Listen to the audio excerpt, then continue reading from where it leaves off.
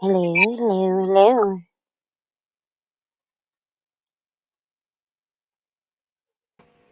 Sorry about that. I'm Happy muted up again. happy birthday again, Marcy. Happy Thank birthday, you. Marcy. Welcome back to Thank another you. show, it's the Network Show, episode 19. Sorry about that. I was talking to myself while I was muted. okay. Me too. Hi, If you talk Bryce to Gardner. yourself while Good to you see were you, brother. muted and nobody's there to hear it, do you really talk? Yeah. You hear it. So yeah, we're talking. Well, That technically, if you sucks too. hear, I hate Saying that. it. It's like, damn. Do you hear it in the other person's voice? My best friend currently is schizophrenic, right? And she hears voices constantly all the time. And I asked her one day, like, I don't remember who it was, but the question, like it stuck in my head. Someone mentioned something about the way the voices sound, whatever. I said, when you hear the voices in your head, do you hear them in your voice or in a different voice? She's like, it's a different voice. So I thought that was kind of interesting, though. Like something I had never thought about before. People that actually hear voices, like, how does it sound? Is it different voices? Different, like, she just has one voice that's like a fucking asshole. I call him the warden. The voice in her head is the warden. He's the fun police. No fun allowed. But, yeah, interestingly enough.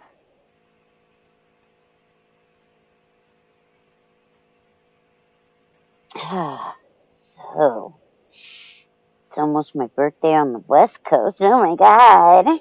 Oh my god. Dubs. Dubs. Dubs. Link. Dubs is asking for the link. Oh shit, do I dare do it? good luck. Nick Shit. Johnson, Dubloves. See you guys. Yay, yay. Freaking. Even See ya, buddy. Randall's here. Even Randall's here for my Yep. birthday. Woo woo. Got all That's the right. people showing up. Woo-hoo. What's up in his owl? Hell yeah. Alright, Dubs. I'll send you the link if I can find my phone. I don't know where my phone is. I must have buried it. Oh shit. My phone might be inside. What the fuck did I do with it? Oh, there it is. Okay. It was under the pillow.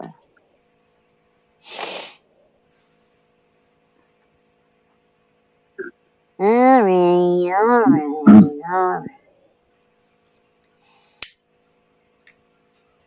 I might do this the hard way though. Let me see. Do you want this the easy way or the hard way? What am I getting? That's what my question would be. Easy way or the hard way? I'll Select be making a all. coffee.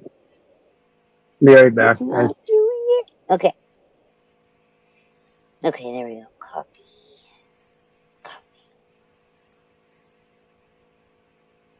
I'll just send it to you in fucking WhatsApp. I don't even have to change phones. I don't know why I did it that way to begin with. Actually, now that I mention it. Alright, let's see. You know, it's a lot easier if you guys just join the Telegram group, right? Yeah, or there's that. You can just join the Telegram group, and the link's just there, It's just there. I should just send it to both of you anyway.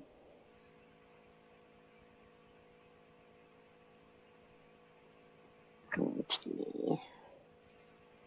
You know, the advantage of the Telegram group is that we can stay connected even when we're not live on air.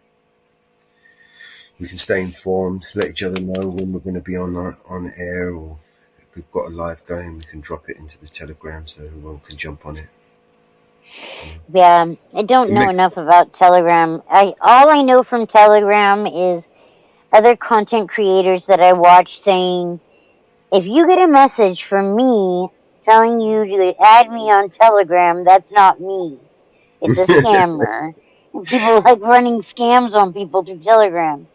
Like, Yeah, and unfortunately, you know, it's not just Telegram. It's all of them. You know, a scammer will find any which way to scam. right, It's your phone, your Facebook, WhatsApp, your Skype. There's no escaping right. fuckers, right? Which is why you don't join open groups and make friends with total strangers, although we're total strangers. But yeah, You know what's even easier? Just posting the link in the chat. Come on, yes, Aiden. Is that it is Aiden? I easier, don't a lot easier, especially for the porn bombers. So much easier for them. Sorry, know. I'm not going to bend over to make your life easier. Porn bombers, join us on Telegram. Just Look, kidding. guys, if you really want to join the panel, right, it's not difficult, right? You can just email you can email Marcy if you're from Marcy's panel and you And want I to be. might look at my email, but you gotta tell me. Yeah, so Literally, that's the way my email is. You gotta tell me. well, she ain't going to check her emails until next week. Right? I'm also not walking up the fucking 500-foot driveway to get anything out of the mailbox within next week. We'll be like shit when we come in the driveway. When we pull in. Right? I also don't check. Inferno. Ask them to show the camera backstage like TPP does. Yeah, right? What happened? To show the people backstage. Like people saying hi or whatever backstage and show face before getting on. Like, that only happens if you know the person. The Yeah, TPP well, didn't do that. No. I just want to try and keep this show because, like I said, there's a lot of. It's not just my panel, right? That I got to worry about. It's everybody else's, right? That's connected to the network. So you know, just putting it out there and letting just anyone pop up and pretend to be Marcy or North or any one of us, right? It's just asking for it. It's just begging for it. These people are just going to wait for you to get to the point where you're distracted or otherwise, and then you Who go, are oh, these people, though? Who are yeah, these people? I think it's there's like maybe one or two people. Like, honestly. well, In the no, whole there's got fucking to be community. no, there's got to be hundreds of them because they're all over the fucking place. They do it all over. They do it all the time. There's not. There's got to be dozens of them. You know. I think I'm curious to know who it was that got you guys the other day because it was the person showed their dick that was on camera, right? I Mm. think it's the same one that did that. I think it was on Easy's panel, and they had seen the guy's actual person's face, and then they panned down to their micro penis, which I had never seen a micro penis, so I learned when I got that clip. I was like, what the fuck? Mm. It just looked like a big clitoris to me, like a giant one. I mean, as far as clits go, I, but I thought it was Native's finger. I thought he was showing me his finger. He broke his finger or something. No, because minutes before he dropped off the panel, right, and he left a message in the private chat saying, "I don't, sorry guys, didn't mean to, like bring the vibe down or anything like that." So he sounded like he was a bit upset. You know what I mean? mm-hmm. Right, and then he dropped off. Right, and I didn't know what was said earlier because I was muted. I was over here doing, what I was trying to. You're off in Mellow's land doing Mellow stuff in Right, Mellowsville. yeah. I think I was editing a song, so I mute up sometimes so I can try and sync the video. Right. Yeah. Yeah. Yeah, so he dropped off, and then he came up. Right, I heard a little bleep. Right, and I saw him. Right, and he popped up, and I went to flick back to what I was doing.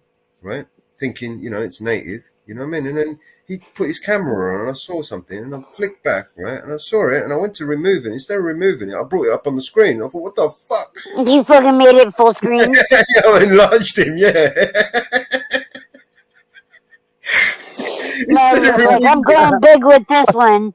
Y'all want to get porn bombed? I'll porn bomb full screen a micro penis for everybody.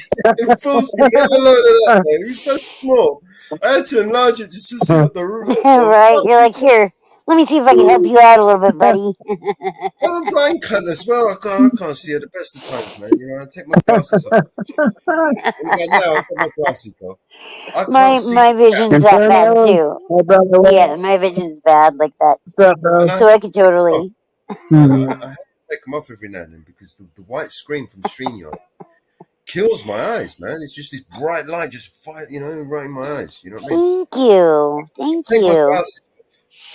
The No, chat, like, I can't see it. It's all blurry, right? Fuck that. I can't see shit. that's the way I feel when I try Even and full read it screen, sometimes. nobody would have seen it if they didn't have their glasses on. Yeah. And at that Right? point, I didn't You have my know, glasses on, yeah. And I'm like, what the fuck? You know what I mean? Like, he broken his finger. it was so small, nobody saw it without glasses. Right? Penis. It Even was though it trapped was full screen. wire.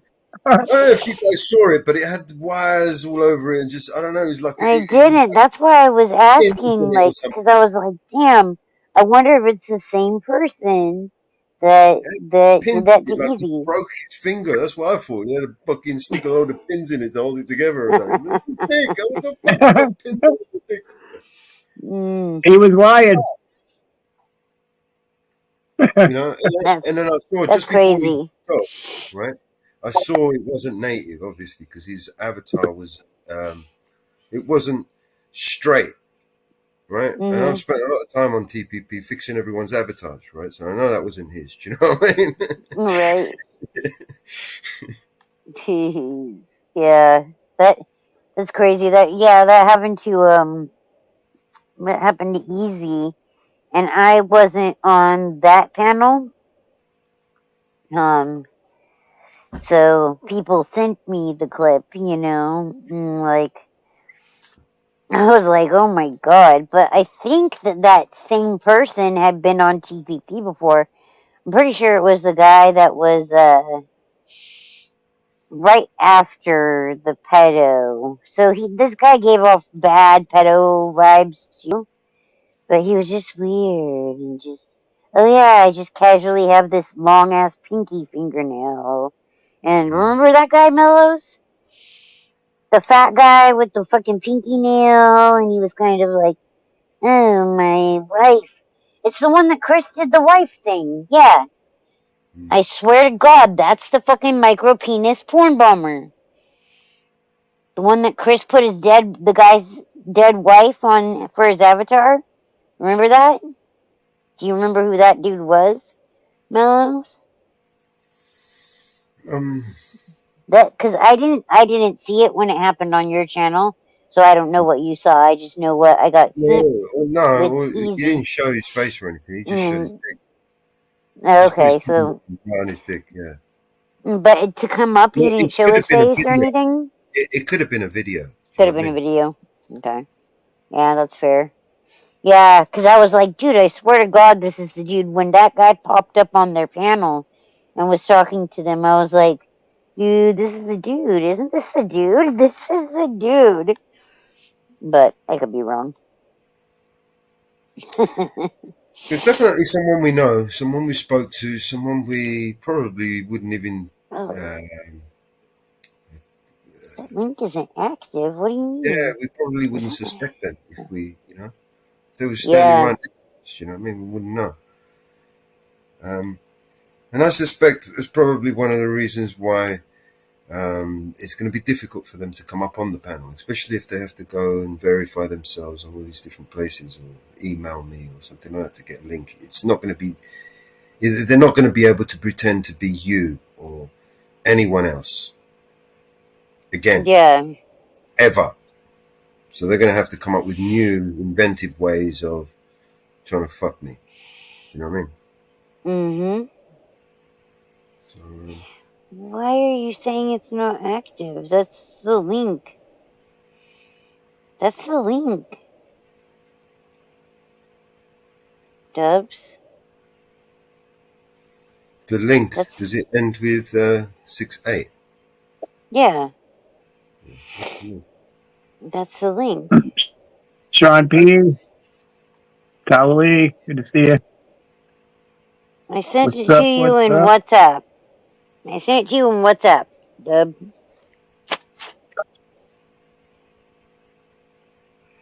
That's the only fucking shit I have on my computer and my phone.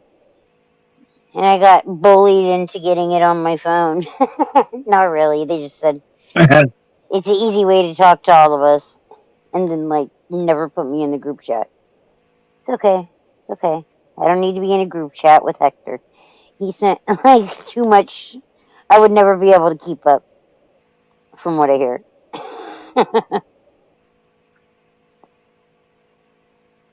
But, yeah. It should work, Dubs. That's where I am. Well, did maybe she copied, when you copied and pasted it, did it leave out the H from the Nah, HTTP? Is no, it it adds that. full I'm URL? pretty sure it has that on there. What about when you copied it and there was a space in there? Maybe that might. Nah, the only way for it is if he clicked on the one that I sent him via text previously, the one that's closed. You know, that stream would be the one that came to his text, just like a normal text. How did you get up here last This I time? did through WhatsApp. I texted him the link, but I texted it to him like, okay, when I texted it to him, I didn't send it directly from WhatsApp. Like, I sent it to myself in WhatsApp, and then I copied it and sent it to him because I wasn't thinking, hey, I could just send it to him on WhatsApp. Because honestly, until this point, right now, it's not an active link, fool. Simple. What do you mean? It's the one that I'm looking at right now. Copy it and send it again, maybe. I don't Are know. you looking in WhatsApp, Deb?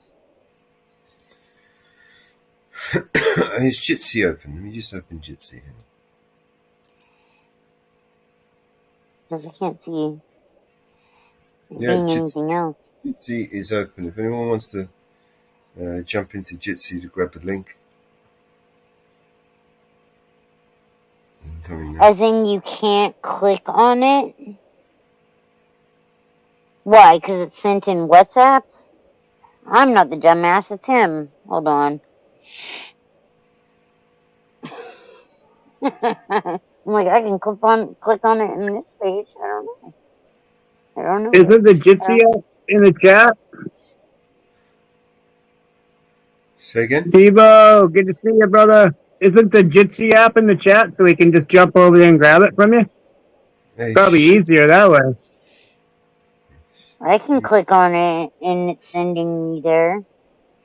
Is that upstate? Yeah, upstate. What's up, brother? Upstate in the house. If you want to get up, there's a Jitsi app you can get on upstate and talk to Mellows. He can let you up that way. Give it to you that way. Wow, it's pouring here now. Damn.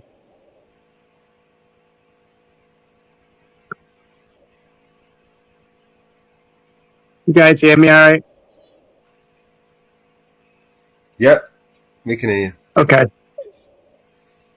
I can't believe I got good service in the middle of a storm. There we go. Had shitty All right, service Deb. all day. Now I got service. Weird. It's like it knew. It's like it knew, Northwoods. What's that, honey? It's It's the What's heavens that? opening. Oh, yes, right. Gotcha. Oh.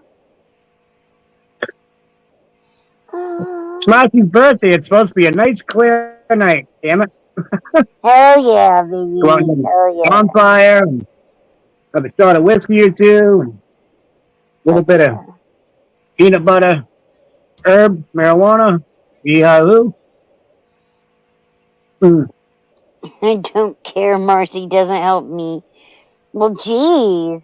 Thanks for asking. So nice. I sent it to you now. Now, did that work? Can you do it now? Like, hold on. Drop the show. I gotta come down here and help Debs on stage. Vigilante just dropped in the back and the chat, guys.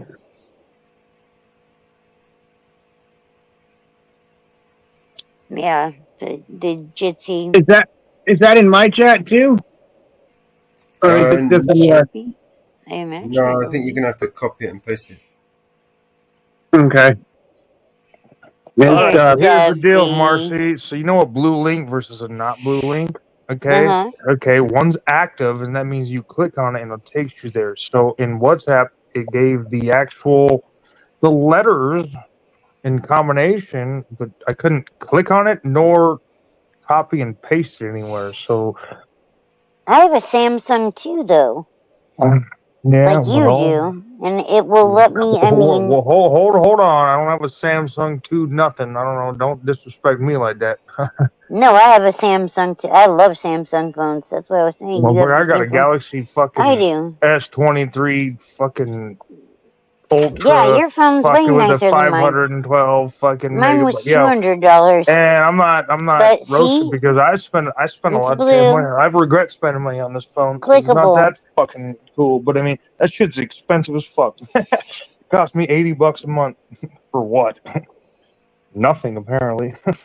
Nothing different than my other phone. I can click on it and it'll take me there. See? I don't care what the fuck you're doing.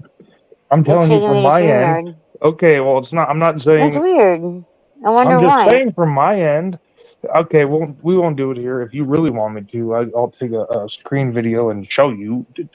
No, I believe you. I just think it's weird. It's quite gay. I'm not gonna tell you happy birthday. You got another fuck you, Josie. 45 minutes before it's midnight there. It's not your birthday yet. It's not your birthday yet. Well, yeah, we're not talking about like the moment you were birthed. Fuck.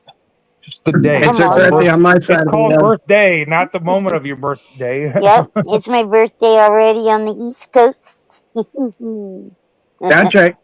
I mean, technically. Yep. Shit. I guess. I mean, you were born in California, so we're gonna wait till it's California time. It's 2 hours into it on my side, right? Yeah. See, and Dubs it just started.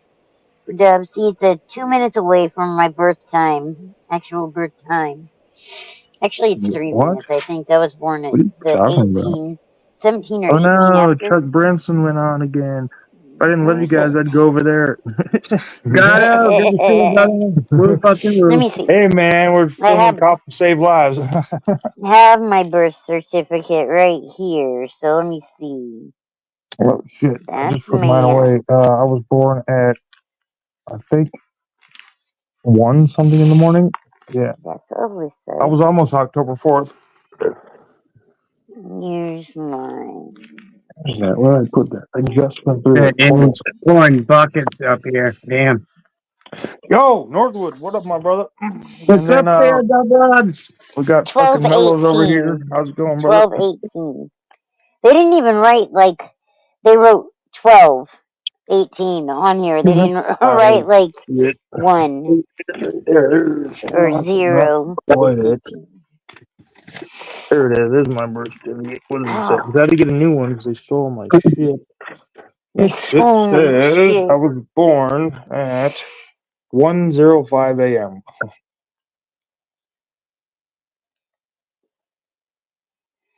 I was almost October 4th, baby. But I like 10-5.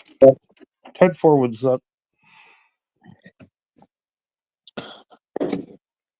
Yeah.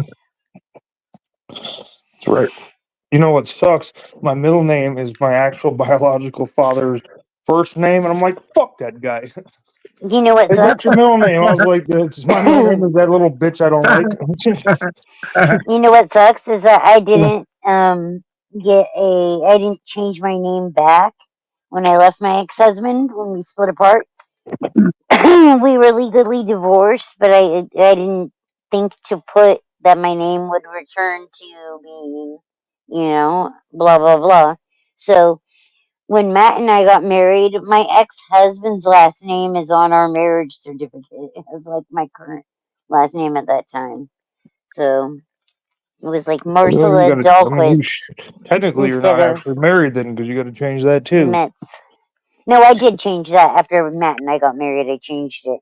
But I just didn't change it in between, those 2 years in between or whatever. It was just, I was busy living, baby. Oh, it It was the pisses first me time off, I'd lived dude. since I was 16. I was My like, I had been fucking. with like my first boyfriend and my ex husband, and that was it. It was on, and it was on. So what pisses me off is that it was it was a It was known on like Donkey requirement. Kong. It was a known requirement. If it's a boy, it needs to be a J name, and it better be my last name. Okay. So I got the first two. So he's my oldest son, but my second child, Josiah Weiss, and then Jackson. So I got the J, and she's a psycho. One cool thing is that Weiss with one S is Austrian for white, and my kid's mother's last name is White, so his name is Jackson White, and I'm like, well, what the fuck? She's like, well, I told you, and we could change it. Duh, duh, duh. I was like, dude, you're giving me impossible fucking things because every time I try to do anything, you fucking go out of your way to fuck me over. So, Cool. yeah, I Right? mean, I love that kid and he's still my son, but at this point, I'm like, man, fuck you. Not the child, not the child, but the whole concept of it. His mom and yeah. Yeah, no, I love that child. Don't get me wrong, but I'm like, whatever, dude. Fuck you, you fucking traitor bitch. Yeah, it's kind of wild, right? You're a fucking traitor, dog. And that's how I feel about it. You're a fucking traitor, dude. Yeah, Fuck that's you and your crazy. fucking feelings, man. I don't know, man. Because if I would have, you guys should know how that is. If a male was to be a traitor to a female, that's fucked. First off, second off, there'd be no fucking hell's bound that crazy bitch wouldn't fucking make sure that whatever fucking happened. Oh no, me, I'm just like, well, fuck, dude. You wouldn't let me there. You wouldn't let me sign the birth certificate. You still wouldn't sign another birth certificate later. You wouldn't do anything. So as far as I'm fucking concerned, legally, I have nothing to do with that fucking child. Unfortunately, Yeah, and you that's know what? The thing is, crazy. I know that's my child. You know when it's your fucking child. You're like, oh look, it's little me. Yeah, Oh, look at that guy. He looks yeah. When Bella was just like born, me, we're and he like, acts like a fucking asshole too. Look at him. yeah, it's funny. That's funny how that works when you see it in them. You look at your kid's face and you're like, holy shit. Like with Belladonna, we were like, she looks so much like both me and Matt, like a mixture. It's crazy. We're like, okay, we know she's gonna have like a decent sized forehead and probably a good nose. Um, That definitely little, gonna be thin, she's gonna be and not little have to worry about spitfire, that. fucking little snot. Just And, playing. and she might tell a bitch off in her mom's place if needed. She has done that, but like we both knew oh, you're gonna have a flat ass, and now that she's a teenager, fucking, I was like, damn, she definitely has my genes. Like, can't She's just growing so fast. It's crazy. I'm confused. We're not talking about your child right now, but so you're saying Yes, we're that you talking have a about flat Belladonna. ass? We're No, saying you have a flat I ass? do have a flat ass. Yeah, I have a flat ass and I have big tits. That's the way it works. You get one or the other usually. You didn't know that? Oh, that's Unless funny. you're fat, and then you usually What are have you a little bit talking of both. about? But like, yeah, if you're a thinner person, the way that usually works, if you're like a thinner build or whatever as a female, if you have big boobs, you usually will have a flat ass. If you have a big ass, usually you'll have a flat chest or not as well endowed. Like, yeah, that's the way it works. You get one or the other unless you buy them. You know what? I don't know anything about that dynamic. That's between you and the other females. That's But the truth. That's the truth. I'm gonna fucking tell you right now, like just the Trying to get few our times attention that I've for you, watched son. her on panel and like the few times I just talked to her, I'm like, yep, that's definitely Marcy's daughter. She's a little spitfire. No, Yeah, that's my. I've never met her, but that's my homie. Fucking, And so I'm like, yo, if I can do anything about it, if you ever fucking do anything, talk bad, talk sideways to this fucking girl, I'm gonna fucking wring your neck, bro. And my that's what girls I've know said. too. They're like, we don't need another talking to from Uncle Dubsy. Freddie, good to see you, brother.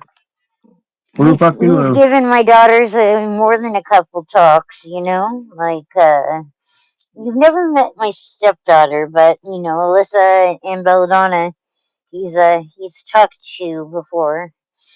Been the uncle figure since. Well, I mean, this is Neither of my true. fucking sisters had I kids. just put them right in their fucking place the way I see I'm it. the If only they one with took kids. something from it, it is what it is. If they didn't, then well, that's their problem because I spit facts when I'm talking to little buddies. You know what I mean? I don't got no bullshit to tell nobody. I'm just gonna tell them right exactly how it Right. is. Been there, done that. Let me just tell you some shit. No, but she oh man, um, she's just she's really innocent, and I can tell that that one time where she like started having anxiety over someone eating her food one night or something. I was like, damn, man, poor little one. Yeah, poor The little buddy. burger. They made the burger wrong. Yeah. Who ate my food? Calm down. If you want food, we can get more. Like, chill out. You're not gonna die. You've never starved in your entire life. I can tell.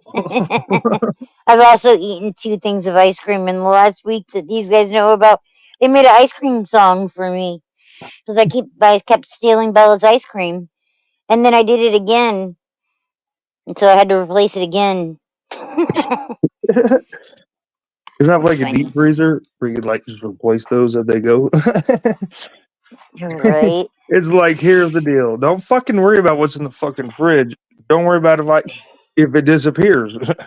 She What you got should every pissed, time you look in dude. the fucking fridge, what you should do is be grateful there's something in the refrigerator.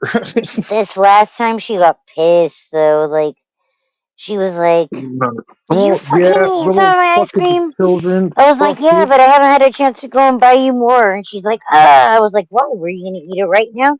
She's like, "No." I was like, "Then what the fuck do you care?"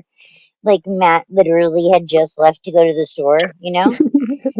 I'm not gonna embarrass her, but it sounds like she's going through some hormonal changes. Yeah, definitely teenage girl, Yeah, definitely. Yeah. I, what kind of hormonal changes I went through was I went from like, all right, that's cool to, hey man, the exact same situation. Hey man, that's not motherfucking cool, dog. You want to go? Don't fucking do that shit. It's funny. Yeah. No, I'm just playing. No, um, what is a hormonal change? I don't know. I fucking started growing like some whiskers, When your balls drop. and I was like, fuck. So I shaved that off. And they're like, well, the more you shave, the more hair you grow. I was like, Not true. Interesting. So every time I was like, shoot, shoot, shoot, shoot, shoot. Now I got a full fucking beard.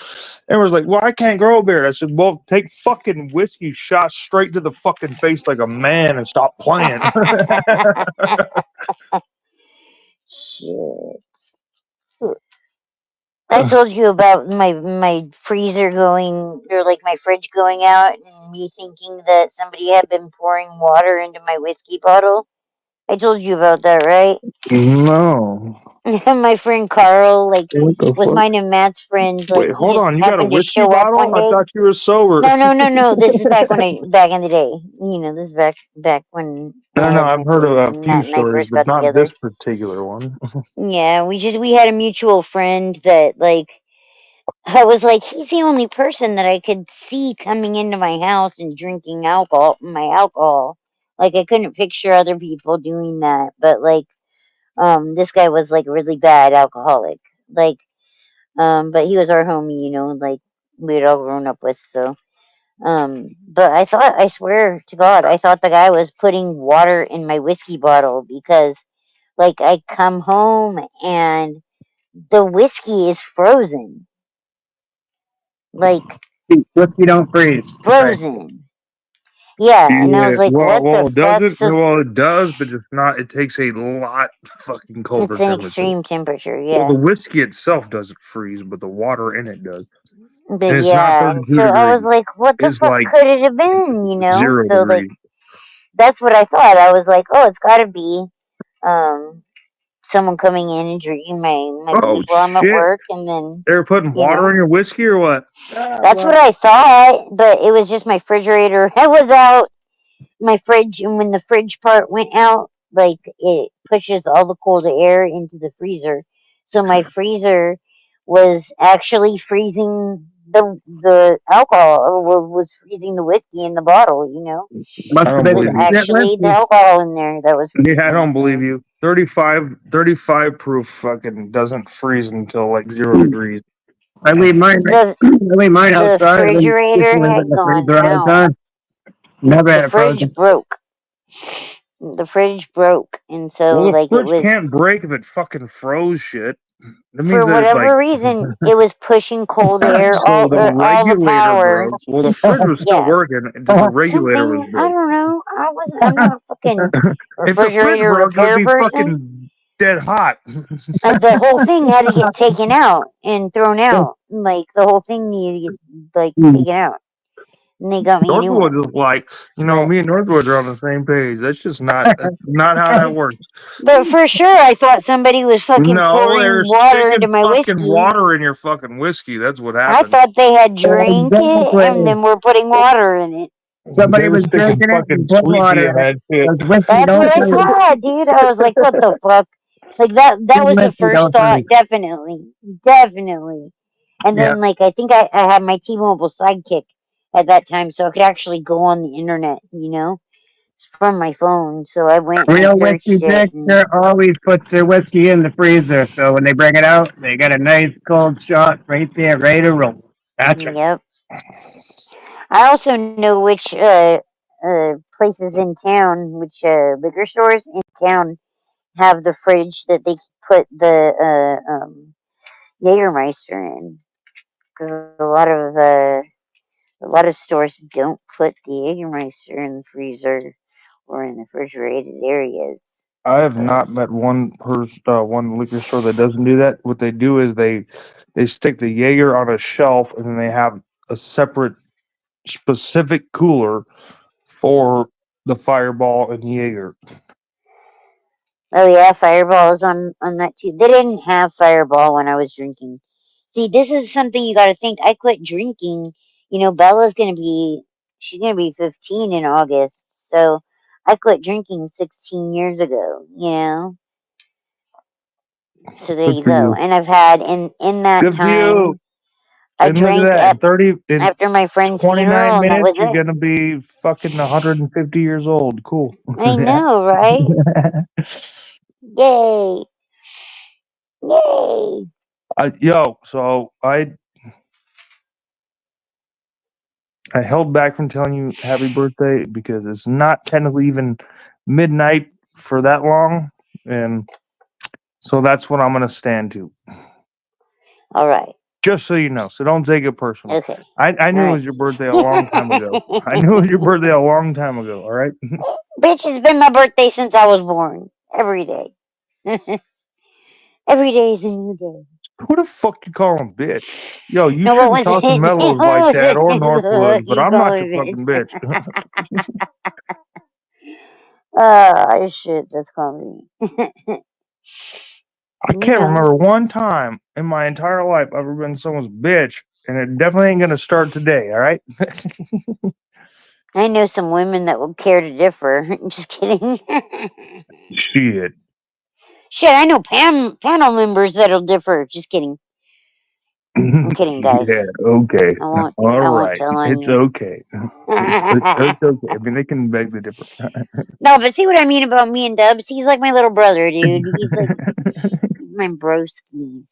Yeah, I'll fucking knock somebody the fuck out. I was thinking about that earlier. Someone was talking all this shit on Wolvies, and I was like, bruh.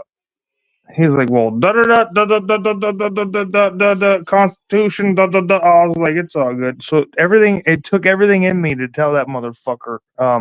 Here's the deal. I believe in the Constitution. I believe in taking consequences for your actions. And so what I'm telling you with that is that I will knock you the fuck out. That's So it what was the someone fuck in I chat felt. that was saying that? Yeah, it's like I'll knock you the fuck out and I'll take the consequences because I know that's illegal. Okay, you understand the difference? You want to know what's funny? Is that I would say any troll in Wolfie's chat is Brooklyn Audit. He does that. He does that vertical screen shit.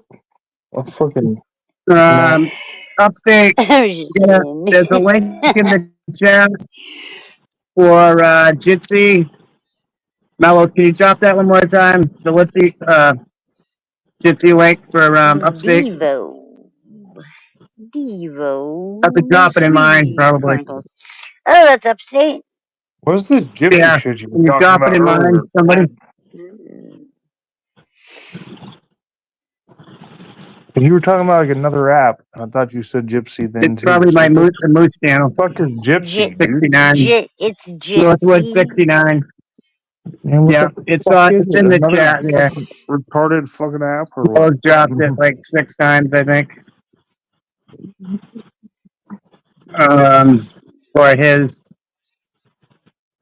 Or his email, one or the other. Is that where everybody like goes together and like talk shit about other people because they can get away with it or what? I'm confused. Huh?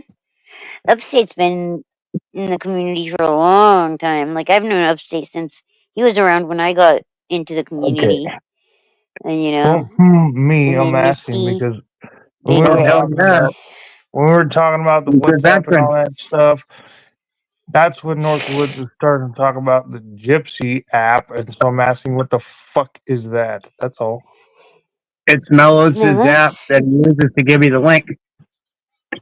Okay, no. Is it his That he app dropped or in is the it an chat. app? There's a He difference. dropped it in, I don't know, it's an 20 app. fucking times now. I have Oh, no so it's clue. Not an much. app. Okay. An app, yeah, I guess. Well, it's not Mellows unless he made it. I'm curious, bro. Like I was curious. Y'all need to don't get all salty on me. Drop the link in the comment. I'm not the fucking one, Northwood. Duffs. I'm not either. I'm not either, bro. Oh, okay. Yeah, I Here it don't is. think you are. That's the reason why that's why I was asking you. Duh. Ask Mellows. No, He's I on the won't. I'm panel. asking you. Like it's really not that fucking hard. Is it a fucking app or not? And I've already been answered the question. Yeah, it's an app. It's not like it's a fucking hidden secret fucking It's app. an app. If you're using it on It's in the chat. It's not hidden. phone.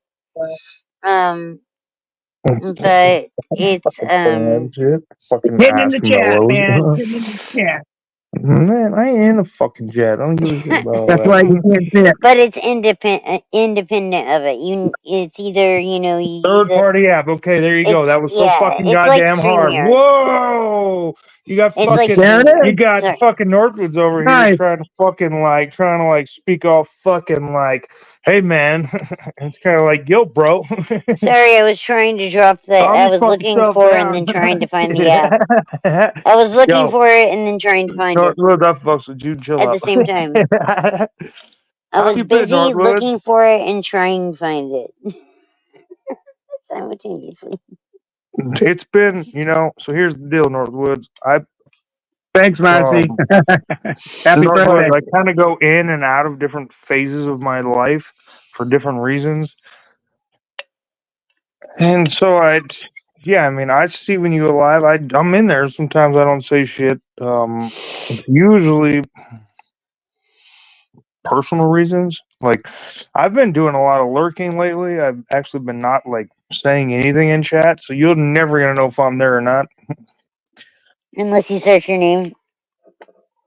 No, I mean, unless I comment, you won't know that I was in there. So Unless you search your name and or on a computer. you can It'll pop search. up. No, it won't. If you start to write the person's name, if you put the @ symbol in the person's name while you're in chat on YouTube, their name pops up. Okay, no, it won't. That's why when If you comment or you're texting in live, maybe possibly that's the answer, but no, you'll never know if I'm in there. Okay, unless you search your name while in chat. Prove it. Take a screen record. Prove it wrong. Shit, do it right now. Let me see. What window do I have open over here? That's not how fucking YouTube works. Hold on a minute. But all right. No, We're trying to get upstate up to hold on a minute. Upstate. You're already upstate. No, Upstate Audit. Like, that's who Devo's lead chronicles is. Oh, Devos. I need to have it dropped in Yeah. mine. StreamYard's not. Okay, doing I'll go to yours. It's not Did connecting somebody over already here. get it? No. Okay, let me see. Thank you, Marcy. Hmm? If I leave here, I'll be off the fucking mountain again. And I got a wicked storm, so who knows when I'm gonna get back.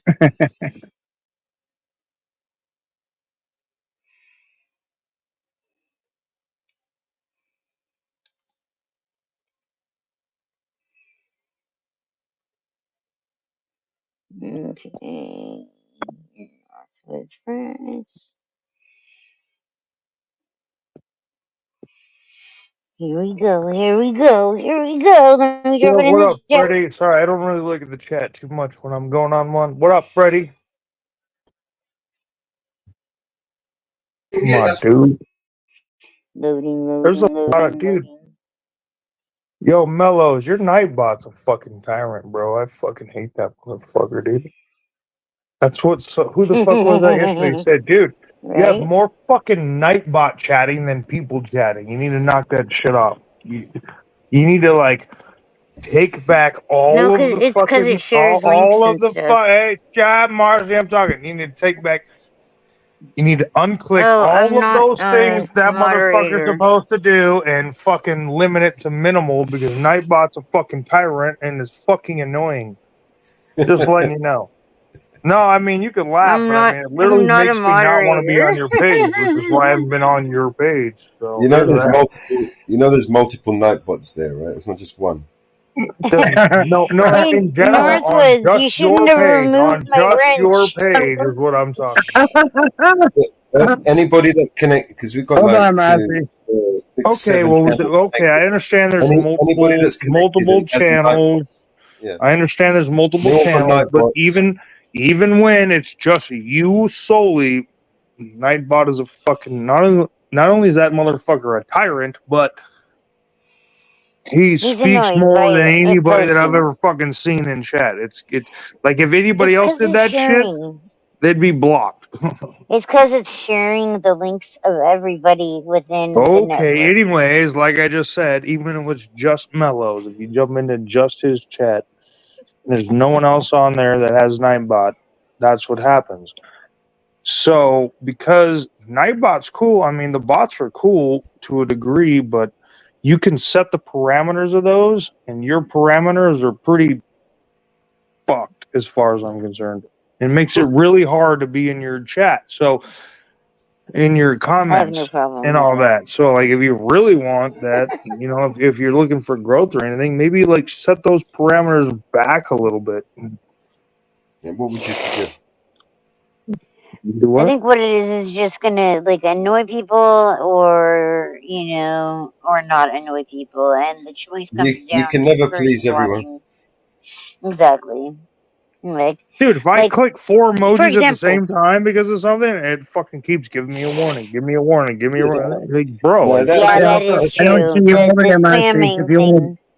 to type something in the chat, that's Listen, down nah, to moderation. I'm just, type I'm something in being the chat for I'm me. being dubs to fucking you. That I think that if you really want to do anything with it, that you need to I'll wrench you up go into the parameters and take it back a little bit. if you can hear It's me. a little bit intense. It's a little yeah. bit too much, and Nightbot fucking says more than people do. It's fucking annoying. Yeah, but So it's his channel, I'm bud. just letting you So know, brother.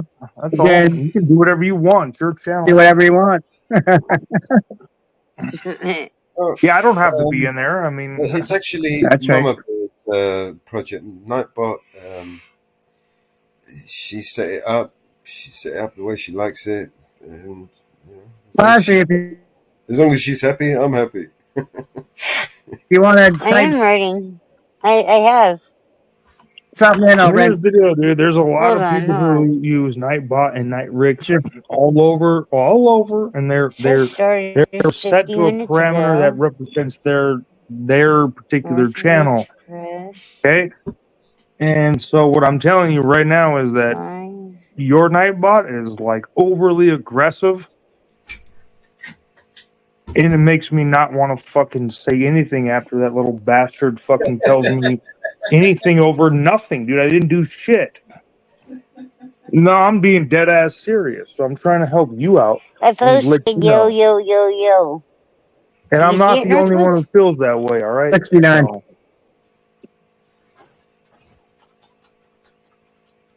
they cut the Nightbot back a little bit. You set the parameters of that little cocksucker, and it's a little bit it's on the aggressive tyrant side of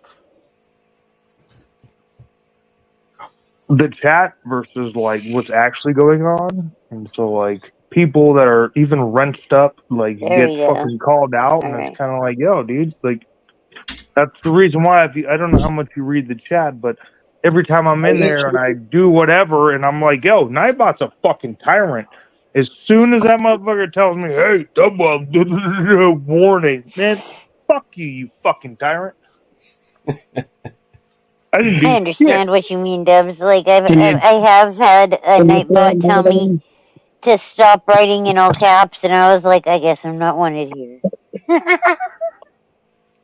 I haven't been back since. It's just aggressive trying and to see where he unnecessary is. if you're trying to keep people around. Like the real motherfuckers around, you know what I mean? And Upstate, I'm it's one of those in real my moose channel. motherfuckers, dude. Northwoods So Press it's up to you. 69. If you're And I'm still not there, saying bro. The link's cleaned up. that my shit don't stink, that I'm some tough fucking shit, but what I'm saying is like I fucking know people. I fucking send people to other pages, like, and this would be the last page that I would send someone who's just like me to, because why? Because they're gonna get fucking beat over the head by some I remember fucking when Kaz came in by here. He some said, AI Nightbot cocksucker, man. Fuck you, you fucking tyrant. Or you He's could in choose mine to too. not fucking care. Like "Do I you just remember let when go Kaz of it. came in, started Like it arguing with doesn't him? bother me. No, fuck no. Yeah. Do There's you remember damn that? Pete chat. You came in No. Put it in the chat. It's in Northwood 69 as well, or Vigilante if you go over to his side. Either one. I posted the Jitsi app. Is that what you wanted me to post? Was the Jitsi app? Yep. Okay. Unless you have Devo's email. I mean, yeah. You have Devo's email? I put it in their chat. I put it in the chat over there on Northwood's page. Send that shit to me, I Marcy. pinned it up. It's all pinned in the middle of the building too. So I don't care if it's pinned. I'm in the middle of the panel. So send that shit to me, Marcy. Could you? Sure. Someone just jumped into Jitsi. There you go. Did he get the link? I'm not sure he got the link. Whoever it was that jumped into Jitsi, you didn't give me a chance to give you the link. I don't know if all right, jump back in again, upstate, and Mellows will be there to give it to you. Oh, God. I was about to ask how early is it? We're going to have to do this one differently. The yawn made sense to me. Are they sleeping? How you been doing, Mellows? The seagulls sleeping tonight, Mellows? No, I've been screaming the fucking bollocks off.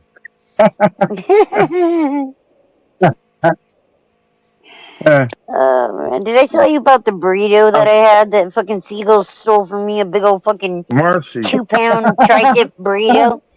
They're deadly, man. No shit. No, I haven't heard that one yet. Marcy, that's the link? That's StreamYard. Yep. Marcy, Northwood's that's the they'll link bring you over there. That's pinned up. StreamYard, psyop.live. It's the Jitsi app. It'll take you over to Mellows' site, and he'll give you the app in there. I mean, the link in there, son. Or you can email one of us. That's better. His email's in there, too. There's now you can see where it's different, right? The live app, welcome one, and it's pinned in the middle. You fucking 69, yep. We're all worried about the N-word, but no one ever talks about the Jip word. The N-word is Northwood. You fucking Jips. You're fucking crazy, dude. Jip is probably more a racist word than the N-word. I'll tell you that much. Fucking Jip. I thought it was interesting because Josephine they were talking shit to her about her thing that she had gone on the other night about saying spick, calling people spick, and where that originated and blah blah blah. A lot of people assume that it comes from Hispanic, being it, but from what I found online, that the origins is it was a derogatory term for Italians, oddly enough. That, and also they said it also comes from with Hispanic people or people from Latin nations or whatever. It said that it could be because of the way that they say they don't speak your language. I was like, oh my god. I don't, because the only Italian derogatory word I've ever heard of was wop. Yeah, but apparently and I was like, well, okay, dude. When I heard the word, there was one that, you're a wop, I was like, well, what the fuck does that mean? Because that the other actual more accurate was it comes from spig for spaghetti, and it was mostly used with Italian people, and then look, here's the deal, dude. If you're talking shit about people who can make some mean spaghetti, then fuck you. I don't care what the fuck color your skin is. I love spaghetti. Fuck you. I thought it was interesting, though. I'm like, it's funny because she was using that with specific intent to hurt, I'm gonna and try say to figure that shit out later. But I know that's really not actually where it came from. That's just a stupid fucking reason where it's not where it came from. I'm like 100% Okay, But I'm they like said 95% spaghetti. sure that didn't come from there. Okay, It upstate. didn't transfer from the Italians to the Mexicans. Right. So, It's upstate. okay. So, None of us Hispanic were Come on, probably there. brother. came from Spaniard. Hispanic. Okay. So, I need to Hispaniard. fucking. Like, Hispic. Good to see you upstate. Woo fucking woo, brother. Yeah, Welcome to the panel, buddy. Upstate. We got you, Dubs. We got you. What's up, upstate? Dude, I need to smoke a joint real quick. I don't even have one Go ahead. rolled. You got Dad? PTSD from trying to get on panel? Yeah. Holy shit, dude. Here, I wish y'all Mellows, could see this. Mellows, it's easier Yo, to that's just a throw an overlay that's up. a dope fucking troll right there. Just saying. I wish Hey, y'all bro. could see this. Yo, upstate, bro. Why'd you jump up here if you had to smoke a joint first? I don't understand. What's up, brother? Good to I see came you. in here, I seen you guys was on, and then going through the bullshit. Man, Ginny said she had to go around the world the other day. She's like, I had to go around the world to get on the panel. Sorry, man. Smoke a spliff, bro. You do better.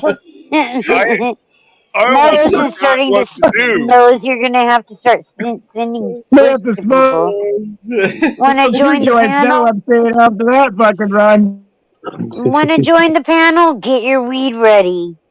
Jesus Christ, you better have Totally it not for that all reason. rolled. Yo, upstate, my brother. Yo, so here's the deal. You weren't that damn nervous because you hadn't smoked no damn weed yet. I got the. I'm almost there. You're in the process. Y'all Yeah, got me well. talking in tongues and shit. Oh, so it's not that you're not high. It's that it's the act of like, you know what? I'm gonna actually start doing the process of getting stoned. All right, fair enough. And I'm The not talking ritual. shit about you. I'm not talking a shit about ritual. you. That's just funny. That's all. Okay, as someone of a certain age or older, do you break up your weed that you're gonna put in a spliff with a grinder, or do you do it by hand? Both. Okay, what's your preferred method? I cannot use a grinder. I can't bring myself to crush the weed like that. Well, Like I'm like, dude, I want You all can't those roll a little joint, crystals Marcy. and You fucking loser. terpenes and shit. Probably not now. You My hands suck at being rolling numb, but joints, Marcy. That's why. I liked bongs, honestly, No, I'm because I could kidding. put ice You in gotta them. roll your joint with nugs, dude. That's how you do that shit. You crush shit and put it in your bong and in your roll pipe. Break it. You I fucking always broke it up by you hand, roll though. nugs, bro. Come on. keep them Now you doggies scared rolling. Northwoods away. Just kidding. Fucking good. Fuck them. But no, that's what, like, because when I see, I don't know, maybe it's because I'm coming from, like, the grower's side where, like, I see how much love and effort and all that is put into creating these terpenes and crystals and hairs and everything, coming together, that it just seems like such a shame to just crush it up like that, like. I Well, even have an no, electric one Marcy. that If you know anything about Always crushing break up it the up. weed, do you know anything about crushing the weed? It's so that it's so densely packed so that you can smoke more quicker. Also, All right, I'm back. Dubs, the you normal don't smoke peep, weed anymore. You can't be here. dude, You I can't be part of fucking this don't conversation. smoke weed no more. Fuck, dude. I live in Colorado. I know exactly all about it all, bro. Right. Like that's what I do, man. I have a. Don't I fuck with me, want Marcy. to ask y'all something. What's that? Go ahead. This is a mind fuck, okay? This is just a little bit about me that you guys should all know, but I'm gonna let the dice roll and see how many of y'all. There's 4 of y'all up here, 5 counting me. I already know. Okay, how many years do y'all think I've been on YouTube? Long time. Let me 13. see. Okay. You've been 8. on, at least in this community that I know of, for 5 years. So I'm guessing that you've been on YouTube for the better part of 13 years? I don't have an answer. I've been on 10 years. Okay, close. Yeah. Almost 13, 11. In about 3 months, it'll be 11 years. Lucky Nice. 13 was close enough for me, bro. I Going to just, my page, I got mine's at I forget the exact date, but I mean it's Let me see on mine. 2011. And I used to be so what? intimidated by trolls, and now, okay, I've been doxxed. I don't care. It was like a liberation to me. I will go around and dox my own damn self, but I like trolls, man. I love trolls, man. Sorry, but I like to get into that atmosphere for a little while, and then, like poke the bear a little, and then just run. I mean, I like that shit. Marcy, funny. you know the rules. Like Keep your damn fucking fingers out of the damn fucking camera. You must enjoy going over to PPP. Plenty of bears to poke over there. I'm fixing to light this bastard up. Nah, man. No, I love the trolls too. I'm a troll eater. I can't stand them. Like, I love them so much that I cannot stand them. I'm gonna fucking talk right on it. So I'm kind of a troll eater myself This guy because right I don't here. like them. Do you know who Andrew is? Can't hear you, bro. You gotta speak into the mic. Do you know who Andrew is? Andrew who? Yeah. You'd know who I'm talking about if you knew him. Nope, don't. He popped up on TPP a few times. And Andrew is one that, because of the community that I was in, it led me to him, and I got on his radar, which that don't make a fuck to me. He's the one that actually doxed me first, and I went out to Oklahoma, went to Tulsa, right in his backyard, and I I felt like at ease. I'm not gonna run from anybody, but I think that Andrew and I have come to a conclusion that it wouldn't be any good for him to come over and fuck with a weed channel when his channel is exactly the opposite of what we're trying to do. He wants to create bullshit and nonsense, and I want to create good vibes and a 420 atmosphere. Yeah. Well, I have a lot of troll friends also. One that him and I are cool and everything, and the other ones are all just friends. But I'll tell you one thing: being loved by the trolls for what I'm doing now is a lot better than what I was. And I was an auditor, but I was a shitty auditor. I was the one that I would get up there and say, "Hey, man, do not do what I do ever. It will get you killed. It will get you hurt. It will get your ass kicked. Don't do what I do ever." Give me an example. Give me an example. Stand in front of a cop when he says back off, and he has a taser pointed at me. I kept walking. Well, and antagonizing Karens. I love Karens, man. Antagonizing Karens is the best thing that I do. Check out his channel. See it all. Huh? I said, check out I his knew channel. of you. I actually knew, because being in this community for the last 5 years, close to 5 years, getting closer to 5 years every day. Pre-pandemic, I guess you could say, Johnny Five-O's chat and all that, and I met Misty Big Red. And that's who I knew that was connected to you. See, I'm out Upstate. here where Brooklyn is, and where Long Island Audit, and Eli. I've had Eli on my channel a few times. He smokes. I don't know how much he smokes, but he smokes. Not enough, apparently. No, Eli's a snitch, certified he snitch. I got the fucking video. He's a yeah, troublemaker. I ran into that, so I stopped following her. But I do what I do. Like I I thought it was great when Furry Potato came into town, and you drove all the way down, and I think met her at Masshole Kate's yeah, work, and then to the graveyard and all that. Yeah, I remember she all those. hid, but She did. her service guy he came out to see what's up and tried to grab my camera. Yeah, That was bullshit. that But was I pretty thought it was funny that they were hiding in the spicy. building.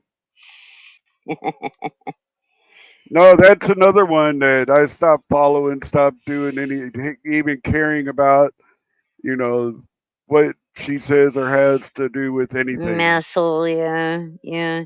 She fell off, like, the whole thing was going on with her and Chili, and she just went off on, like, I don't know.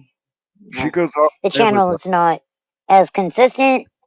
Yeah, that channel's not as consistent as it used to be whatsoever. Nor When does NNE quit, pretty much all the troll channels, they pretty much like fell off or fell down. You know, yeah, they're not like AC. He's not what he used to be. He's still pretty damn good. yeah. He You does know, the shit show. Yeah. Authority check. now I like AC. I have his phone Mm, number. I talk to him a lot, I've gotten and along with him. he informs me of a lot of shit, which is cool. But he thought here a while back that I was bluffing about going out to Oklahoma, and everybody seen that I went out there, and I did get Mm, what I had to do with my mom done, and signed all the papers. My mom's ashes have reached California, and my sister is going to wait until I can go out to California and actually do what I need to do with that part. yeah. Uh, my dad was buried at sea in one place, and she's going to be buried at the same place. Okay. So it's a burial at sea, is what it is. It's her ashes getting dumped in the sea. Yeah. But Uh, I don't have the money to do it. Don't care about having the money anytime soon to doing that.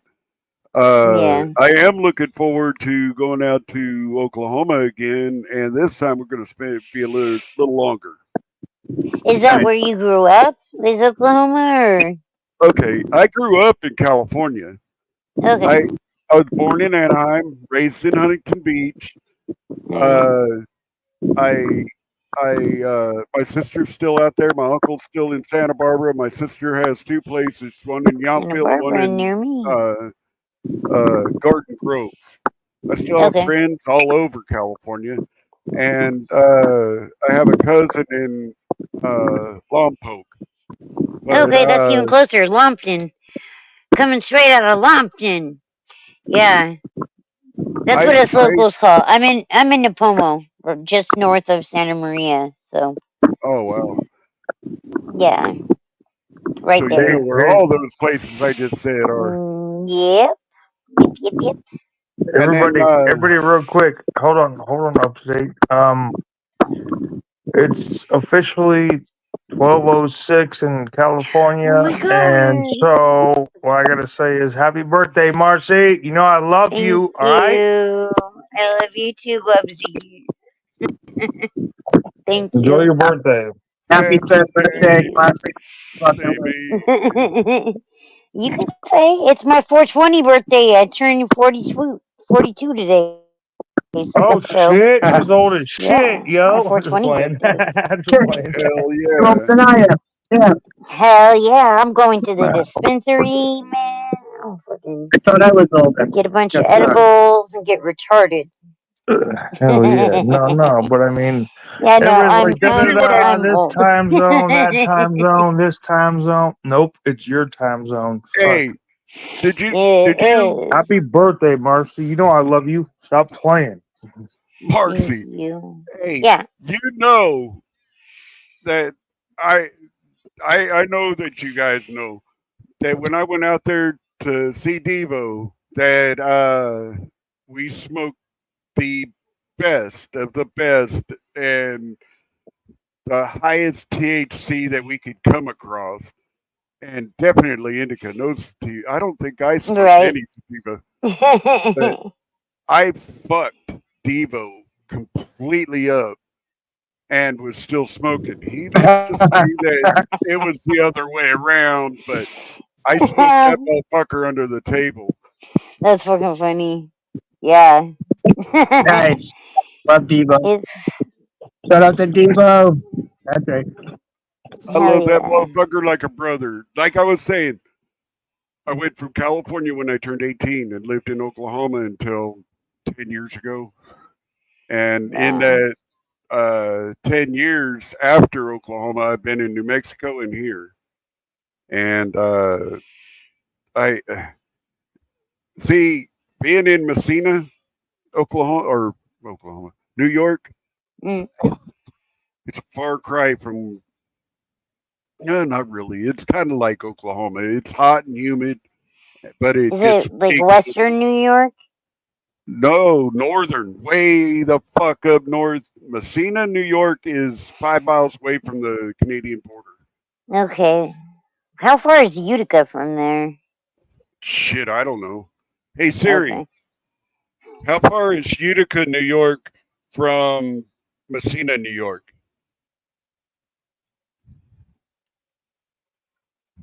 It is 152 miles by car. Okay. Okay. All I love Siri. right. She don't like me sometimes, but fuck her. That bitch Kill can me never now. understand what I'm saying. Half the time my phone can't, but I talk weird and I think I slur my speech a lot, Hey, especially that when I reminds me. talk fast. I'm turning on my blue light.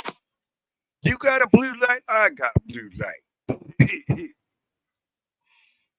Oh, okay. Happy Marcy, birthday to Marcy. nothing Happy bad, nothing birthday against to you, Marcy. any Thank man, you. but these two right here, those piercings right there, Hmm. you know what I call There we those? go. What? Nut ticklers. I can picture I that. mean, Yeah, really, I can like see how the that. guy that killed Trump, you know, he had Yeah. two right here. He just liked to be upside down doing Old teabag. it. I Yep. mean, I mean, I believe it when I have the studs in. Like I have these two studs in and they have flat backs on them. Um, like he said something before if one of those would cut him, so I know now it's see, easy I to almost cover. got my septum done, but I said, nah, fuck that shit. Yeah. The septum, I never really liked that one. Just like eyebrow piercings, I never really got in. I don't think eyebrow piercings are I was good gonna get on the myself female. Anyway, uh uh I can't imagine how that would feel. about Mm, 15, 20 years before piercing was a thing. right? I And had to like sneak pierce myself before real getting old enough to finally do it. But not my face. I pierced my belly button, and I remember Some people thought, my parents were pissed, dude. I'm But I actually hear belly chains are back in now, so like belly rings are gonna be back in too. Like it was all it's all the '90s being recycled now, you know. as far as fashion Some and guys style wire goes. up the willing, right, Mellows? Yeah, it's funny because my daughter is 14. She apparently got some nut ticklers. Um, that's so bad to say, but she got the snake bite piercing too. And then she was telling me last night, she's like, "Oh, I think I want to get my nose pierced, but when I get my nose pierced, I want both nostrils done at the same time." Like, Jesus Christ. yeah, I'm like, damn, she's like gonna evolve into me. Like, I have both sides of my nose pierced, but I got this one done in Hawaii in 2000 or I had 2001, and I then had my this nipple one pierced. later, years One later. nipple because I couldn't do. That's a way to quit your girl from getting any more piercings. Tell her to get her nipple done. Oh yeah. Is that one bad or what? She There you will go. not. I did one. I took it out 2 days later. Man, I said no. Fuck that shit. No, no. I was gonna get them both. He cured See, me. when I did my belly button, I had asked my mom or dad to take me somewhere and get it pierced, and they refused, right? So I was like, fine, I'll do it myself. I'll get a giant safety pin. I'll boil it for a half hour, and then, ice my belly button and go to town. I got that first side in, that wasn't so bad, but getting it back I out the posted the other link in the side, chat. it was bad, man. It was just like, You see fuck, the link? bro. Which link?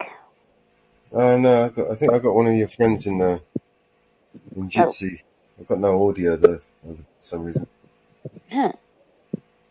Who did They're what? in Jitsi? No audio? Get somebody in Jitsi trying to get the link.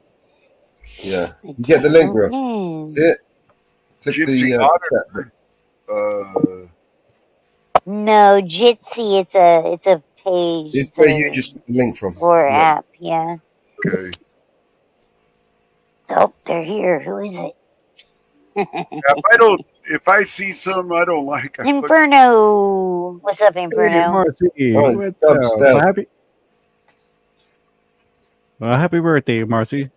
Dubstep. Thank you. Get the link, Dubstep. Who? Huh? What? Nick Johnson.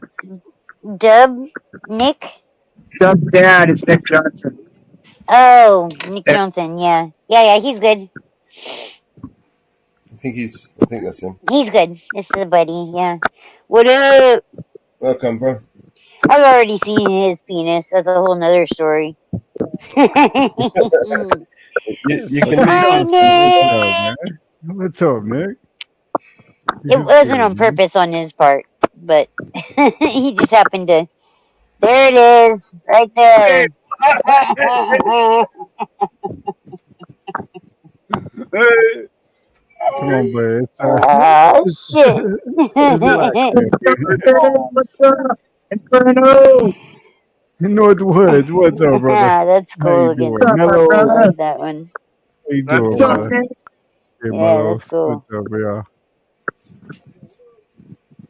How you doing, Nicky Poo? You doing good? It's a family show, brother. You gotta be careful, Right. It's a family show. Shit. My family's used to me talking like this. I haven't changed shit. What's up, girls? Fucking Lou. Welcome to the party. Marcy's party. Aw, Debs, thank you. What do you got there, Nick? Wow. Upstate, Wow, what's up, there was man? like a whole little fucking thing. I don't know what you did, Debs, but it sent me like a whole little fucking thing that exploded with happiness. That's cute. See, Nick's house is like a swap meet. Like, he's got one of everything you could need in that house. Yep, Like, he does. and he'll go out and he'll dumpster dive and find the coolest shit. You know? New York. Hey, What's up? birthday candles or what? Birthday cookie cutters? What's this? Touring There you go. England Right, and man. Wales. There you All go. right. So yeah, been there, man. A map. It's got a Wow. museum over there. What's that, Upstate? I thought it was a video. You have no audio. I was like, holy shit. I don't know. Why No, do you have your audio he's muted. off? Muted, brother. He's still in Jitsi. Maybe if he leaves Jitsi, his audio will be better. I'm back on. Oh, hold on. Let me see. Maybe if you close Jitsi. Well, no, not Upstate. Unless I mean, he's purposefully. Edit audio. His name. We can hear you, Upstate. You're fine, bro. Who's skipping? Kind of, but like Upstate sounds kind of hollow or something. I don't know. His audio is sort of weird to me. No, maybe it's his audio. Dub's dad. It's because he's still in Jitsi. Ah. I can kick him. Hang on, I need one of those. I watched a video the other day of someone making the fly swatter. They were doing it with lasers. How about now? And they were trying to bounce the lasers off of mirrors to make something that would be more effective at killing than one of those little zapper things like that. And like basically it turned out like they were they were getting like leakage from somewhere, you know, where the light was coming through and the laser was pointing at stuff and burning it. But ultimately they took this huge fucking thing that was like heavy as fuck and they ultimately got it right to where it worked, but it was funny as fuck because it was heavier than shit, you know. So the technology is not quite there yet. Yeah. Deb just sent you an email. Fellows. 1 sec. I'll send you one now. I didn't get it, but I'll send her an email. Okay, Deb. Coming your way. Was it Deb?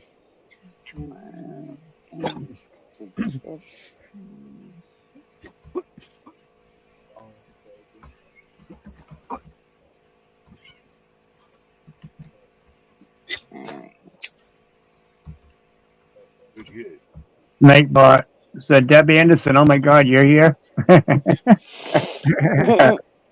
Yeah, fucking Nightbot. Feel free to kick the shit out of him, Deb.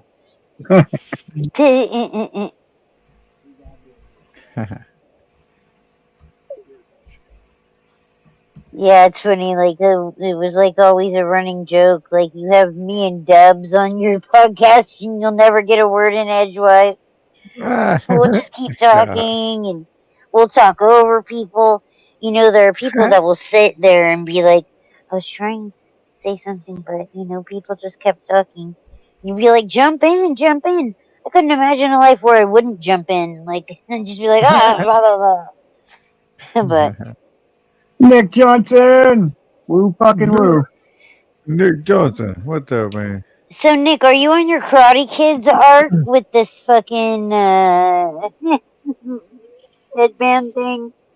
You got this Karate Kid looking... Oh, what were you doing? Were you a Crip? Were you sea walking? Sea walking. Were you sea walking? Not like us? I could barely hear you. Is this the way your sound has been ever since the swimming pool?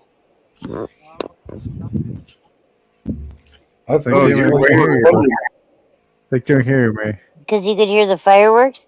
Yeah, it sounds like it's like super muffled. It's very, very hard to hear you.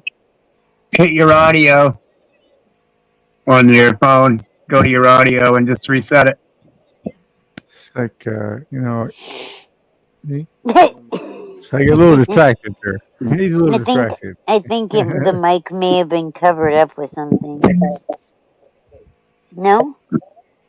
My plant that I've been growing It's down there in the basement. It's almost ready to be plucked. Oh, there Wait you go, till man. you guys see all these trichomes. My God. Just for somebody to take and crush them up in their fucking grinder. Breaks my heart. Every time I see a grinder used, I'm like, oh, It's like Look you're at pretty crusty, right? all those crystals. That's the plant Doing right there. harm. It's an Nice. auto. I had to tie it up because it was bending over. There you go. Very nice. Very nice. I would have had it bend and then try and get a couple more branches off of it, but Oh no, I got 2 on each. So 1, 2, 3, 4, 5, 6, 7, 8, 9, 10, 11, 12, 13, 14, 16 in the cola. I got 16 in the cola, and that's an auto. the autoflower shit trips me out, man. That is one beautiful fucking plant. I mean, Yeah, it's gorgeous. look at those Beautiful. Beautiful, The man. purple in it almost looks like it was out in the cold weather. Like, I know that when we grow during winter and it gets cooler here, than it normally is, we get that dark purple color on like every plant. Oh, there you go. Well, I love Hey, my Trippy, right? man. Whoops. What's up, Deb? How you doing, Deb? This is the first time Hello, I ever beautiful grew it. people. It's like looking good. In me jammies. So, no reason not to be, right? No, that's right. And I went down to the fucking clinic because when I got off panel before, the clinic, doctor's clinic, was ringing me about me husband. Oh So I yeah, got that's in the right. I got in the car and went. What's up, Deb? Got in the car and went down there. Woo fucking woo. Woo Good to see fucking ya. woo. They'd have been woo fucking woo by the time I finished with them pricks down here. What happened? So So what apparently happened? What did now, they call you to the hospital? no, just down to the surgery, the doctor's surgery. You know, like the small clinic. Anyway, so I helped petition for this clinic to get an ECG What's up? machine. Anyway, I said, why haven't you done an ECG on him? Anyway, they didn't think of that. And the doctor's saying to me, oh, well, I just want your opinion. His pulse is low. His, so when you have oxygen levels in your bloodstream, so they're called stats. Is Deb talking? Yeah, I can hear. It's got stats. Yeah, I hear it fine. So blood oxygen stats, your stats are meant to be no lower than 90. Yeah, right? the So one they put on your finger, right? Yeah. Well, but so that's your pulse, but also the one on the finger gives you the level of the blood oxygen in your bloodstream. So the doctor says to me, oh, well, what do you want me to do? I said, well, I'm disabled. I said, and he ain't coming home. I said, the best thing you can fucking do is ring. I said, you've got a doctor's degree and you're asking me my opinion. Right. If his pulse is low, his oxygen levels are low, you haven't put the ECG on him, then you send him back to the main hospital in Toowoomba. Like, fuck me, how dumb are these cunts? Right. Oh, no. And I went down there. He could have been halfway there by the time. Yeah. And I was in my pajamas and I didn't give a shit. Anyway, like, we couldn't have talked about this over the phone, Doc? What the fuck? Exactly. I shouldn't have had to even go down there. Yeah. Oh, well, we wanted to talk to you to see what your opinion was. I said, well, if my husband needs to go back to the cardiology unit at the big hospital, which is 40 minutes away, send him in the ambulance. That's why we pay. Right. You know, so ratepayers here in Australia have to pay a levy for the ambulance. And I said, well, I don't care how many times I'm going to send him back. If his blood pressure's low or his pulse is low or his bloodstream oxygen levels are low, I'm sending him back. Yeah. And because my cousin's she's a registered nurse. So I rang her and she said, no, tell them to send him in the ambulance, the idiots. Right. Jeez. That's crazy. Do you guys have socialized healthcare there? Or is so it we like, have a okay. So we have a private sector as well as a public sector. So unless you're on low income, you can still have access to the public sector, but there are certain things that you have to pay for. So for your ambulance levy is put on your rates, like your land tax. So everyone's eligible for an ambulance as long as you pay that levy. So if someone doesn't pay their levy or tax, then you don't get an ambulance. Wow. Yeah. Interesting. That's See, whereas Britain, whereas Britain, I think they get health care anyway, regardless of your class. Yeah. Is that right, Mellows? I don't know. But anyway, that's how it goes Mellows, are you home? Yeah. Yeah, that's crazy they made you go down there just for that, you know? Wow. Well, see, the clinic's only like 2 minutes drive for me. Oh, okay. So not too far, yeah. But see, the main hospital is because I did a little audit at the local hospital here, which is just a little country town hospital. You know, they don't have a lot of resources. Yeah. And anyway, I just said, use of the doctors. Why you got to have my opinion whether you're going to send him in the ambulance or not? They couldn't. They didn't. They're like, ambulance? What? Oh my God! We didn't even think of that. That's wild. And see, the ECG machine, that's what they put on you to monitor your heart rate and all that. Yeah. They didn't think to do that. They didn't even think to do that, Marcy. That's like how fucking dumb are these people? Yeah, I get ECGs done once a year because I'm on methadone, so I'm on a high dose of it. For chronic pain. Well, see, my husband just got out of hospital for open heart surgery. Yeah, that's what I thought it was about. No. Yeah. Oh, okay. Yeah. So that's what it was. It was since the open heart surgery. Yeah. So he's been home for 3 weeks from the big hospital in Brisbane. But I've been sending him back to the hospitals every week. Yeah. Marcy, in the ambulance. Wild. That's wild. Yes? You want me to tell you something that's true, and even Diva will tell you that it's true? Okay. What's up? You can be on so many medications for this, that, and the other. I was eating 14 pills in the morning, just the morning, and 9 more pills during the day. Well, actually 10 during the day. Yeah.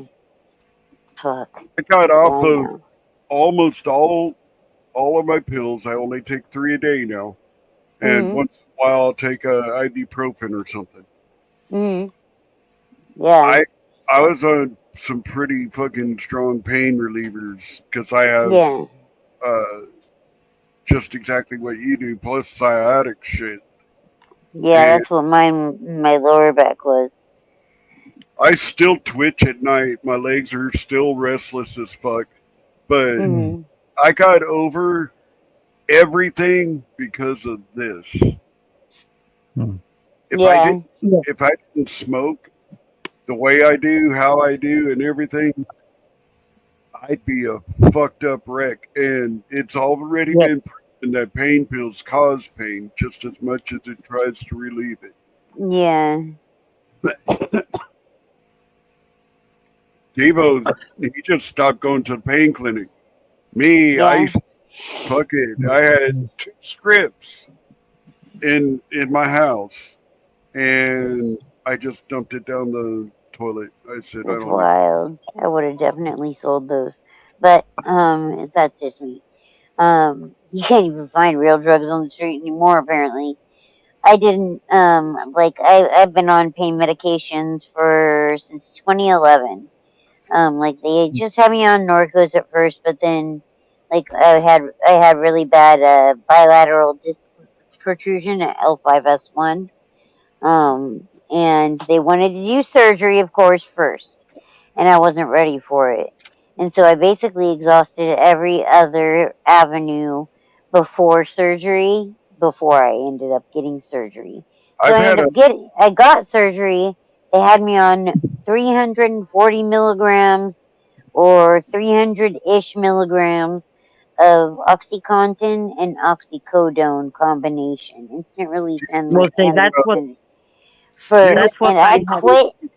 quit all that 2 months after my back surgery. I got down, at least I should say I quit all that. I didn't quit all of that. I weaned myself down, and then after it wasn't quite, I had weaned myself down to where I could have probably gotten through the rest of the time, but my back pain started up really, really bad again. I found out that one of the screws had broken, and that's what it was. But I had already at that point quit pain management, weaned myself down on a lot of these drugs, got off of ones I should have never been put on. They were medications they had me on were making me have seizures, and since quitting that, and then just being I'm on methadone, Lyrica, and tizanidine for the muscle spasm shit. So and that's it. So I'm pretty good with that. Like it stays pretty managed, but I tried to go. So I like I said, man, you can. Okay, when somebody has had enough, they're absolutely done.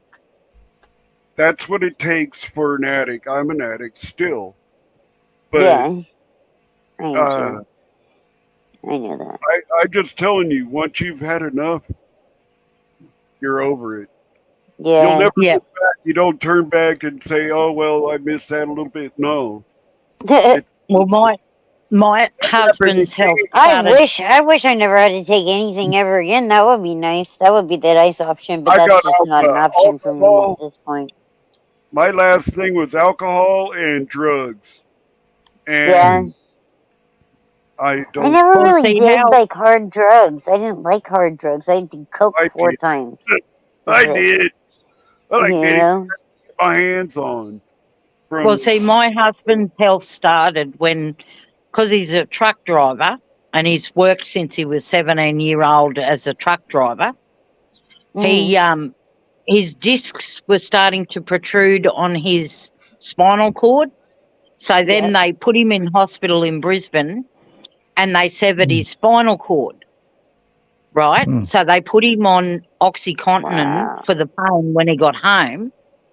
Anyway, he became addicted to the oxycodone. Yeah. And in Australia, dependent, technically. Yeah, well, see, but no one told him that. My cousin, the nurse, they can more sell money out of you for being an addict than anything else. Oh, dude, I had my doctor tell me he didn't want to take me off of oxycodone and OxyContin because he had never prescribed me methadone or anything else before. So he wasn't comfortable with giving me something he hadn't prescribed to me before. So when they I was like, when "Are they you kidding me?" operated, they sent him home for like 10 hours, and then the white fluid that was leaking out of his back from the back operation, which Yeah. was actual spinal fluid. So your brain sits in spinal fluid. Fuck. So that spinal fluid was leaking out of his back. That's I had And see, awful. those I had an internal oxycodone, decapitation, and I had dropped off the back gate. My neighbor carried me up to the house, but she carried but me those into the gate. oxycodones, Do any more harm? Uh-huh. they can sell on the street for $180 a pill. That's Damn. crazy. Yeah, I went, fuck. yeah. Well, if that's not state created addiction, I don't know what is. Oh, dude. Anyway, he ended up That's weaning himself off it, yeah. and Yeah. then he became addicted to tramadol. Well, Oh, tramadol yeah. will give seizures real easy. Yeah, Tramadol and then my plus. cousin, who's a registered nurse, said, "No, you're not taking tramadol because it's making you itch, so you're allergic to it." Yeah. Yeah. So then she helped him get off that as well. Yeah. But now he's had For 4 those that strokes. don't know, tramadol is considered like non-opiate based, non-narcotic painkiller, but it's a synthetic painkiller. Yeah, Period. but it's still addictive. Yeah. And Yeah. but see, he had a reaction where it was making his body itch, No. and Hey so guys, then I gotta go. okay, Oh. see you, darling. It's been nice You guys have a chatting. great panel. See you next time. Thanks for having me up. Much See you, love. darling. See you next Good to see you, time. brother. Take care, my Woo, guy. woo, and Woo fucking woo, bro. maybe Strategy, bro. may many 420s come your way. All right. Yeah. Thank you, brother. You too. Stay Much safe. appreciated. Yeah, and then in the I last thought I had 10 eaten all months, my gummies, but I had 1.5 left. But yeah, in the last 10 months. so in the last 10 months, he's had 4 strokes. That was after the back spinal cord severed. Then he came away from the strokes, which gave him a blood clot in the brain. Then he forced himself back to work. Then he had the heart attack. So then he's been in and out of hospital since the 24th of May It's like from one the thing open after heart another, surgery. after another. Yep. God. And see, Wow. I can't physically help him, even Yeah. though I'm his wife. If he Yeah. goes Right. down, there's no. And see, he's 6'4", so I'm only 4'11". So if he goes down, I'm too weak to actually do CPR on him because of my arthritis. Yep. Oh, So yeah. I just keep sending him back in the ambulance Push her enough, until yeah. they sort it out. Yeah. Mm. It's wild. Wow. Yeah. Good to see you, Graham. Good to see you Woo too, fucking darling. woo. Woo fucking woo. Yeah, How's that little? that's right. How's that little one? How's that little one of yours, mountain girl, going? The Hampshire Mountain Girl, she's doing all right. She's been laying down, probably watching the show. I'm not sure. Oh, She's good. been laying down, relaxing. She says hi. Say hi. Hey, Go, woo, beautiful. Woo Hey, fucking woo. girl. The Mount That's Guru. She gave me a big shout out, everybody. Yeah, Loves Freddie was y'all. no fun. Love yous too. So, Inferno, what have you been up to today? Oh, not much. Just kind of laying around, being lazy today. Just kind of sleep. Just kind of doing a little bit of this, sleeping. Just kind of, not Yeah, really doing you have much to. today. Chill. You have to look after yourself. Yeah, Yeah. just kind of doing a little, yeah. But no, it's kind of boring day today. Yeah, so yeah, that's why I've been up here more really today. That's funny. I had like more chance to be up here today, so that's why I've been up here a little bit more. Yeah. Yeah. But yeah, I'm it's just going to not make a fun coffee. chronic pain shit for people. You know, like all of us that suffer with it, we understand it. And like, definitely, Freddie, going to check out everyone and happy birthday, Marcy. Thank you. But Yeah, Marcy, like it's I just couldn't get over how quickly he became addicted to addicted. the I oxys. think they Oh say it yeah. only takes like 3 weeks or something Yeah, before you yeah. physically, mentally, whatever, get addicted. So Mhm. And yeah, because the I've spinal like fluid, come to terms with the fact that I'm probably going to be on pain medications my entire life. At least I found one that works for me. That isn't a yeah, roller coaster, because with the oxys, it was a fucking roller coaster of up and yeah, down and up and down. And then with the OxyContin, that was basically a plastic pill because they wanted to make it abuse proof for people. So sometimes I would pass those pills and they were completely whole, you know? yeah, So I'm yeah. like, where am I getting the pain medication with this, you know? So it's just like wild, wild. So I wanted him to take me off of Mm. them, but he refused. And so I was like, fuck it. I'm going to try and do it myself.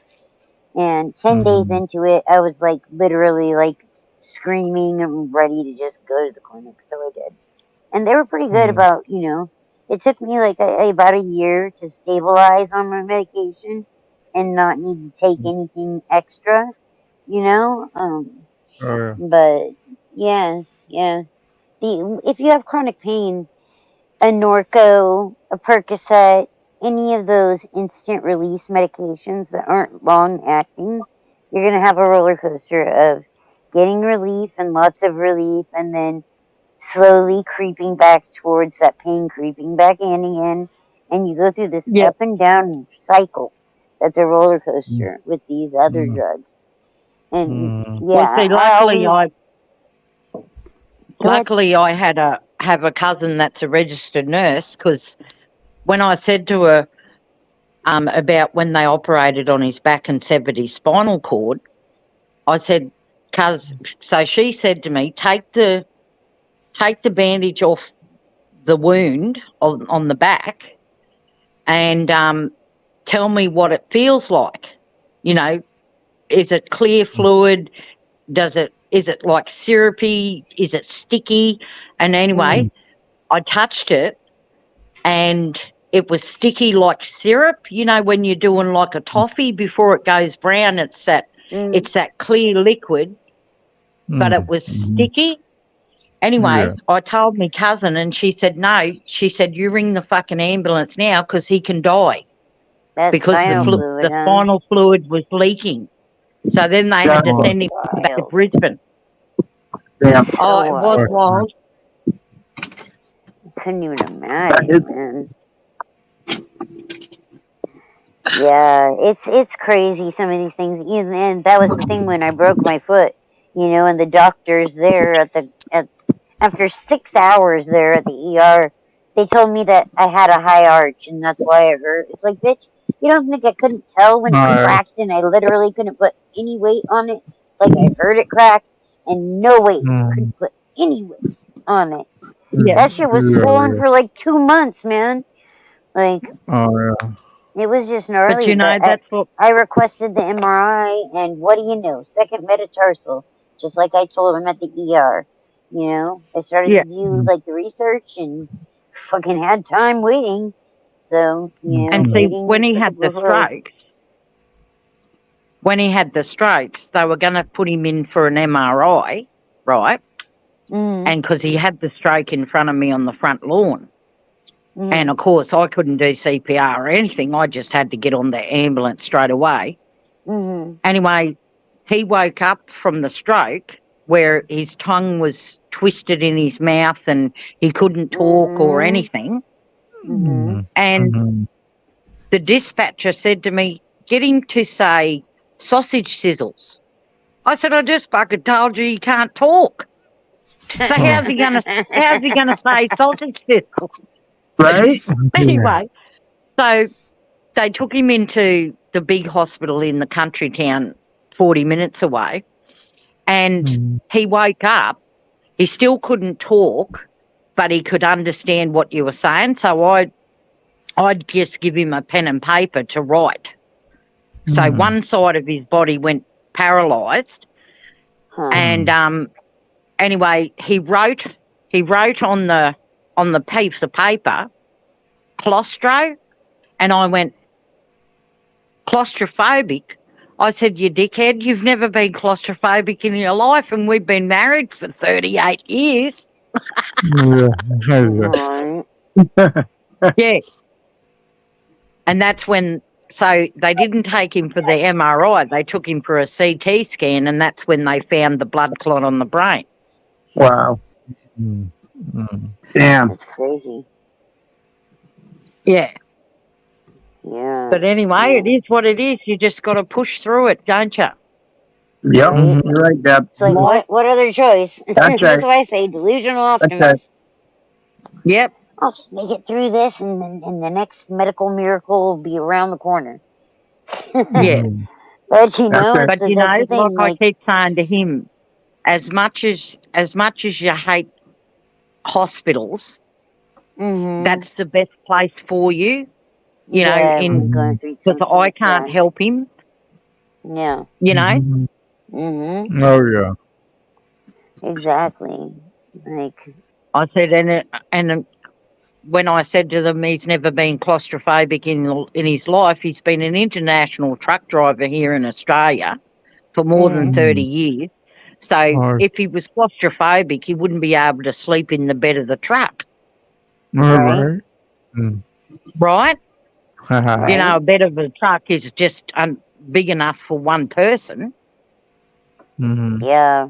Well, that shit changes too. Like I had so many MRIs done. I was getting 2 MRIs done a year at least, you know? So I don't know how many doctors I had that tell me, oh, well, your insurance is just going to cancel it. They're not going to be willing to pay for it. They're not going to be willing to pay for it. Multiple doctors tell me things like that. Never got denied an MRI, you know, by Medicaid. So, well, my cousin, that's the registered nurse, she said all they would have had to do was just give him a calmer, like a small injection, just to calm him, to put him in the MRI, which is the best test any human being can have. And because it brings up everything. And he just refused. So yeah, the doctors sometimes it's just like, fuck, man. But you know, you're educating yourself is the best thing you could do. You know. Yeah, you're his wife, and you're his next of kin. Yeah, but you're his wife, and you're his next of kin on their file, on the medical file. Yeah. Who knows an individual better than the wife? Yeah. Yeah. Right. But anyway, they didn't give him an MRI. They just give him a CAT scan. Yeah. So now it's just like we're treading on eggshells every day because he only just got home from hospital last Friday. Well, today's only Tuesday. Jeez. Yeah, that's wild. That kind of shit you can't fuck around with too, you know? Like, so, Marcy, in America, you know how you were talking about insurances. Yeah. So do you have to have medical insurance like you do have to have insurance on your car? Yep. Oh, yeah, sure For do. anything. Oh. Like, I don't have... I had Medicaid, you know, because we qualified for it. Even they qualified my husband and my daughter with his tax return, but didn't qualify me. And I was on the tax return, filed the tax return together, you know, filed joint, whatever. But, yeah, for whatever reason. And when I inquired about it, they were like, oh, okay, well, what's your income? Went through, and at that time, you know, he was working an extra shift on Saturdays, to get extra money. And she said we were like $300 over the limit, right? Yeah. That's what my clinic costs a month, private pay. So without my Medicaid this month, when I go in to pick up my take home, I go twice a month and pick up my take home doses. I could go once a month, but I don't want to do that. Like, I feel like it gets weird after too long. So the medicine gets weird because it's liquid. So every 2 weeks I go. But when I go in there on Wednesday, like, I'm gonna have to come up with some money to pay them, or they'll start like a rapid detox. Okay. Yeah. So it's not an option, that's my pain medication. That, and then the Lyrica, and then I have a muscle relaxer, which helps a lot with the pain I have in my neck and shit. But like, yeah, so that's $300 in and of itself. My pain management doctor, when I picked up my medications almost a month ago, it was $45 and $45 for those two medications. So there's another basically $100, and then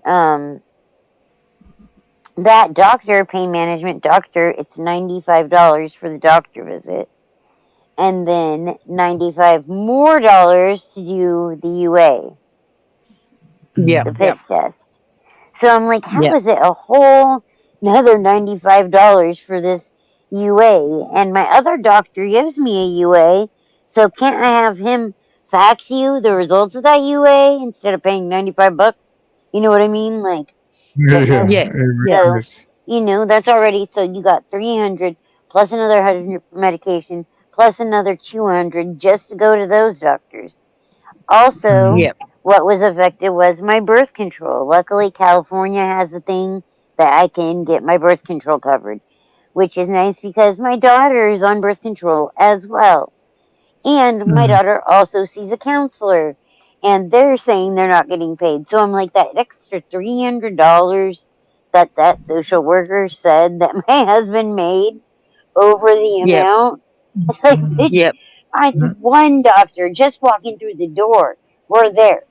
We're at that level, So I was like, let me get you some new updated pay stubs and shit.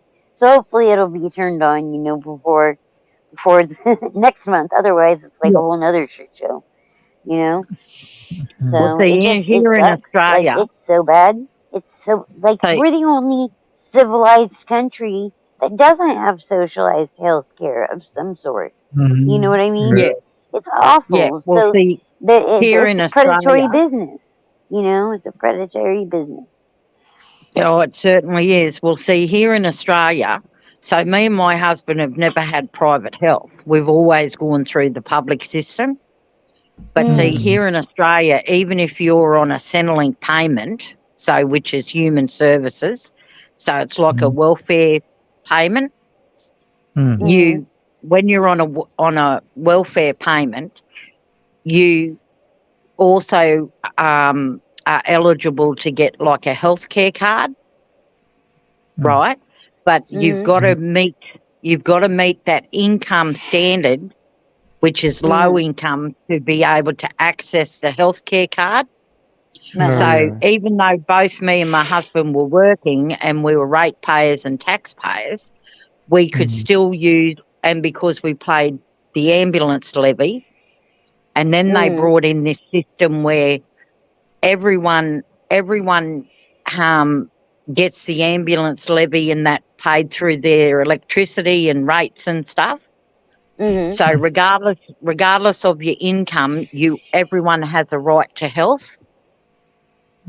So, but see, private, it seems like it should patients, be, right? So private patients, whether they've got private health that they pay every month into private health, they can still access the public system without going to a private hospital. So they can get the same standard of care as a private patient in a public system, whether it be for anaesthesia or anything like that.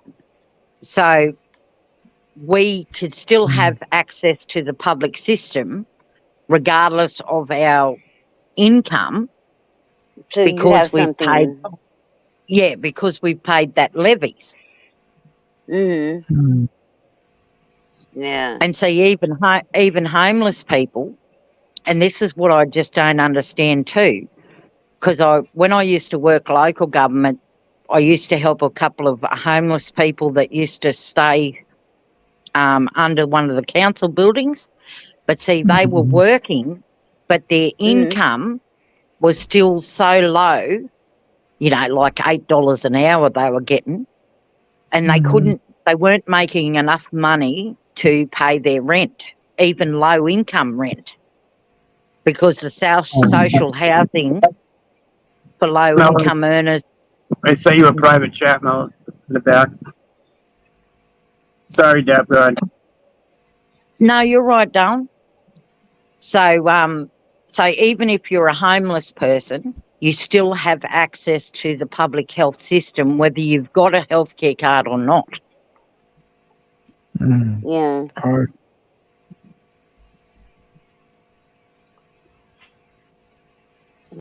And see, my husband person in here worked all his life. It's not something that we want. Hold on, whose channel is it coming in through? My channel, or where's that coming in through? I was just checking on that Northwoods. Okay. Bellows, No, if you can they're hear not me. coming in from my channel. It's on the other side. Bellows will take care of it.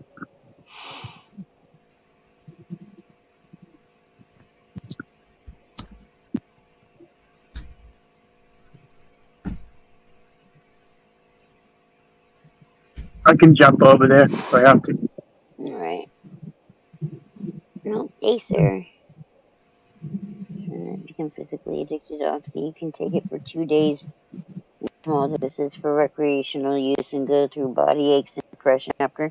Yeah, see, I didn't know that. Like, as far as, I mean, I knew enough about drugs to like stay away from hard drugs. You know, like even I probably wouldn't have ever done coke except for like I was hanging out with my gay boys and like that was like when in Rome. Although I didn't attend the orgy, so I guess maybe not so when in Rome. But I should say orgies that they would have. But you know, like I didn't attend those. But I always like prided myself in learning about things and knew how to protect myself as far as that goes. But it's different for, I don't know. I feel like I don't have a chemical imbalance in my brain, or maybe I have the perfect exact cocktail that you should have. But you know, like I haven't felt the same kind of other problems that a lot of people have as far as that goes. So like depression, things like that. You know, I didn't really need much health care until I got to, you know, when my back went out.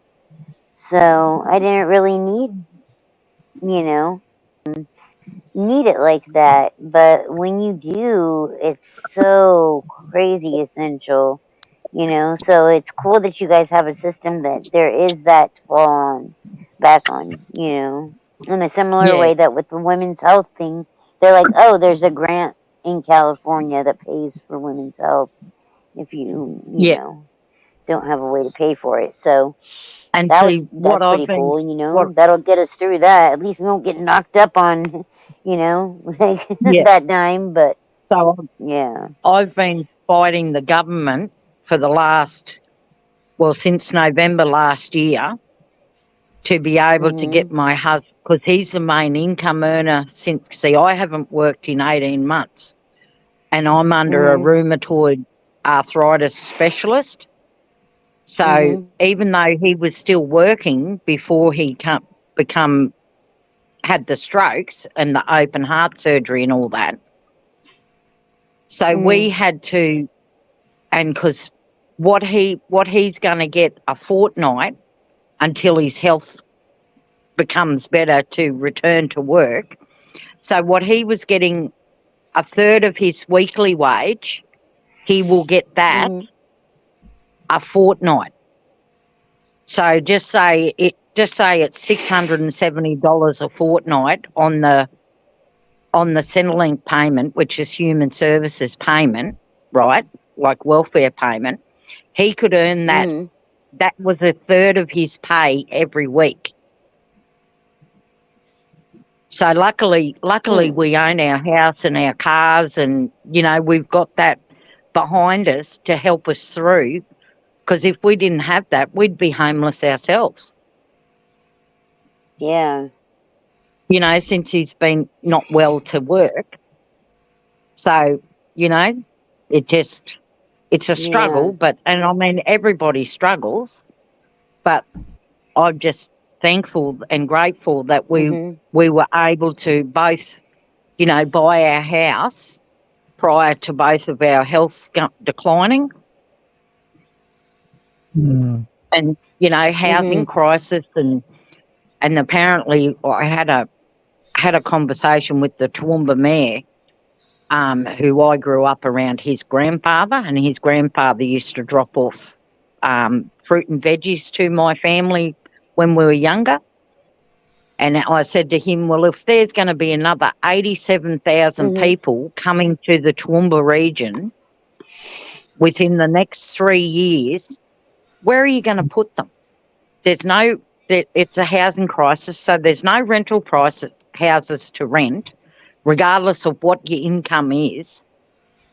There's no social housing for the homeless or social housing for the low income earners.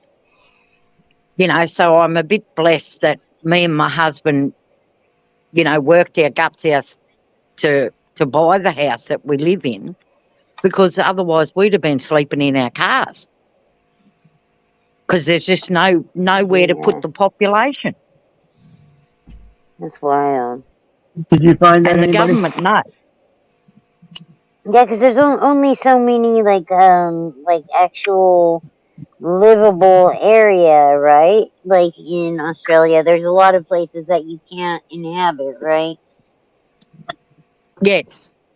Because of the weather and whatnot. But right? see, if you've got money, Marcy, if you've got money and you want to build a new house in a certain area, the council will allow those developers to come in, pick their area that they want to build the higher income earners areas, right? And they'll put and local council will put taxpayer dollars into those areas, but they don't look after all the different little towns in the region. So they're stealing from Peter to pay Paul. So it's the same sort of system. Unless you're a high income earner and you're a higher tax bracket, they're going to look after you before they will the poorer people. Yeah. And I think that's like that around the world, right? No, sure. That's right. Yeah. They're trying to make the differences between the two a lot larger too, the span, like there is no middle class in the same way that we knew it growing up. It's a two-tier system. Yeah. Inferno, I sent you a message in the background. Oh, okay, bro. Okay. I don't know where that is. I can't find it. It's not on Vigilante. It's not on my two. Yeah, it's not on my. Are you live, Inferno? Mine. No, I'm not, bro. I'm sorry. All right, see if you can find that for me. It's like, which one was it? Type. It's like a type of name in the chat. I'm sorry. Yeah, I missed it. AZPVLI.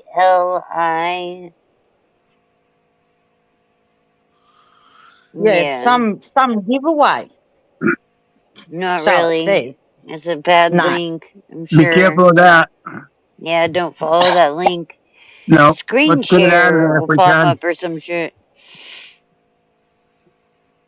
I remember when my friend's mom, you know, when we were renting the main house here up to my friend and her mom called I me. don't see where it's I was coming like, from. What I've been channel? having so many problems with my computer. I had the Microsoft people come on and try and help me with something and blah blah blah. Fucking wasn't the Microsoft people. She had that screen share shit where anyone can like remotely access her fucking computer. Oh my god, dude. So nobody hits that link. Yeah, don't hit that link. Don't hit that link. Fuck your phone up or your whatever. Yeah. And see, even though I took the guys around before I had to go down to the clinic and showed Mellows and them around me backyard and that. So I actually said, because I sit on a council committee, which is and I've been on there for 8 years. That was after I worked at council. And I said to council, okay, the housing crisis has been around the Toowoomba region for more than 20 years, right? I said, well, why aren't you allowing people? So I know wealthy friends of mine who have caravans on their properties, right? No one's actually living in them, but they were wanting to rent those caravans out to lower income earners that couldn't get any rentals. You know, they were working people. And then we had some homeless ones set up some tents down near the local river. And they were also working young people. So a property owner rang the police on this young couple and tried to get them removed from living next to the river. Like, they're not vandalising anything. They're not hurting anybody. So I went to bat at council about, well, why are you criminalising these people that can't get a rental property? You know, they're living in a tent on Crown land, which the property owners don't own right up to the river, to the edge of the water. You know, there's boundaries or property boundaries. Anyway, I went down there and took down some, you know, just a couple of little meals and things that I cooked up. And but that was before I got real bad with my rheumatoid, when I was still working in aged care. Anyway, the coppers turned up there and they were pulling their tent down in front of them, and the young girls crying, saying, well, we can't get a caravan in the caravan park.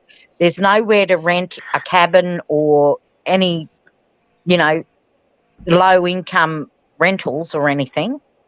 And just a basic house in Toowoomba, you're looking at between $350 to $650 a week rent. Yeah. Money for it, money. That's wild. Per week. Yeah. It's all about looking after the greedy people. Oh, yeah. Yep. Anyway, so I said to the that's what scares me about Trump, is I'm like, Trump is not for the working class. He may have gone down and told the coal miners he was going to keep them and blah, blah, blah, but he lied to all those coal miners, like 75% decrease in coal miners, you know, like blah, blah, blah. It's not the best, I mean, as far as renewable energy goes, but, you know, it's a, like, he should be moving on to those things instead of fucking, I don't know. People are dumb, though. Me and my husband's got 1.5 acres here. We could actually put 4 caravans in our backyard and rent them out to people. You know, of course, we'd do a check on them to make sure they weren't going to steal from us and stuff like that. Because see, I've got cameras around my whole house as well. Well, council come back and said, no, you can't do that, Debbie. And I said, well, what are you doing for these people? So if I gave someone even tent space on my block of land, I could get an ordinance violation. It's wild. for Really? opening up my land to house somebody with some shelter. That's all right. And because my husband said it's not worth it, we're not going to get ourselves into a big debt fight, just to help other people. And I said, but where do they go? Right. The shelters are full. They're not allowed to sleep in their cars in a park.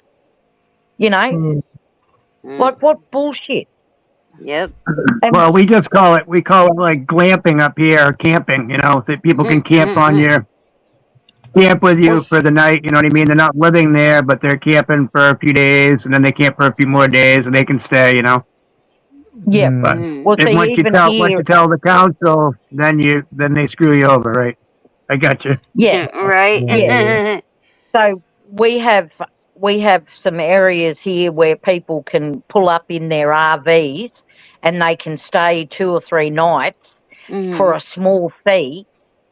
But these young ones weren't allowed to have a tent there. They were willing to pay the fee. And I said, well, you can't just pick and choose who you open it up to. If they're going to, if the grey nomads in these, $100,000 camper vans can pay a small fee to stay there for a week, then why can't you open it up for the lower income The working earners? class, yeah. Right. Because I think a lot of people don't realize how close Americans, or even in your case, how close people are living to, one check away from being homeless. And Exactly. I think the way they say it is one circumstance change that a death in the family, a birth in the family, a sudden illness, something that happens suddenly, like that change, like that one thing could cause the whole thing to fall over, your whole life to topple. So, So then what I did crazy. was I ended up helping these young people because the coppers were pulling down their tent. And I said, do you police officers understand that there's also international basic human rights across the world? They're not even concerned with the ones that are legal for that area, much less across the world. So then the coppers gave them a fine, and it was a vagrancy fine of $600 and something. Well, I helped these 2 people fight it. Yeah. So I put them in touch with the civil rights lawyer in Brisbane that I know very well. And I've never actually had to use him myself, but I've also always, working in local government, state government and federal government, you learn who to trust. And anyway, this man, within, I think it was 2 days, got the fine squashed, and I got them they could pitch their tent out at another park at Crow's Nest, which is like an hour's drive from where they were already camped. So they could camp at the public park over there, the camping grounds over there. It's just depraved. It's just depraved. Where else have these people got to go? Right. And see, that's the difference between that police officer. Tossing their belongings, Yep.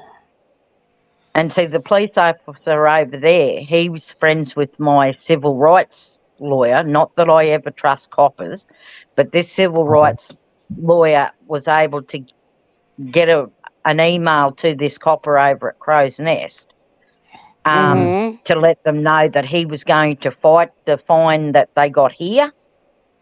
And he goes around there and just checks to make sure there's no disturbances between people at where they're camping or pulled up for the night and stuff. Working together to help people. Right. We're all human beings. We all have the decency to help one another if we can. Yeah. I've heard people say, well, they're choosing to be homeless. They're choosing to be homeless. It's like, yeah, there But not are in all those cases, people. they're not. Yeah, Yeah, there are exactly, those Marcy. people, but in the majority of cases, it's people that hit a circumstance and haven't been able to get their feet back underneath them. You know, Yeah. like, Yeah. basically, you know, and with rents being high and having to pass background checks and all this other stuff. I know a lot of like property places around here make you pay for their you pay for your background check to get done. You know, Yeah. like Yeah. and a fee like on top of that. You know, Mm-hmm. when you put in applications, you think, God, you know, if you're a family that needs to move and fit under the parameters of, you know, 2 bedroom, 3 bedroom, this and that, you know, this is Yeah. how much things are. This is how much rents are, you know. You might as well be Mm-hmm. better off to find a piece of land half the time, you know, buy it yourself and pay your mortgage and, you know, your life situation, whatever. Yeah. Because it is so high and so difficult for people to achieve, you know? Yeah. Man, like, and it's just like that's no consideration, you know? And that's exactly Mm-hmm. what it is, Marcy. It's just it's all about greed and, you know, why Yep. should I care? Why should I care? Because I'm, you know, like I said to you, my husband was on good money every week, but he put the Yeah. hours in, 12-hour days, Yeah. you know, It wasn't 12 like and they were just 14-hour giving it to days. him. Yeah. Yeah. And you know, people have to help themselves to a certain degree, but how can you help yourself if there's nowhere to stay? Right. You know, especially if they're on a low income and they're working. And this little one, she just could not thank me enough just by giving them a phone number. Yeah. You know, It's and there wild. were so many people, but I ended up running into the property owner near the river that actually called the police because they were camping there in the little tent. But they were only there at night time, right? So It's they not like used to they were take their chilling, tent. having parties or anything, right? No, they would just they'd take their tent down early in the morning as soon as the sun rose because they had to be at work by 8 o'clock in the morning. And I thought, you fucking ignorant bastard. Anyway, when I helped him, I ran into him down the main street. And he seen me and I said, yeah, keep looking, you arsehole. I said, nothing but, like, they weren't going on to his property or anything. I said, you need to understand that your property boundary is like 4 meters from the water's edge. So that just goes to show the humanity that you have in yourself, that you seem to think that the back of your property is the river. I said, my ancestors have been camping here for thousands of years before you were even born. So I used that. Well, he soon took You're off. like, pulling the Aboriginal card, yeah. Yeah. Shit, use No, it when you can. Shit, that's do it, true. girl, do You it. know, but even under cultural heritage, you know, even if it's Crown land, no property owner owns right up to the edge of the water of the river. You know, so he had no right telling anyone that they couldn't be there anyway. So I did. I used my Aboriginal card. You know, but it wasn't for myself. It was just trying You're to like, make a you point. will leave these people alone. You don't want to. You don't want to find out otherwise. Yeah, it's crazy, you know, man. so they were going to work during the day. They'd set up their little tent to sleep in at night. They weren't cooking in the tent or anything. They were just sleeping in it at night time. Yeah. And I thought, Thank this you, ignorant money. arsehole. Thank you, But anyway, -20. every time he sees me now, he just puts his head down and keeps walking. And I'm thinking that's the best thing you could do. Right? You're like, there you go, bitch. Right? Yep. My job is done. Or like for those who have seen Don't Tell Mom the Babysitter's Dead. The dishes are done, man. And they throw all the dishes and shoot them off the roof.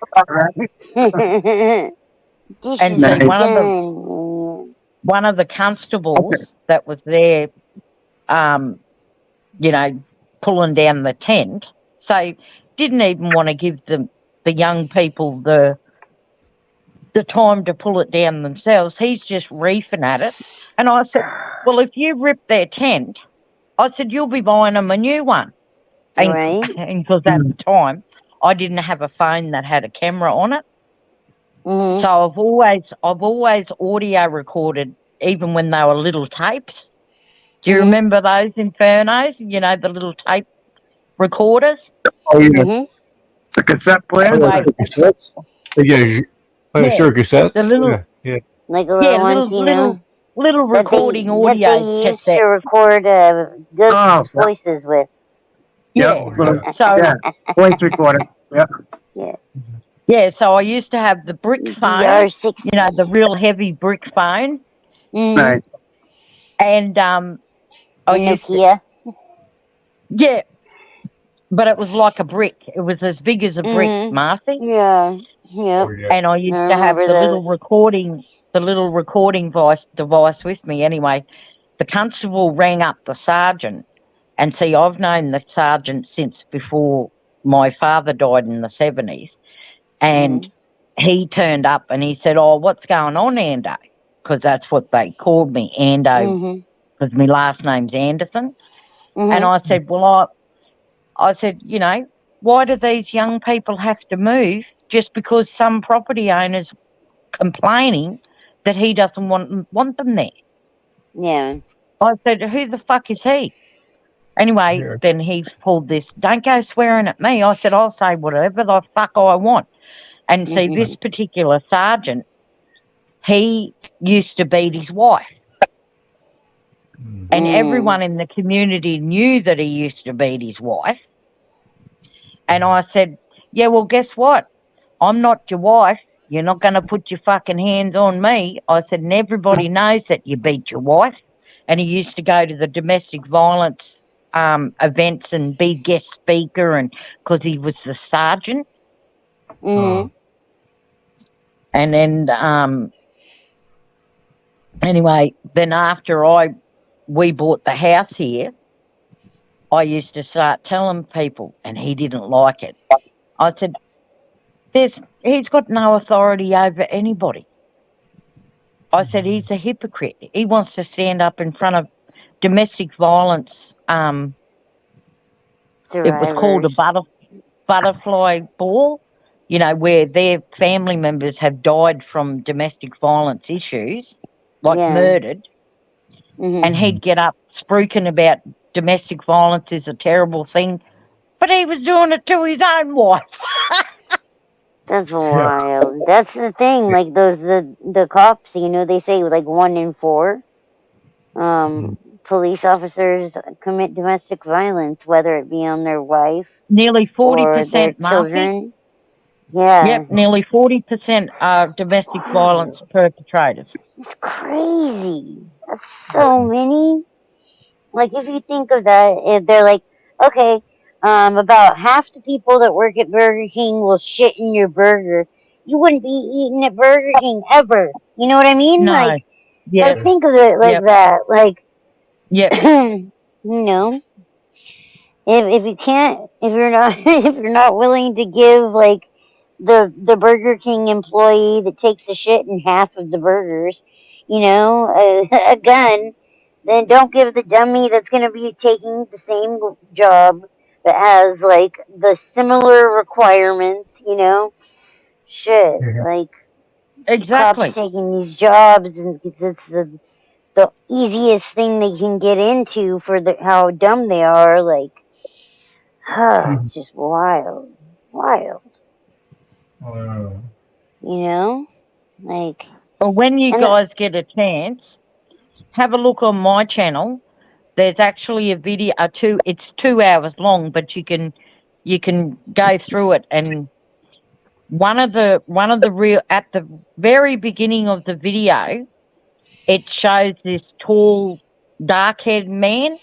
Well, he's the copper from Crow's Nest that actually helped these young people relocate over there where they could, because even though Crow's Nest is a small town, well, he's the current copper over there, and he's the one that my civil rights lawyer got onto to get these young people a place to stay where they wouldn't have to move and pull their tent down every day and all this sort of shit. But it should be like that everywhere. You know, if it's a public park, as long as they're not defacing anything, they're being tidy, let them camp there. You know? Yeah. Right.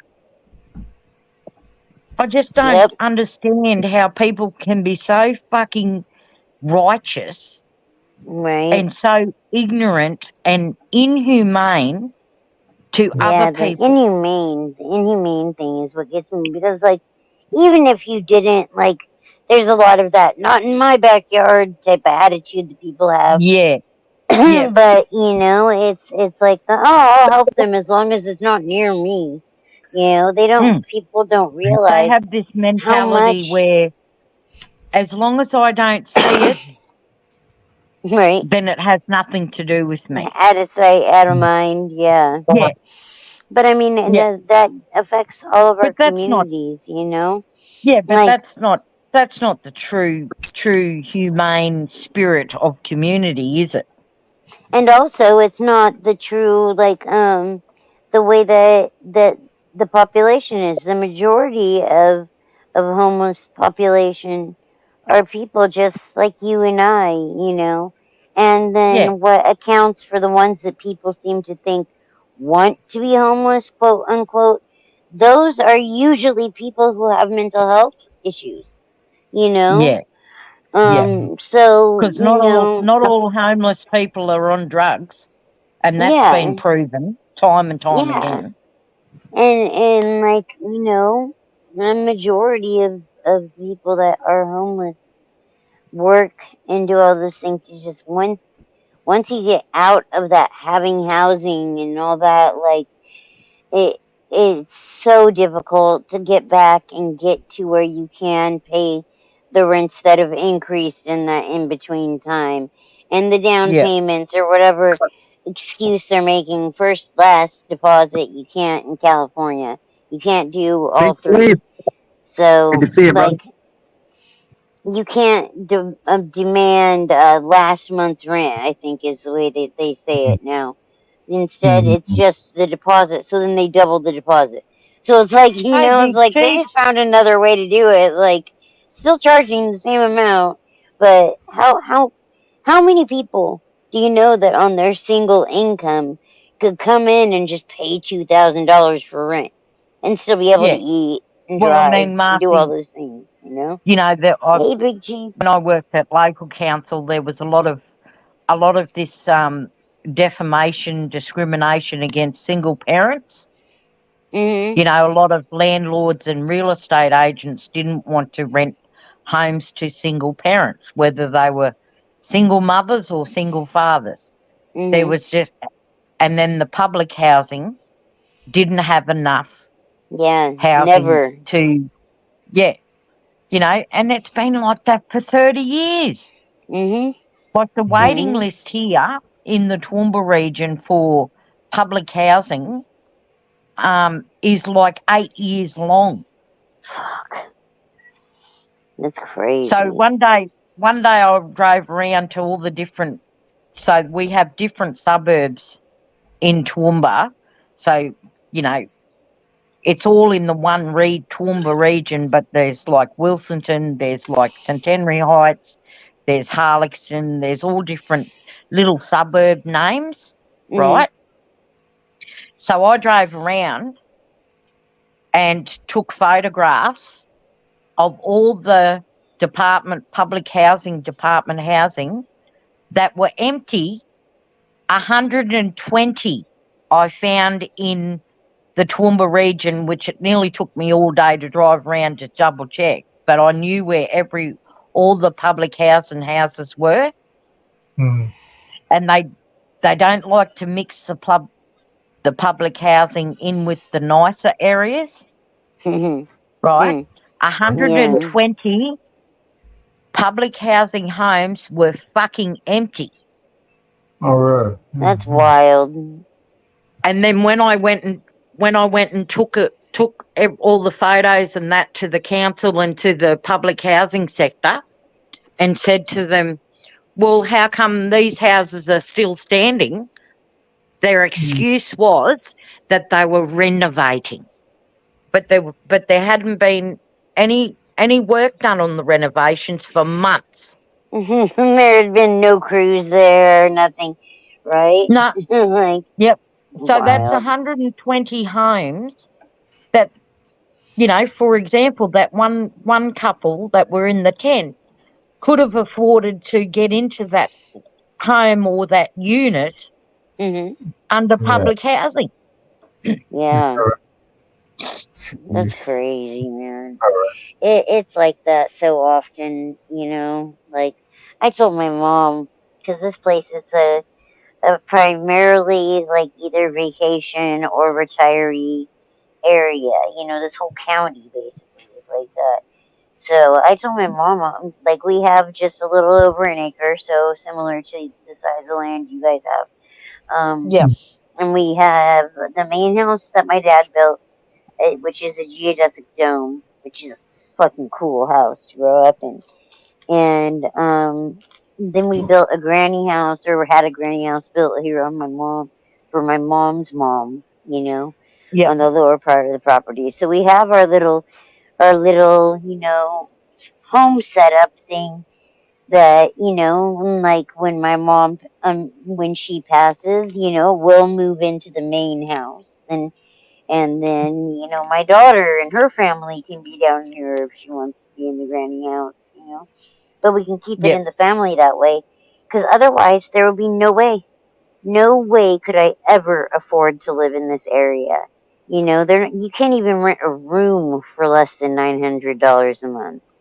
So, you know, like, there'd be no way that I could live here where I grew up. And unfortunately, that's the way it is for a lot of people. A lot of people have either had to move out of the area or have the grandparents and the parents and then the kids too, you know, all in one home. Which, you know, it's not all that bad. Like, it's an adjustment. But some people don't have those options, you know. Well, see, and it just becomes unachievable. Yeah. So with in Toowoomba, so I understand refugees need somewhere to go, right? And the churches are involved in helping those people. I have no drama in helping anybody, but it's how you go about it. So what they were doing here in Toowoomba was they were bringing Sudanese people over from their countries, their war-torn countries, like Kenya and, you know, Sudan and all that. Oh, yeah. And, you know, everyone needs to be able to live appropriately and basic shelter and all that. So the churches, as we all know, they don't have to pay tax. You know, regardless of the congregation or how many participants are in the congregation. So we had an episode where some Aboriginal families were getting kicked out of the public housing in Toowoomba, and they were they were kicking out the First Nations people and putting the Sudanese in there. That's wild. Because the church brown noses wanted housing for the Sudanese people. So they just created more of an issue by kicking some out, and then Do you know what I mean? Yeah. You're just creating more of a problem. So yeah. then when the Aboriginal families had to move back with other family members, then they had child safety going in there because the houses were overcrowded and taking people's children.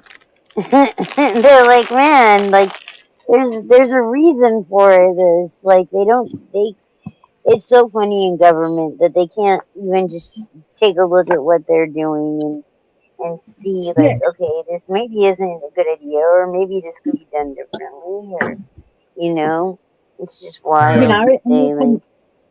And you can do the research and provide them with the statistics and the solution on how you can accommodate everybody, regardless of their race. Mm-hmm. But you don't punish one ethnic group for another. Right. Right. Just swap them and then not give the other people an option at all, and then leaving housing that's open, that's vacant. Like that's a whole nother issue on top of all the rest. Yeah. So I just kept on them probably once every month. Anyway, it got down to there was 50 houses out of that 120 that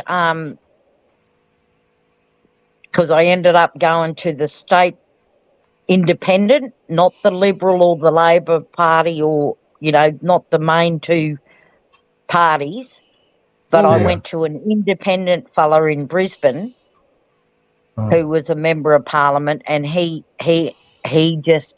hounded them. Like he actually nearly got charged with harassment because they said, we're in regional areas from the 2 hours from Brisbane. And then they're sending, because there's a housing crisis in the major cities, which is like Brisbane, people can't afford to live there. So people are moving out to the smaller regional areas, but there's no fucking housing there either. Yeah. Yeah. Crazy. So it took them like 8 months to get 120 of those houses. So by the end of the bit of protesting that I was doing with the help of this MP in Brisbane, it got down to 50 houses. And those 50 houses are still fucking empty. Out of the 120. Oh man, that's crazy. It is crazy. To still have just sitting there after the fact too, Yeah, they're not even worried about it. They're not even stressing about it. No. Almost like these people are sleeping outside every night and don't have a place to put their clothes, get dressed, shit, and shower, for God's sake. Yep. Like, it's crazy. And those moments mean everything. These things mean a lot. People that don't realize it don't realize it. Drives me crazy. I can't understand because there's no excuse for it. There's no excuse for it that we should be still dealing with this kind of. Yeah, exactly. And see, there's even there's a service provider. So we have the Salvation Army, which is another entity of Red Cross. We have another service like Lifeline. So Lifeline, I wouldn't refer anyone to Lifeline here in Australia. So they get all these donations, right, donated to this Lifeline place. Then they set up their little stores, like their op shops, like second-hand shops. And some of their donations, they have, you can go to Best and Less or Kmart or Big W, which is like a Walmart here in Australia. You got Walmart over there. Well, Big W and Bets and Less over here is like a Walmart. You can buy brand new clothes cheaper than what you can get from the fucking second-hand shop.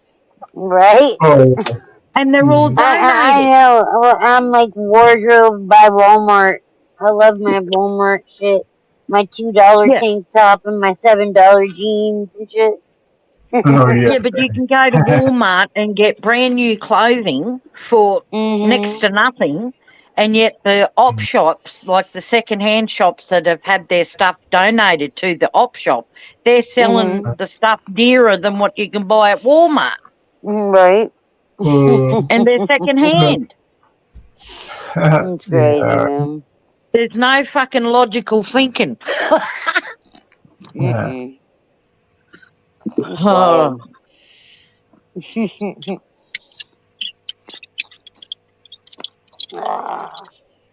It's like a revolving door, don't? Well, remember that, Inferno, when you go to the second-hand store next time. Oh, no. Go to Walmart instead, bro. Remember that Walmart's cheaper, right? I'm like, why would I get these $7 tank tops over here at Walmart when there's $2 ones over there? Exactly. Like, yeah, better. Like, we had a place here called Ross. It's like, you know, Hey, Famous. Yeah, it's like a little bit better, right? It's like a place that kind of has all that kind of irregular stuff. It's like they don't have stuff that's it's like it'll have like a little seam, hoses with holes in it and shit. Sorry, my dad got me. My dad, my husband. I should have said it was like my dad. My dad he was super cheap about everything, so he'd get shit like random shit he would get at places, you know, and half the time none of it worked.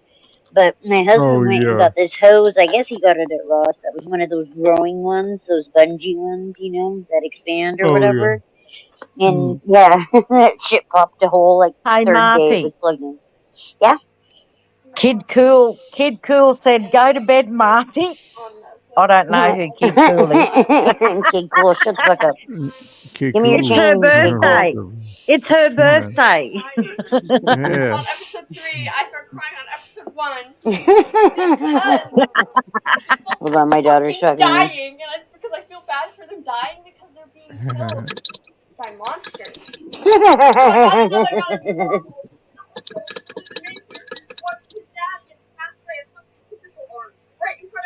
That's wild. Jesus Christ. Crazy Japanese shit, man. It's so funny. She's watching anime. My daughter loves anime stuff, so she's always checking out the anime stuff. But yeah, my dad was super cheap. But yeah, my husband bought this hose like 2 days, 3 days, you know, and it just sprung a leak and fucking. Oh my god! I was like, I wonder how much water. I took a nap, you know, like I didn't think about turning the water off. There was so much water. That's not going to be nice on the bill, but it is what it is. I was all damn, and when I told him that it sprung a leak, you know, I was like so soon after doing it, like, can you hand me the cup for this?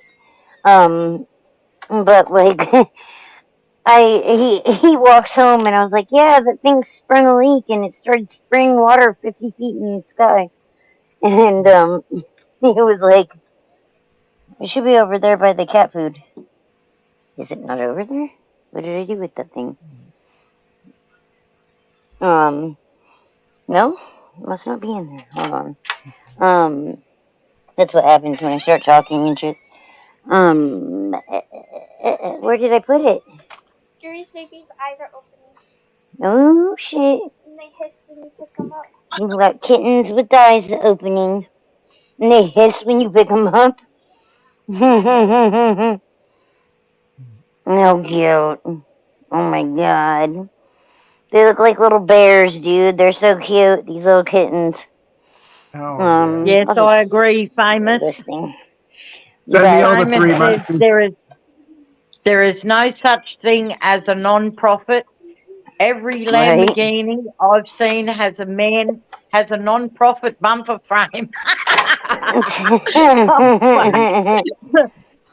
Oh my god, that's funny. but yeah, like Well, he's like, oh, maybe I shouldn't have bought that hose at Ross. I was like, damn it, you bought that hose at Ross. Like, I would have made sure it was turned off. You know. He's Last not thing wrong. I got at Ross had one sleeve longer than the other. Like, wait a second here, dude. Hold It's up. like it's like the police, because we have the same sort of system over here with the, you know, how the police, when they pull you up and they're gonna arrest you, and then they don't give the driver the option to call somebody to come and get their car. They just automatically get a tow truck. Oh yeah. Well, I fucking owned it when I used to work at the local government. I found out one of the actual councillors had a brother that was a tow truck owner. So he didn't. He had 3 or 4 tow trucks, but he was like the beneficiary of the business behind the scenes. Yeah. Fucking oath, Marcy. Well, I soon put a fucking stop to that. I said, are we here to line each other's families' pockets, or are we here to benefit in the public interest? Right? Benefit family pockets. Right? Well, that's like if you look at what happened with Carolina and Fort Worth, you know? Well, Carolina and Fort Worth, and Caroline, she went and she was inquiring about how they make people pay for their towing or make people pay for the parking, and, you know, God, they almost unalived her, you know? She's crazy. Famous. Because they do that. Those tow companies get there should be a link for Gypsy, famous YouTuber. If you want to join, there's a link in the chat for Gypsy. Gypsy, I mean, sorry. Yeah. Just hit that, and Mellows is in there. He can give you the link to come up. Yeah. No, fuck Jitsu. I just emailed Mellows the other day, so. Jitsu's been a pain in my Or you can email him. It should be in. Right. Shoot. Trying to find out. I think I pinned it in mine if you're over there. It should be pinned in the middle of the building. It should be pinned on mine as well. And see, that's why I've always been interested. So I've always been interested in human rights and civil rights since I was younger. And so over here, before my dad was unalived by police in Dalby, which is another little regional town, back in the 70s. So when 4 of them ganged my father and threw his body in the Dalby River, and one of them became a detective in Toowoomba. Anyway, he's now a bailiff in the Toowoomba courthouse. Is he working his way down? No, well, he's at retirement age now, Marcy. Okay. Anyway, so he came out to our little town of Oakey, which is 40 minutes drive from Toowoomba. And I was working in a retail shop. Did you say Oakey? Yeah, Oakey. Okay. Oakey, Queensland. Anyway. I was like, Okie Muskokie, whatever, from that song. Okie dokie. No. And anyway, I haven't seen this man since I was young.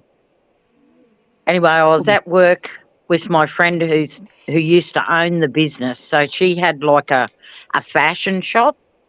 And she used to have like 30 departments in her one shop, you know, from clothing to shoes to jewelry to all different stuff. And all that, yeah. And he walked in, this former detective, and I knew who he was as soon as I seen him. And I just got this really overwhelming, sickening feeling. Anyway, I said to my friend Jenny, and so she she closed the shop and now she's a real estate agent. Anyway, Okay. she's still really good friends with me, and she's a white lady, but her and I started the Are You OK, the suicide prevention in the Toowoomba region, and we had our first event here in Oakey, and then after that it just sort of spread, you know, bringing awareness of suicide prevention and all that. And anyway, she said to me, do you need to go out for a smoke? And I said, yes, Jenny, I do. Because she could tell there was something wrong with me. Anyway, as I walked out the shop door, he decided to pull up a seat like he was going to get fitted for shoes. So I just walked out. And then when I come back, and I just got this overwhelming feeling that I was going to be sick. So when I went out to the road, I ended up vomiting in the gutter. Wow. And it was just, I've never done that in my life, even when I used to drink alcohol. Mm-hmm. Anyway, I went back, I had a cigarette, went and washed my face and hands and, you know, rinsed my mouth out and that. Went back into the shop, and he pulls me up because I had no intention of talking to him. And Jenny, my friend, my boss, was standing beside me. And he said to me, oh, I've seen you before. And I said, you fucking know who I am. I said, I'm Greg Anderson's daughter. Well, he's the blood rushed from his fucking face, and he couldn't get out of the fucking shop quick enough. And then Jenny said, oh, my God, Debbie. She said, is he one of the coppers? I said, yes, Jenny. And she said, well, he was just in here looking around the shop because he was going to serve papers from the courts on someone here in Oakey. Anyway, as soon as I told her, yes, he's one of them, she knew what I was talking about. So he was a corrupt detective in Toowoomba. And see, when former coppers become bailiffs of the court to serve papers, a lot of them have had misconduct on them. That's what I was saying. He was working his way down, you know, like the opposite direction, man. Instead of becoming a sergeant or, you know, commissioner, he worked his way backwards to being bailiff. Yeah. But he wasn't a bailiff for the court. He was a bailiff to serve papers for the court. You know, like subpoenas and stuff like that. So they didn't even want to give him that other responsibility. Exactly. Like, just drive your car places and drop these off. Oh, man. Yeah, and because when they retrieved my dad's body out of the Dalby Creek, so where Oakey's situated in between Toowoomba and Dalby. So we're 50 kilometres from Dalby, but we're 40 minutes, which is like, I don't know, 30 kilometres from Toowoomba. And I said, and Jenny said, you know, until she actually witnessed his demeanour, she said, not that I never not believed your story about your dad, and because he was a police officer, one of the 4 that killed my dad, and he was good friends with the coroner that did the autopsy on my dad's body. But see, in the court, because my dad was a bit of an agitator, and and in court documents, he was actually labelled an agitator, like an Aboriginal activist, like back in the 70s. And I remember we were all on. Yeah. The one we're all on now, you know, doing this. Yeah. And see, a lot of the farmers before my dad, so he died when he was 31 at the hands of police. But then because You know, the corrupt system. The coroner who did the autopsy was our mate's friend. So on the coroner's report of the autopsy, they reckon my dad drowned. And all the elders and the Aboriginal families of the town said, "There's no way your father could swim in a rapids." Right. I would say, like, growing up there and being, part of that, that's usually not going to happen. And most people that live near the coast can swim, I would think. The majority. Anyway, like, and, like, also as well as, just being, like, someone that lives in the area, like, you're not going to drown. Usually they'll find water in the person's lungs too, and I bet there was no water in his lungs, right? Well, the autopsy report, the coroner's report of the autopsy, didn't have any details in it other than drowning. Ugh, that's the only thing it said. Oh yeah. Yeah. Usually they like have to say, okay, there's this weight, the heart weighed this much, and then, we went through this part, and that part weighed this much, and this was found in it, or. And so my dad, if you got people on the take. Yeah, but prior to his death, my dad would have, farmers would employ him to do fencing and, go onto their properties and help them, and they all liked him because he was a hard worker. But he wouldn't just stand up for Aboriginal people. He'd stand up for any person that needed help. Yeah. Yeah. Nice. It didn't matter whether they were white, black, fucking purple, Asian. It didn't matter. Yeah, that's crazy. That's wild. And it's the same cops that are allowed to do that through their whole careers, like the cops that nowadays resign and get to move along to the next area, Yeah. Like the same thing happened with that officer that hurt Carolina.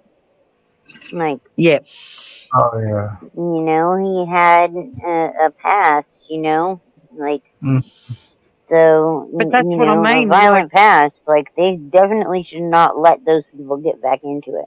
Not only take their certification, but prosecute them for their wrongdoing, not just we took your pay for half a day. Well, see, that's where, like in America, you usually got the Brady list, and that's why I was so thankful that, because see, everything that the Australian government does, they go by what America and the UK are doing, right? And then they implement it here, and that's why I've always been intrigued on what happens in America and UK, because it always ends up coming over here. Yeah. And Mello's doing the Brady list guy that time. Like, even though you've got Brady list over there, we've got a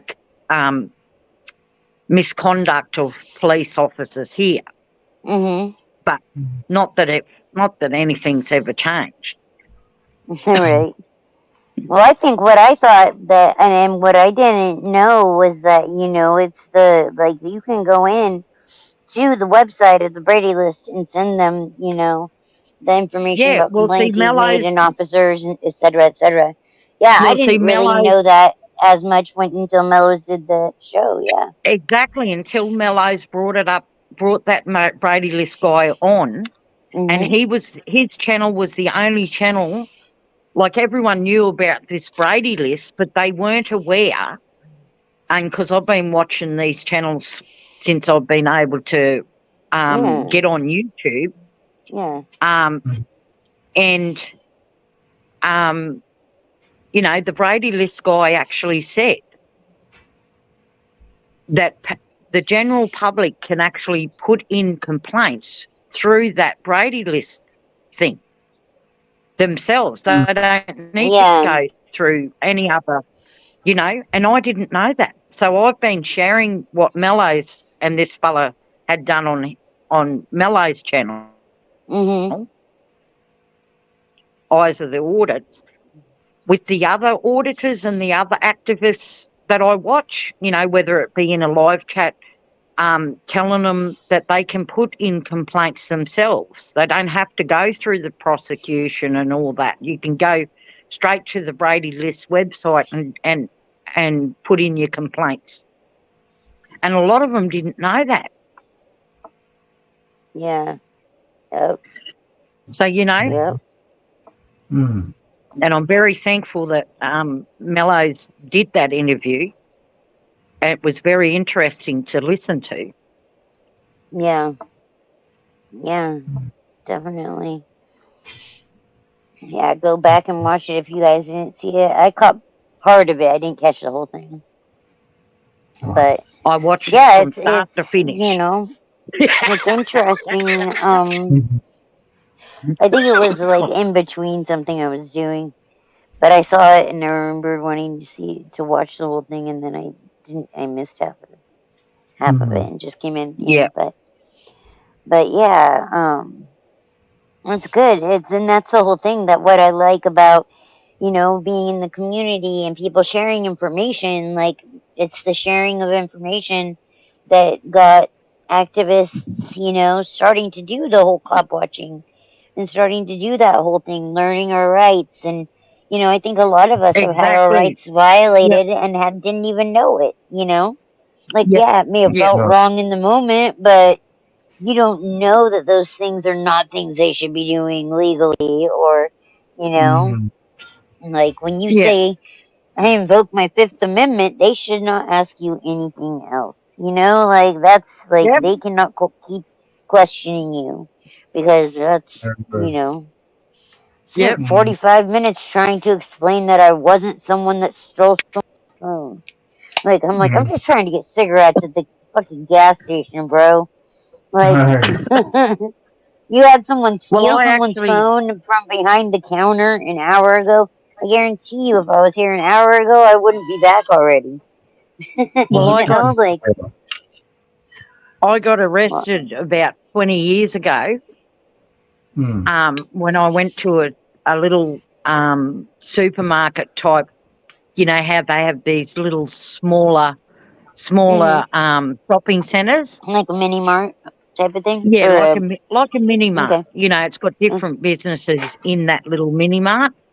Anyway, I got arrested, and I'd already had 2 children. Anyway, I was going to the mini mart to this little shopping centre just to get some cigarettes, and next minute the cops pulled up, and they ran my number plate. And when I asked them, well, what are you pulling me up for? And it turned out that there was another Debbie Anderson who had the exact same date of birth as what I did. Weird. That's wild. So they arrested me and took me to the watch house. So in one of my videos, there's an old police station that I've got up on my channel. So they arrested me in the car park of this mini mart, took me back to the watch house of the old police station, and I had to prove that I wasn't that Debbie Anderson. How do you prove something like that? They're like, I heard she can do a back bend or a cartwheel. No, or like walk on her hands or what? How did they? Did they have like some like identifying trick that? But guess what? Fingerprints? Guess what got me released? Down to fingerprints or what?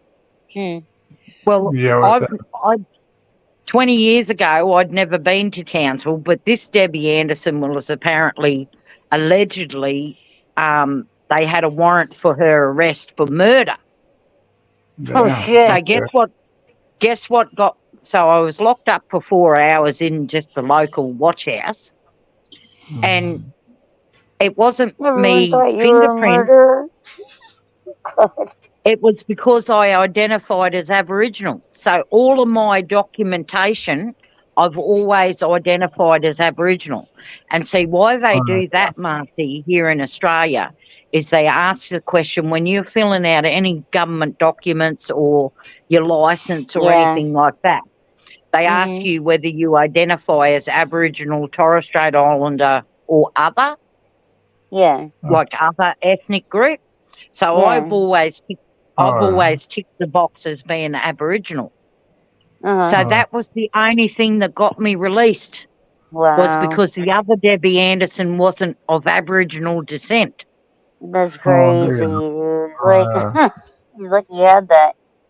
Yeah. Man. So guess what? They try and get fingerprints on me, and I don't really have fingerprints. My fingerprints, like, from having my hands in chemicals and grabbing hot irons and shit, I really don't have much fingerprint to speak of.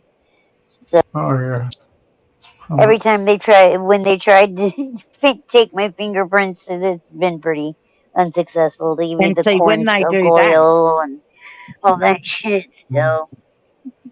So when they do that, when they ask whether it's health, education, or government documentation, that whether you identify as Aboriginal or Torres Strait Islander or other on these documents,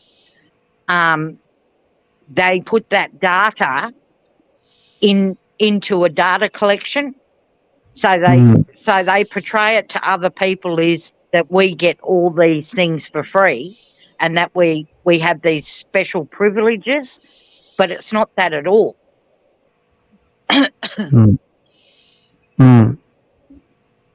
Yeah.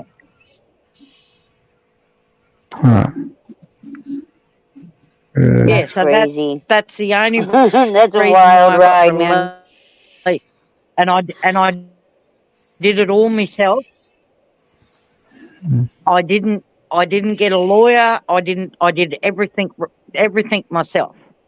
And that comes back to the people. Yeah. You know, you don't have to be a doctor or a lawyer. Yeah, sharing the knowledge and understanding that knowledge.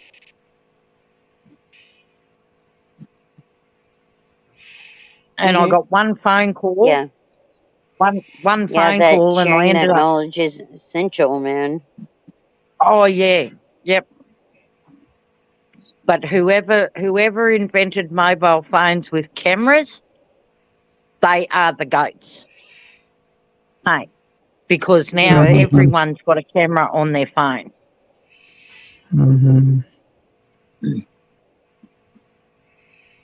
Yeah. Yeah, it's crazy. It's crazy, man. It's a crazy world out there, and the more and more the time goes on, I think the more and more people's lives are being touched by cops. You know, like and yeah, because they're actively out looking at everybody like a criminal. So you don't even. I mean, half the time they make up what they see, you know, in their heads as they're writing a report anyway. So, like a lot of people in this community have said, you know, like so many of the bootlickers and shit will be like, well, don't break the law and you have nothing to worry about. Be like, oh yeah, really, really, dude. Because how many people have been pulled over for bullshit, you know, and got stopped by cops for bullshit, you know. The cop that detained me for 45 minutes for having blonde hair. I say that because he said, you know, oh, the girl in the video had blonde hair like yours, right? I had platinum blonde in my hair because I was just about to go home. I was going home and going to color my hair. And so that little short period of time between bleaching it and then going back with the color, they pulled us but it over. still doesn't change your facial features. And on top of that, the cop, when I got there, he said, "Oh, you have a very distinctive blonde color of hair." Right? And then we waited for 45 minutes for this other cop who was the one who had actually seen the whole video and did the report and blah, blah, blah. The second he got out of his car, he's like, no, that's not her.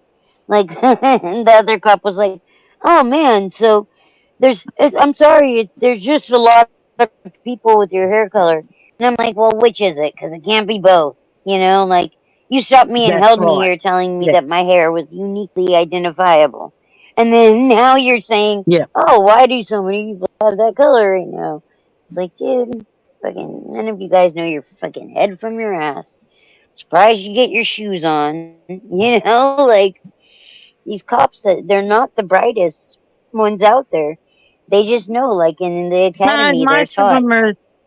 the first day it's Yeah. them versus us. You know, Yep. us versus them. So that's the line gang for you. I mean, the first time like that they said, you know, at the George Floyd hearing, they were like, oh, you know, um, we didn't know to tell him to get off the person's neck. I'm like, what? You have to Yeah. like, What the you know, fuck? you have to Oh, but there was no. because they're There was taught no like Rodney the King. There was no other examples that they could go back on. What a bunch of yeah, liars. never, right? Like they couldn't tell that when he lost his control of his being able to not piss himself, that maybe it was time to like let go, like Yeah. you know, because that had happened like way before, you know. Yeah. So it's just Yeah. crazy. It's just Yeah. I refused searching Oakland. Cops were pissed, but let me go. I also consented to a search. They tore up my vehicle and I was late for work. Yeah, the things that they do when they tear into people's vehicle or wait until letting the dog come in and the dog scratches up the outside, you know, and they got Yeah. it jumping up Yeah. on your vehicle to smell it everywhere. It's just crazy. Respect good cops. Just not that many. Good new cops are uneducated and the old school cops 15, 25 years ago, or at least had common sense. Yeah, common sense ain't so common anymore. And living in the world of that's turned into, you know, Mike Judge's idiocracy. We're all like that guy. Like, what the Yeah. fuck is going on? Through that You know? famous says, I have dash cam now. Yeah, right? Yep. Mm-hmm. Yeah. I mean, you see, Well, like, Direct D, remember Direct the D bait had car 9 shit? cameras. Direct D had 9 cameras in his car when he went cop watching. Right? Fuck. Oh, on 9 the cameras. Actually, the I mass think audit. It was the mass audit Chuck. he was talking about when everybody was doing that. When they went Yeah, for well, Chuck Bronson. Spit and I think Cobra. Chuck Bronson's got so many cameras in his bait car. Yeah, the bait car. That's what I was gonna say. Yeah. He literally took that name and turned it around on him. You know. And when he got Yeah. done hunting the ones up in Indiana, you know, he taught Court how to go out there and do it. And he's big man audits. You know, that's Courtney. Yeah. He's But you know, he's a good it just one, astounds keeping me them accountable how up in the Lafayette area. it just astounds me how, you know, all these bootlickers and these trolls and these people, you know, make all these judgments about others without looking into it Right, themselves. right. And then they become it. It literally happens. Yeah. Yeah. They become their own example. Like I don't know. So many bootlickers have had their minds turned over. Like there was a woman that was screaming and crying, and she was at the gas station, and the police were taking her boyfriend away. You know, and I Yeah. wasn't the first person to walk up on the scene with the camera. You know, there was this other woman, and she could barely speak English. And she was not related to the scene, the people that were there, but she saw this woman and heard her crying and stopped and started filming the police. And I was like, damn, even like, you know, people that you wouldn't expect, you know, this woman looked like, you know, in her probably mid 50s, um, and barely spoke English, but she wasn't spoke enough to be like, these fucking police, da da da da. Like when I walked up, you know, this is what she greeted me with. These fucking police. I was like, yeah, they're bad. They're bad. She's like, they're awful. I'm like, man, Yeah. you know, she saw the federale in those cops, you know. Like the not being, this woman's boyfriend was on probation. So they did have a right to search the vehicle that he had been in. But they were there and they were vacuuming out the car. Like I was like, I bet they wish they never gone vacuum out the car.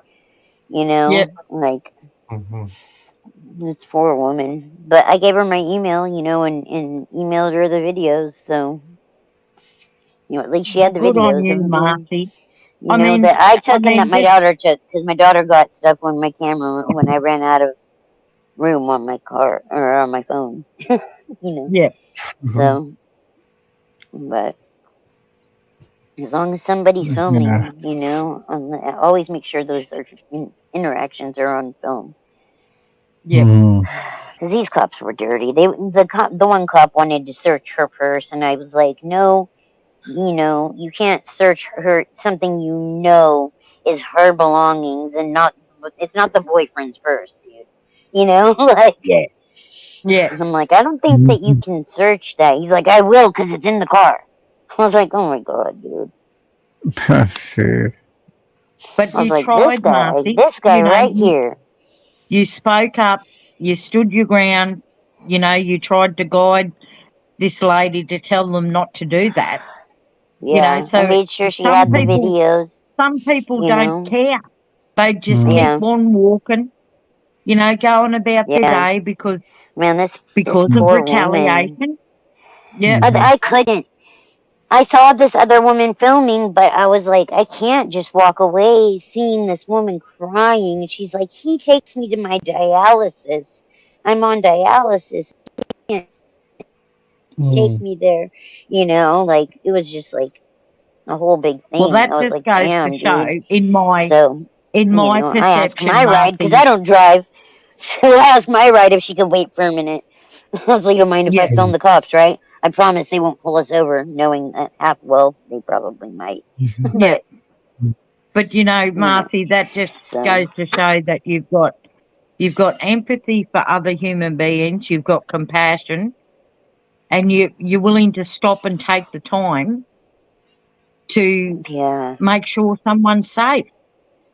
But that in itself in society has been lost. At one point when I was younger, every second person, common if they sense, knew who common you were, decency. Yep. It's lost. It's still there, but people have become coercive to being manipulated. That if they intervene or if they stop to help somebody else, that they could be in trouble themselves. Yeah. I told my mom, I was like, you can film the situation without becoming the situation. But I mean, look at the example of that 16-year-old girl. The 16-year-old is the one that filmed consecutive streamlined video of what happened in the George Floyd situation. A 16-year-old. So like if a 16-year-old had enough forethought to think that, through, like there's no excuse for, those of us of age. Right. Yeah. And I mean, that was the case, basically. They had it all right there on camera for the whole time, Yeah. So, it's wild. It's wild for sure. Yeah. All right. I better head off, guys. It's like kind of late for me here. Okay, So, Inferno. Good to talk to you, darling. All right. Not that you did much talking. Me and Marcy had that down. Oh no, it's all good. Right. It's all good. Like I say, all right. It's kind of late for me, so used to me talking. Anyways. Yeah. All right. Yeah. All right, Marcy. Happy birthday to you. Inferno. Thank you. Much love. Oh, all right. Stay take care. Free. Much love. All right. Are you too? All right. Love y'all too. All right. Peace, y'all. Bye. Bye. Bye. Yeah. Crazy, man. It's a crazy world. Definitely. It certainly is, Marcy. Wild world. What time is it over there now? The time here is 7:20 at night. Wow. That's crazy. You guys are almost a whole day, and like you mean like the night. It's almost the 24th, right? Like or 25th. How many days ahead of us are you? You're just a day, right? I'm in California, Yeah. so Famous geographically. says many major metropolitan cities have completely ridded themselves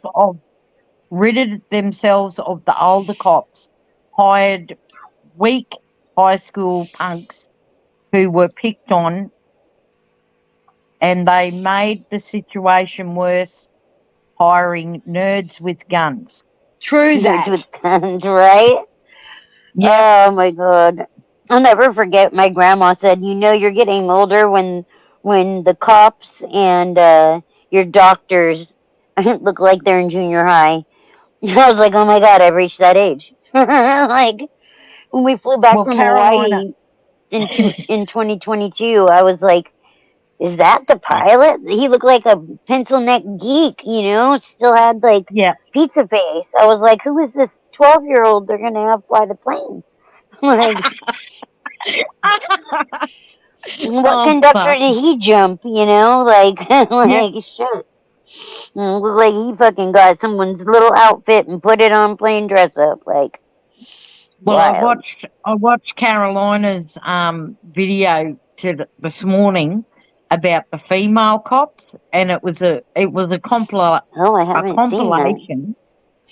A compilation of like Harvey Freebird's channel, someone else's channel, and another person's channel, and she put certain parts of their channels into a compilation, and it was all focused on female cops. Well, Marcy, the pigtails. Yeah, they just proved that females should not be fucking police officers.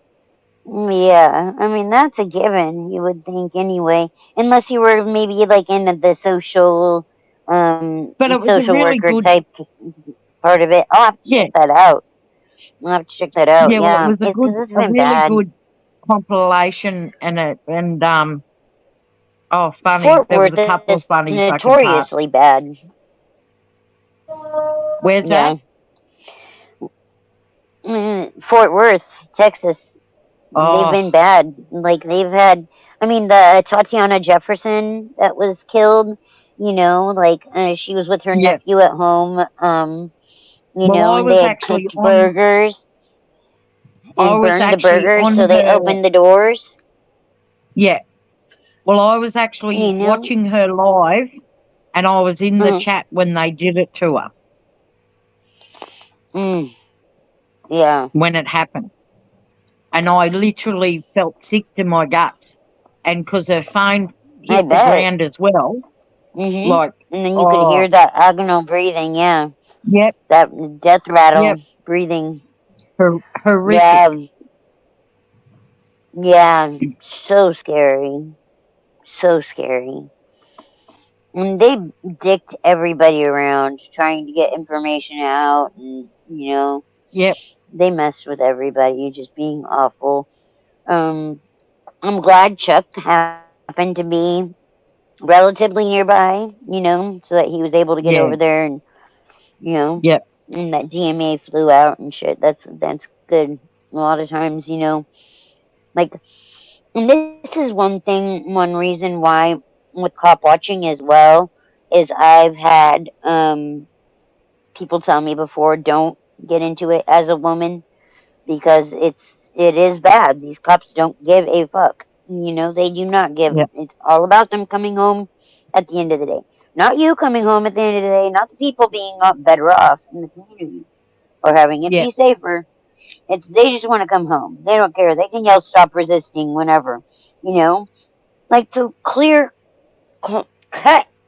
like knock her out and hear that breathing and still say stop resisting. is wild. And You know, see, that I made reckon, that look crazy, aged like milk.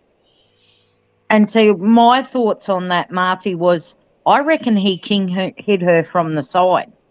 You know, King hit her from the back. Yeah.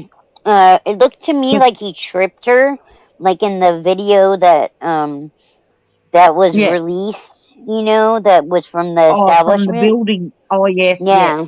the building camera. It looked like he made it so that she went straight down onto that curb. You know, like, and awful, dude, Well, just I awful.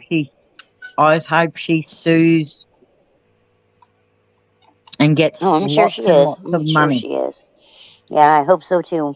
I hope so. She deserves it. She's gonna have to deal with that. You know, and luckily she has a lot of tenacity and a lot of, like, you know, Oh, that yeah, in her she's got a lot of spirit. spirit, So hey. She's been to back out get there out of jail and go back out filming the cops was like within wild. I days. was like, Within yeah, days of doing it. yeah, it was only a Yeah, few days. So yeah, crazy, but she's a good chick. But that's what, like, the thing. That's why Johnny 50 and shit. He told me straight up, like, as a woman, don't get into it. And if you do, yeah. make sure that you always go out together. Have a You know, partner. Yep. and that Have and someone that there to back somebody's you up. filming from another viewpoint as well. You know, because Yep. with Johnny, you know, when he got kicked out of the Santa Barbara library, the cop, he was an older cop, so he'd been on the I force for a remember that. while. Yep, He yep. kneeled on Johnny's neck in the same way that happened with George Floyd, except Belle was there and she took the photos that you could actually see all that happening. Because they had already Yep. taken his camera and it was already pointed down and all that. You know, so Belle luckily was right there and was ready to take the pictures. So Yep. when she took the video, I imagine it was video. All I saw was a still shot, though. You know, of what that cop was doing that night. Like, just lucky. You know, it's just crazy. It's just crazy. Or I guess it was afternoon, Santa Barbara. And then, you know, that was right before COVID. So then that whole time he's been giving, oh, continued the court date, continued the court date, continued the court date, you know? It's like, oh my God. He went Yeah. through his whole cancer thing, and then luckily, you know, they were able to take care of that, and he was good. So, but Johnny 50, I love him. He's the one that really introduced me to this community as it is on YouTube. You know, and I've met people and kind of, you know, spider webbed out as far as that goes by finding creators in Yeah. my area, activists in my area, and you know, beyond. Yeah.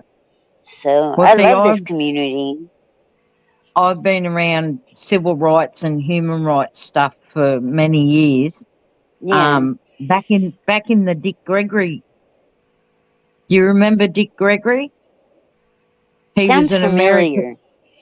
Yeah, so Dick Gregory was an activist alongside Martin Luther King.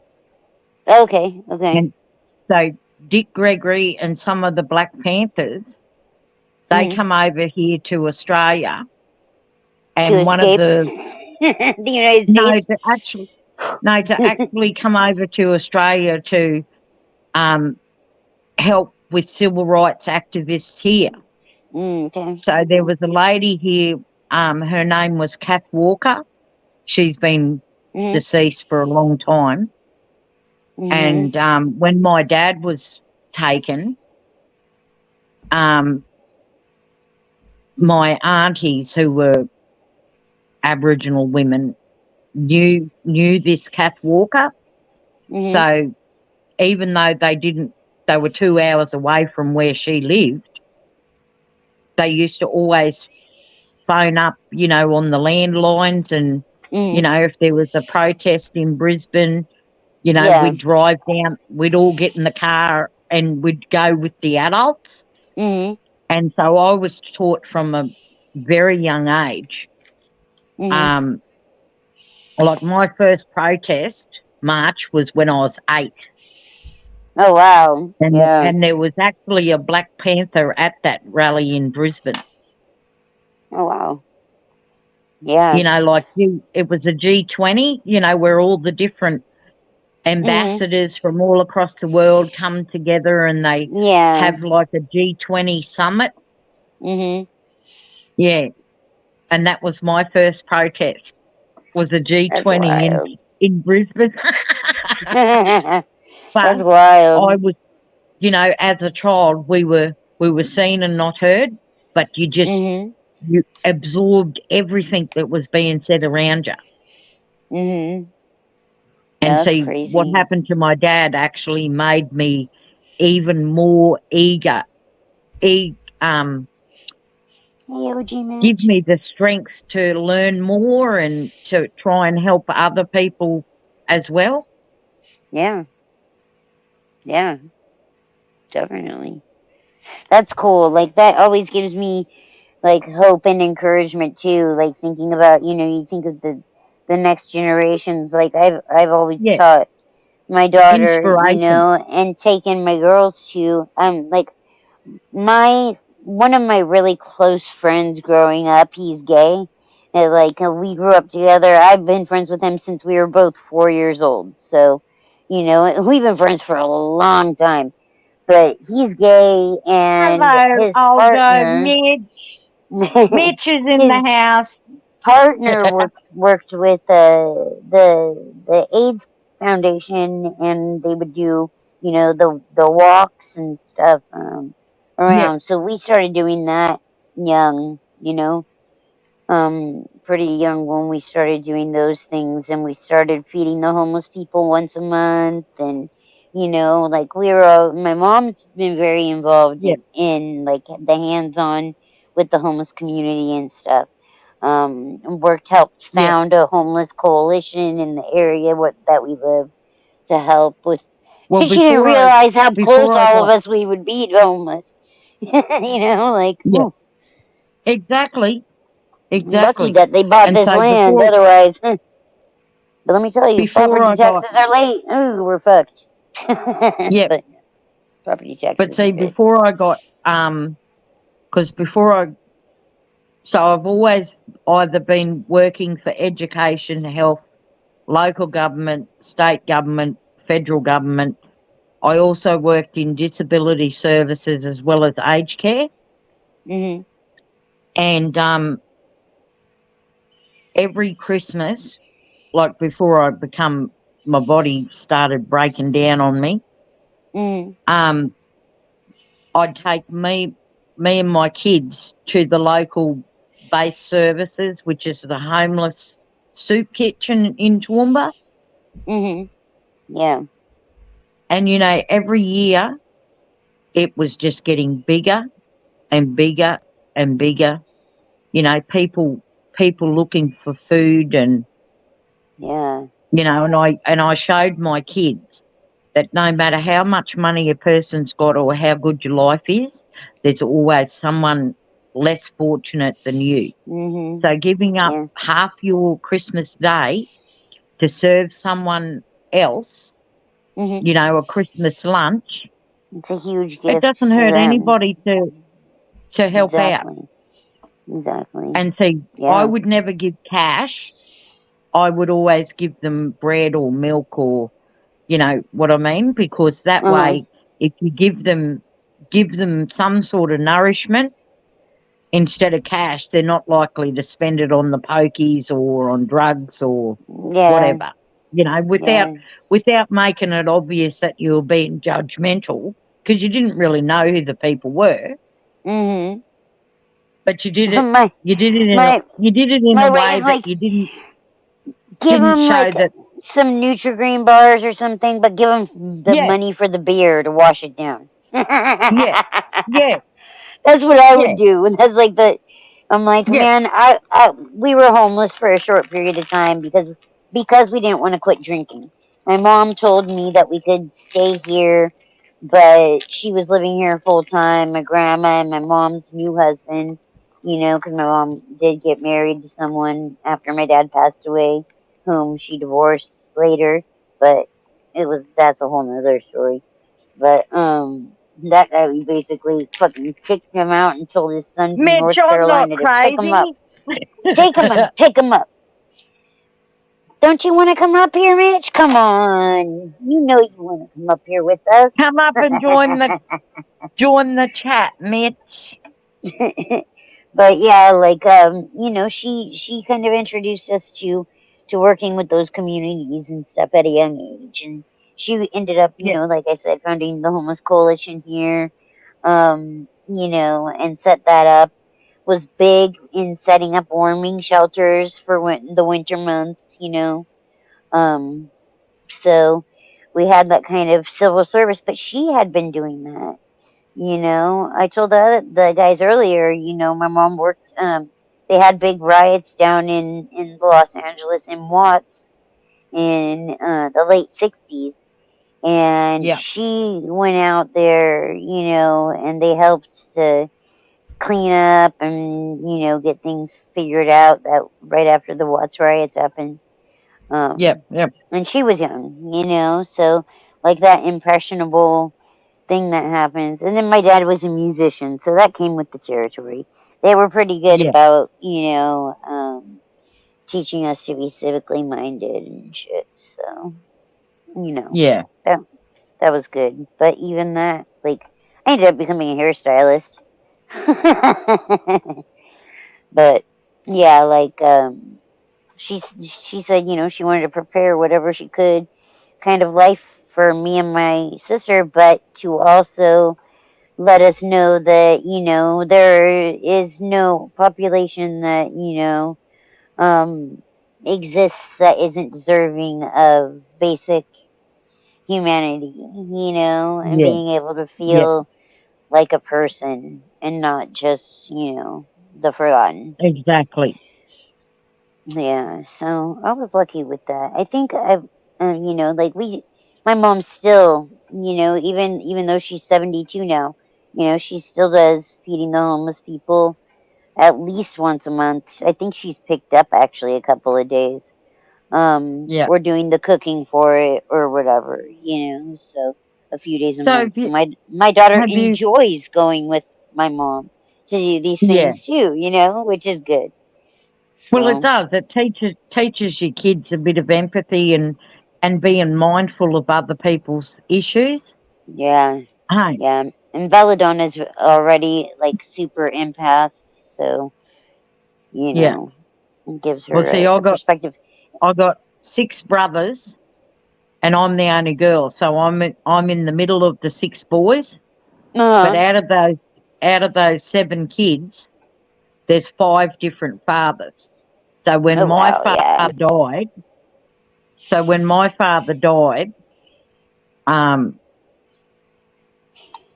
she had a couple more kids after that.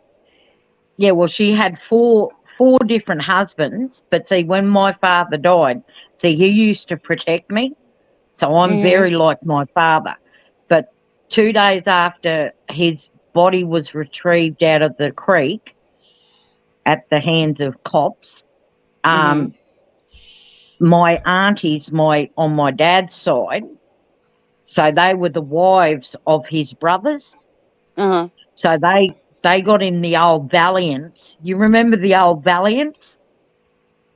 Well, they got in. It was probably called something different in the United States. I know they usually have different. Probably was called something different. Yeah. What was it? A Pinto or something? Back in the 70s, they had different cars and stuff. Different shaped cars. Well, my four big black aunties, and I mean they were big black women, right? They got in this Valiant car. They went out to my dad's house in Dalby, and see, my brothers were never treated. They were always treated differently to me. So my aunties walked in. They said to my birth mother, "Debbie's coming with us," and then they raised me. So I stayed with one auntie, but then the other aunties helped raise me. Okay. On my Aboriginal side. But my birth mother was the fucking cruelest white woman I'd ever met in my life. So it's good you got away from her, huh? Yep. You're like, Yep. not But long enough. Not fast enough. She didn't care. She didn't care that my black aunties actually took me from there.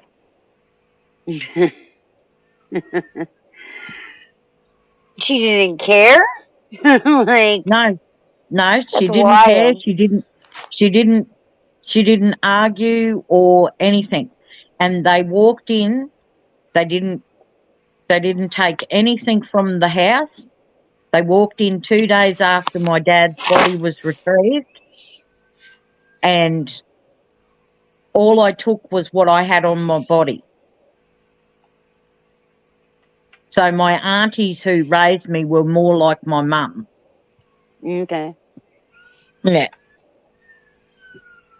Yeah. Well, that's good. Oh, there's a At least siren. you got that. Yeah, I hear that. It's over there. Your guys' sirens sound like ours. Yeah, no, it's not here. It must be on your end, Dal. Maybe Mellows. I don't know. I don't think there was a siren here. I don't think there was. Am I playing something Well, in the background that I don't know? I don't think so. Let me close that window. hey, hello. A Hello. Ford Valiant. That's it, Mitch. It was a Ford? Ford Valiant. See, Mitch knows what type of car I was.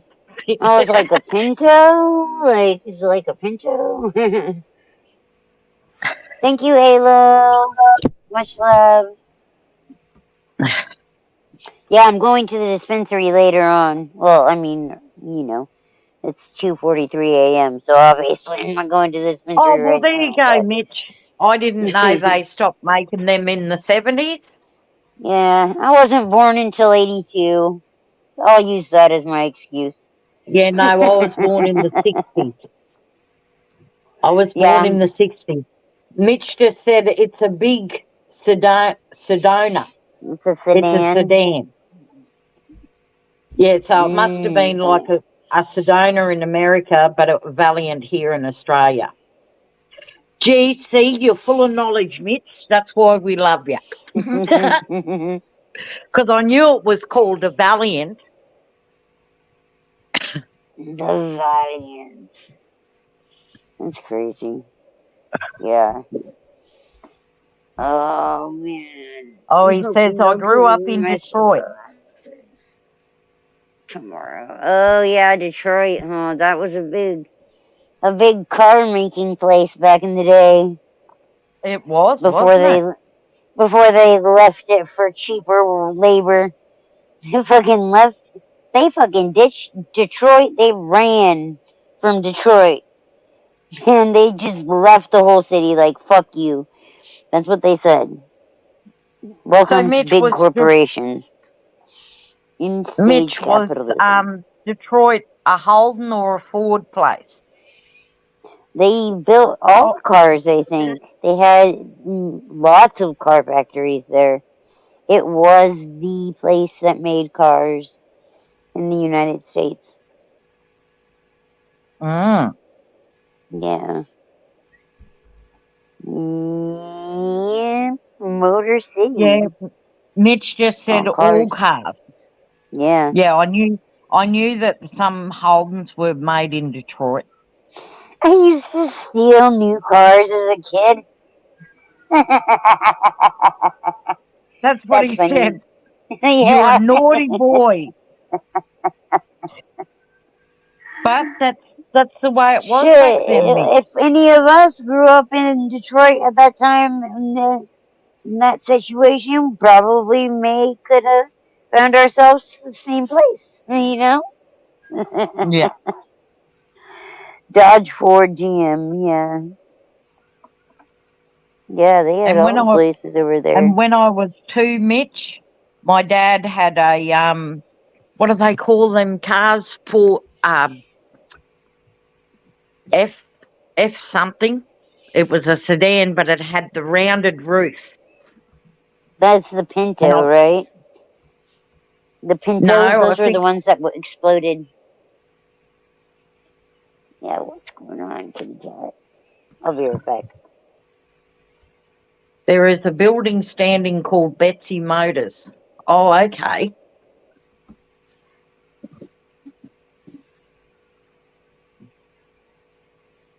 Oh, I don't know what sort of car it was that my dad used to have before the Valiants. It was sort of had the rounded roof and then the rounded bonnet with the rounded edgings above the wheels.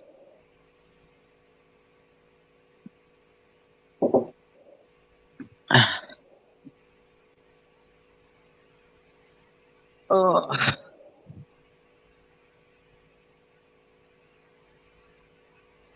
AMC Pacer Racer.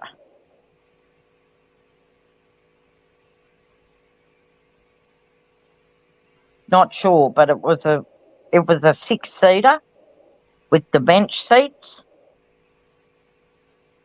I just can't even think of what model it was.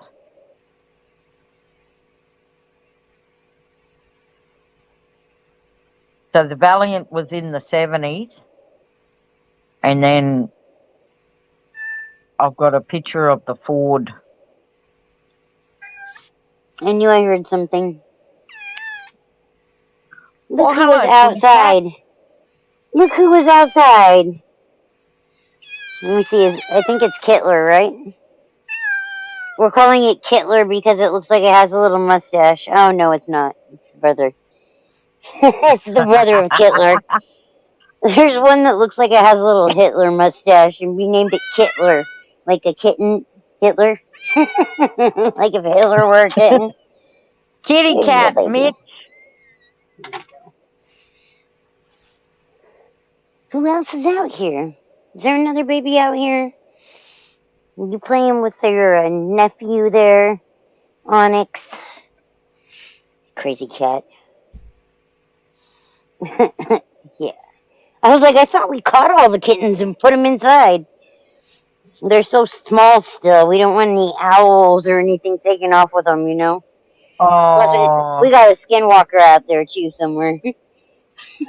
Yeah. We have something. I don't know. I don't know what the fuck it is.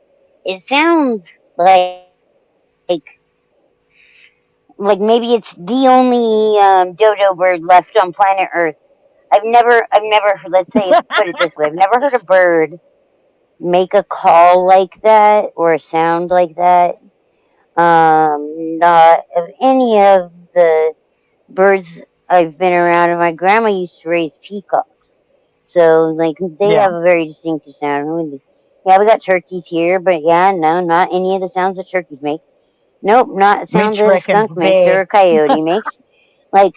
It's not, if it was a bear, then it climbed 300 feet up that eucalyptus tree like a motherfucker. Where I live here in California, some genius planted a bunch of eucalyptus trees everywhere. So they're all over.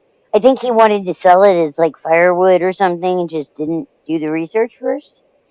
I don't know. Oh, Mitch just said, I was just watching a bear walking down the street before I dropped in. Oh, fuck shit. that, Mitch. Yeah, fuck that.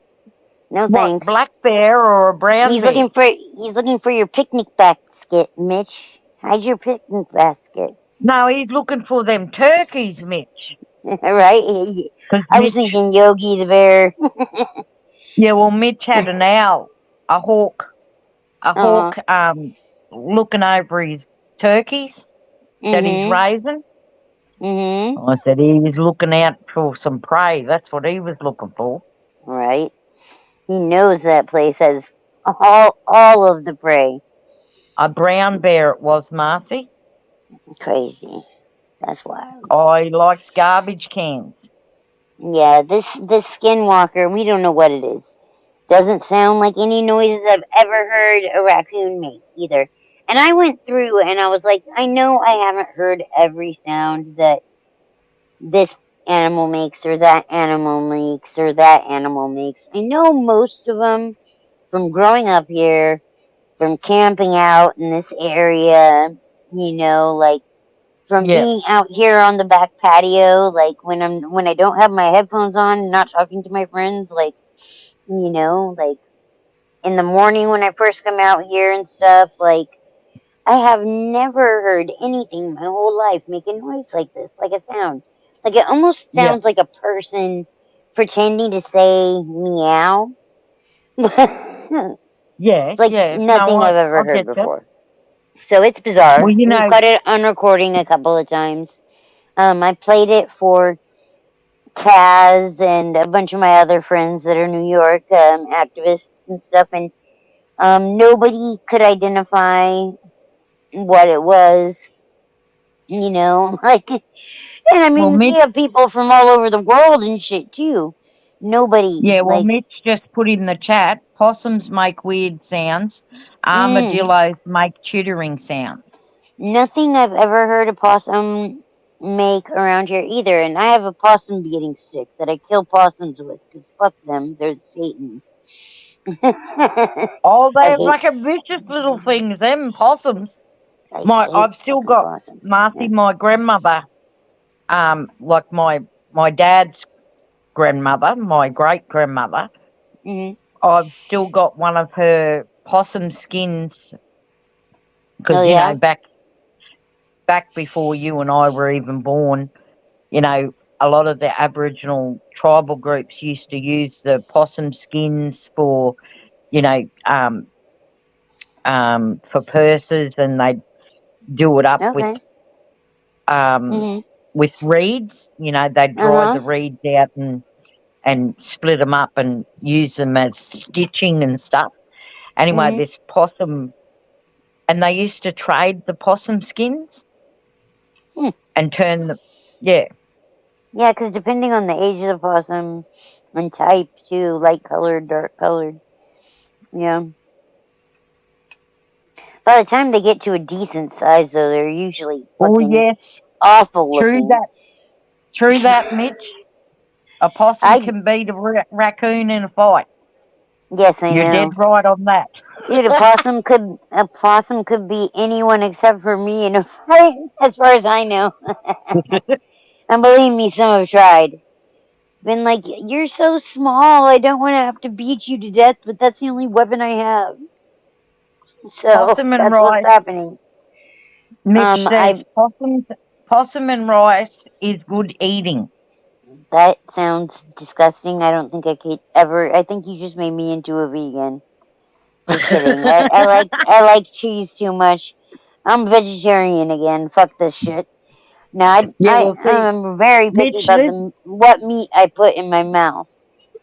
This black Aussie, this Aboriginal woman, doesn't like rice, and I don't like curry. What? Who doesn't like rice? You're crazy. Me. Nobody doesn't like rice. That's wild. That's like saying you don't like potatoes. My sons, I would eat porcupine and good. Yeah, porcupine's good, Tucker, but it's got to be cooked right, Marcy. I don't know. I'll take your word for it. All my children love rice. They love curry, all of that sort of thing. But see, when I was a kid, my birth mother used to make me sit at the table and eat tapioca. It's like it was like the pudding with the little No, right. But I was like funny. That when I was a kid. If I didn't like the look of it, I wouldn't eat it. And I never made my 4 sons, because I got 4 sons, and they range from 38 to 18. And I got 6 grandchildren, 5 granddaughters, and 1 grandson. And I never ever made my kids eat something that they didn't want to eat. Right, dude. All because of fucking tapioca. I have a story like that about green peas. My mom held me down while my dad shoveled the peas in my mouth. Okay, Hello, Susan. my mom would hate it if she knew that I shared that with you guys, because she's like, I feel so guilty for it. I was like, bitch, I haven't eaten peas since then. I don't fucking nope, no, Yep, no with the fucking green peas. Nope, miss me with the green peas. I don't mind snap peas. I don't mind fresh peas like that. Fucking green peas, nope, not gonna do it. yep, Won't do yep, it. And it's because of that. I'm like, that one night you just had to make me make me eat them. yep. Like, but ever Well, since see, I then, love. yeah, I won't make you eat something if you don't want to Well, eat you it. You'll don't just like be peas. hungry, or you'll be Yeah, well, cooking. you don't like peas. Well, I love Brussels sprouts. You know the little cabbage. I love Brussels sprouts too. Yeah, And see, my kids didn't want to eat them, and then spider. I started to cook them. Uh-huh. My auntie that raised me used to teach me, when you cook them Brussels sprouts, to take that bitterness out of them when you're boiling them, put sugar, Huh. a couple of tablespoons of sugar into the boiling water, and Mhm. cook them like that. Hmm. Anyway, as soon as Interesting. I added that sugar, all of my sons ate Brussels sprouts. I love Brussels sprouts, man. I love Brussels sprouts. Those are so good. I switched over on this side, Northwoods. Had a feeling Jumpy was coming. What? What?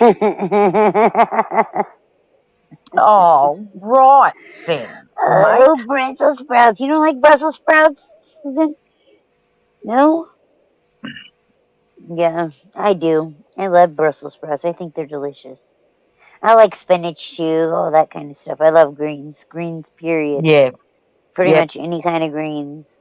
I love. Have you ever had the purple carrots, Marcy? Oh, yeah. Oh, they're delicious when they're Those are roasted. really good. Yeah, Yep, those are really real good. nice caramelized. Melt So in what your did Mitch mouth. say? He was going to Northwoods. I think he said he was on Northwood side, so he's coming over to Kirsten named Kevin. Kevin with the BS already. Who is Kevin? I don't know. Are I'm you so charged up, brother? Are you charged up, brother? I'm like, Mitch, give me what you're smoking. Or Who does the he fuck think is Kevin? Nightbot? Is Kevin Nightbot?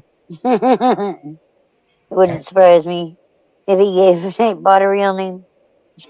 He said hackers named Kevin. Hacker's named Kevin. Who's the hacker? Susan says, nope, definitely not. They're called fart grenades in my house. It's OG on Mitch, Northwood side. you're probably thinking of the other one, right? Because we would see it, right, in the chat. Or if it's older, it might be from earlier. Oh, okay. It might be from earlier in the stream. Susan, the fart grenades in my house are baked beans. I hate baked beans for that particular reason. Because my husband would have those, those little breakfast sausages, eggs, and fucking baked beans on toast. Well, oh my That's God. the English thing, right? That's an English breakfast thing, right? It is an English breakfast thing. Like just the smell of them heating up baked beans in my kitchen nearly made me want to vomit. They were the man. Yeah, the only I think baked beans Mellows I is eat are sleeping, the Susan. bushes. The bushes baked beans, those are fucking good. Yeah. Those things are soaked in fucking sugar, though. Sugar and bacon grease. So good. And then my husband used to say, "Oh, it's not the baked beans, it's the eggs." I said, "It's not the fucking eggs." I said, "Eggs can make people fart." I said, but it's the baked beans because you could smell it. You're like, it smells the same. That's funny shit, man. Yeah, right? Like certain foods make your farts smell like the food when you're eating them. Dude, that was the food when I was in jail. Like, I had to do 4 days. Well, it was supposed to be 10 days, but I only had to do 4, thank God. And, I like refused to eat some of the things. I only ate the coffee cake. And on that last day, man, it smelled like coffee. It smelled like the food tasted. I was like, what the fuck? What, what in the get this out of my system right now is going on here? It's awful, but it was a big hit because I gave away all my food. I was like, oh yeah, there's no chance I'm eating that. What color was that bologna? I've never seen bologna that color in my life. That definitely has "Don't eat this" written all over it. Yeah. Yes, no, hospital food, jail food, it's all fucking slop. Dogs wouldn't even eat half the shit they serve you. And half of That's it's the why same when shit they give the kids that are in public school. You know? It's yeah, like, well, see, fuck. here in Australia, they don't have lunches like used to in America. They don't have cafeterias. They have tuck shops, but the kids have got to have money to buy food from the tuck shop. Mm. But see, when my son was in jail, we used to have to send him money to put into his prison account so he could have money on his phone to call. Yeah, commissary. Yeah. Mm-hmm. And then he could. So when he was in there, we'd have to send him money in a money order, and so he could put money on his account, inmate account, to buy stuff from the shop in jail, like commissary in jail. Which is like gas station food, but you know. Well, like, yeah. But it was better than the fucking food that they were selling them. You can get creative. I've seen the most like creative fucking meals made like with commissary items and like the food, you know, that comes in. Yeah. And see, all of my sons, when they were growing up, they've never used actual soap on their bodies. They've always used body wash since they've been born, whether it was baby body wash or, you know, and as they got older, they'd use the men body wash, you know, the body wash stuff.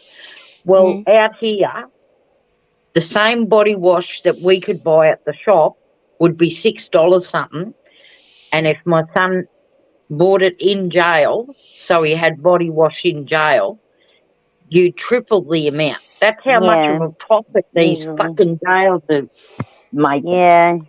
Yeah, easily too. That's why it like so many times they don't even make it like beneficial for the guards enough for the guards to not be sneaking shit in and making a little side money anyway. You know what I mean? They still do. Yep. There's more fucking corruption in the jail than there is outside. Well, they're worse. They're worse. Worse people out here in California. You know, like the jail systems, the corrections officers in there, in the LA County jails was so bad. It was such a streamline from going from working for the county jail and being a correction officer to being a sheriff in Los Angeles County, you know, which, I mean, God, like 2020, I think they were doing the DOJ was doing stuff. They found multiple gangs within the sheriffs, you know, and they had them, a lot of them started out, like the 3,000 boys that started out because of, that's like what block they guarded, you know? So, yeah, it's crazy. It's really Mm. crazy. But did Mellows wake up? Susan said Did I she's hear you, making a Mellows? bacon sandwich.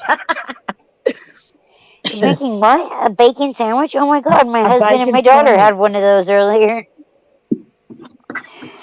Oh, so it's my birthday tomorrow. I'm gonna be talking to my friends. I'm making bacon. Like, put the bacon in the oven and shit for them. Like, look like y'all are on your own. Make a fucking bacon sandwich. I'm on the phone now. I'm on talking to my friends on stream. Funny though. It's interesting how that works. It's so funny when you come across people that, like American people that don't want to talk to or talk shit about having people from other areas like on the stream, like, oh, you're Australian, who cares what you think or whatever. I've heard people say things like that where you're like, you guys know we share an earth, right? Like, Really? believe me, like, you think that like your town is small or small world. If you've ever heard yourself say, oh my god, or thought to yourself, oh my god, it's a small world, bitch it is, you were right. Like, that's the Yeah. way that's the way it's a smaller world than you think. And I think that Oh, there's a lot yeah, of I agree valuable with that. input. You That's guys have like when different, less after freedoms my, of speech. well, see, after my dad died, was unalived, and all my aunties and that used to take me down to Brisbane. And of course, my dad was well known as well in different towns and circles, And when I'd go down to Brisbane, they'd say, oh, what's your name? And I'd say, oh, Deb Anderson.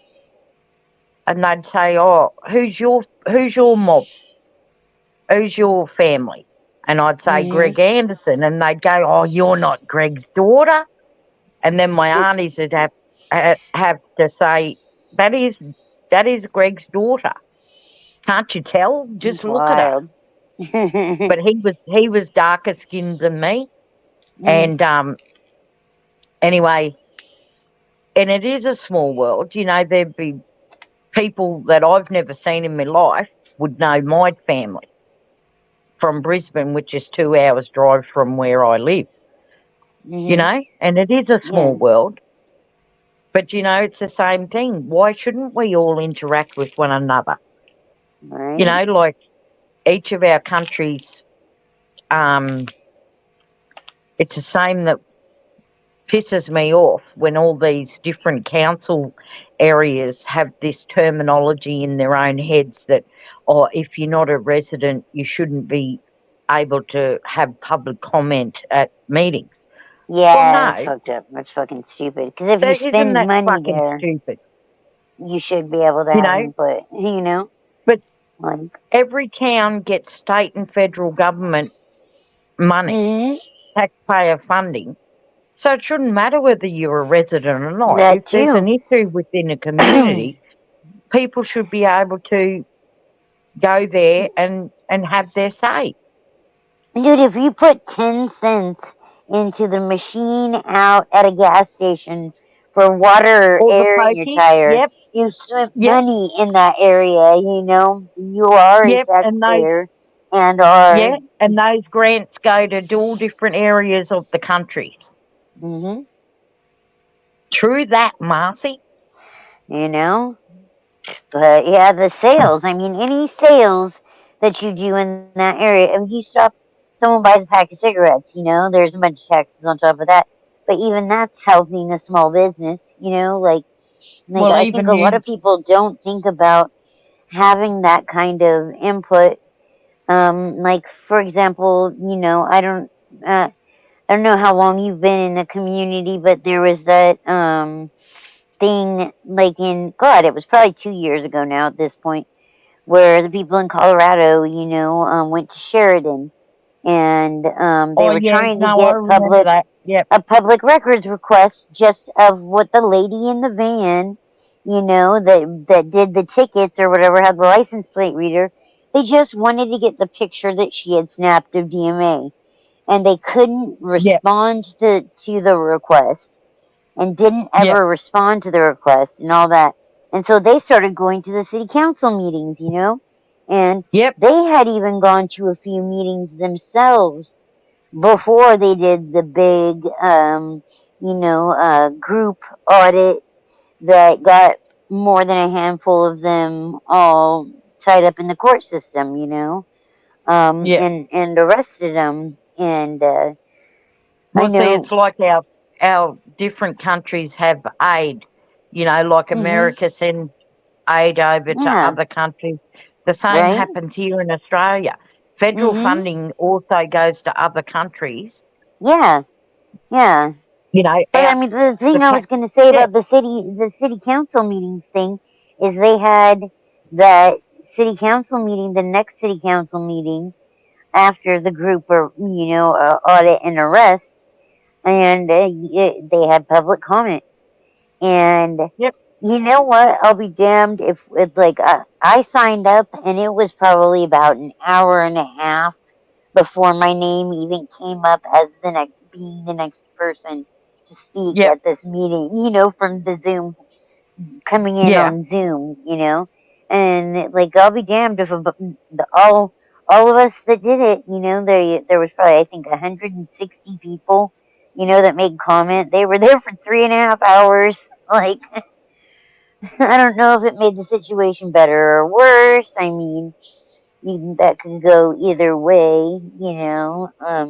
yeah. But it was something where I was like, here we go, we the people, you know, like standing up together, Mm. you know, coming You know, together like to help these other people, other when activists.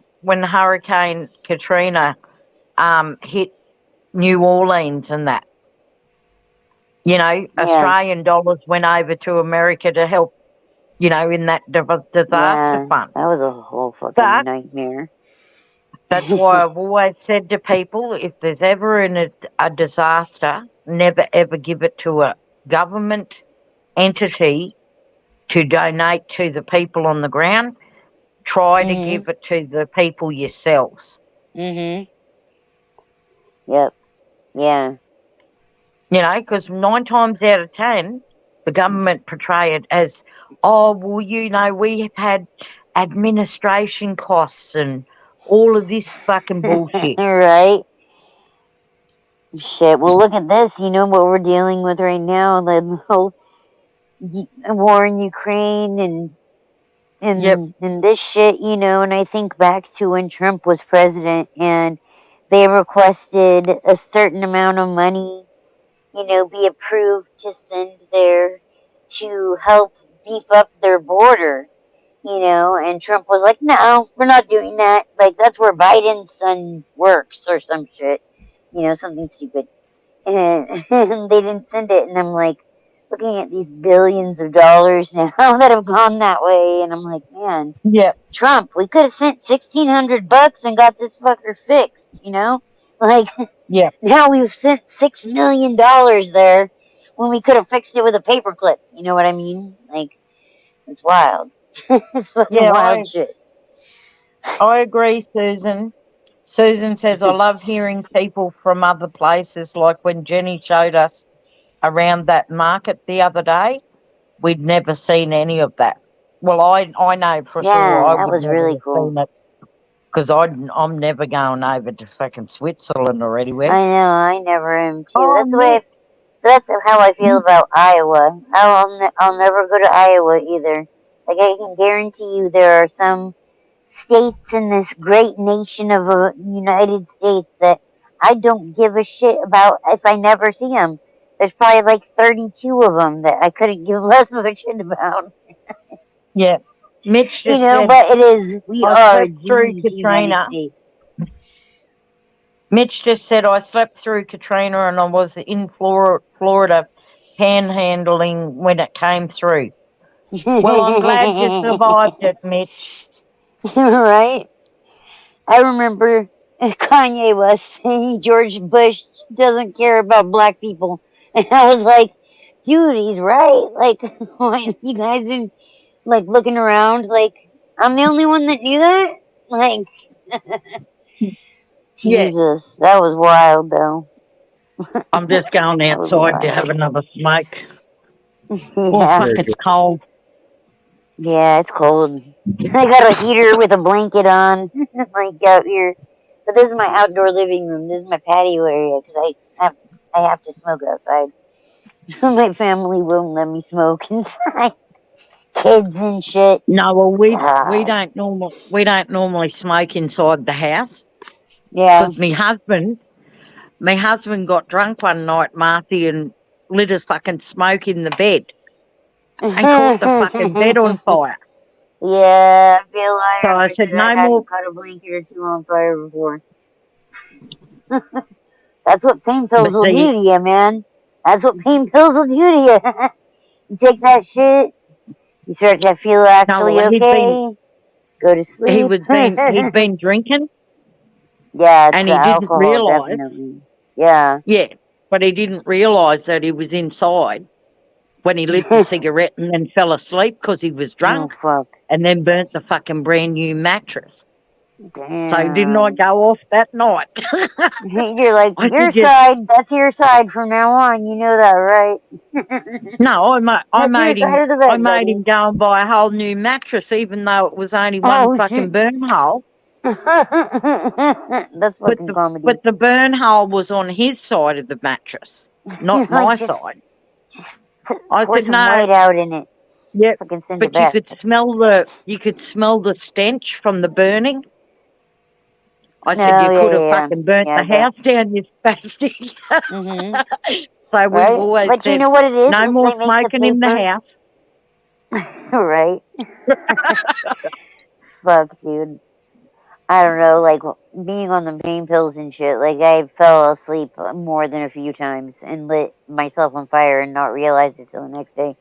But, like, the last time I drank, you know, especially drank in excess, was after my best friend took her own life. And this was in 2018. We had her service, and I think my friend Elizabeth wanted to drink, and she knew that if she asked me, I'd be like, hell yeah, because I hadn't drank in so long. I hadn't drank in like 10 years. But she's like, oh, you want to get a bottle of Mitch says it's Jack on our way back to my house after the service? Fuck. We fucking well. drank that Mitch bitch says in at 15 minutes between me and 6:15. her.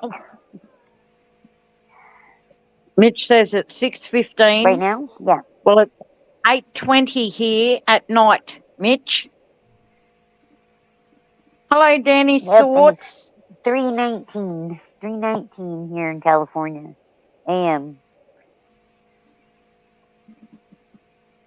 But yeah, that's fucking crazy. Like, but I hadn't drank since then, since the 10 years prior to that, and I was wearing UGG boots, and apparently I had dropped a cigarette down my UGG boot, and like not realized it till later. I was already like blacked out drunk, you know, after the service. And like my daughter was funny. She's like, "You were just so funny. You just kept playing music and rapping and dancing." And I'm like, "Yeah, that's pretty much a drunk night with Marcy. Is I'm going to turn into the DJ. We will be listening to rap music. You will hear the N word more times than you probably ever have in your life, but it's black people saying it to good beats." Like, sorry, there was a whole N word thing earlier. Well, kind of. Maybe it was more like, never mind. I'm not going to go into it.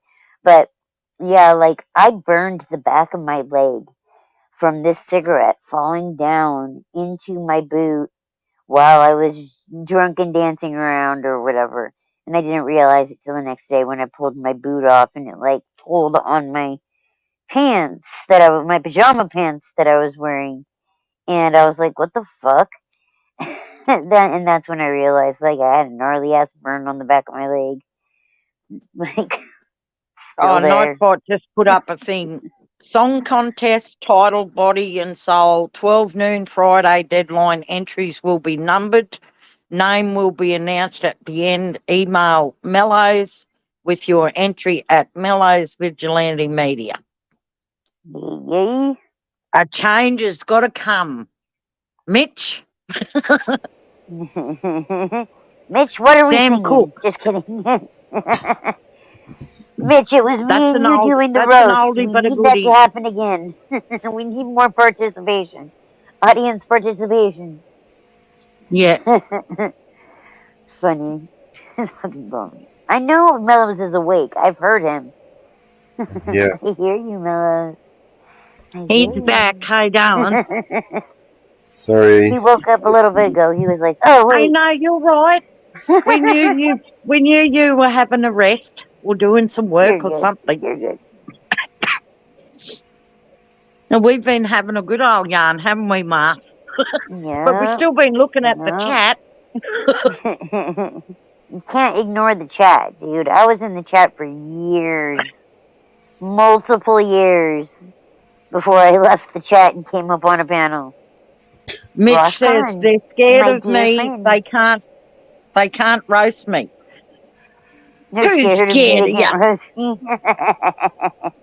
We never got a I chance would, to get to me.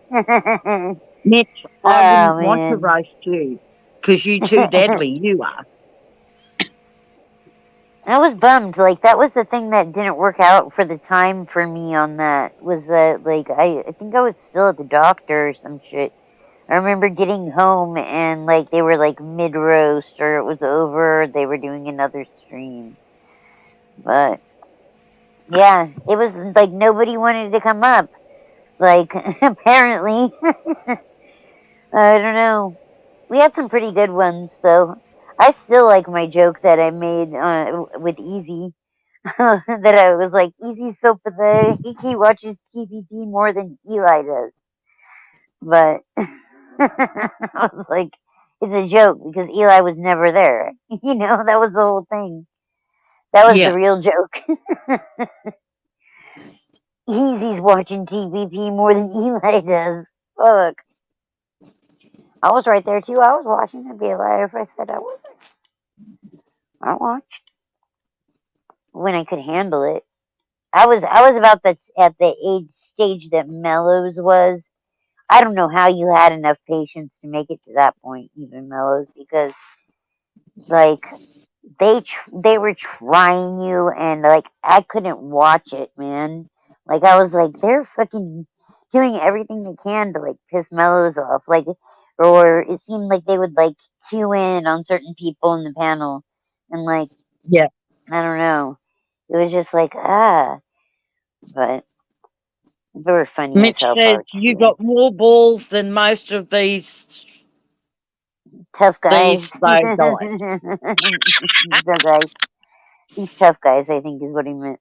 But yeah, Yeah. it was like, I don't give a fuck. I'll talk. I'm gonna give you my opinion. Like Well, maybe my dad it's your browser. used to You always could have worked say. longer. My dad used to always say I should have been born a boy. I go, sorry, That's I got no awful. boogalars, but What I've the been fuck? taught to fight like a man.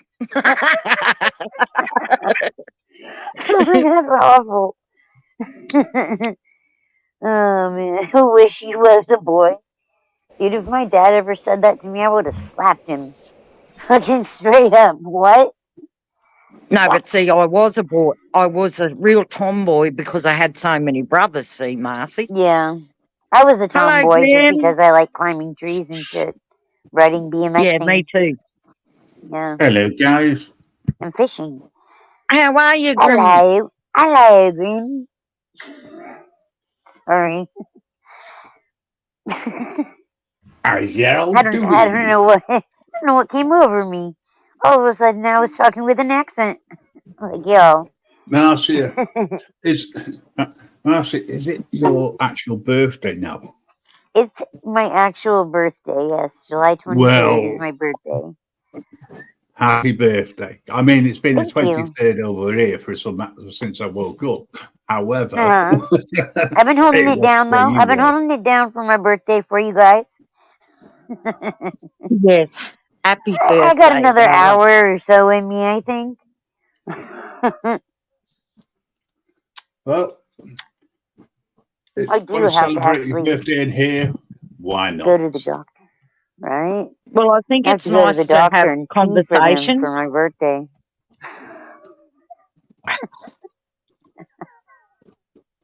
Sorry. I'll be quiet for a little Oh, bit. Mitch says she's 12 today.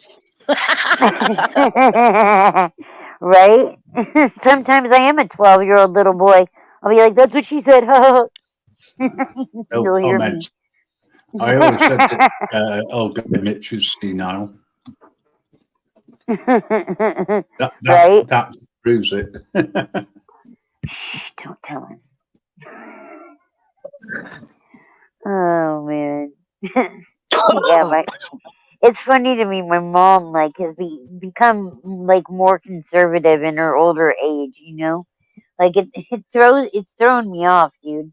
She's saying and doing things that she used to complain about my grandma doing. I'm like, what the Yeah, fuck? but most of them do that, Marthy. Yeah, I know. It's weird though. It's weird. I was like, what the fuck? I was like, don't tell me to watch my mouth. You fucking raised me. What the fuck? I'm sorry, you're late. You're late for the directives, honey. You showed up a Yeah, little late. yep. 42 years too late. Um, but that's just what happens when you grow up watching Richard Pryor. Oh, yes, I remember Richard Pryor. Dude, George Carlin. I have George Carlin's Brain Droppings book, a book he wrote. I love George Carlin. What other 12-year-old girls did you know that were like, yeah, George Carlin? My parents were like, we're gonna feed this one. We're gonna feed this little interest she has. George Carlin book for your 12th birthday Yep. or whatever. I was younger than 12. He had some great quotes, didn't he? Dude, yeah, yeah. George Carlin was classic, man. I loved his shit. It was great. Yeah, Did I I mention love I quotes. liked him? I actually used a quote that Regan Benson put up on her channel. You know Yeah. how she advocates for the homeless? Well, she put up, I Mm-hmm. don't know where she got the quote from. It wasn't her quote, but she shared the quote, and it Uh-huh.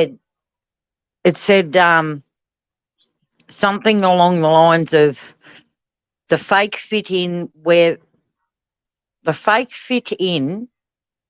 No, the fake get in where they fit in, but the strong stay where they belong. And I thought, oh, I'm going to use that quote. So I used it at a council meeting because most of the ones that turn up to the council meetings are just fake cunts. That's funny. Do Only good Tommy as V would wish me happy birthday at 3:30 in the morning. Sorry, he must have just woke up. Tommy V. That's funny though. No, but go on. yeah, but it's true. The ones that are doing all the conspiring and the manipulating and the violating are the ones that are the hypocrites. Yeah. And the strong stay where they belong. Man, and I think a lot of the activists there are really worn out too. I don't know. It's bad, the way that it sucks. I guess I could say it sucks when you see people kind of losing the the drive to continue to do the activism, and to Yeah, continue doing it. Like not even on frequently or on a regular basis, And I think that those cities, specifically Inglewood and Sheridan, have done so much. Denver at large to keep hammering these activists and keep throwing arrests Mitch at him, says, you tell know, Tommy like. I said go rake some grass, Deb. Hey, Tommy B, did you get that message? Yeah, Tommy, did you get that? I'm sure he's watching. Tommy, thank you for the text, Tommy.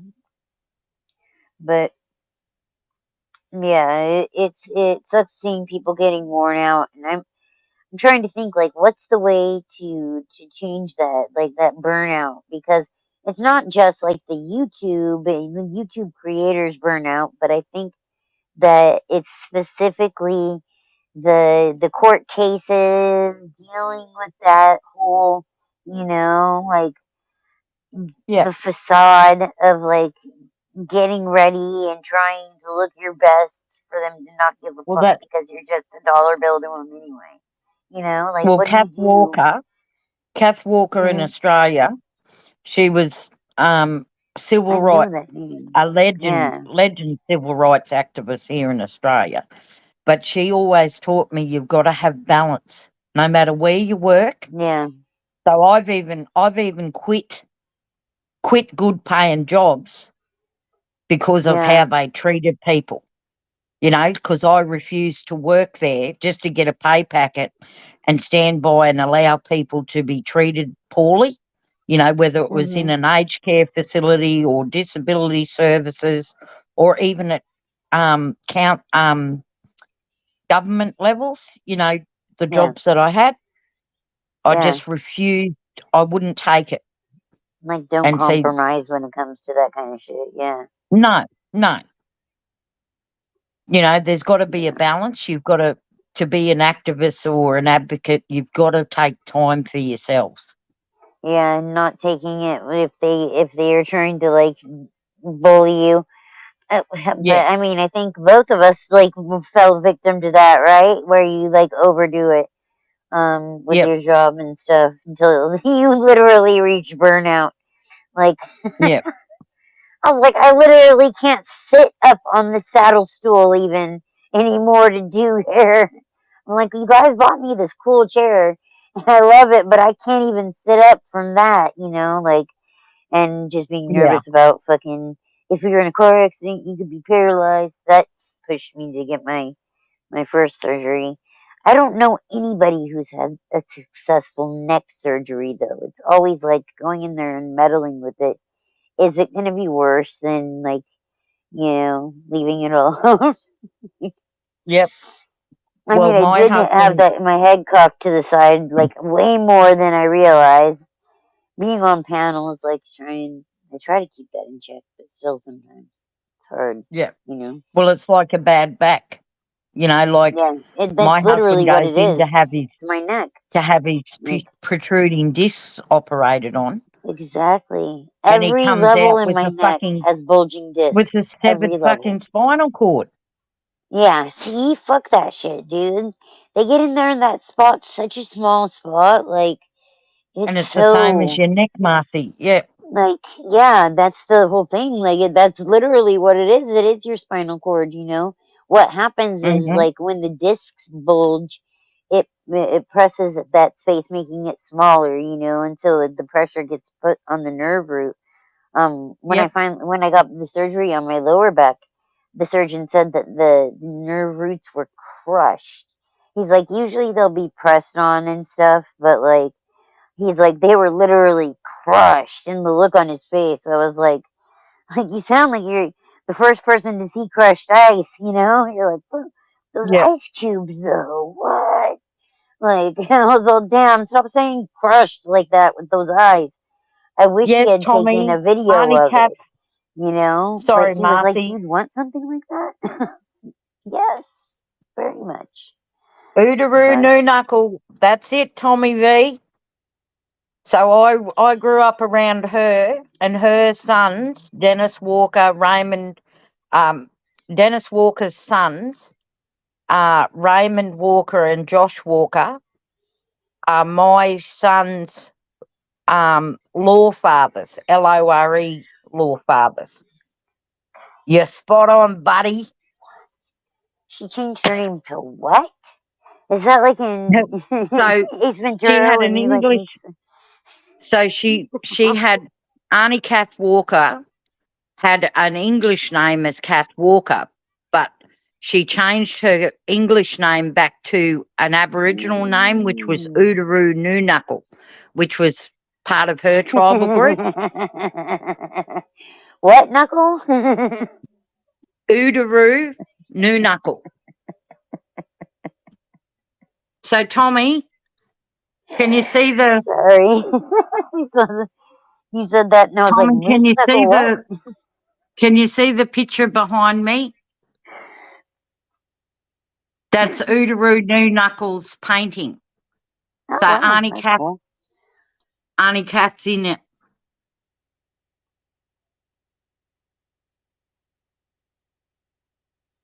That's cool. Yeah. Definitely. But it's like 3D. It's got animal skin. It's got bark from North Stradbroke Island. It's got silhouettes of her children.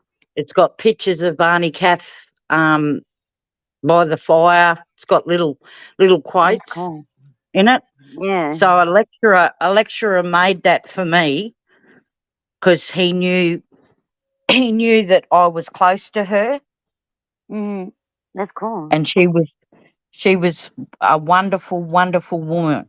So she was also a poet, Marcy. Mm-hmm. So she was civil rights, but yeah, she that's was what also he said. an environmentalist. Yeah, he's dead right. That's cool. And see, I went with her back in 1988. Mitch. So Mitch saw dollar busloads signs. in 1988, there was the largest protest march in Australia, Mm-hmm. and it was down near Sydney, and it was an Australia Day protest march. No, okay. And I was pregnant with my first son, and my first son's now 37. Oh, wow. Yeah. That's and cool. they came from everywhere, busloads of people, but it was a really enlightening educational trip. Yeah. And like all different tribal groups from all around Australia all came together, you know, as well as non-Indigenous people, you know, English people, Greeks, all these different ethnic groups marched Hey, that's with the us. two people above us. Yeah. Hey. Neither of you guys were like, hey, hell yeah. You go, girl. None of that. Sorry, I cracked myself up. But that's a really cool experience, though, Deb. Like, that's really that what Mitch said that made me laugh was that's worth a nice chunk of change to a collector. But you are a collector. Like, you had those experiences and shit. That's like, those things shape people's lives, you know? Yeah, Like, Tommy V, she was a fucking awesome woman. That's really cool to have that kind of shit. Like, I feel like, man, I mean, I'm sure it's over there too, like, because that land was colonized in a similar way, you know, like. Oh, Tommy V's onto it. Look at his chat, Marcy. Oh, wow.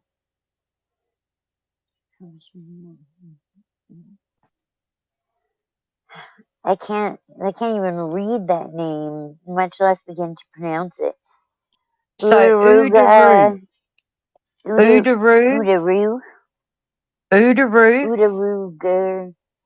Noonuckle. Oodaroo Noonuckle. That's a big ass name. I can't. That's an interesting one. That's a name. That's a motherfucking name right there. For sure. Mellows, Mitch wants to know if you can get his email from Northwoods, please.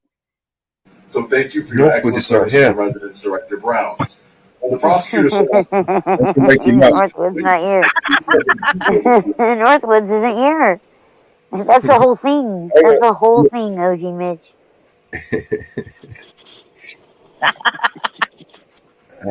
Guys, Tommy V's done some research tonight, Mellows. Is OG Mitch looking for the link? Is that what we're trying to get to? I think so. Is Do you that have the his means? email, This Nelson? is the means to that end. Yeah. Do you have Mitch's can, email? go Yes, to Mitch, she did have the big hands. pinned link on mine. Are you? If you're in mine, you're probably in Northwoods, though, right? He's in Northwoods too, I think. But yeah, you can email him. He's at that email. Is Mello's email.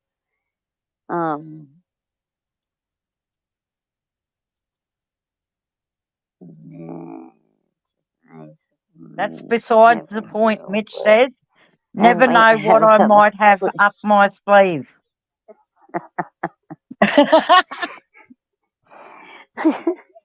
Are we speaking in parables here, or are we trying to get somewhere? Because there are two different things that could happen from this point forward. We got some decisions to make that can form the next few minutes of this panel. Shit. Happy birthday, Marcy. Booby. Yes, I use booby as an exclamation. I don't know if you guys know that story. But anyway, now you know. I talk funny. Shit. Happy birthday, Marcy. Booby, it's my birthday. The sun's gonna come up soon. Well, relatively soon. In an hour or so. Well, it's 8:43 here in Australia, in Queensland. Shit, it's almost not my birthday there anymore. By the time that it is tomorrow, but for me, hopefully I will have been done with all my blah blah blah I have to do tomorrow morning at the doctor and all that bullshit. Peeing. Yeah. Here's my piss. There you go. I'm You like, say, it costs me money to get the septic pumped, right? Like, you want to say, Marcy, you guys yeah, could I'll have all my geely in the bottle. I'll geely in the bottle. I'll gilly in the bottle. They'll be like, we need to send someone with Geely you. in the bottle, if I which said means that. piss in the bottle. They have the hats there that like you can put in the toilet to pee into, and like every time I'm there, I'm like, if I just brought a bigger purse, I could probably fit some of these in it and take it with me to the next place. Then I'm gonna have to pee in a cup, like because they don't got these there. How do I who do I email to get these sent to my house that I know I'll take it with me every time I go to the doctor? Looks like a cowboy hat. Fucking put it on the toilet. Then you don't have to aim and shit. Like, you know how hard it is to tell a woman to aim where you're peeing? Like, I can give you a range of area that could go in. Mitch says, only a few people really get me. I'm the best kept secret on tubes. And then he says, I'm smoking a fat one for you, Marcy. Just give her Vegemite already and be done with it, Deb. I love Vegemite. Vegemite. That's what Hockey Nathan said too. You gotta have Nathan lots of butter with the Vegemite to make it good. Shit, anything with lots of butter could be good. I'm like, that sounds like everything in life could be made better drenched in butter. Everything. I like butter a lot. Gotta be Yeah, but real it's gotta butter. be real butter, not that fucking margarine Not processed that fucking whipped vegetable oil. I'm like, I'm not Yeah, pouring vegetable oil on my baked potato. Like, that's an insult to my heritage as having Irish in my blood. Like, we ain't yeah. doing that. Mm-mm. We ain't doing the margarine. That's whipped fucking vegetable oil. You don't have me fooled. Totally different. It's like putting Oh, I better. popcorn butter on your fucking food. Like, what? You Yeah. wouldn't put that anywhere else except for like theater popcorn, you know? Like, I can think of Yeah. nowhere else I want that. Shit. My cats are looking at me like, go to bed, bitch. It's not even the weekend. You haven't even given You us a tell them. day. Like, You tell them putty cats that they behave themselves. You're their boss. right? I'm like, hey, that heater's only on because I'm sitting right here. So that heater you're snuggled up laying next to and on. Like, that's only on because I'm sitting here. No, I don't know. notice Maybe they have a date with a raccoon that I don't know about. they could have too. Hey, as long as I'm here, I know the possums aren't coming. That's for damn sure. They know better. They I know better noticed. now. I noticed Bay Area Transparency put up another video too. Oh, good. He gave us our monthly video that we get now. Yep, I love him. Like, I like I do too. his stuff. And I But love somebody told me he Marty has a how. troll page, and I was like, "Who's his troll page?" But I never got further than hearing that. You know what? It might have been Alexander that told me that. Never mind. It's probably not even true. Oh, I think it okay. was Alexander that told me that. Like Bay Area Transparency, you know. I could hear him saying that in my head now. Just Yep. because I said that. Bay Area Transparency has a troll page. But I like how he Like, what? goes to the. That's wild. I like how he goes to the public education districts. Yeah, the school districts, yeah. Oh, and they need it. They need to Yeah. be audited. All them fucking pricks. Man, dude. They need more parents to, like, talk to them. Because it seems like anytime that, like, I talk to the teachers, they don't seem like they talk with parents very much. I don't know. No, It's weird. Like, I'm like, do you guys not, far you're from not a used to troll, he hearing the said. truth? Or, like, what's going on? Because I don't sugarcoat shit either. Like, I told them, I do not like your school cops and do not have the school cops talk to my daughters because they have been instructed to leave campus if the school cops talk to them. I'm like, no, not happening. They Yeah, I looked at don't. me like I was, like, speaking Chinese or something. Well, I'm I like, I'm think not there's crazy, dude. Like, I in the can't be the only Toowoomba one that thinks region. this. I think in the Toowoomba region, I think there's only one public school that's got a police officer on duty every day, and she's a fucking bitch. The high school has a couple cops, man. Yeah, high school, but it's the only public high school that's got a police officer. Awful.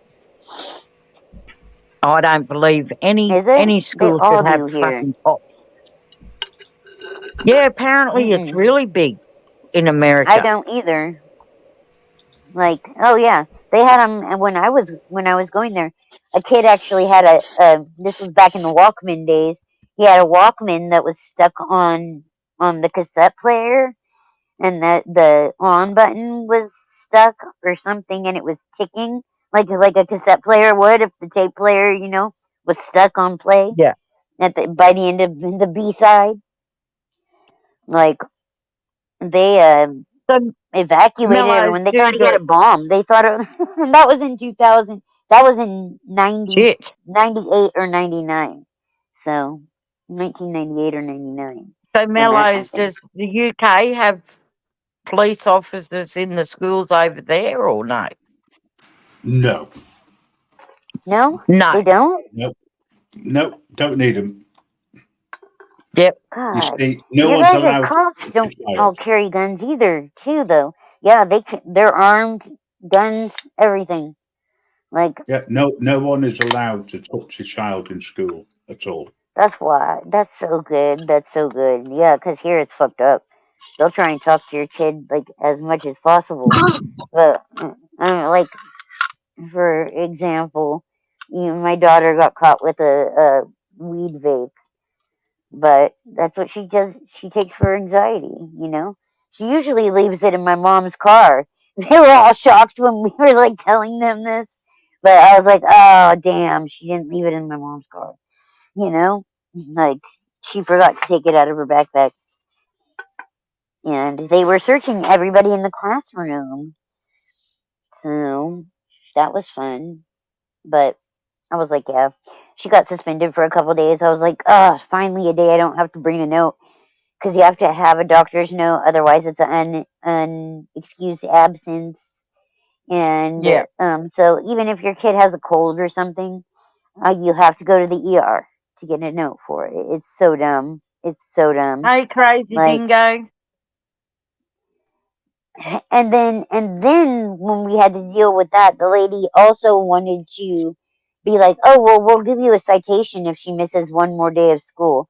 In fact, I've written Yeah. the citation up already, so I think her attendance will get better. My daughter has really bad anxiety, and they know this at the school, but they say they have to go through these fucking avenues, whatever. So they're like, she needs to come to school. She needs to come to school. I'm like, bitch, I'll pull her back out of school. Don't fucking make me do it. Don't make me do it. Yeah. Cause I'll do it. But no, like they got really pissed about her missing days of school, and it's a Well, personal see, here in situation Australia, she had to especially deal here with. in Queensland, They if you don't, literally wrote me the citation though. They wrote me the citation at the meeting before they're supposed to give you a citation. And they were like, yeah, we're going to give you this. And I was like, no, you're not. That's why we're here right now. I wouldn't be here otherwise, like, I'm like, you're not giving us yeah, back. The cop was all bummed, dude. He had to rip it up and shit. Like, they yeah. were ready to ticket me, like Well, see, skipping a here in step. Queensland, if the parents are on a welfare um payment, like Mm-hmm. Centrelink payment, like human services payment, Uh-huh. if they don't send their kids to school, the school can actually get their payments cut Mm-hmm. Yeah, if they don't that's send their all kids what to it is. school. Yeah, Yeah, it's if like they have a truancy. certain number. Yeah, they have a certain number. But I mean, she's got excuses from her doctor for her periods. She gets really bad cramping. She's got all the stuff. It's all written in there. It's all on the books. It's in her individual education plan. All of that. But they're like, we have to go through the motions. And when we got there, they were like, in fact, we already wrote up the citation.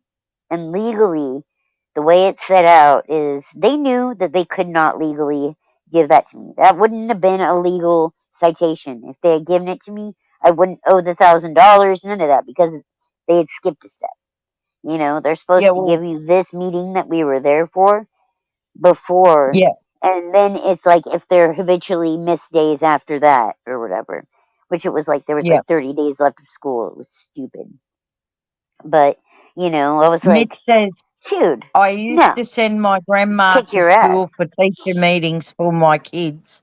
Everybody walked light around her, and that's how I learned.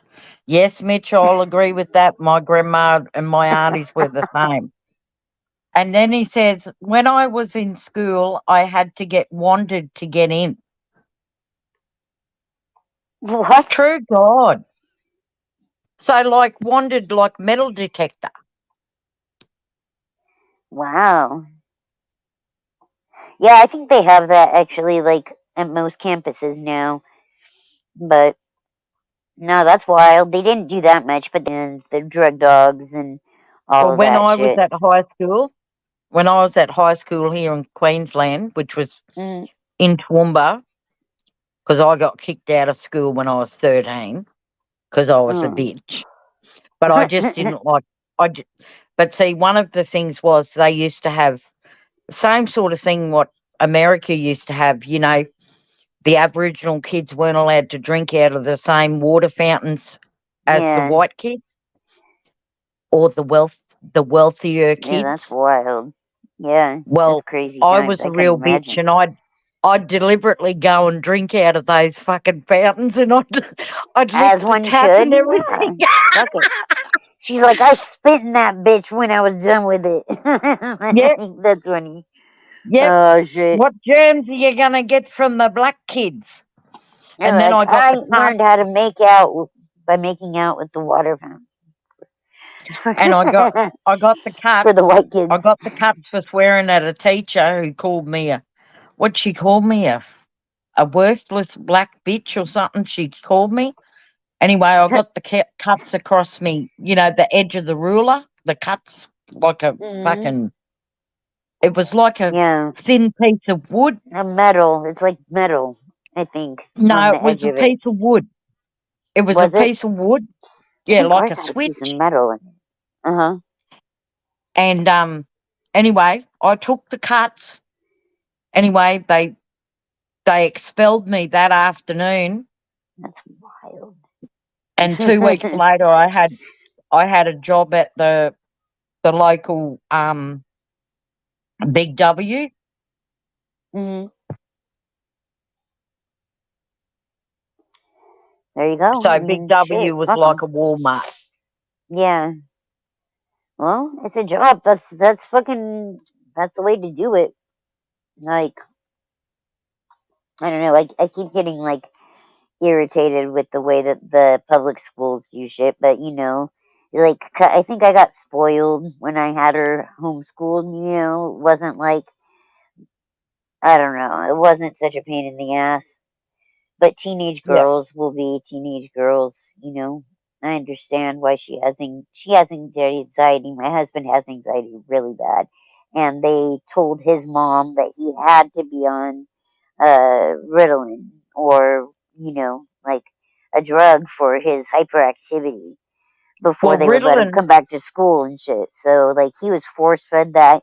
He hates any kind of pill or any kind of anything now. well, Like ever since then. Ritallin's He feels actually a that's form his of green speed. peas. Yeah, it is. It's pharmaceutical grade amphetamine. Yeah. Yep. Yep. It's crazy. It's wild. And see, my husband being a truck driver, he used to say that a lot of the interstate truck drivers that he'd see in between states across Australia, they'd take Ritalin to keep awake. Yeah. Because it was speed. I imagine. Yeah. It's probably like the way it is now with Adderall. Like Adderall is big. As far as pills like go, as far as people that like uppers, that's what I hear anyway. The kids be saying, but yeah, like I was never really like adventurous, I guess, or maybe just like, I don't know. I wasn't interested in it. So I didn't, I took magic mushrooms like handfuls of times, like I like I liked mushrooms. Every time I tripped, I learned something new, or like unlocked something new in my brain. So like that was really cool. That was like a learning experience going into it with that in mind. But I was never interested in taking pills or anything. Like I never even misused them until I had already been on them, prescribed them. Like, and I think at that point in time when I did misuse them, it was because I was trying to figure out how to deal with the change in my life because I made a career for myself in a job I loved. I was successful. I was happy. I just had a kid, like, like relatively just. She was like a year and a half when my back went out. But, like I had built up this whole life and what I expected for my life. And then, like, chronic pain hit me at 28. It was like, slow down, bitch. I don't know who you think you are, but here's life. We're gonna smack you across the face. So like. Well, the specialist last month wanted me to take this prescription for the rheumatoid arthritis, Mm-hmm. and because my rheumatoid is quite severe, and they actually, anyway, I hear, have some really drug, new good drugs for rheumatoid. well, this drug that she wanted Hello. me to go on was actually going to make me I've had to cause change blindness. the colour so because of it's too bright for my eyes, the screen. So I haven't a clue where the blue bar is. What blue bar are you looking for? There's a few of them. I'm in the case at the moment. Yeah. He's on the phone, isn't he? He can't find the mute button. Get him, Mellows. Back him up. Oh yeah. You got him. He's on the phone. He's on the phone. Come on, Mellows. Come on. Back him up. You gotta mute him. Co-host, you gotta mute him. I've been a co-host before. I got good at it too. I was like, is Kaz asleep? I think Kaz passed Courier out. management, search agents, my desktop, co-host, CSR desktop. Yeah, see, he can't figure out where the blue bar is. I'm like, they're all blue. What are you talking about? Moonshine and aloe. They're all blue. All the bars are blue, Grim. All of them. Yeah, we'll do because it's on my computer anyway. I think I chose that though. But yeah, like he was saying, the screen Mitch, isn't moonshine the StreamYard. Isn't moonshine alcohol? Yeah. Yep, it is. Definitely. Yeah, no, I ain't gonna have moonshine, babe. Moonshine and aloe. The right one. The moonshine and aloe, is that what I needed to fix my back? That's what I just need a couple of sips of that moonshine and aloe. Because I've changed it, I can't find it. Stopping thinking, you know what meeting we had yesterday? That was terrible for me. By the time I sorted it, it was left. There's always growing pains with change. Does that come through yet? You know.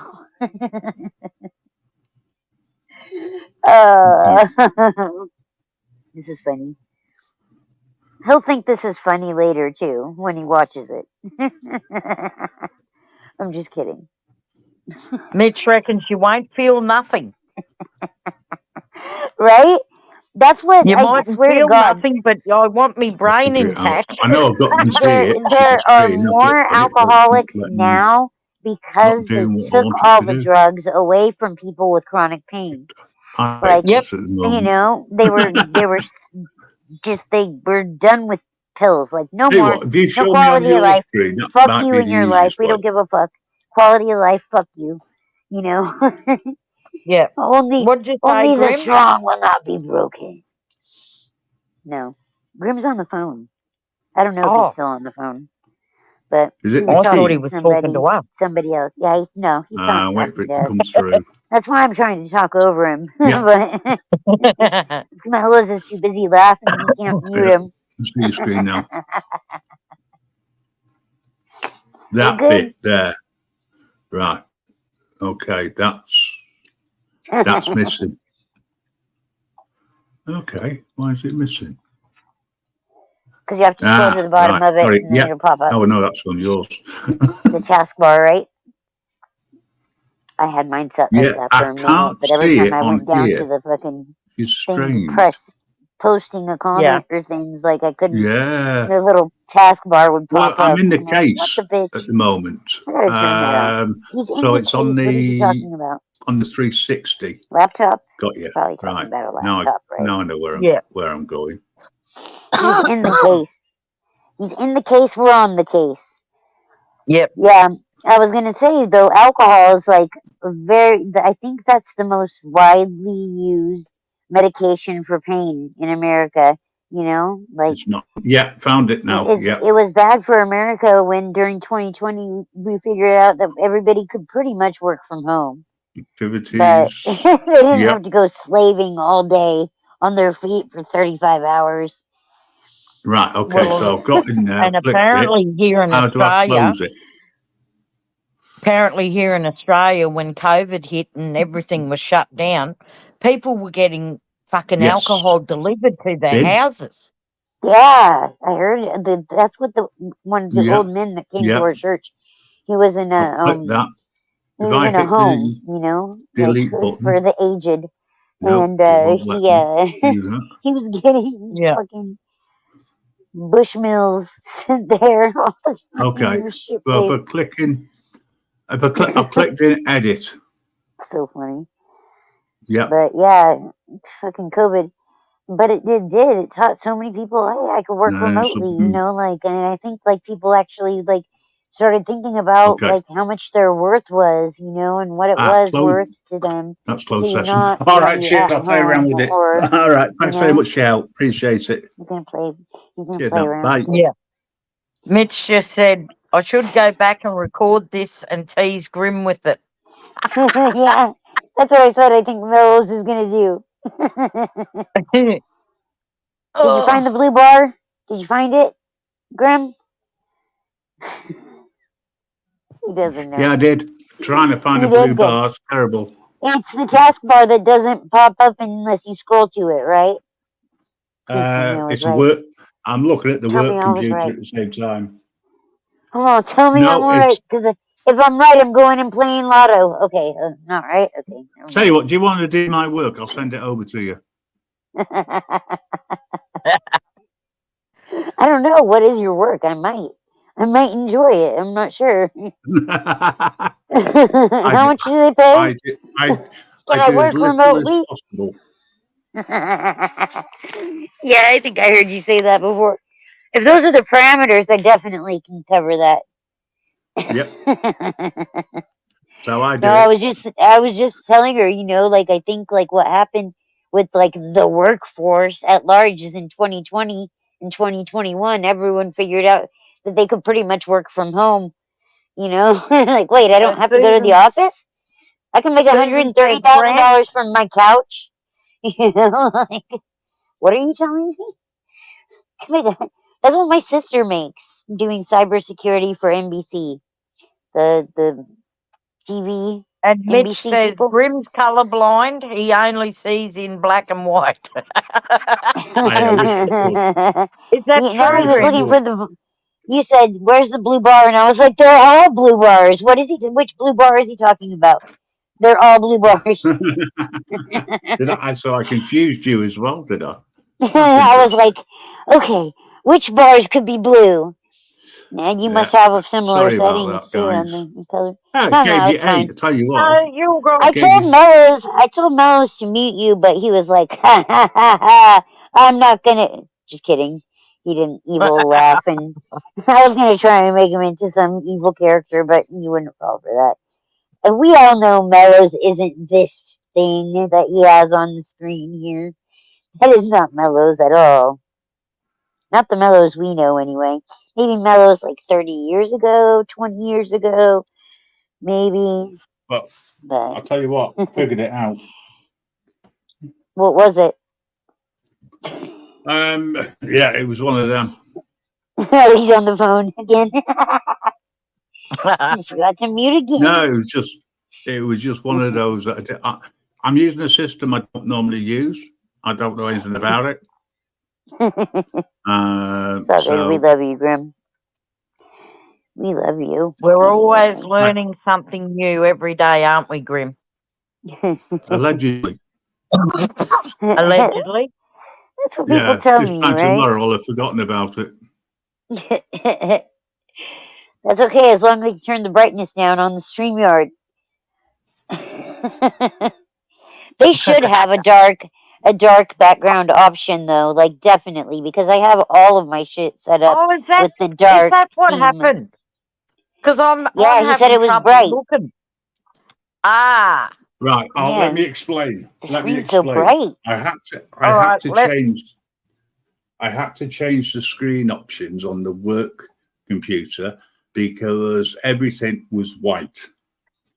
So I changed it to the dark, but the actual software which I use for accounts, right? Famous is back. The only way I could sort it was to go into the accessibility and change all the colours. Change, yeah. Oh no, that's all And good. yes. I didn't know whether I did it or somebody else did it. I was like, he's talking to somebody that we can't nuts. hear. So when they turn around to me and say, you know, like the blue bar. That's the theme, what man. Blue bar? Right? Which one? But yeah, it's the themes and shit. That's what, like, I have all the themes on my shit turned down because, like, I need all the battery power. I need it all. So I need to save that battery power because I need it. Can't be without it. So, yeah, so like having having the phone, I'm trying to make sure to always keep the battery, turn on dark theme. You get used to that. And this screen, like, there have been multiple times where I'm like, it's gotten to that time of night or that much staring at the screen that, like, I can't separate some of the wording, when people put things in chat because it's just like assaulting your fucking face the whole time. Hey, do you I was want like, I don't need to put by lights. This is a light. Hey, do you want to giggle? Sure. When I Yes, moved, we'd love a I turned giggle. around. Yeah, when I moved, I told them that I wouldn't be in the office, and he said to me, "Well, you still got to come in 2 days a week, no matter where you move to." I went, "Well, I'm moving 200. I'm moving 200 miles away. What do you think?" Right? You're like, yeah. Would they travel 200 miles away? So miles. Like, Miles this is mannequin a different. you can throw in my chair. Grim miles. Amusing. You know, Grim miles are a different, longer than kilometers. Is that correct? So it's different. I think so. Calibration. Yes. Yeah. Yeah, I think so. Yeah. I'm like, I thought you had miles in. You used miles. I thought it was the. No, we have kilometers. We have kilometers in Australia, and the fastest you can go in Australia, as far as I know, is 120. The fastest you can go here legally is 70 miles an hour. Anything over that, and obviously, I mean, where I am, we've got a speed limit of 20 miles an hour, which is probably no more than 30 kilometers per hour. Per hour. So 40 kilometers in school zones here in Queensland. Mm-hmm. In school zones, 40 kilometers. So that's quite slow. No, it's probably faster than where I am. So. I don't know who it was that just popped into Jitsi. Someone just popped in there. Was that famous YouTuber? Probably. If he jumps back in, I'll give him the link again. Gonna join. Yeah, he says I'm going to join. I know who that is. Say again? I said thanks for muting me. Try again. I just caused uproar in here because I couldn't find a blue bar. Did that. And they're looking for the blue bar to help me. Yes, famous Mellow's awake. I told him that he was laughing at you. He's saving it to laugh at you. He thought it was hilarious. I was like, Mellows, mute him, Mellows. You didn't hear me say that, Mellows? Guacamole says, happy birthday, Marty Fox. Thank you, Lupe. Hey, Mellows. Mellows. He's gone again. He's stonewalling you here. Now he's like, oh man. Just sit here and watch you guys talk to each other. It's funny, so. Oh, look, I got all the gay rainbows. Yay! I'm taking them back. I have nothing against gay people. I love gay people, but I'm real straight. So I'm taking the rainbows back, damn it. Just kidding. You guys That's can have the Galupa rainbows for you, too. whatever his name I is. share rainbows with everyone. That's Guadalupe guacamole. That's it. Wait. Listen, Famous half the YouTuber. time I can't pronounce people's names, so don't worry about it. You know, I've got a dyslexic gob as well as fingers at times. Oh man, that's funny. That's why my name on YouTube is so easy for people to say. Famous YouTuber. Support, baby. I haven't slept yet. I'll sleep when the sun rises, like I usually do. The Nicole, how you vampire I doing? am. What? Who? Are you supposed to be muted again? Just kidding. No, that's support. How you doing? Nice try. Oh. Okay. I'm going to make it a lot easier for you. Graham. No one-on-ones. Not allowed. Well, someone You just go came one-on-one up with in the Marcy. back and disappeared. Marcia. I always call you Marcy. It's Marcia. Marcy, in fact. It's Marcy, yeah. It's Marcella, actually. Marcella. Marsala. Marcella. Ah, right. Okay. That's my full name, yeah. That's why it's S.I. Oh, shoot. I arrived. You have arrived. Congratulations. Have you been around the world? Well, halfway. You know, go here, go there, and eventually get a link.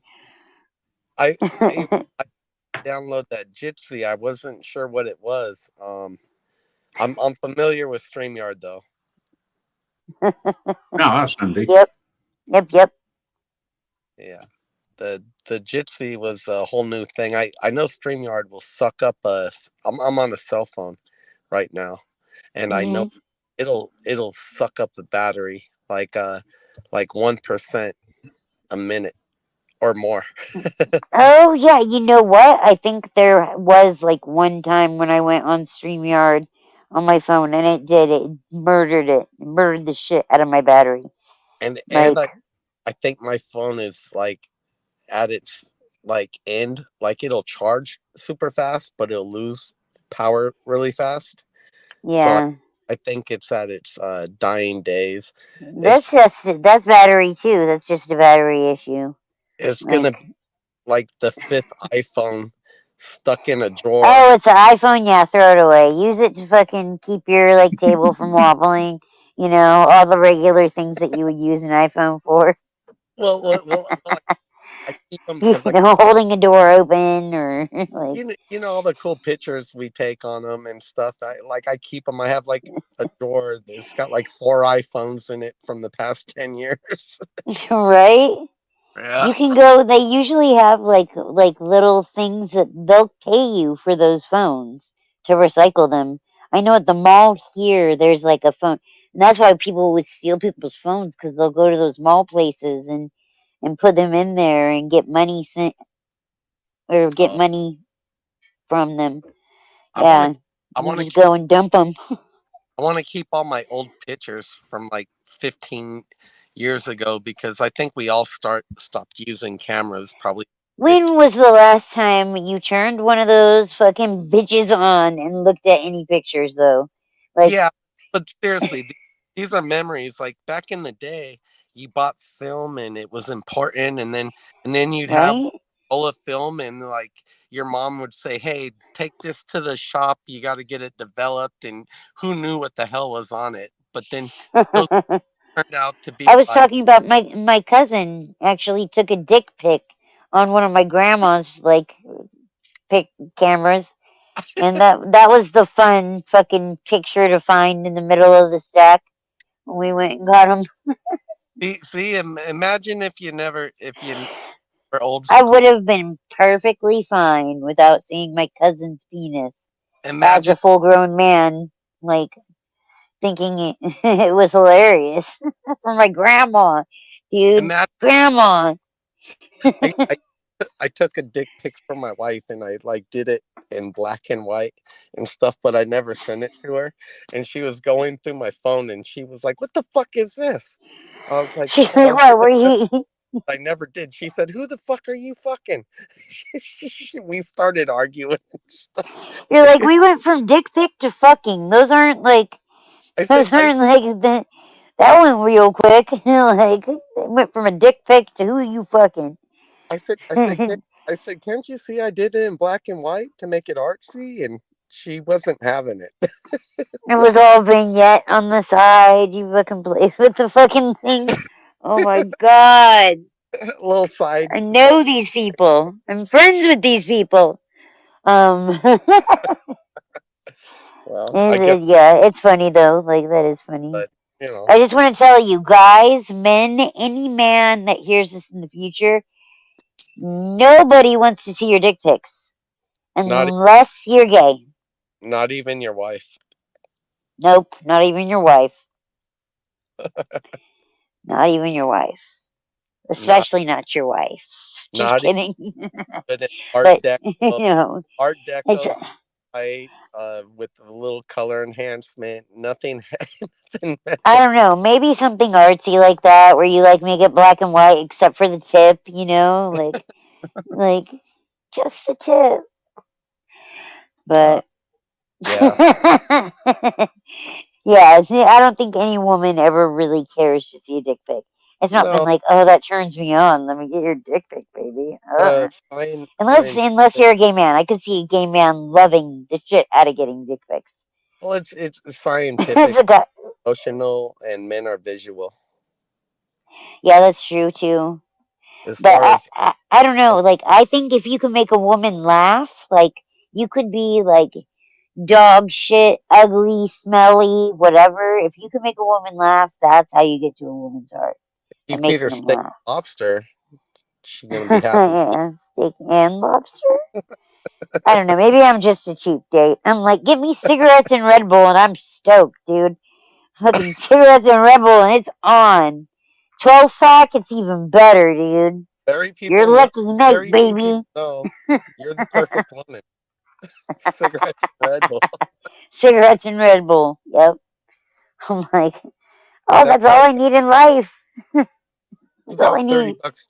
That's about $35 cheaper than steak and lobster. Right? Yeah, right. When I was pregnant, though, it's funny because like lobster, I'm not big on like shellfish. I don't like crab or like any of that stuff.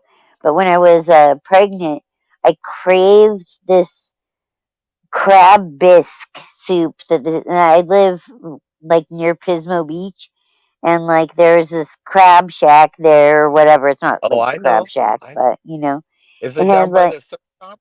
The Poncho Surf Shop right on the corner?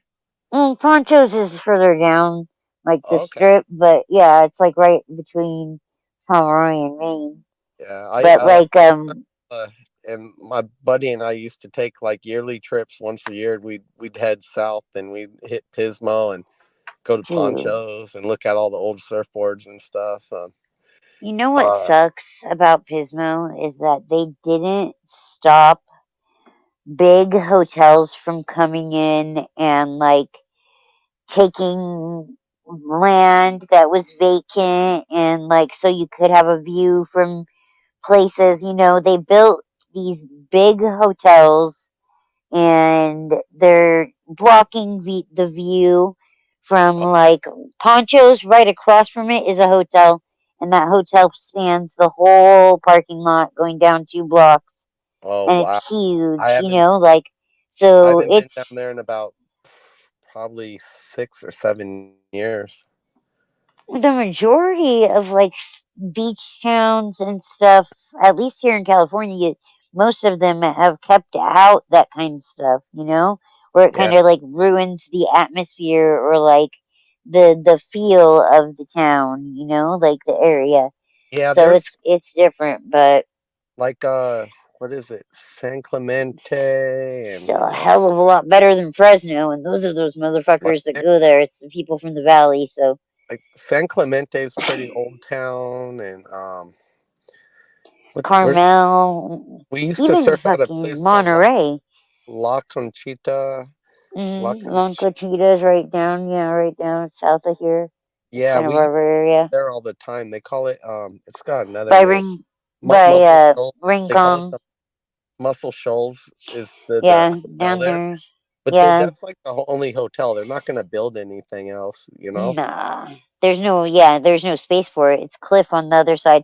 The last time they built anything on the other side there, it got like a landslide took the whole city out, the whole town out, Holy and fuck! I like was gonna went buy a halfway plot of across land the a couple years ago. freeway. There was Dude, the place had been hit by biblical sized storms like multiple times. I'm like, I don't know what the fuck these people are doing, but it's one little plot of land. It was only like 3,000 square foot, but you could build like a small 2-story, maybe like 1,300-foot place on it, and it was right across from Rincon, I think, the Queen of the yeah, Coast. And yeah. I La was gonna buy Conchita, it. that was the name of the town. Yeah, Was and right there. Yeah. I was gonna buy it, and it was on the north end, right up on top of the hill. And now that you said that it fucking blew out, I'm glad I didn't buy it. Yeah, dude, that whole place was gone. Like the houses that like got taken like at the foot of the mountain that were right there. The majority of the houses lining that area are still there exactly as they were because if they did anything else, it was going to come further out and take Wow, away like the few houses that were left. what a So trip! they just left it all. They just put fucking fences up because they didn't want to disturb it. So I don't even know. There were only a few people that died in that, but like because at the time it happened, it was late in the evening. It Was was that in the it was past couple years that the happened? night before. Nah, it was the night before the Emmys when that happened. Because I remember because they were talking about people Like within arriving the late past because they couple couldn't years get that there happened? on the freeway. It happened Huh? recently. No. uh, No. Santa Barbara did get washed out a few years back, like 5 years ago. I think it was like about 5 years ago. Santa Barbara got But need to fucking nah, rebuild. it was right before. It was the year my best friend died, so it was 2018, I think. Yeah, 2018. yeah. Santa That's Barbara about the got washed out. look at that All of buying that, that shit. that property. That was about the time. All of that. Montecito fucking washed out. God damn. Washed all the way out because the creeks that go through there, they go from the foothills out to the ocean. So, like, Yeah. I don't know. I was like, damn, there must be some, like, kitty diddlers and all these Like people that live in these houses over here. Like, what kind of karma do you guys have that I'm God in literally hit your land with a biblical sized flood and, like, or fire first? Because the fire hit it first. And that's why it washed all the way out because the uh, fire hit it first. I was I'm in like, that's like literally God. That's like Sodom and Gomorrah, right? Fire hits first and then it rains and like they all like everything's taken out to sea. I'm in Like, San Francisco, and I bought a surfboard off a surfboard builder in San Luis Obispo, and I was gonna go through Big Sur and then cut inland, but they had the big washout in Big Sur, and it took them like 4 years to fix the whole freeway. they I fixed it and then it washed out again at the beginning of the year. So it's oh gone again. Like, I don't think they're going to be able to build it back through there. You're going to have to go like inland uh, to get around from. we It's used to camp over basically there. from Big Sur like to a rugged point because you can't Yeah. get anywhere. So if you went around, As you'd far as have being to go all the way a around. surfer and like accessing the coast, that's a big pain in the butt.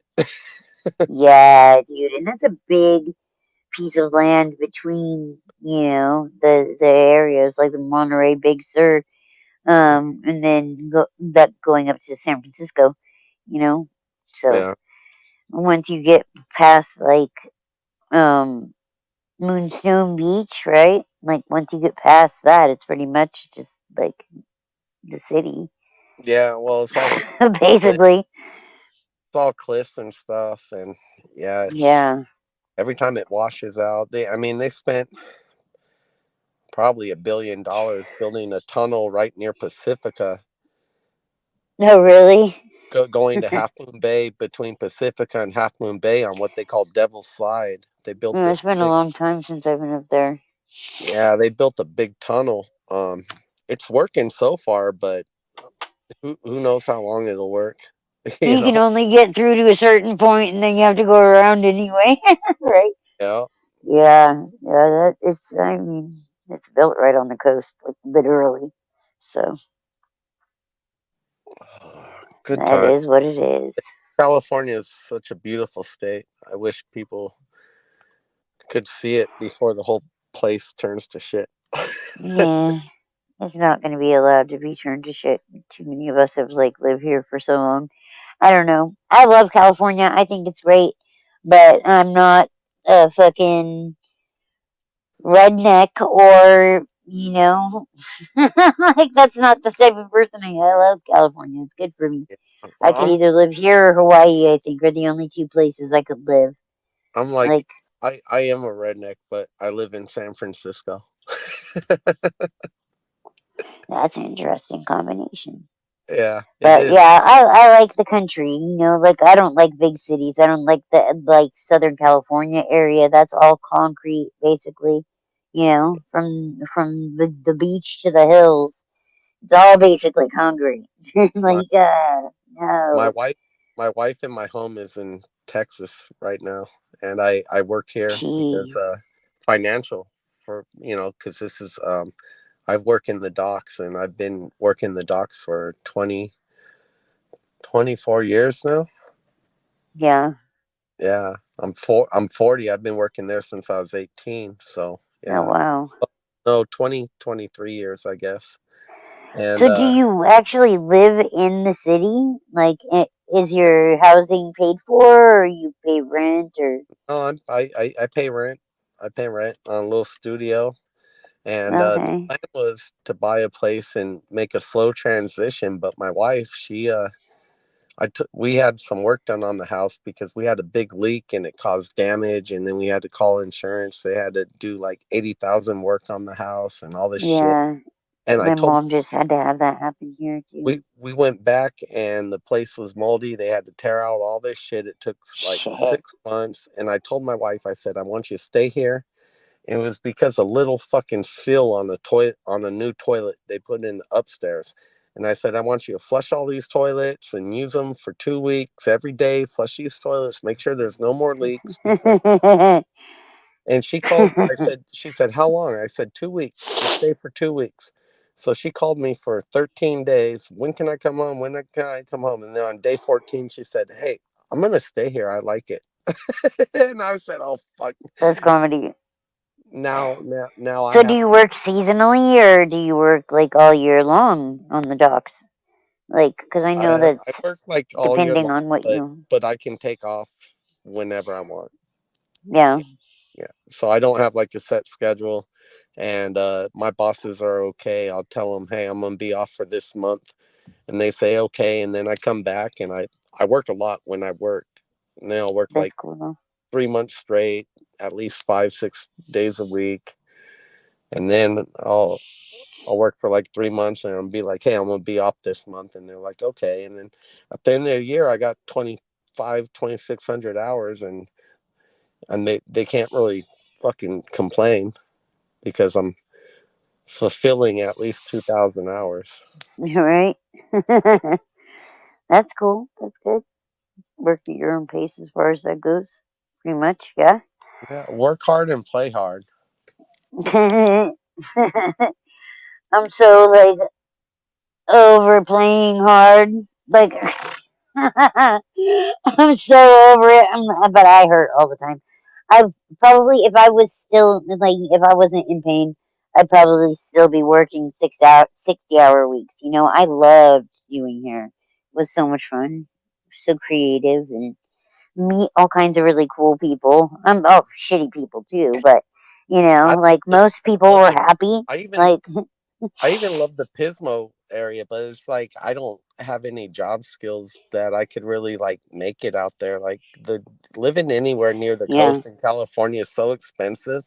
Yeah, it's I really just like expensive. I don't want to be struggling, you know. And Yeah. that was why that's why I bought a house in Texas because my wife said, Yeah. Where do you want to buy a house?" I was like, "Well, somewhere they like guns and freedom." And I Texas. There's and nothing more guns and freedom than Texas. Although, like, well, that's Texas all is I told her. becoming very She's the one who California, said and Texas. She's a the one lot of who said people move to Texas. Texas. But my wife's from Indonesia. She's Chinese. And she's from Indonesia. And she was like, Texas? And I was like, yeah, sure. She's like, let me look into I it. was like, Chinese from Indonesia. So, I guess I'm so just she silly looks up the Canadian. highest Asian population, Texas. And turns out to be just south of Houston. And Oh, there you got go. great schools, great home prices. And then we bought it in like 2020. And Mm-hmm. and I had the 2% mortgage rate, which is now like 8%, 7% minimum. But I Mm-hmm. got it at like a 2%. And yeah, you know, Nice. it's cool. I mean, and I can go out there right now and find a job easy peasy and make Yeah, pretty I'm good money sure. and probably have a better quality of life. But and that's what I'm thinking about doing. So like I'm Yeah, when I mean, it's a physical job, so like any kind of job that you could work, construction, you could work any kind of physical job that does the same kind of well thing you're doing. I Oh, can weld. I can weld. That's the thing I can do, which that's makes good good money. money in there. Yeah, But yeah. getting out of my apartment in San Francisco, I'm asking my wife, like, what should I do with this and this and this? And she's like, just throw it all away. And I'm like, yesterday I went through the kitchen and I just like I'm a kind of a pack rat. I'm not good at throwing shit away. So I Uh-huh. I like grabbed one dish and I like threw it in the trash and I'm like, oh God, like I'm like sweating, like, oh shit. I don't Get want a to get rid of box I and don't want to write get free and put it out somewhere, and someone will take it yeah, but because it's I don't nice. know. I don't know. It's just weird. I was like, fuck it. Like the only way Separation ain't guys. My for husband's kind me, of like that. He didn't grow up with much, so like when he has his belongings now and stuff, he's just kind of funny about it. Like he like doesn't want to throw away like the well, toothpaste, but he bought a that's new kind of how toothpaste. I am. Like Yeah, I things get like that. Like there's like 3 shampoo bottles, and I don't use Pantene. I'm yeah. like, you're fucking washing your hair with Pantene. Like That's exactly how what? I. So so what I did was I But threw yeah, one those plate things. and I had these heavy duty trash bags and I threw one plate in it and I'm like, oh God, that's a good plate. That's a good plate. And then the second one, I was like, Some college student would love that shit. nah, you know Like, what? I just started throwing them in there, making sure everything I threw in there broke. All the mugs, all the plates, dude, everything. I this just would be the broke time them. to do it though. People are coming back to school, right? Like by university, like by the university over there. I They're gonna don't be give coming back to a fuck. school. They're gonna want that shit. Maybe not I right don't give a fuck now. about these college Might be kids. a little There early, was only one way I could do it, and that was to like but break them. And ah, I just broke every fucking dish. I just like threw them and smashed them in, making sure everyone was shattered. there you And then I go. threw them That's a little away, bit of and I was like, that probably "Whew, felt good too, though. Like, you get all your rage out. You're like, that person said that to me, and that person's I cut me off I in felt traffic. like I just graduated from like the Hoarders Academy." I had these like heavy But bags of like broken glass and like just throwing them down the trash chute makes all this sound. It's like ding ding ding ding ding. I was like, yes. man, we moved here like shortly after my back went out, and like my husband packed like a bunch of shit that he didn't need to pack. And like I was like, we were, had my foster daughter. We were like trying to like get rid of things, and we're like looking at the stuff that had to go through and shit. And I was like, can I just light it on fire? And they're like, not in the house, Marcy. If you getting it out of the house, whatever, I'm like, nobody called the CDF, but it was like, look, can we just burn it? I just I want to get rid well of all this shit. well I Never got look other at stuff it like again. And I like don't bread. want to carry it. Like, I've got like desk and bookshelves and even computer monitors. My wife's like, just throw them away, and I looked them up, yeah, if you got all that stuff and already, like, she said, throw it away, throw it away, throw it away. I was like, well, the desk, computer, monitor, and all that, I'll put it in the hall. I know a college kid will probably take that shit at least. yeah, But yeah, it's you might could like ask somebody. my old dishes and stuff. I'm like, fuck it. This is my chance to like at least like learn to get rid of stuff like, you know. They have swap meet and stuff up there, right? And you could do like a little garage sale swap meet thing. We've No, done that before in the past. no. I think COVID. They used to have a big like flea market where Yeah, I that's what I would have mean. loved to give a bunch of shit away, but We have one of those here swap meet that goes off every weekend. It's the crazy. It's like COVID don't even bother going to that side of town. in San Francisco, the excuse me, in San Francisco, the COVID killed the fucking the flea market, and it's never come back. It's never come back. Really? Yeah, I it thought the stopped. people were like the kids were like stealing shit. Like people were Oh, but breaking you in and going to stealing the flea shit a lot. market I don't because know. San That was Francisco has that probably law where they could steal whatever they want. So, so like nobody goes to the flea market, and then COVID happened and it closed down, and then they turned the actual lot where the flea market was into like a COVID vaccination center, where you could do drive-through oh vaccination, wow. and then the flea That's market just funny. never came back.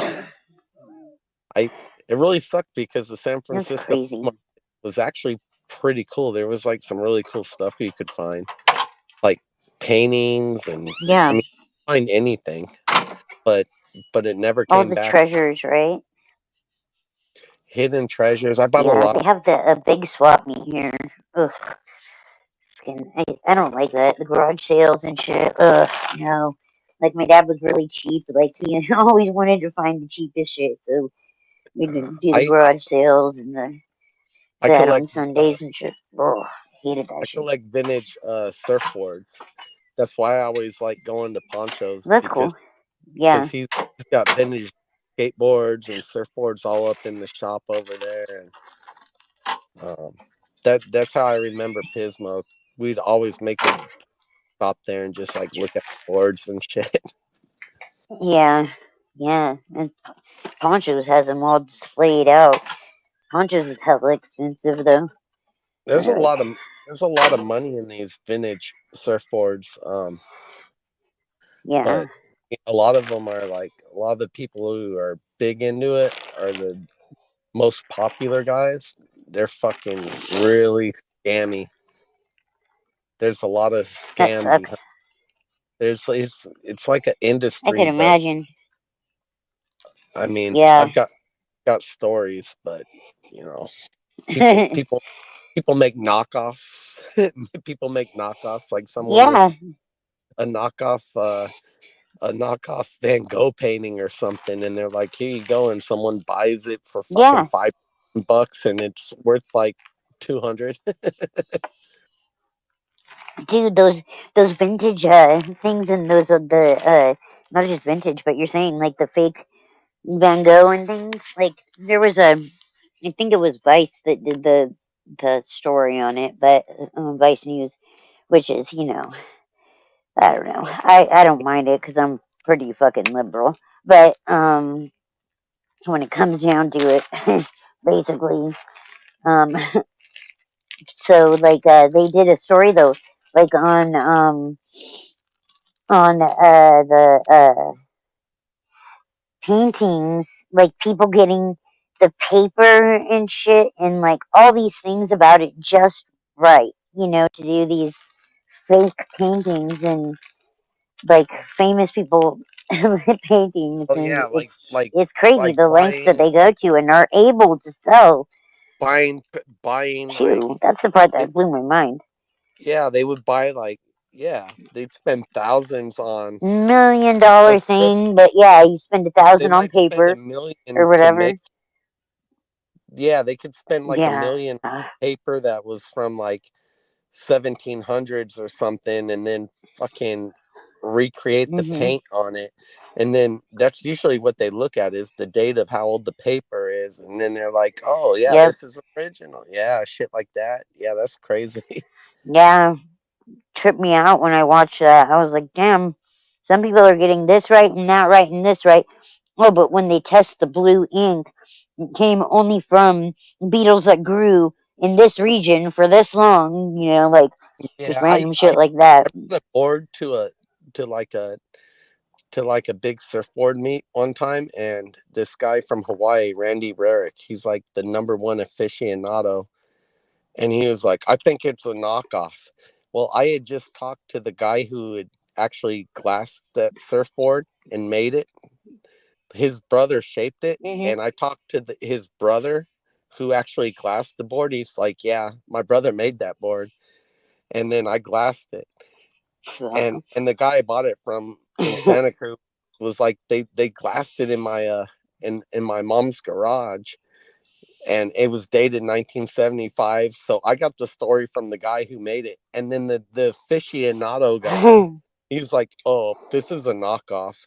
And I'm like, no, it's not. I just talked to. He's like, well, you can't tell me. I'm like, well, I can tell you because I just talked to John, who fucking made the board. And I was like, you know what? And this is like supposed to be the #1 aficionado of everything, right? And right? but you're full of shit. I was just so mad. I was like, whatever. I just walked out. Like, I just caught you slipping, fool. And the Check funny thing, yourself. the funny thing is the board was numbered #3, the third board his brother made, and his brother still makes boards in Hawaii. And I'm like, you're obviously not the guy to talk to. I'll just bring it. I'll just fly it to Hawaii and bring it to him, and then we'll get it, authenticated. We'll get it figured out, right? Yeah. Well, And this one again. but yeah, it's really all about money.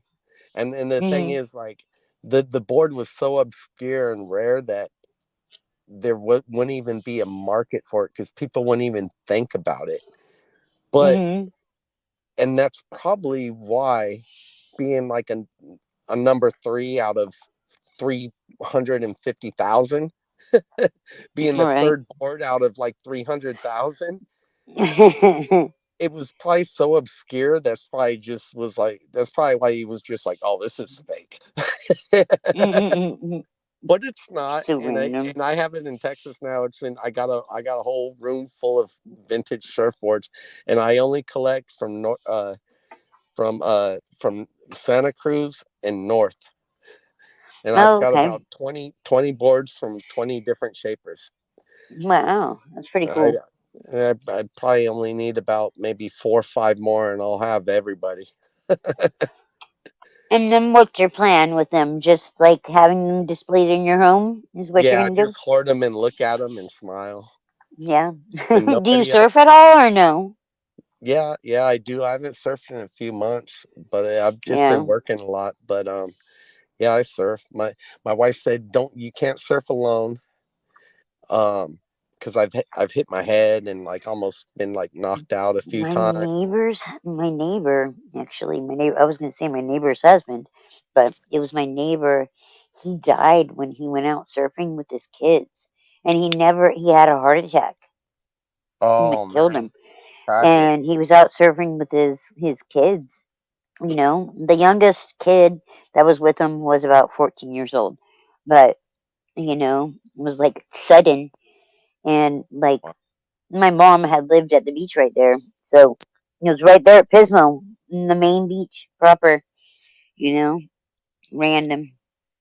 And that's Mm, what everyone thought too, like, oh, his surfboard hit him, but it was a heart attack that had mm. killed him. It was crazy. And that all happened during the COVID shit too. So Well, I I feel bad for people that lost family members, whether COVID related or not, that yeah. lost family members and weren't able to have a My service for them, my wife just said, don't surf alone. I mean, because I have had my board hit my head and I've been like Mhm. almost knocked out a couple times. Mhm. And she said, don't surf alone anymore. And I surf at Ocean Beach, San Francisco. It's like one of the gnarliest beaches on the coast. Yeah, And it gets crazy up there in he said, winter. I don't want you surfing alone. Try to surf with Joe. Joe is my homie I surf with, and Joe has found a new girlfriend. Every time he does, he's like impossible to get a hold of. And he'll text me an hour before I gotta go to work. He's like, let's go surfing. I'm like, dude, I gotta shower and hit the road, you know? Right. And it's just like getting older and like priorities and trying to find someone to surf with, and I want to hold that promise to her, and it's just hard. Like I either got to surf alone like I used to. I used to drink like 3-4 locos and fucking smoke a joint and Oh my fucking go God. hit fucking 15-foot waves. But Right. now at my age, I'm like Dude, I should hold up. to surf waves that big, you have to have some kind of courage going on, liquid courage or otherwise. Let me tell you, Yeah, like, I was but for never me, like the person that was looking for big surf when I surfed. I liked surfing, I liked the meditation of it, but I was never trying to show off or show out oh, or even have like love a good day big surfing. waves. You know, most of the waves at Pismo, like which is where I went a lot of times, were all closeout. So by the time you got up on your board and started getting a little bit of a ride on, they close out and you have to basically either ride Oh yeah, whitewash or Pismo's like a closeout beach always, but yeah, always. Ocean So Beach, I mean, you could get like a 15-foot barrel, but if you yeah, miss it, you can also get your ass worked over. And the thing is, I just want to. I promised my wife I wouldn't surf alone, and I'm yeah, holding to that so far. But like, that's good. I Yeah, may go out there on like a small day, but you know what the funny thing is? That's when most surfers get hurt is on like little small days and shit. Like right. surfing's Like dangerous, my but neighbor. you should No. always have you should always be with somebody if you're out in Yeah. the ocean alone. You never know what Right. happened. My I had Fucking dolphins. sharks nowadays and shit out there all the time. I had Random. dolphins save me from a great white that was going to attack my buddy. I've No seen joke. dolphins surf and I've surfed with them. My these French people were on the beach saying le fin le wait le fin le shark, and I You're looked like at the my end, buddy. what? They were saying le fin Mm. le shark, and they were doing like jumping jacks, waving their arms, and my buddy looked at them and he said, "Hey, they're saying le shark," and I said, "Well, they're probably saying the dolphins. Fuck those Frenchies. They probably don't know what they're talking about because there were dolphins out there at the time." And he catches a wave, and it was like kind of stormy and real choppy surf. It wasn't even a good surf day, and I'm sitting out there waiting for a wave, and then all of a sudden I see he's on the beach saying Le fin, Le shark," and I go to paddle in. You're like, what? Right when I go to paddle in, these 4 dolphins come and they start counterclockwise circling me and smacking their tails, and they're swimming around me in a circle like they're protecting me, and they're smacking their tails while they're doing it, and they do it You for got almost the dolphin bouncers. they were protecting me, and they do it for about a minute, and then once the head one took off, they all took off in unison with the other one. I said, "Oh, that's my cue," and I started paddling in. So I paddled in, and I said, "Hey Joe, did you see those fucking Hello, hello, dolphins hello. Is there anybody swimming there? around me, protecting me?" And he's like, "No." He's like, "Did you see the fucking big ass great white coming right at me?" And I said, "No." And I was having fun. to this day I've never seen a great white out there, and he never seen the dolphins protecting me. I had a That's crazy. I was surfing one day, I seen a dolphin. This guy was riding a wave and it goes right over, it flies out of the water and shoots right over his head and lands in front of him. And he keeps riding the wave. And then he paddles back out to me. He's like, "Did you see that? Did you see that? The dolphin fly over me?" I was like, "Yeah, that was fucking awesome, man." And and then every time you see me at the beach, he's like, "Hey, dolphin guy." He calls me dolphin guy. I call him dolphin guy. I was like, "Hey, dolphin guy." He's like, "You're a dolphin guy." I'm like, "You're a dolphin guy." Oh my god. You're like, dude, where's my car? Just kidding. Exactly. Oh my god. That's funny shit. I've seen some The crazy. bouncer dolphins, man. They're like, Went out on we like got you, bro. We got you. them dolphins. Don't take any more of our waves. Well, you know the sharks don't fuck with the dolphins. The dolphins do Nah. that flipper thing where they They like got bill that into their family gills thing and shit. going on where They're more there's agile. more than one. Yeah. And You know? the dolphins protected me that day. And my buddy said what happened was he caught this wave in, and then when he popped up, he was standing in like waist high water, and he said there was like a 3-foot triangle, great white coming straight at him. But he said he was in such shallow water. He said he just jumped on the board and paddled as fast as he could. And he said it turned away right before it got to the back of his board. It turned away. And I think it was because he was in like 3-4 foot of water. It was super shallow, and it must have probably hit bottom. Didn't have like, yeah. Decided to turn away, yeah. But yeah, like crazy shit. I seen an albino stingray at Graywell Cove, just south of Pacifica one time. That's crazy. This.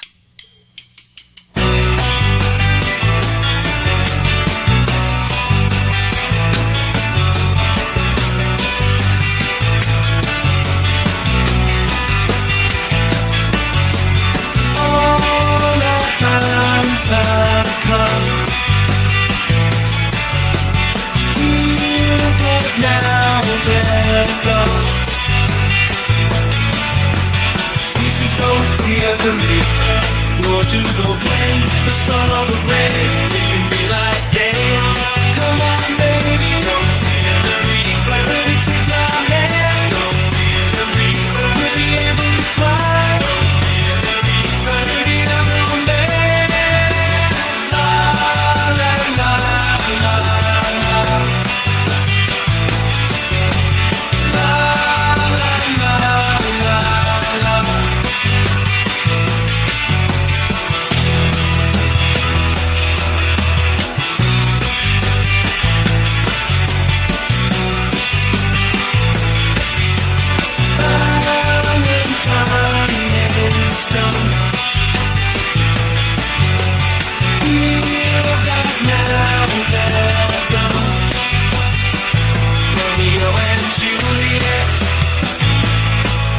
Together in eternity, Romeo and Juliet, 40,000 men and women every day. 40,000 men and women every day. Another 40,000 coming every day. Come on, baby, run and take my hand. We'll be able to fly. Baby, I'm your man. La la la la.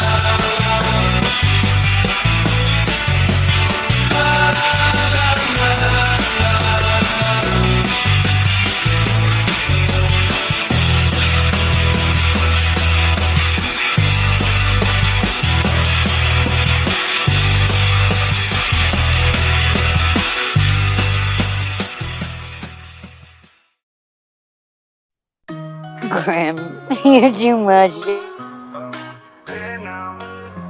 Here's the issue at the heart of the states we're divided. Minds clamped shut, but the arguments are heightened. Blaming others when the trouble's deepen and stretching the truth. When it's hatred based on color, only wrong if it's white, we lose. Claiming guns are pointless once the cops are on speed down. But we'll keep a fire extinguisher to save their own child. Omitted walls will leave our borders in despair. So let's preach from behind high gates, hypocrisy lay bare. Throw it around racist like it's only one shade. But dress a dude in skirts and suddenly praise gets paid.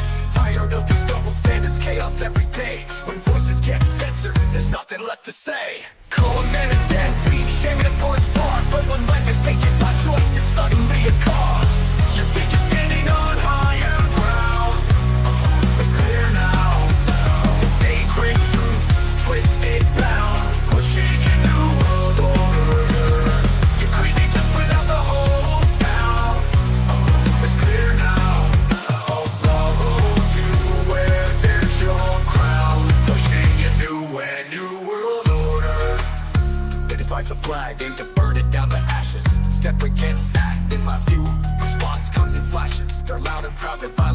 center stage. Media spins it into pride while inside our rage. A system skewed where majority themselves unfairly.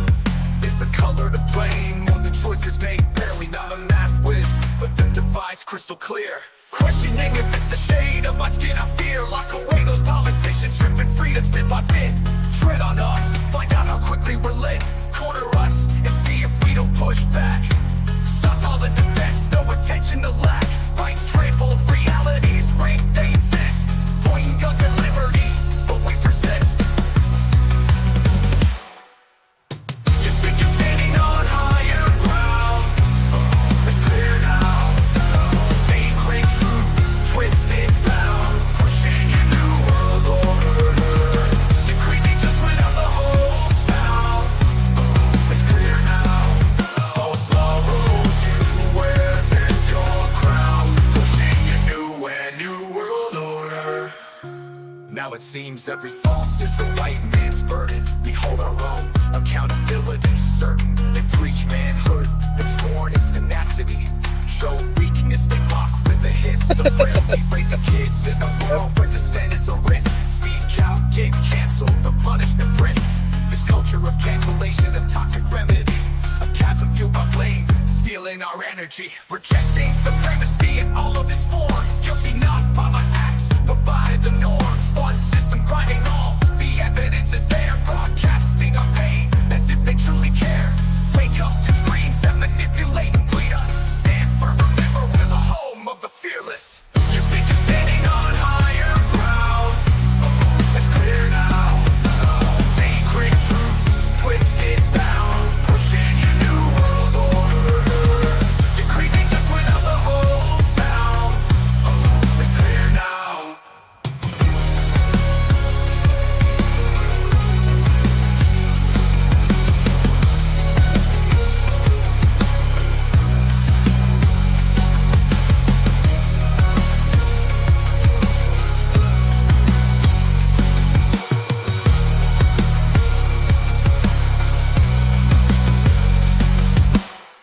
Now it seems every fault is the white man's burden. We hold our own accountability certain. They preach manhood and scorn its tenacity.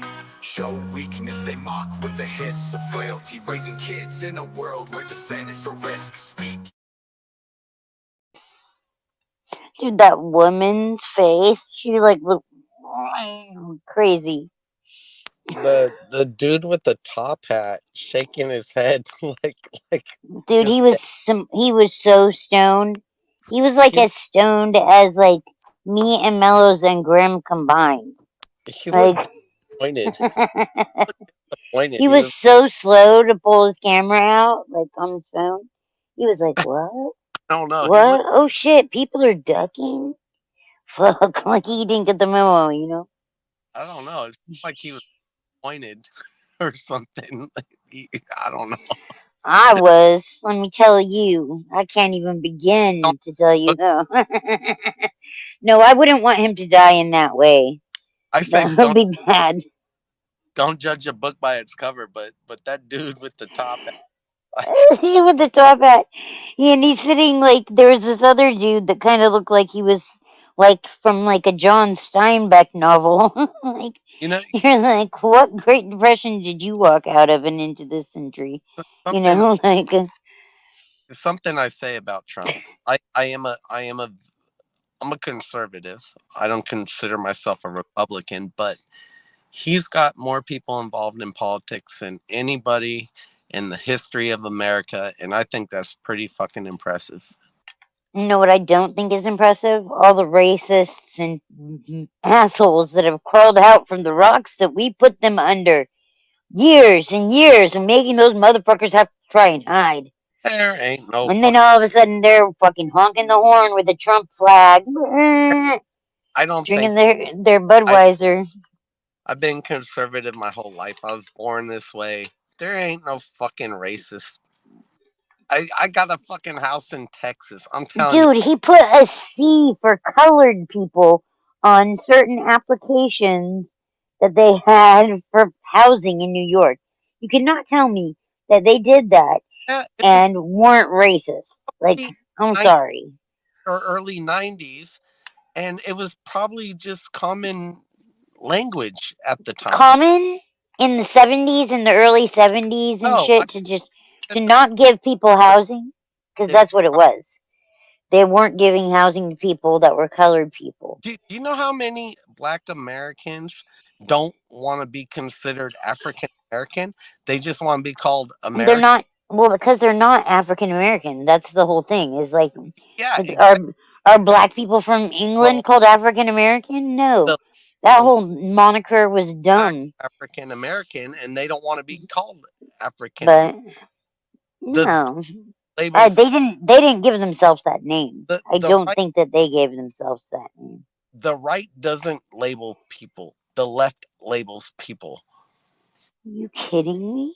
That's a fact. They both do it. They both do it. I don't know. They both do it. They're all working for the corporation. So if you're not part of a corporation, they ain't doing anything for you. When Vice President-elect Kamala Harris came out, she was so happy to say that she is not Black and that she is Indian American.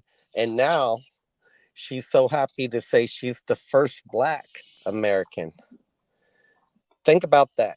That's race politics. She's been called Black.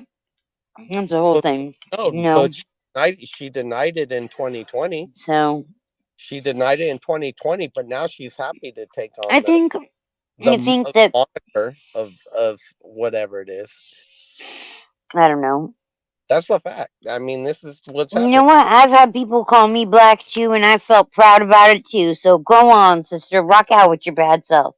Whatever makes you feel better. You know? It's just one of them things. Like, race politics comes into it with both sides. Both do it for different means or means to an end, I guess you could say. You know, for different reasons. But more and more in this country, it went away from, as time went on, and I want to say like it increased, it seems like in the 80s, maybe the 70s might have been, but it increased to be like not so much for the people, like you're doing it for recognition, or you know, like to get further or your people further, you know, and by your people I mean like billionaires. You know, because that's their people.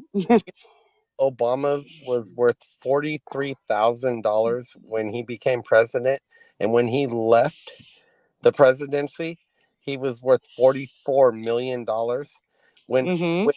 When Trump came into the presidency, he was worth like $4.2 billion. According to billion. And when he left the presidency, he was worth about $2.1 billion. So if you're talking about corruption and people doing stuff for themselves, it's always been one side, and it's not the side you think.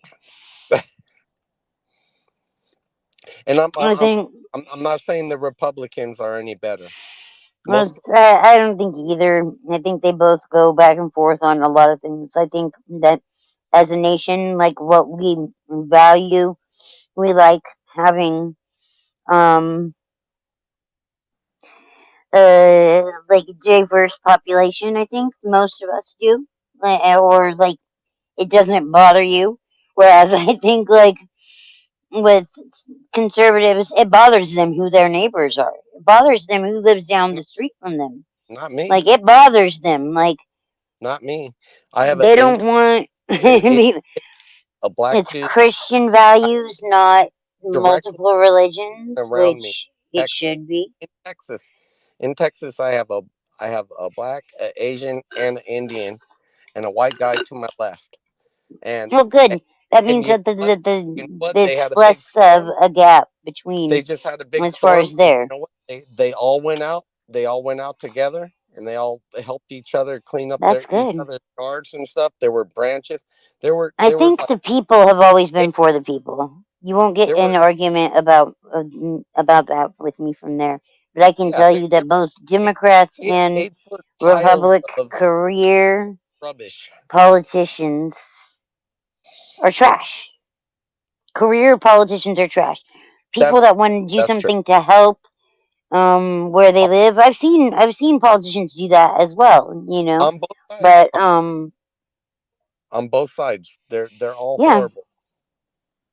it has become more and more them serving their corporate backers, and that's like honestly what it is, like with both sides.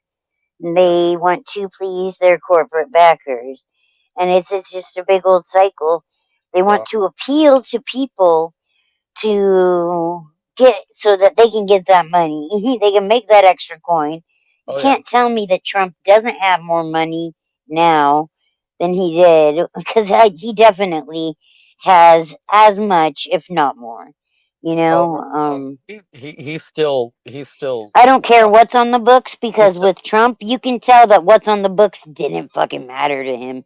He never kept track. That's why he ran for or got bankruptcy so many times. You know, so well, it's just one thing that I if like someone about can't even run their own pocketbook, he was I don't one of the want them only to few run in people my to fight the country. federal government and win. Fighting the IRS and win. One of the very few people who could ever fight the federal government and win. And he did Well, was that it because he said I'm the president? way before. He did that back in the 90s. He did that back in the 90s. And the reason why was because they said he wasn't paying people, but it wasn't that. It was It wasn't that he wasn't paying people. He it wasn't was saving money it in that wasn't way. it That wasn't that he wasn't wasn't it. paying people. He It was wasn't saving money that by not paying people. he was hiring non-union labor who would get the job done Yeah, he was twice hiring as fast. scabs, right? Like They would do they would they would do a better job and they would do it twice as fast. because they could buy 3 houses in Mexico for that much. Well, That's my like wife works in real estate management, and California has these laws where you have to hire union labor, and she would have private contractors come to her and say, "We'll get the job done in 2 weeks. It's going to cost so and so amount of money." it's And always cheaper when you're well, cutting she says, the "Well, we have to corners hire a until union," it's not. and she asked the union, how long is it going to take? It would take fucking like something that should be 2 weeks long would end up being 4 months long, and it would end up being not twice the money. I'm talking like Yeah, because eight it times the costs amount of more money to get all the because permits and do things because the of legal way. California laws. So Yeah, I could tell you my husband you works can fight the construction, government. you know, and when he was working for the contractor that wasn't covering any sick time, didn't have health insurance and shit paid, didn't have the things company car that he has now, you know, like those were the corners that he was cutting in, and the only person that was benefiting from that was his boss, Well, not yeah, him. I You work know, for like when you're I work for the running businesses like ILWU, that, it's different. strongest union in the West Coast. I know a lot about it. I If know a I lot open a about barber shop and I hire a bunch of unlicensed barbers, it's good till it's not, and then it's real bad, you know? Like, so There's a that's, you know, barbers. Did you one of say those things. barber? Did you say I said barber? as a barber, yeah. A barber union? No, not union, but what I'm saying, like if I opened a business that I had employees, and those employees that I had, they, I mean, the bosses pay a certain amount of, you know, insurance, pay a certain amount of like insurance on their business as well to protect their business, not just, Yeah, you but know, what they do for the employee. And there are a bunch of like overhead things that, you know, like is paid for most of the time by the business when they're operating in a business capacity from those parameters, compared to somebody who's okay, so running a know a business bit and about cutting corners everywhere. you know a bit about it, but it's like to unionize barbers would be ridiculous because right, it'd be stupid. Yeah, because there's so much money that could no, it's too many people are in that industry. Like mostly a It's a little bit different. cash paid job, and like if you're when you do the books at the end of the year, the feds would be like, what the fuck, like this person there are only people that made do it, but it's right. because so many people saying they only made like 12,000 a year, and they end up making like 70, and the feds would be all over that. Because you learn how to write stuff off and keep all your receipts. Well, but like I know because I ran my business for myself, running my business within the parameters of the law. I had to get the damn business license because I was using a booth rent instead of actually being under the umbrella of the company. Biden hired 140,000 IRS agents to investigate fraud. 140,000, and he armed them. And he armed these IRS agents where they can come to your door with guns to talk to you about the money that you make. That's what Biden did. That's not fine. That's not that's fine. If I come over here though and tell you that my neighbor's digging a hole under the fence to get the water to drain into my driveway, don't tell me, well, I could write a report, but you have to prove malice. I was like, get the fuck. I told my husband, there's no reason, I don't know why you're inviting the police to come over here to do anything about this. They're not going to do anything about it. If anything, they're going to arrest me for some stupid reason.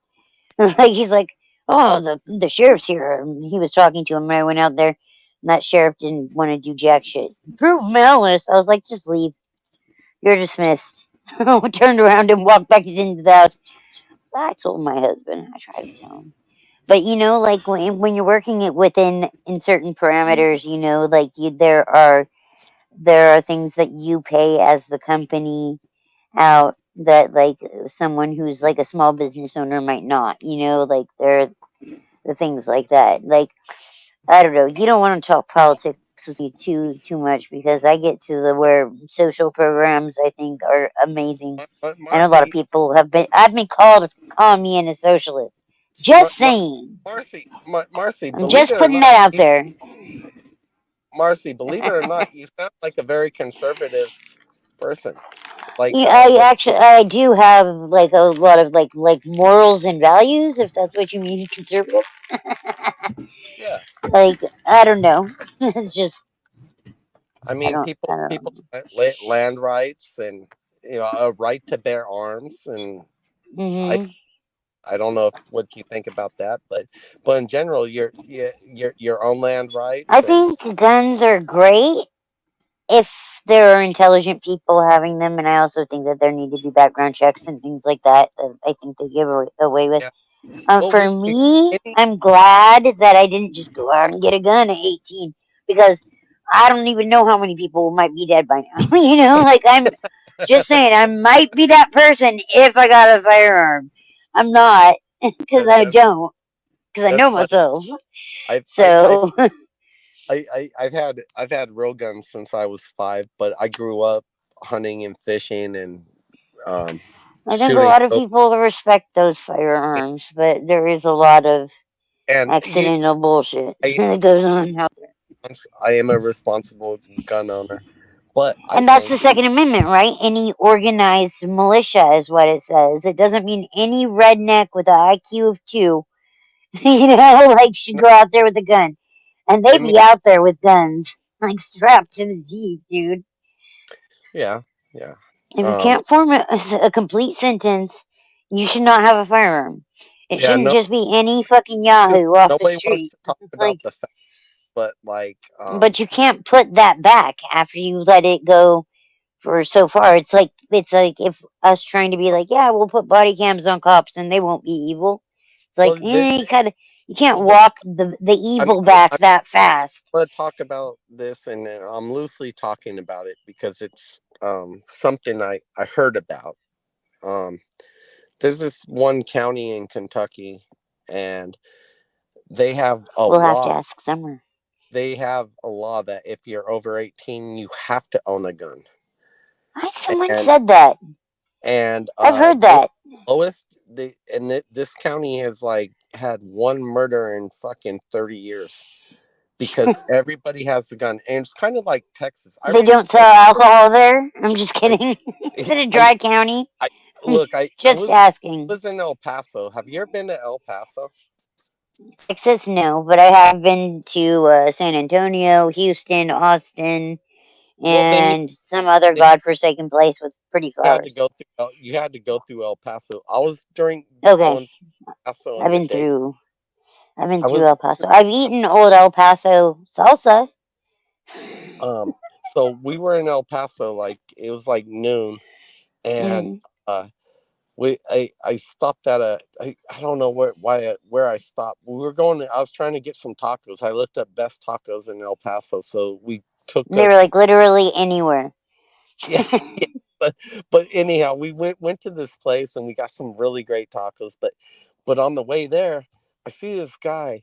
He's homeless. He's wearing Crocs, and his legs are dirty, and he's wearing a pair of shorts, and he has no shirt on, and he's got a Glock strapped to his side.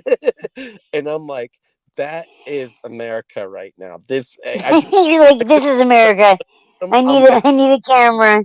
I'm like, this dude is like fucking the epitome of America. This Like, is America right here. he was Great. He's a bum pulling walking cans. around, one Croc on, a Dude, slipper on the other foot. Just kidding. dude, he was like pulling cans out of the trash can. Like, seriously. That's What a Texas. fucking Don't rope in the rest of us with that. Like, dude, but if people are gonna exclude California and call okay. me Fornia and all that, I'm like, maybe. Okay, if that ain't America, at least that's Texas. That's That's Texas. that sounds like And when very Texas, like, very much America. Actually, that's like a cross section of the United States right there. That's a whole fucking like pie on the graph. Austin and Houston have had some crimes problems lately because of like liberal fucking mayors and shit. Before that, Because everybody from California is moving there. they didn't have So big many problems. Californians have moved out there. People from LA. So many people. So many Dude, people. fucking Texas, and I'm fucking pissed. But but the thing is like in Texas in general, you don't get random strong-armed robberies like that with like people who's like, hey, stick them up, because everyone's holding a fucking gun. Like, if you stick up a guy who don't have a gun, there's a guy right behind you who got a fucking Don't gun. make me make Nick Johnson prove you wrong. He'll go out there dressed like Jesus on fucking. When was that? Dressed like Jesus carrying a fucking cross on his shoulder on Easter, dude. Easter. Nick Johnson's so funny. He's a funny one. If you've never seen Nick Johnson, You know, on I don't Facebook. like his content. He's on. It's Nick Johnston 1620, I think is what it is. Nick Johnson 1620.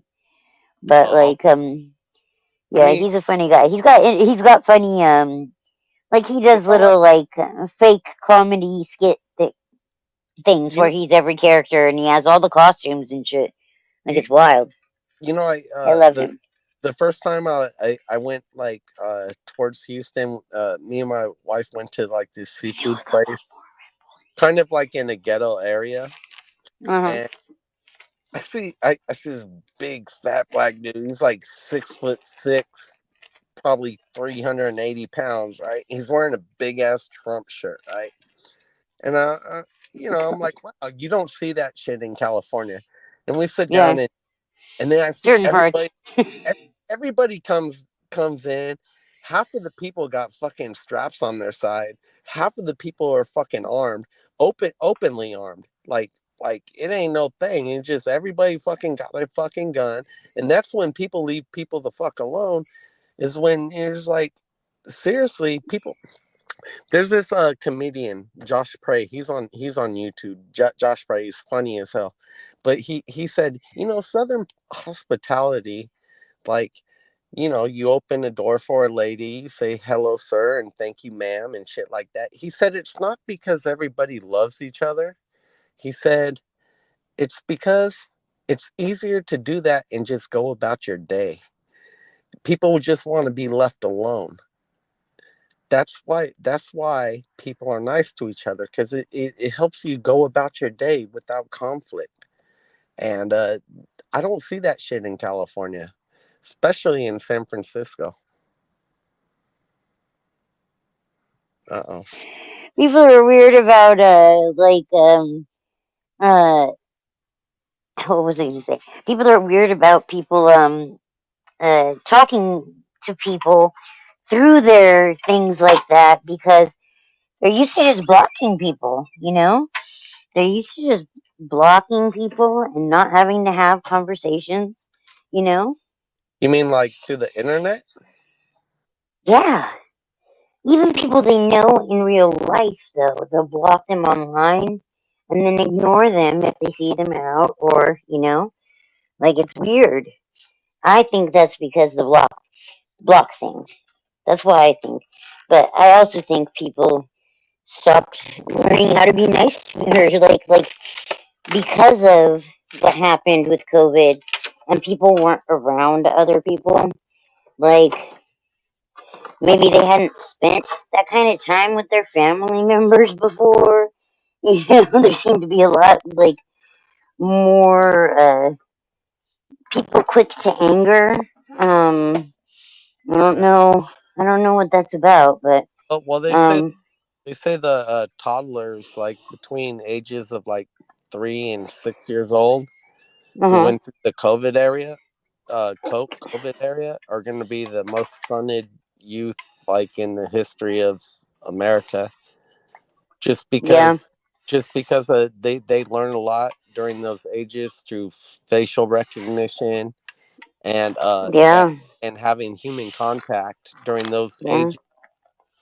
They're saying Mhm. that because they were kept away That's from true. people and the people they did see had masks on, they Mhm. they're stunted, like already, like they're stunted, like they're behind, like they can catch up Uh-huh. possibly.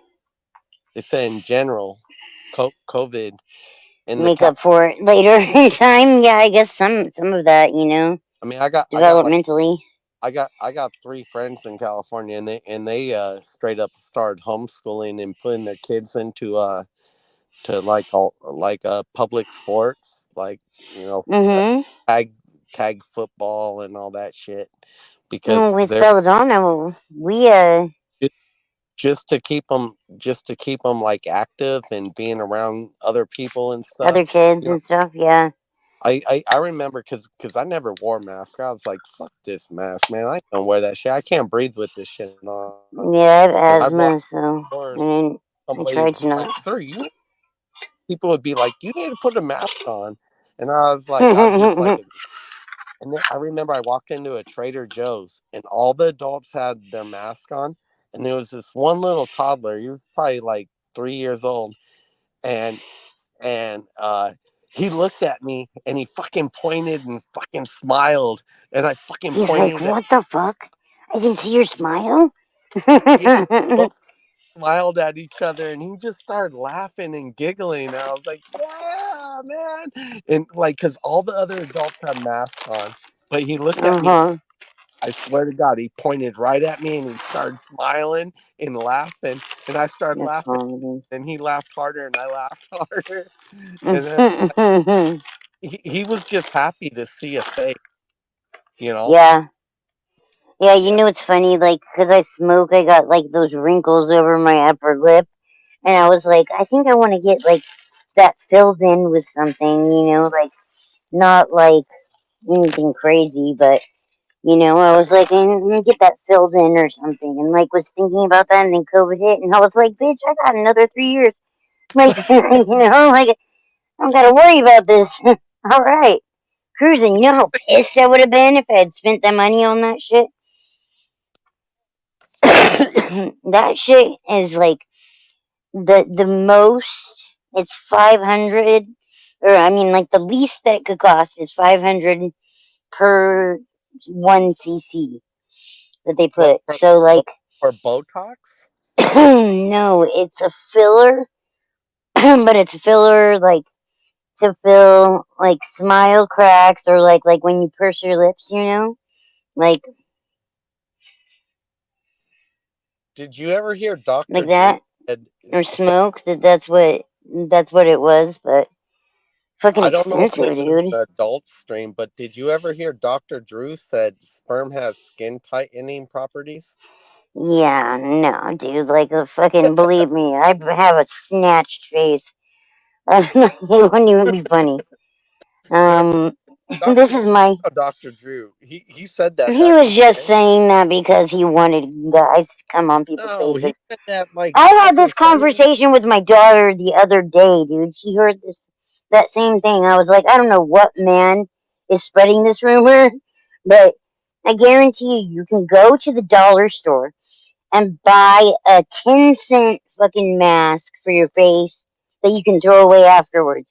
You just wear it for the 15 minutes on your face, and it will do more than like 30 gallons of cum for your skin. I, I, The I don't know. dollar store, you can get 10 of them I for a live in dollar. Cisco and I've seen plenty of 40-plus-year-old guys who look like they're in their early 30s. Yeah, that's why my sister, that's 14 years older than me, can get away with like saying that she's the same age as me. You know, she's been getting all that shit done, Botox and all that, since she was 35. So, but no, this is my mask that I loved wearing during COVID when I had to wear a mask, The and straight it's because it unzips in the middle. And like was my it, hands don't work anymore, but yeah. So oh, you could hide your drugs in there. I mean, if you wanted to hide your drugs in your mouth. Or I like my not even drugs in my mouth and everything, but not all at once. Just kidding. so not even really because it just opens right up. But yeah, it literally opens right up. And so, like, I would bring like my Red Bull in with me, be drinking it. Like, there weren't many places that You know, forced you to wear my a mask, though. If you told them that you didn't. my sister got vaccinated and she got the palsy. She was in bed for like 3 months. Her whole left side was fucking Oh, like the Bell's palsy type thing. yeah. That shit's Left side, crazy. like her whole left side of her body was fucked up for like That's wild. 3 months. She had to do all this therapy and shit. She's good now.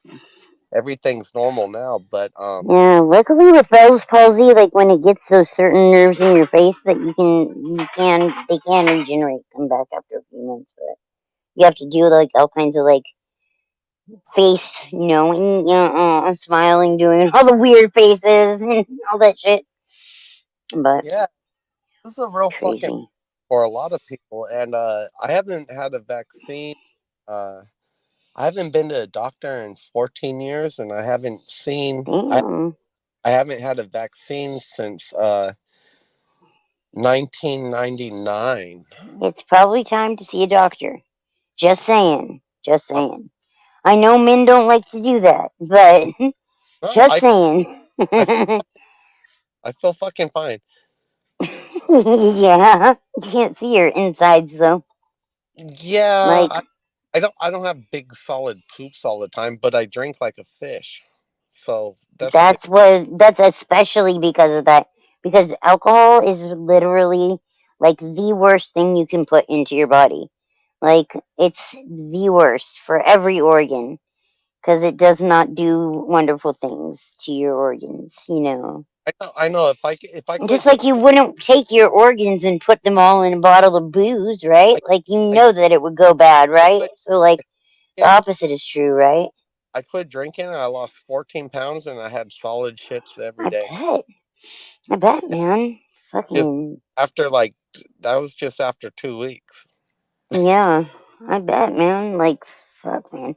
Alcohol. I'm just glad that I quit it when I did. Like, I was still like relatively young, you know. Like, I've tried to drink, and besides that one, after my friend's funeral, like I tried. I got like maybe a third of the way into a White Claw, and I was like, this is for the birds. Fuck this shit. Like, nope. I'll stick to my smoking and my edibles. Like, I prefer edibles. But Yeah, my whole family has told me for years, you're really good on pot. Why don't you just smoke weed? I'm like, why don't I smoke weed and drink? that's not the outcome they were going for.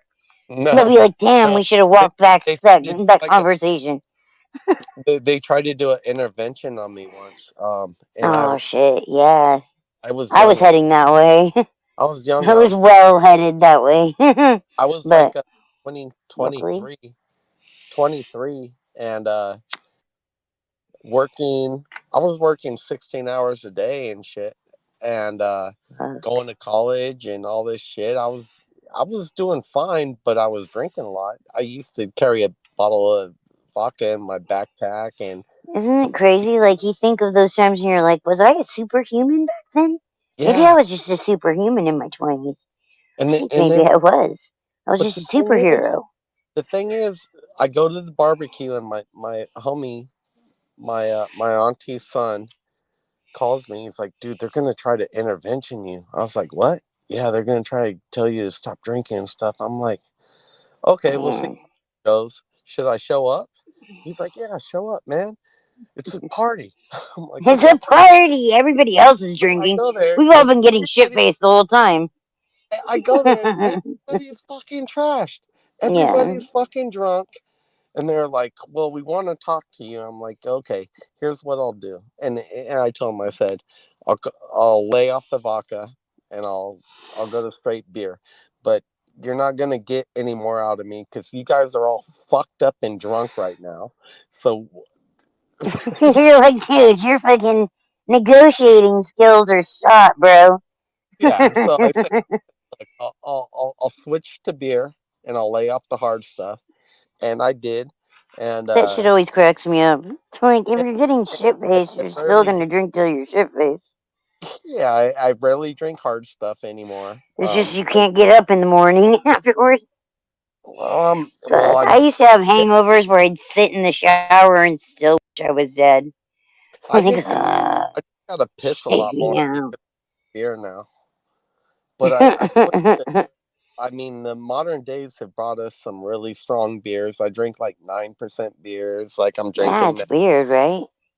I'm drinking IPAs and shit. 9% beers, and I could drink like 4 or 5 and be like pretty cool, and that's kind of the way to go. That's a sign you need to quit drinking.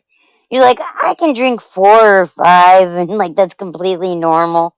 I can still walk, talk, drive No, a no, car. Like, wait, what? like I could be Dial like that back there. I'm just saying I'm comfortable just drinking 4 or 5, and I don't have to drink like a fucking 24 pack of Don't like like want to drink at all. Yeah, natty you're like, I'm ice or able to actually practice some restraint, right? like if I had a homegirl that like I think she was like as much of an alcoholic, if not more of one. Then and like literally, it'd be like, okay, we get the 12 pack of beer. Okay, go. Who can race each other and drink the most out of it? We're like yeah. racing to the If bottom I of was drinking 12 pack. Pabst Blue Like, oh my Ribbon, god. I drink a 12 pack of. If it was a hot sunny day, I could drink a 12 pack of Pabst like fucking just throughout the day, and you probably wouldn't even. Is that what you normally drink? What do you drink if you like want to drink? I drink these like 9% beers, and I drink like 5, 4 to 6, depending on how I feel. Jesus Christ. Okay. Yeah. Yeah, I mean, but I've also gone through like a 12 pack of 9%, like Yeah. That's a problem. lot. That's But crazy. but as far Yeah. as control, like if I was drinking Pabst, like I'd drink a 12 pack of Pabst, like nothing. You wouldn't even be able to tell I was drinking. That's the problem. Like like you wouldn't. That's the problem. I was spending money, and you couldn't even tell I was your face. Yeah. Shit. Like a That's breathalyzer. that's more American than that hobo. Being Uh, like, spend all this money on this beer, and I'm not even shit faced. yeah. That's more American than that hobo with the Crocs on. Being like, I can drink an I mean, entire 12-pack. I was the same. I did the same. I would drink a 12-pack of Heineken, like no problem. You know, that was oh, like what I drank yeah. when I went home. You know, But we'll see. I drink 2 by or 3 bottles of wine. You know, but that's I not drink by normal. I when I try quitting beer, I get wine. I buy like the box wine, and Hmm. there were days I drank a fucking whole box, which is like three and a Dude, half bottles. my grandma got me shit faced on box wine one time. Like Like I've drank her, it all. me, and my ex husband were all like just chilling with my grandma. My mom was out of town, so my grandma like my mom would usually come and hang out with my grandma, and my grandma would have a couple glasses of wine at night, and then she'd go to bed, right? So like we came down here and we're just chit chatting with grandma, and she's like, "Have a glass of wine. Have a glass of wine. Jasper, go get us some wine. Go get us some wine." Dude, I couldn't even. I don't even remember walking from here back up to the main house. Like Yeah, my ex-husband had to have carried me. You the know, problem with wine is it started fucking up my stomach. But my wife was like, okay, you want to get wine, fine. No beer, you need it. Just have a little wine, and I'm like, well, I'd buy a box, and then fucking, and then like the second day night, like after a day and a half, it'd be gone, and then 4 days later. 4 days later, I drink like a fucking box of wine and just be fucking trashed. And then my stomach was all fucked up. And she, yeah, wine will do that though. Like how did cheap you wine, drink the whole fucking box? too I was much. like, I don't know, babe, but I did. Oh Right? fuck, How do you come back from that when you're like, yeah, I drank an entire box of wine? yeah, Like you can't and even say that and sound cool, no matter how hard you. yeah, no. I would be Oh completely shit! trash. I'd be completely trash. Morning, Theo. That Where have you been? It's my uh, birthday, Theo. wine Yeah, that shit. wine hangovers are the worst hangovers Dude. on the planet. Red wine is the worst thing to throw up because when it comes out of your nose, it's the It's worst. Like acidic. It's red acidic. wine is bad coming It's back up. so acidic. I think that's the worst thing I've ever thrown up in my life I've is thrown red up red wine. wine. It's acidic, and It's it fucks awful. up your stomach for like a day and a It's half. literally like Satan. It's like the embodiment of Satan throwing up red wine. I once threw red wine up like in a exorcist style, just Oh shit. like straight like I was running towards the toilet, but I missed, and it went like 8 feet, just like all over the carpet, You're all like over the all I over needed the a priest. tile, all over the bathroom, spread out, and a stream just of like red, That's and bad. Yeah, yeah, that shit ain't coming out ruin the easy. whole carpet and everything. Mm-mm. Fuck that, man. Yeah, it Yeah. was like what do you call it? A projectile vomit, Yeah. and I did that with ramen once. It was like, wow, it was wild. with ramen. Mhm. Yeah. Like I ate some ramen soup before school, like as I one was does. gonna say, And when was my friend she a picked me good up, lay? I was gonna say, was oof. she a good lay? No, my friend picked me up, and we were going to school, and she was driving her parents' 4x4. Like it was like one of those Toyota, I think Tercel hatchback, maybe. And it was like a 4x4. And so we took it off road basically on our way to get to school. There was this crazy road that went up and down, and like I got sick to my stomach from eating an entire package of ramen and then driving on a fucking bumpy road. And Did you that eat shit that went. I was ramen in the dry? back seat because it was Did you my sister's friend, and my did you sister eat was the in the ramen front. dry? I threw up over my sister's head.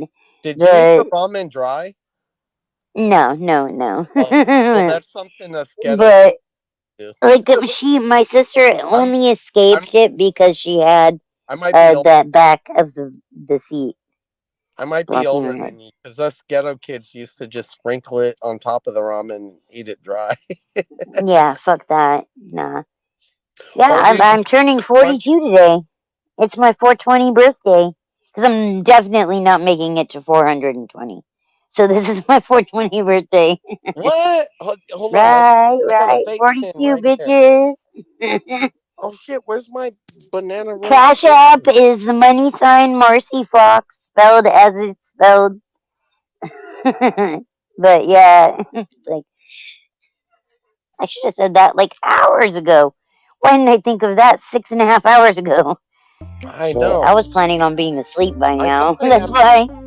I thought I had my banana runs vape pen on me, but it's gone. Is somebody gonna sing happy birthday? Do you want me to sing happy birthday? Marcy's here. Candles and wishes, laughter and cheer. Let's celebrate your best year. Happy birthday, Marcy. Dancing in the glow. Another year of magic. Watch you grow. Friends all around. Love so bright. We're together all night.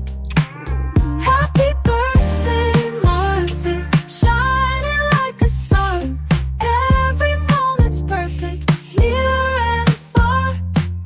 Cake and confetti, songs so sweet.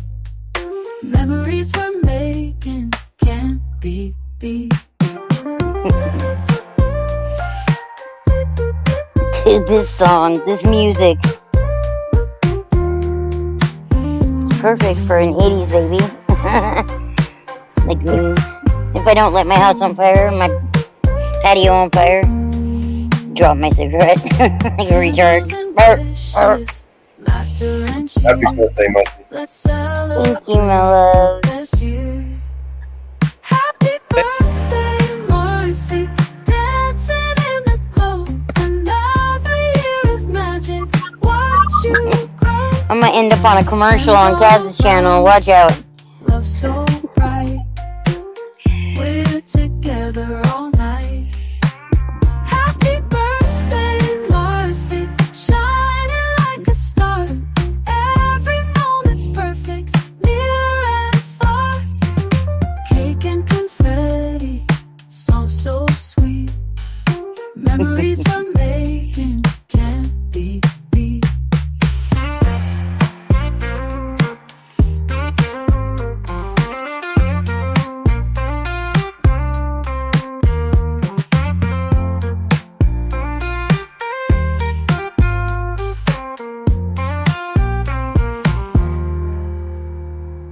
Oh, thank you. Thank you. Thank you. This is gonna make me cry. Thank you. No. Thank you. Vinny. Oh. Thank you, Vinny. Thank you, my love. Thank you, Mama Bear. Thank you, Graham. Thank you. Thank you, everybody. Happy Thank you, birthday. Bella. Thank you. Thank you, Bryce. I appreciate it. I think there's a certain part you can't save the stream. Woke up this morning. Huh? You can't save the stream after a certain amount of hours on StreamYard. You can't save it. So I don't know if Hello knows the hour. I think it's 6 hours. But it looks like we're almost at. It is. It's almost 7. Almost 7. Almost 7 hours. I don't know. Been holding it down. No. Thank you. Thank you, guys. Happy birthday. I appreciate it. I appreciate it. Thank you. Thank you, guys. What are you, 24? I don't even remember that birthday. God. That was so long. Actually, I do remember that birthday. I take that back. That was a good birthday. That was a good birthday. Thank you, everybody. I appreciate all the birthday wishes. Oh my. I'm forever indebted to you. Thank you. Yeah, StreamYard's funny about the how you gotta save it. I think It'll be on my page. I mean, it's safe. I've had friends do 24-hour streams, and I think they gotta do it every 6 hours. But since you're it's every past 12. It's every 12 on StreamYards. Oh, they must have changed it. It used Actually, to be every 6. StreamYards, if you do 12 hours, you'll lose 2 hours on the recording if you're relying on Do you? recording. Yeah. Yeah. Really? So It on will the only record 10 24-hour hours. stream, So 10 hours is where it should be, the 10-hour mark? I mean, it yeah. will record. If you go over the 10 hours, it will record on YouTube, providing YouTube don't take the video down. But yeah, YouTube will record up to 12. StreamYard only records up to 10. So I'm going to try and keep them 10 hours and spin up a new one. You know? Yeah. yeah, So when we yeah. 24-hour streams, we would stop every 6 hours, and we would do 4 6 hours, because everything after 6, it wouldn't like record. Yeah, I wouldn't save it. Like, that's After, what YouTube, but it starts recording back over the beginning. Yeah. yeah, So. but they It's might also it's a fucking pain in the ass to edit anything that big. it might Deb's be. saying nobody watches those. I'm like, bitch, I've sat and watched 12-hour streams over again, like the next day, 3 hours, like 3 days later. This was like 6 months ago. They might have updated, so they might have like a bigger platform now. So I imagine they change it. Yeah. Yeah, It all from my depends on what experience, they hold. YouTube will only record up to 12 hours, sometimes a little bit less. StreamYard has only just started, only recording up to 10 hours. So I can record in 10 hour slots. So I'll stop them just before 10 hours, just so we're safe and we've got a backup, if we need it. oh shit, it's fucking almost 6 a.m. in San Francisco. I better 420. finish my last. You can tell when people wake up in my house. My bandwidth starts cutting out. Who's awake in the house? My husband's getting ready to get good work. Morning, Mama Bear. You okay? Yepper. It's morning. I gotta finish getting ready to go to the doctor's. Is your foot still swollen? Yeah. How's your foot? Yeah, it's Is it better? not as bad, but it's still swollen. I had it up most of the night until I rolled over, but it's still swollen. So I will stop at urgent care after my other doctor's appointment because it's right there. Well, hopefully your doctor should be able to assess it. Yeah, urgent care. Well, they have x-rays right there at urgent care. So hopefully if it is a break or anything, like it's just the toes, if it is something like that it doesn't go further up. So it's right at the foot, the ankle, but I have brittle bones, so I will get it x-rayed. So sorry, you guys get the benefit of my hand on the screen because I'm trying there when press the button. My pinky toe is so small that when I stub my pinky toe, the nail just pops off and it just drops out one little drop of blood. So I hit it with the heel of with the ball of my toes were up and I hit it right at my foot. So hopefully everything is not. I just hope it's not connected going up. Yeah. So the feet take the longest time to heal because of blood circulation, and there are more nerves in the feet that affect the whole body. So make sure that you take care of it right, because the nerves in the feet affect the legs and everything going all the way up to your head. I have nerve damage in my feet and my legs. Yeah, anyways. I do too. That's why when people, like when you stub your toe, like it hurts like getting kicked in the balls. Like a lot of people don't realize how many nerves there are in the feet. Well, or the balls, maybe. I have nerve damage in my legs anyway, so. You sound like me, Mama Bear. It's like, yeah, my shit's all busted up anyway, so hopefully it's not busted up too bad. Yep. I'm like, my foot's all fucked up. So, I broke my foot. I broke my foot before, so. Yeah, that's like, I'm not looking forward to this surgery on this foot. I'm like, it's going to be a surgery and I'm going to be out again like I was when it was healing the wrong way, you know? Like I was out and in a boot that whole time, so now it's even more fucked up because My it's dad is hardened. like 6'7" and like well over 200 pounds. And when I got hurt when I was a kid, I'd be like, oh, like almost on the verge of crying. And he'd look at me and say, look at me. And I'd look him in the eye and he'd stomp on my foot. And I'd say, what the fuck? And he said, I bet your hand doesn't hurt anymore, does it? Divert the pain. Yeah. Let me divert the pain for you. Let me divert the pain for you. You put your hand on the table. I'll get some scissors. He'd be like, what? He just stepped on my toes. And he said, I bet your hand don't hurt no more, does it? I'm fucking, That's what so the funny. fuck, Dad? Divert the What pain. kind of lesson Divert the is pain. this? Divert the pain. I What don't know. kind I of teach lesson those is lessons though, so I love those lessons. I never broke a bone until, I broke my foot. That was the first bone I'd ever broken. So, I mean my spine's collapsing on itself, but that's that's not breaking a bone, right? I sneezed in bed and collapsed my L1, my lowest vertebrae. That's And actually your highest in the lower part. L1 is up toward the yeah, middle my back lowest area. vertebrae, the L1, right above the coccyx. It's L5. L5 is the lowest one. S1, sacrum. I'm talking about That's the your one right tailbone. above the coccyx. Yeah, that's the lowest S1 is what vertebrae. they consider that. And then that would be your L5.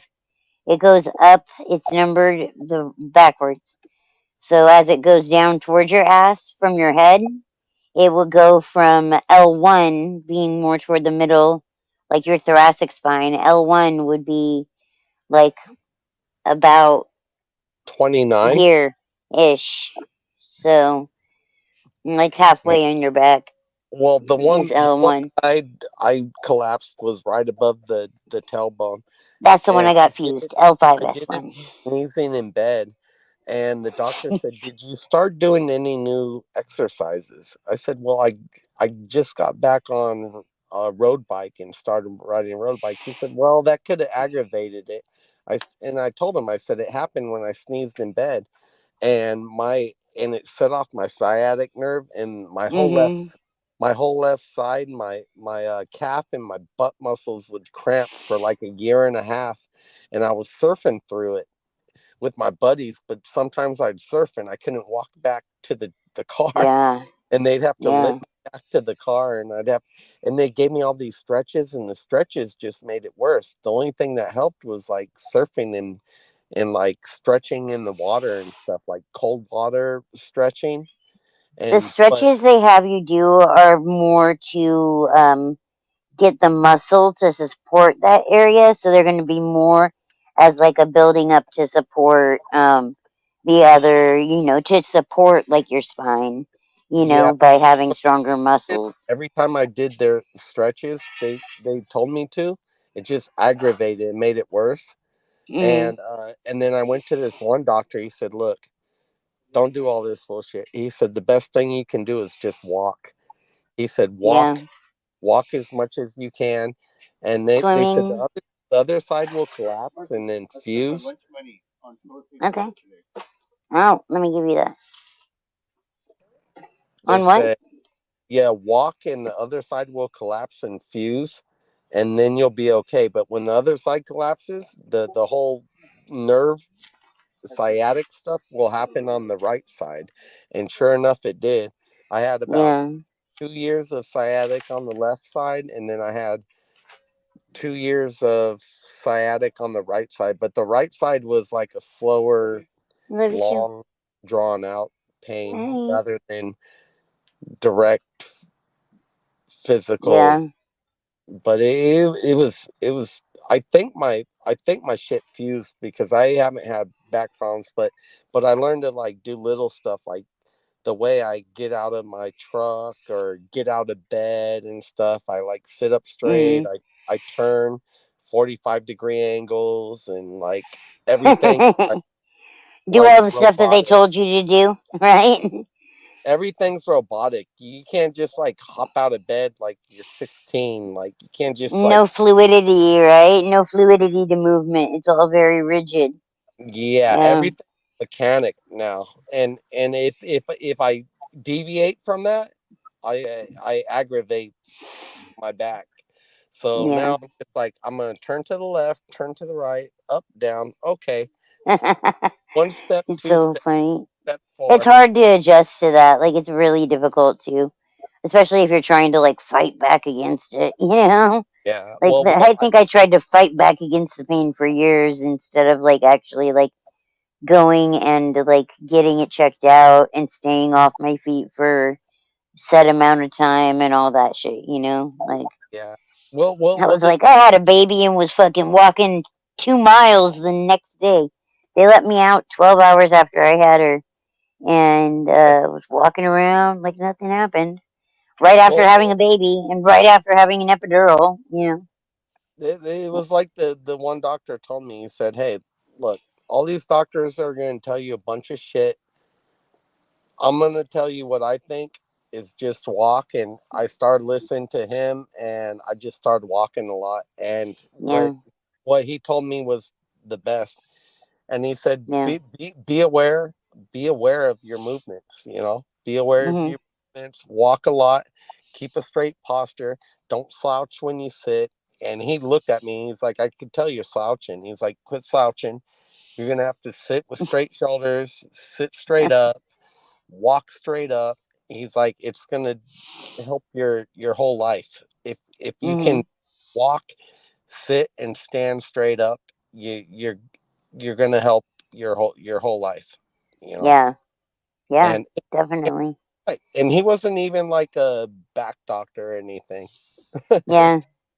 Dude, like I don't know, like pretty much anything the doctors tell me. Like I'm such a research nerd. Like I don't think like people understand. So like when I had to really learn that I had to start advocating for myself and finding out what was wrong with me. I mean, when I broke my foot last year, I knew which bone it was before any doctor told me. You know, my mom was like, "How'd you know?" I was like, "'Cause the internet, dude." Like it's all there. Everything they're gonna teach you at school is right here. You Internet. know, like right here, literally in your hand. You know, like I'm like all that shit. And, you know, I looked up broken foot, whatever. I found out. You know, I probably had a fracture there, and then when I stopped my fall with my foot, it just made it worse. You know, so like little things that you can if you can go to kind of help your skeleton and your you know your muscles and everything work in unison. But they told me the doctor like with the your back and disc and pressed nerves, you know, bulging discs. Like some people can go their whole life with every disc blown out and never feel pain because it doesn't hit that nerve root When in the right way.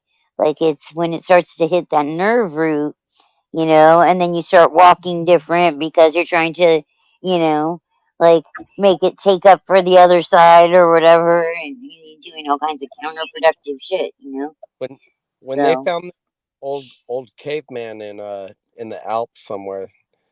At first, they found some bones in Africa, and they thought that was like the oldest they found. And then they found this old guy in the Alps, like frozen, and yeah, he was like his whole body, and and he had like tattoos and shit. And they did like the X-ray of his body and shit. It was like this guy had broken like 15 bones. they're like this guy probably literally died just walking. they were just like, but even then, like they somehow, they probably used splints or whatever. He had broken whatever they did. his calf and all this stuff. Like they were living a rough life. I mean, they were probably fighting saber-toothed tigers and shit at the time when they found the guy. And yeah, they were like, yeah, this guy had a really fucking rough life, and he probably died around 60 years old and all this shit. But they looked at his body, and his whole body was like broken. But right. Yeah, and it wasn't it wasn't broken from time. It was broken. They could tell from like the stuff that had broken and healed. That's how they could tell how many breaks he had by Yeah, as right. the calcium deposits around the bones and shit, which is crazy to think. Wild. Like that's how crazy they lived in them caveman days when it was like, dude, you're just gonna it's fucking crazy to think like back people used to have to rely on these shitty doctors.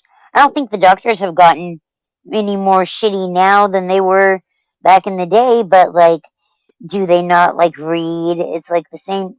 I don't know. There are certain things that I'm like, what the fuck is going on here, dude? Well, Like these doctors.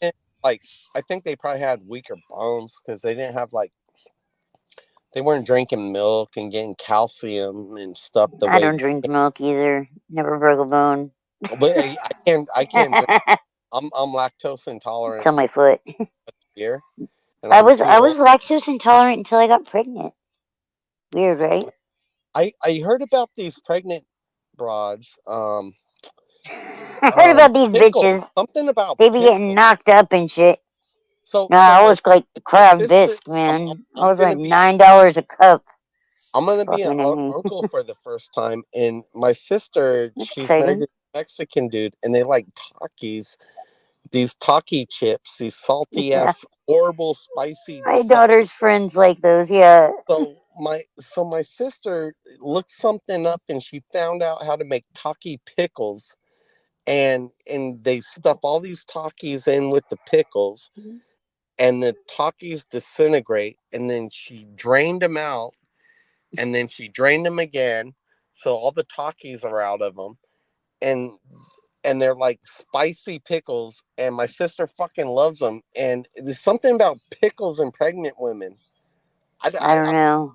I I don't think know. there's just different types of um different types of cravings that you get when you're pregnant, you know? Like it's what your body's probably like what they say anyway. What I know my they just the wants to fucking proverbial drink a they fucking beer. say is that I it's because you want things that are different flavor.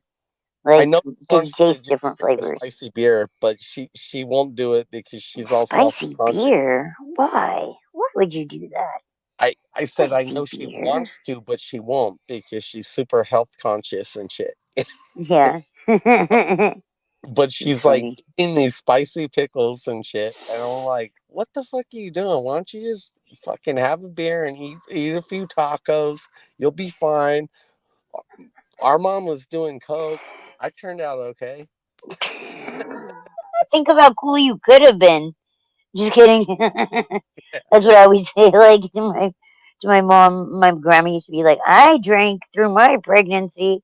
I was like, "Damn! Think how smart your kids would have been if you Yeah, hadn't have done that." yeah, and They're saying look that at about people that smoke while they're pregnant now, like people that smoke weed while you're It's not pregnant. a good idea to tell somebody to do when you're pregnant to do coke and drink. Yeah, yeah, it's not. Definitely not. my sister don't do anything hard. She's But like I whatever. was I was surprised to find the actual warning label thing from the dispensary. It said like smoking or ingesting THC products while pregnant can have an effect on your child's thinking or like what Yeah, was it? It was like something the negative way that it effects on said a pregnancy. Yeah. ability to make decisions or something like that. I was Well, like, well, what the well fuck? in California, everything has that label. Yeah, I'd never seen that, but I of course like didn't really buy any products like that. We smoked homegrown and shit, you know. But my midwife told me that it was better than throwing up all the time because it got me to stop throwing up. I had all day sickness, like at the What's a beginning of my midwife? pregnancy. It's someone that will deliver the baby if you don't need a doctor. So, like, it was a pretty easy birth. It's on Facebook. My friend filmed it from over my shoulder as to not get the business area. She did a great job. But yeah, I had really bad morning sickness, but it would hit me all day, Is that and like I was that working in the Netflix salon. show So with the ladies with the red hoods? no, that's the one that's I think Summer was telling us to watch the other day. The Handmaid's Tale. That's that. The ladies Handmaids. with the That red are those like hoods. midwives? But I thought a midwife was just like someone who like Someone who helps you deliver the baby. It's oh like a nurse, basically. But they specialize in that. Sometimes they'll call medulla also, and not medulla, a doula. Yeah, yeah. So I didn't require the doctor to help me deliver. So yeah, it was breeze. yeah, I'm at 40 and my wife is my age. She's 40 and I'm like what Is she like I want pregnant? kids and but she doesn't Oh, and I'm like okay. well we're on the cusp right now cuz Is she's she Asian so that gives her like a couple more years but even really? now I'm just That's like interesting. even now I'm like yeah maybe I don't want to have kids. Yeah, there's kids. Kids need to be adopted too. Foster parenting, like there needs to be good parents out there for those things too. You Yeah. know. Yeah, So, I don't want to but if you adopt. don't want kids, if she doesn't want kids, definitely I don't do something that she doesn't want to do. I have two uncles who I know have kids all over the fucking planet because they were in the military and laying seed all over the place. From the Fuck. Korean War to World War II through Oh my Vietnam and god. everything. And I'm just like through all the fucking wars and traveling all across Europe and Asia, and I'm like, I You got know a they lot of had kids, but random the family thing members or what? they came to the U.S. and then they adopted kids, and both of my adopted cousins are just like were well. I don't know if one of them's alive anymore, but he turned out to be like he was like a That took a genius. turn. He was a genius, like a certified genius, like a fucking certified genius when he was like 14 Certified. and like got and like dropped out of high school his senior year and then last time I seen him he was smoking meth and I was playing him Says he's I obviously was not a shooting genius pool with him anymore. I was shooting pool with him and like whooping his ass at the pool table and he got mad at me. I was like, yo, we're family, man. Calm down. And then my other cousin lived with my uncle Bob, who was like in World War II in Korea. His whole life, he lived with his parents, never left the house. And I'm like, dude, I don't want to adopt a fucking kid, dude. I don't know. You're like, I'll never be able to get rid of him. Yeah, I They're don't gonna know. I fucking don't move know. home and never leave. You don't know. Like if they're up for adoption, it's like you're picking from.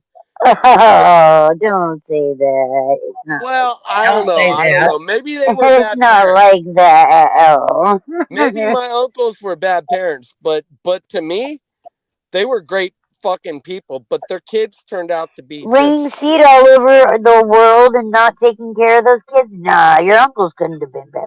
You know what? my I'm uncles were great Just kidding. people. I They're know good That's the people. Just thing. I'm that like, are adopted. how could don't have they a have kid with been them. so bad of parents? Like to like raise these fucking I know dirtbags. plenty of people that are adopted. I know plenty of Yeah, people that are me adopted. too. I know Yeah. Yeah, plenty of people that are definitely. adopted. They're very Yeah, protective people. yeah.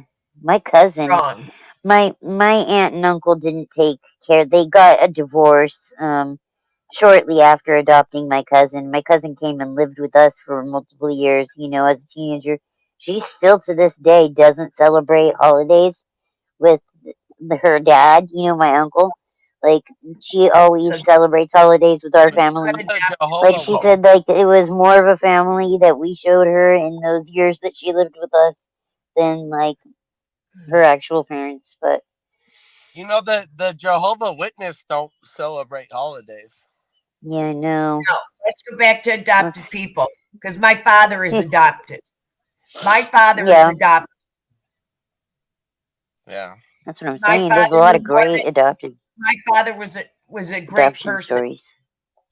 Yeah, there's a lot of great adoption stories. I know a lot. That's what I hope for my sisters. All adopted They're people both too old to have kids. Hey, Mama Bear, I didn't mean anything by it, but just in my family, our inner circle experience, it was like, what the fuck's wrong with this guy? What the fuck's wrong with this guy? And it was like it was your uncle. That's what was wrong with him. I don't know. Yeah, it could have been my. He was a great uncle. That was just my experience. So that it was my personal experience. I didn't mean anything by it, but I kind of like, I don't want to adopt my Uncle Roger.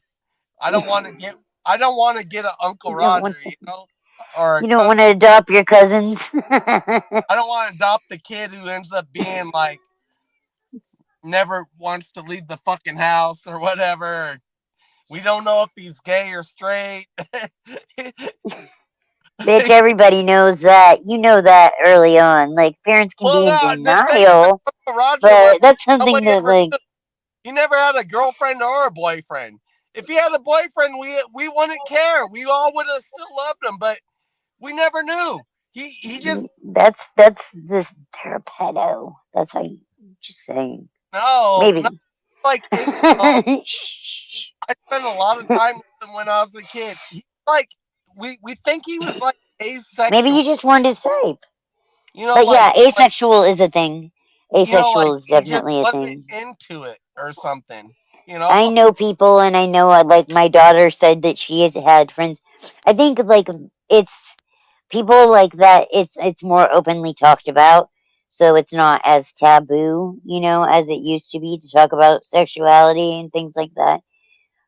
So I think that's part of it. So atypical people, which would be people that are asexual, like, there's less people that are honestly like trans, like have gender dysphoria, the actual, compared to environmental things that could possibly weigh in on that, from like in utero growth, etc., etc. Like, maybe one of the reasons my daughter has trouble deciding what she wants, when we go out to eat, is because I smoked pot when I was pregnant.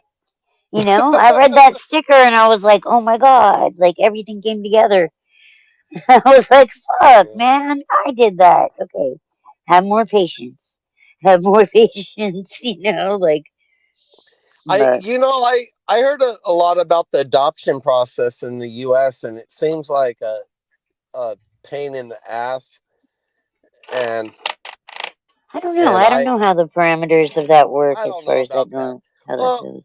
I don't know. Like I said, I don't know. My wife's 40. She might have another year or two. I don't know. Bitch, if you got me pregnant at 42 right now, like Lauren 42, I would leave you. I wouldn't. I'd be like, you're taking the baby. Any day my back gets to me. Any day. But that's like, whew. You get into other complications that can happen, She might pop it out and then leave. She might pop it out and then leave me. Let's play a song. She always said, I don't want to have kids because my mother used to beat me with the bamboo stick. And she always says, like, I'm afraid, like, if I have a kid, I'm going to beat him with the bamboo stick. And I was like, you can't do that.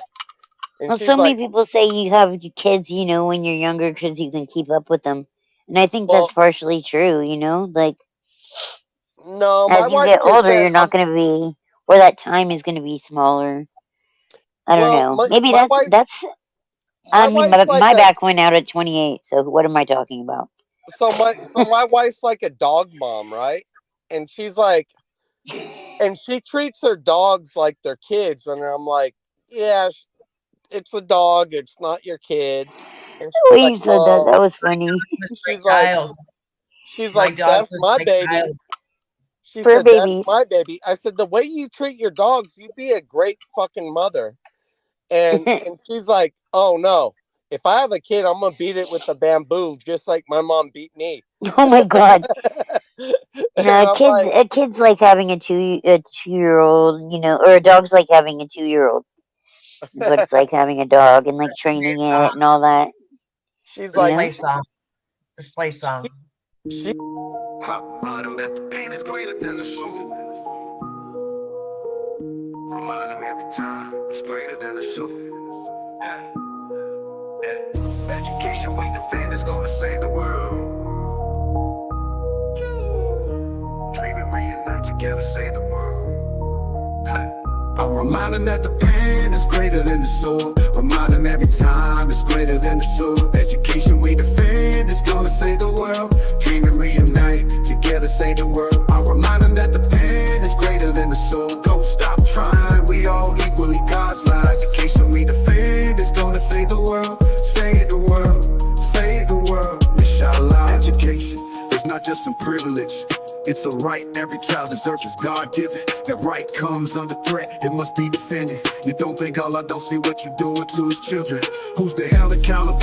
Who's in charge, mister? These kids don't have nothing to do with y'all business. You should be building more schools, not prisons. They bombed us, it ain't even make the news of y'all city. He could have been a scholar, but he's a child of Gaza. Missile hit his home and crushed and killed his baba. We should be playing soccer or meeting up by our lockers. He wanted to be a doctor, but he didn't have those options. Like the pen is greater than the soul. Remind them every time it's greater than the soul. Education we defend is gonna save the world. Dream and reunite together, save the world. I'll remind them that the pen is greater than the soul. Don't stop trying, we all equally God's lives. Education we defend is gonna save the world. Save the world, save the world, inshallah. The system need to be eradicated.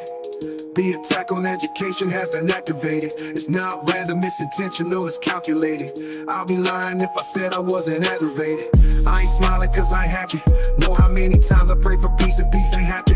Still get on my rug and pray for peace, still got take actions. And people held responsible for actions. Until then we gotta stay active, we need change. That change need to be data driven, accurate, comprehensive. And since we are the victims, we deserve a voice in the day-to-day decisions. And we can dig this generation out these grave. Remind them that the pen is greater than the soul. Remind them every time it's greater than the soul. Education we defend is gonna save the world. Dream and reunite together, save the world. I'll remind them that the pen is greater than the soul. Don't stop trying, we all equally God's lives. Education we defend is gonna save the world. Save the world, save the world, inshallah. The system need to be eradicated. The attack on education has been activated. It's not random, it's intentional, it's calculated. I'll be lying if I said I wasn't aggravated. I ain't smiling cause I ain't happy.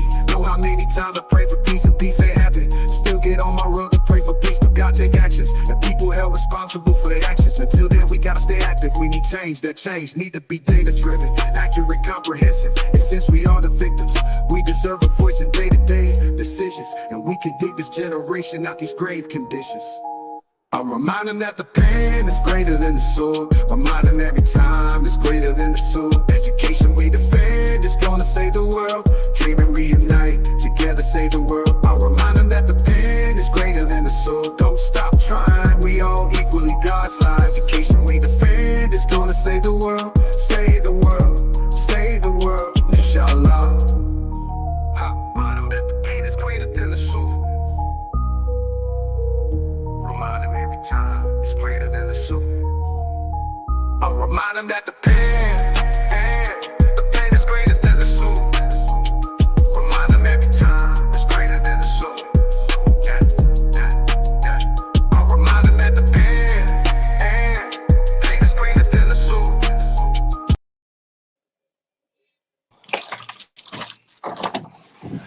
Baby. I love that. I love that we can play those songs like when people are starting to feel stressed, like chill brings the chill back, you know. Yep. Got the chill. Got the chill Yep. back. That's I was why gonna we say I need to go to sleep though, because I have to go and pee for a doctor today. That ain't gonna happen if I don't go to sleep now. So, Did but I'll probably you see you guys later if you guys are on streaming. Yep. You Yeah. around, Mellows? You still here, Mellows? I'm still here. Who knows? Who I have knows? go get I ready. will be pleased to see you guys later if you are on later. But thank you for Okay. the birthday, little mini birthday party. I appreciate Yeah. it. I Thank love you it. for sharing with us. All right. Love you guys. Stay good free, okay? conversation? Happy birthday. Yeah, thank you. Bye. Bye. Bye. Have a good one, Marcy. Ooh, I wanted to play that mellow tune. I can't find it. I don't know where I put it.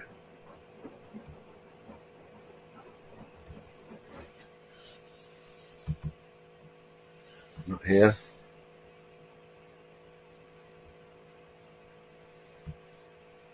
Sam Cooke. Yeah. Are you looking for stuff that like no copyright type stuff, or are you No, worried? this is all stuff we made. I've got different brand as you can see, I keep flicking from one brand to the other, and I'm running out of space where I can upload it to StreamYard. Yeah. But because I've uploaded so many songs in there, I can't remember where I put them all.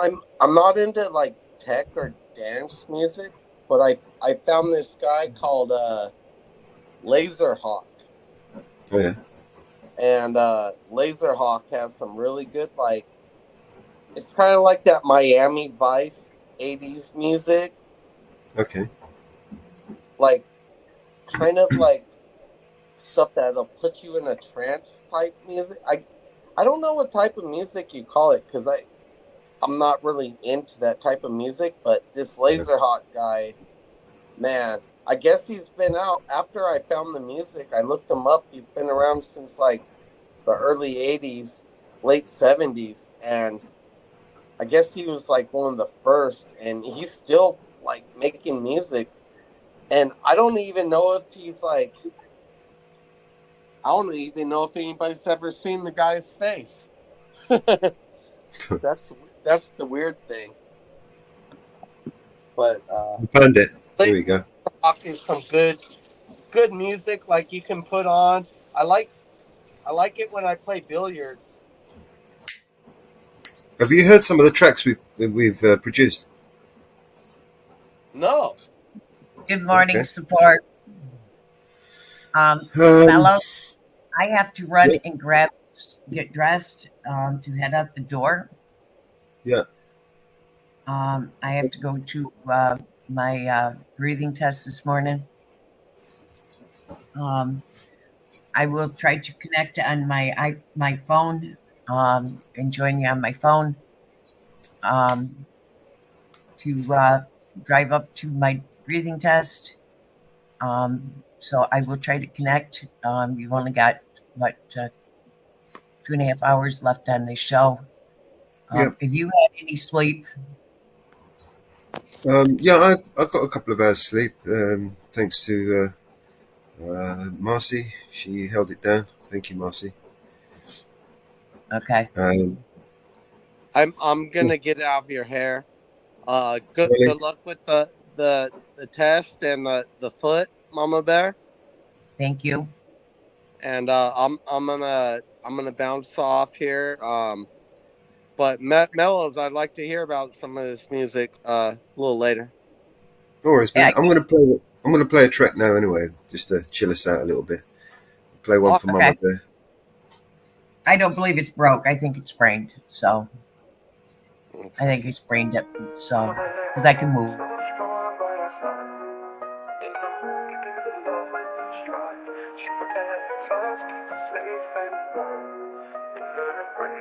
Weather the storm. Mama bear so strong by our side. Oh, in the morning, giving love with each stride. Oh, she protects us, keeps us safe and warm. In her embrace, we weather the storm. Mama bear, always there when we cry. Oh, with her love, lifting spirits high. Oh, she watches over with a gentle smile. Her compassion makes it all worthwhile. Oh, Mama Bear, she cares all the time. Her love's a rhythm, a perfect rhyme. Oh, she brings us news with a touch so kind. In her embrace, we always find Mama Bear. Every day she fights. Oh, for our dreams makes the dark so bright. Oh, she's the hero, the one who stands tall. In her arms we never fall. Mama Bear, every word so wise. Oh, tells the stories, opens up the skies. With her care we can touch the stars. Her love takes us near or far. Mama Bear, she cares all the time. Her love's a rhythm, a perfect rhyme, perfect rhyme. She brings us news with a touch so kind. In her embrace we always find.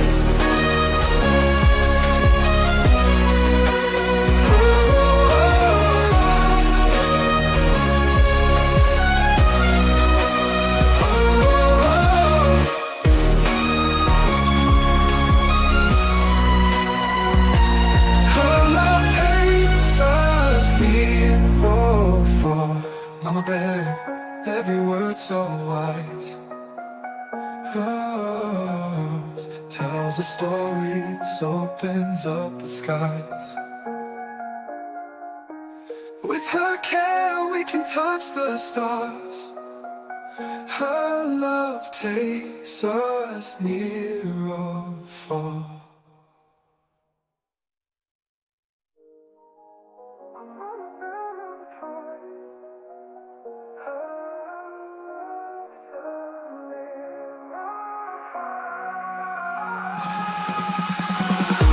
Oh, Mother Bear, she cares all the time. Her love's a rhythm, a perfect rhyme, a perfect rhyme. She brings us news with a touch so kind. In her embrace, we always find.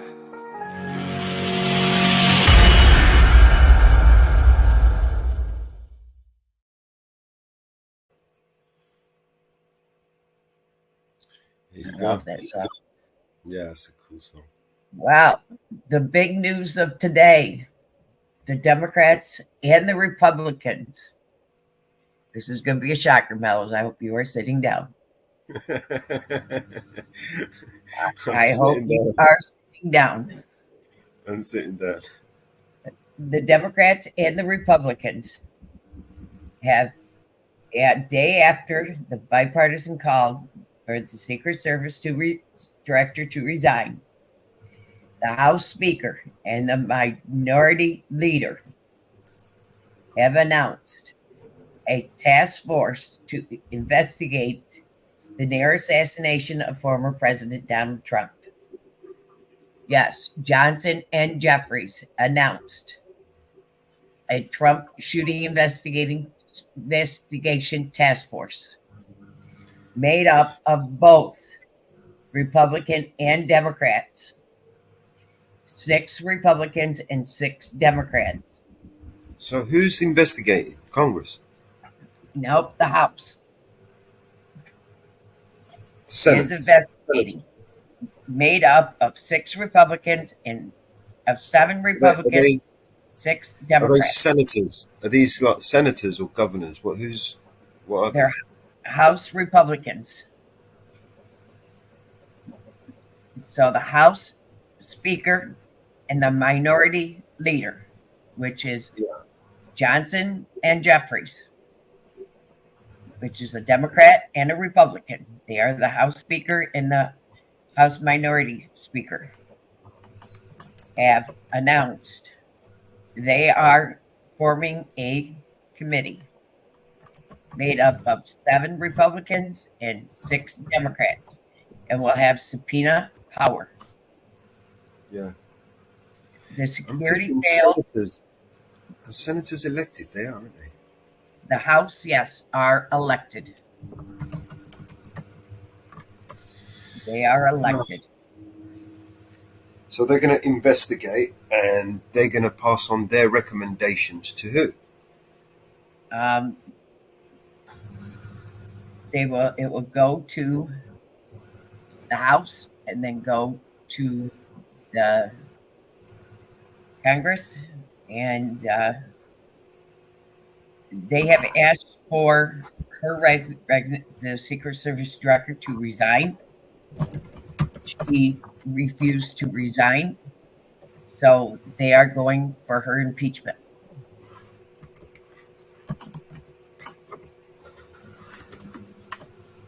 They have started impeachment for her to be impeached. So this is the first step for her impeachment, which they will also probably go for the impeachment of the FBI director.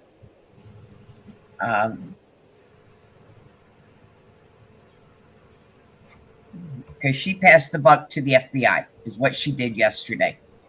Because she kept saying, see the FBI, see the FBI, see the FBI. She tried to pass the buck to the FBI yesterday. So she kept passing the buck to the FBI yesterday. See the FBI report, see the FBI report. The FBI, the main people that was guarding the president was the Secret Service. But she kept passing the buck to the FBI yesterday. If anybody realized that. Yesterday she kept passing the buck to the FBI. So she's passing the buck to the FBI. She is. She's going to put the blame squarely on them. Correct. So it's called pass the buck, which the government is very famous for that, is pass the buck to everybody else. And you're going to get the report from the FBI, which passes the buck back to the Secret Service. Yeah. FBI wasn't us, it was them. Secret Service, it wasn't us, it was them. It was him, it was them. After spending $5 million on finding out who it wasn't, right, we still don't know anything. So all they're going to do is just spend a whole bunch of money. So then now you've got the Homeland Security, which is also involved in it. Well, they got to get their 2 pence in. And then you got the Pennsylvania State Police, you got the Butler Police Department. So everybody is going to blame everybody else. DHS stonewalling, and Director Charles Chesney refuses to testify because of our committee, and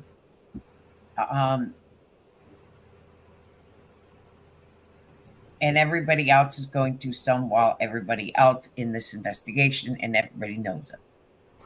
So nobody is going to get any answers. And like they said, she gave more answers on the TV interview than she did to the committee. So that's my washing machine that you can hear. So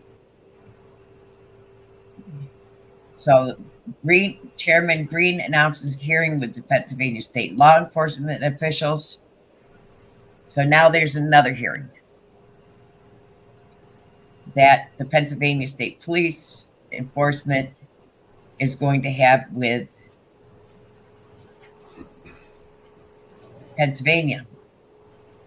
Are they going to get any answers? I doubt they'll get any answers. So there is still more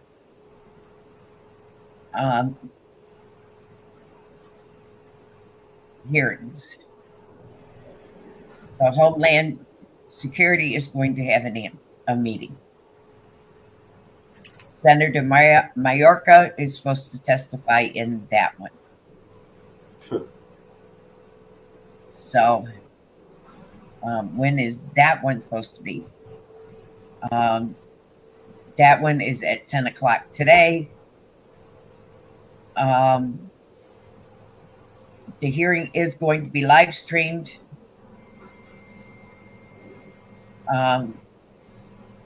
So for your information, that one will be live streamed as well. Chairman Green announces a hearing with Pennsylvania State Law Enforcement. And that one will be live streamed as well. So,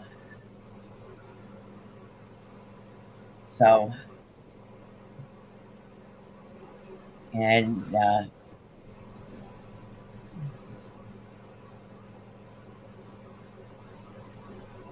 that's through Homeland Security. So I will send you that information. Isn't that interesting?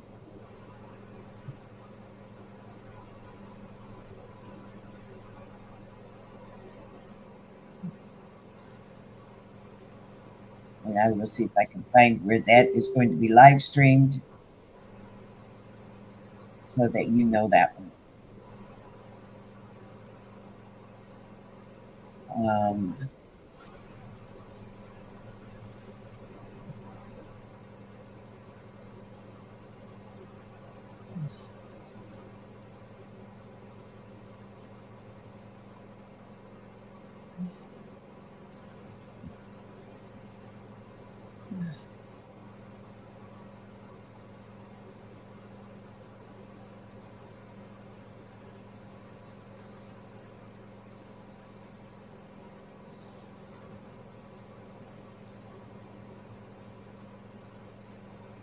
Let's put this on. You got it.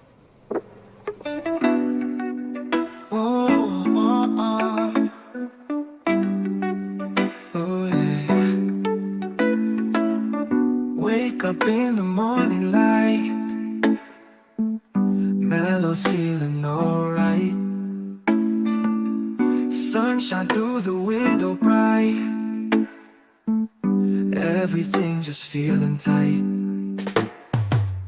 4:20 clock is ticking down, Mellow's ready in this town. Light it up and pass it around, peace and love just found a sound. Grabs his paper rolls and ice,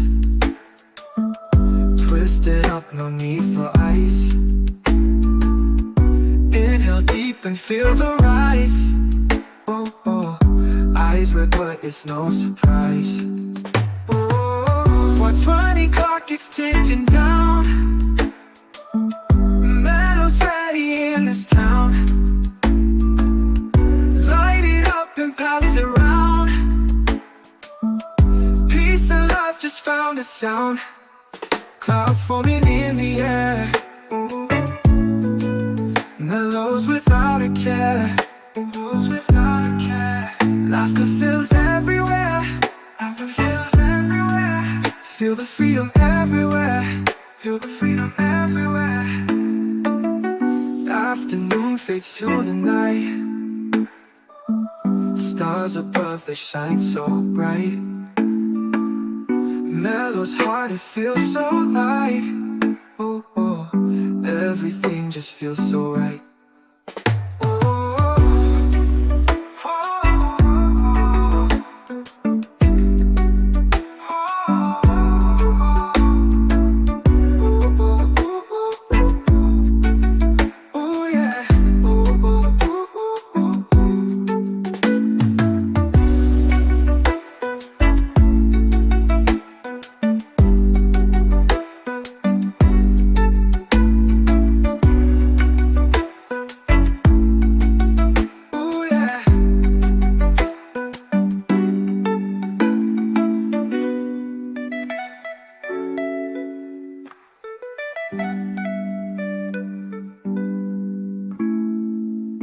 Afternoon fades to the night. Stars above, they shine so bright. Yeah. Mellow's heart, it feels so light. Ooh, ooh, everything just feels so right. Oh,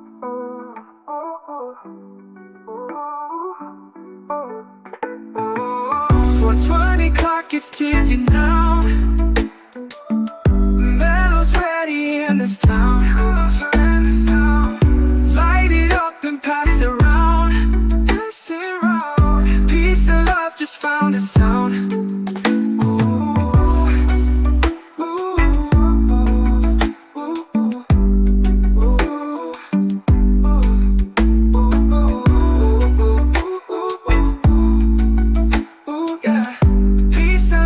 Found a sound.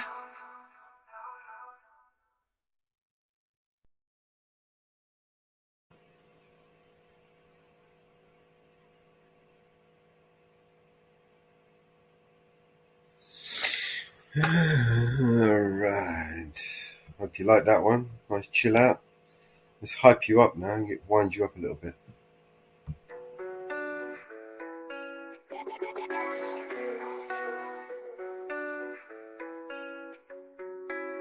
Here's the problem with America, the country is broken. Cause they minds stay closed, but they mouths stay open. Get attacked and we blame terrorists, go broken, we blame the price. Blame racists for the racism, but only if their skin is white. We don't need guns, we can call the police. We don't need fire extinguishers, call a fireman please. You didn't want to build a wall and now the border is weak. Your favorite actor has a gate that's like 15 feet. Racism is gay if you're offended, that's retarded. Intolerance is great until you speak and you're a target. If a white man paints his face like he's a racist piece of garbage, but you put him in a dress and he's courageous and he's gorgeous. All these double standards, man, I'm tired of the noise. Freedom's an illusion if they censor your voice. Call a dad a deadbeat for neglecting his boys, but a mom kills a baby and you call it pro-choice. You act like you're so much better than us. Yeah, we know that. Who told you that you so special? Screw a new world order.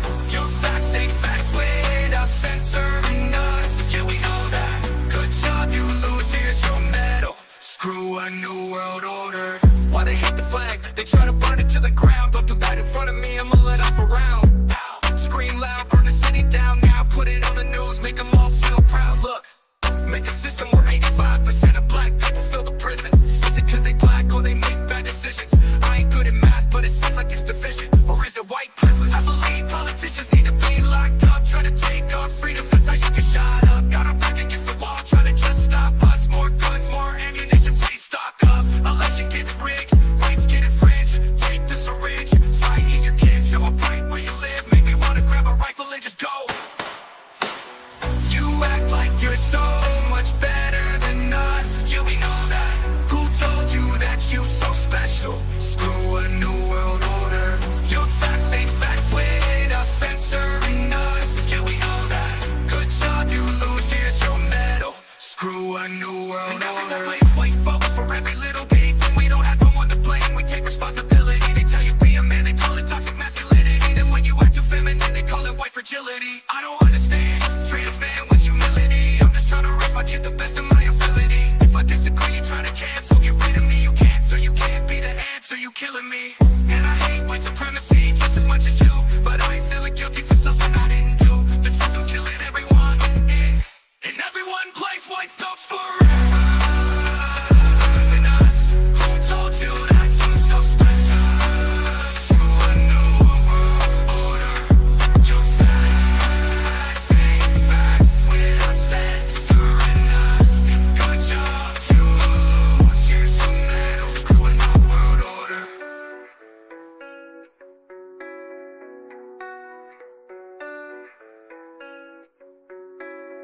And everyone blames white folks for every little bitty thing. We don't have no one to blame, we take responsibility. They tell you be a man, they call it toxic masculinity. Then when you act too feminine, they call it white fragility. I don't understand trans man with humility. I'm just trying to raise my kid the best of my ability. If I disagree, you try to cancel, get rid of me. You can't, so you can't be the answer, you killing me. And I hate white supremacy just as much as you, but I ain't feeling guilty for something I didn't do. The system's killing everyone, and everyone blames white folks forever than us. Who told you that you're so special? Screw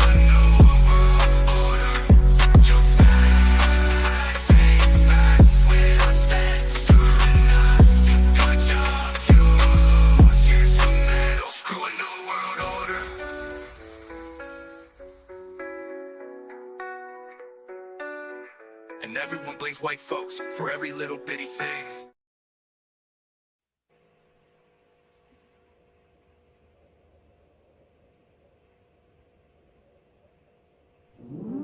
If I could change the world, I would make you smile and be happy.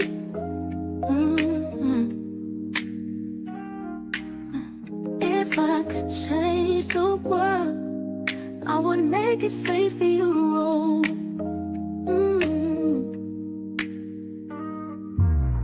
If I could change the world, I would make you honest and trustworthy. If I could change the world, I would make you love but not hate me. If I could change the world, I would teach you to justify and not criticize. If I could change the world, would I send you up to the stars above? If I could change the world, I would show you how to be satisfied. If I could change the world, I would show you peace and not war. If I could change the world, I would embrace you and expose the beauty around.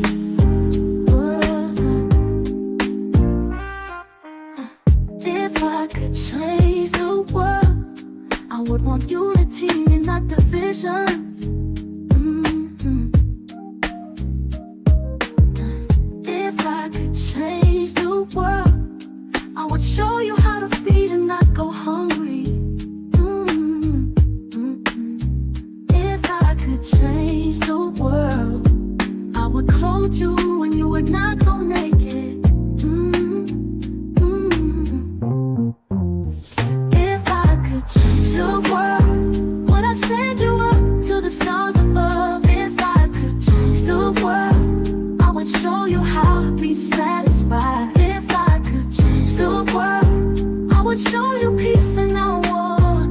If I could change the world, I would embrace you and expose the beauty around. If I could change the world, yeah. There is so much I would want to do, but as you can see, I'm not the world, and so I can only change me and not the world.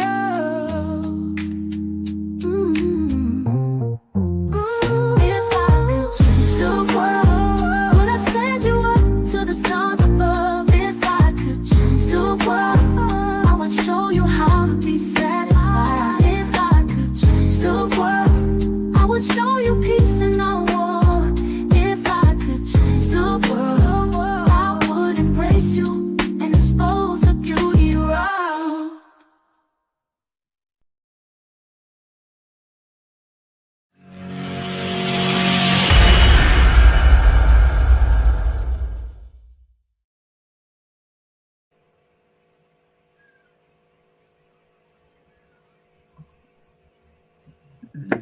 Okay.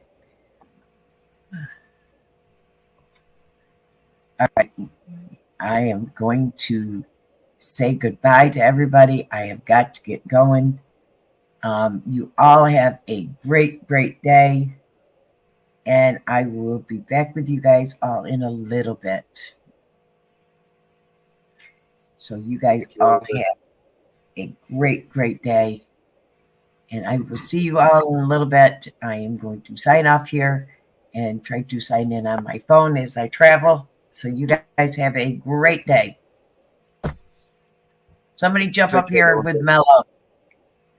Somebody jump up here with Mellows for the next 2 hours at this panel. Talk to y'all later. See you in a bit, Mama Bear. Yep. There you go. All right, so we've got the whole floor to ourselves. If anyone wants to come up, you can send me an email. You can come and join me into Jitsi, or you can join the Telegram group where the link is posted. Apologize for the round the world task to get onto the panel, but if you really want to get on the panel and you want to be a part of the show and you want to help the network grow, then you'll understand why we need to take these security precautions. There are people out there that don't like what we do, specifically don't like me. So there's that.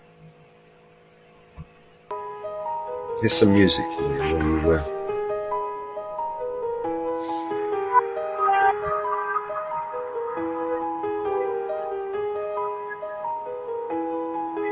There's a monster under my bed and at my window there's a dragon. I accepted the challenge, it turned me into a savage. I broke a promise to myself again, I don't know why I am so vulnerable. They try to help but I won't let them in, I guess rock bottom's where I'm comfortable. Both my feet planted when most people would have panicked. I embraced the storm, I found beauty in what was damaged. I'm not afraid of the boogeyman, instead I look at him like he's a friend. There's not a monster out there in the world that's scarier than the one that's within. There's a creature in my closet, I can hear him mumbling around. The demon screaming in the distance creates such a humbling sound. The monster that's outside my window, he's like family to me now. The things that people are afraid of never let me down. I'm not a sadist, no, but I'm hated so. The religious freaks say I'm the biggest beast, and that I've made it grow. When I spray this flow, I created more. Creatures alike when I heat up the mic, I'm a bleed of the night, but I'm tainted though. But the darkness I'm blinded, I spark it and shine it. They find it, this mind is whoa. What if they label me a demon seed? Wanna disable, now I see them bleed. Hinder me fatally and see them grieve, no. Yeah, I would not believe the creature inside me. If you deceive belief, it's alive. Let me disagree when people define me or trying to take his. Whatever the fuckery told him, you don't wanna break this. You forsake his, what is sacred, then it's over no matter what your faith is. I'm a creature. There's a creature in my closet, I can hear him rumbling around. The demon screaming in the distance creates such a humbling sound. A monster that's outside my window, he's like family to me now. The things that people are afraid of never let me down. Yeah, I managed to get myself in trouble, all of this pain. Yeah, I'm down in this double dose and liquor's always to blame. If I could keep myself sober, I keep my hands to myself. I take a shot and it's over, that's how I end up in hell. I do. I hope I don't pass it down to my offspring. They get everything from their daddy, feel like I'm addicted to all things. Yeah, there's no reason to change, I've gone too far now. I'm stuck in my ways, back at the bar now. They said I'm a flirt and they right, I ain't perfect, I ain't. So when I'm thirsty and perking and purposely searching for something that's hurting me so I just get back up and go. I just back out of it slow, that's how it go. I knock the back out of her, and next night act on no. Okay, they be laughing at me, hands be grabbing at me. Feel like God let it happen to me. That be black, be blasphemy, these bad desperately. Okay, yeah, I think I better let it go. Either that, or I gotta let it know that I can't do that. There's a creature in my closet, I can hear him rumbling around. The demon screaming in the distance creates such a humbling sound. The monster that's outside my window, he's like family to me now.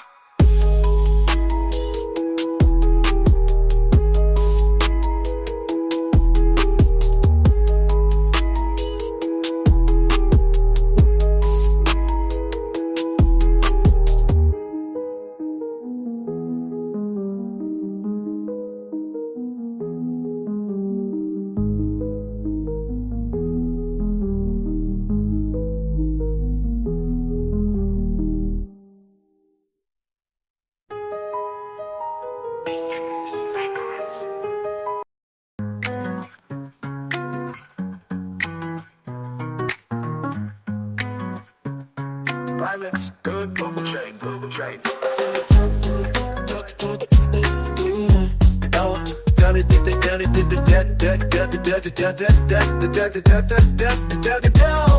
So the irony, it's a joke on the slide. They're so fake, they can't even lie.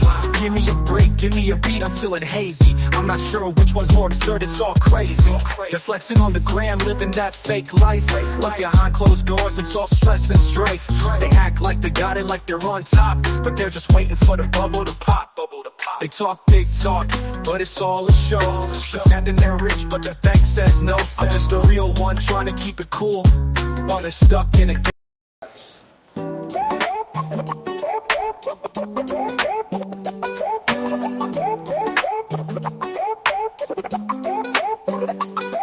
oh, the irony, it's a joke on the slide. It's so fake, it can't even lie. Give me a break, give me a beat, I'm feeling hazy.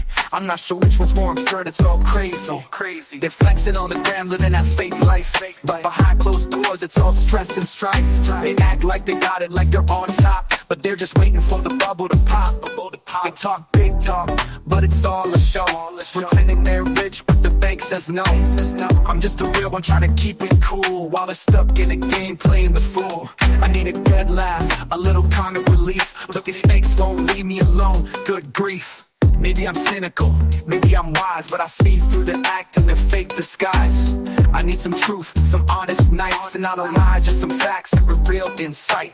Leave me alone with your fake facade, just some time to chill and a break from this charade. I'm not asking for much, just a little truth, from the constant pretense and the lies they sleuth. I try to ignore, but they just won't quit. Pretending they're legends, but they're counterfeit. I need some peace from their bogus claims, but they think I'm envious, caught in the games. I'm not buying the hype, I'm just a man, living in reality with a genuine plan. But the lies keep spreading, it's a crying shame. I'm just trying to stay grounded, but it's all just a game. I need some fresh air, a little room to breathe, and maybe, just maybe, a little bit of peace. Leave me alone, leave me alone. Not your fake, just leave me alone. Leave me alone with your fake facade, just some time to chill and a break from this charade. I'm not asking for much, just a little truth, from the constant pretense and the lies they sleuth.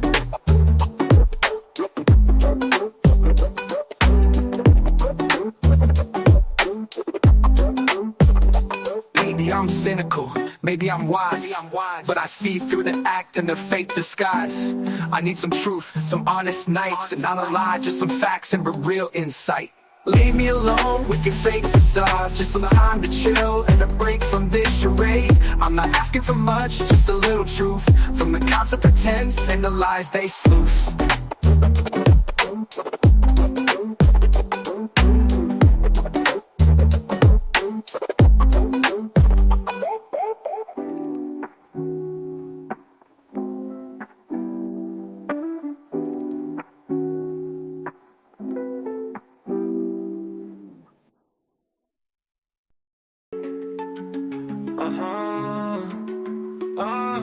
Palestine's been occupied for decades, been our home for centuries. This land is generations, all my family's memories. To play and grow and nurture, the symbol of peace. The olive trees guarantee that our people could eat, living with limitations, pushed down by the occupation. Wanna see the pain, take a look at the people's faces. Imagine being kicked out of the only house you ever known. We're praying for our souls, while they're praying on our homes. It's not easy to put this into words.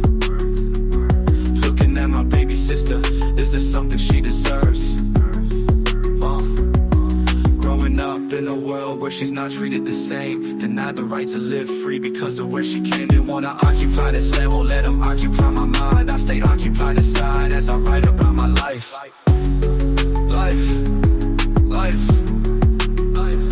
Because my only mission is to make people listen. This one's for Sheikh Jara, hoping it can make a difference. Cause the same thing happened in 48. My grandparents got evicted and forced to move away to the refugee camp in Gaza. Though nothing has changed, they can never return. So this is where I am today, getting calls from cousins to see if I am alive. This here is not fireworks that are lighting the sky. We're trying to celebrate our Eid and keep the faith. I guess you could say it's how memories are made. Philistine, Philistine, Philistine,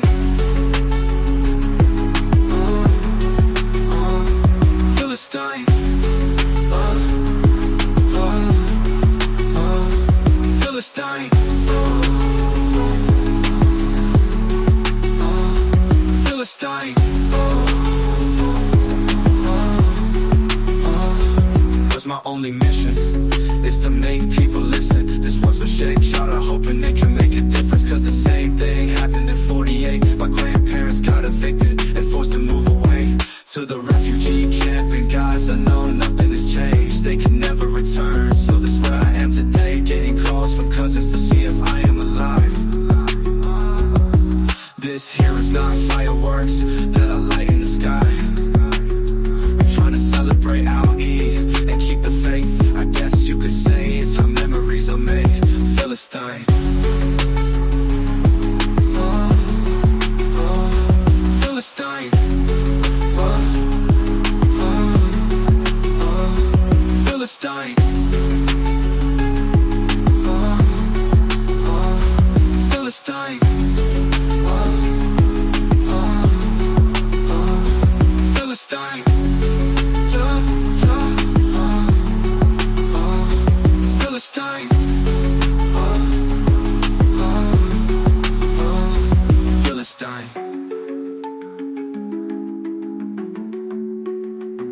Philistine.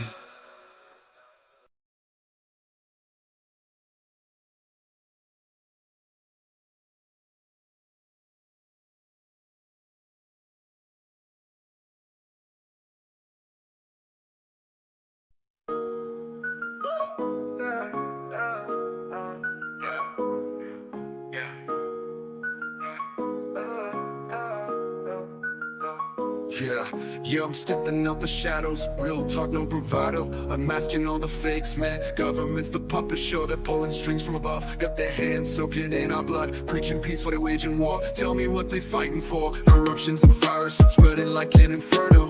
Preying on our fears, a world of chaos they churn, yo. I'm just a mellow man, but I see through their plans. All these dirty deals sealed with bloodstained hands. I'm raising the voice, gotta make that choice. Stand up, speak out, let's make some noise. They can't control us, they can't ignore. All of us together loud, we roar. Check the headlines, read between the lines. Cover-ups, lies, it's just their design. $1 trillion wars, starving the poor. While the rich feast and keep asking for more. Got me questioning who we really trust in. Puppets on a string and morality's rusted. We're just pawns in the game, anonymity's a shame. But I'm breaking silence, exposing the violence.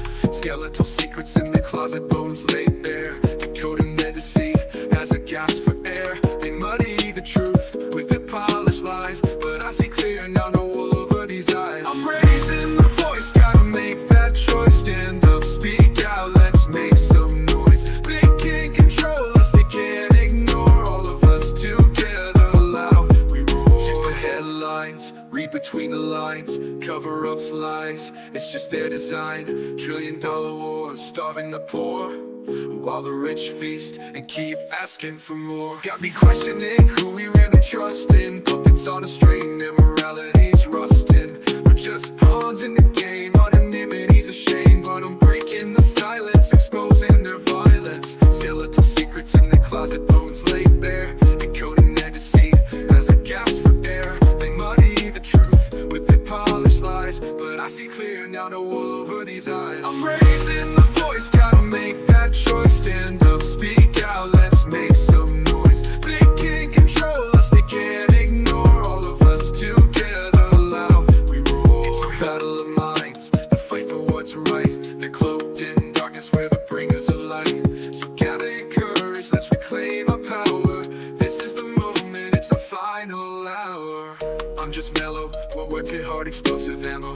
Bringing me along, wake up, it's time to go camo. Invisible no more, standing up about to score. Truth as our guide, justice is what we fight for. No more secrets, transparency we demand. Holding them accountable, we'll make a stand. We're not just numbers, but voices loud and clear. Together we rise, overcome the fear. I'm raising the voice, gotta make that choice. Stand up, speak out, let's make some noise. They can't control us, they can't ignore. All of us together loud, we roar. So here's to the mellows, warriors in the night. Exposing corruption, we're here to fight. For justice, for truth, for a world that's right. Together unbroken in this fight, we unite.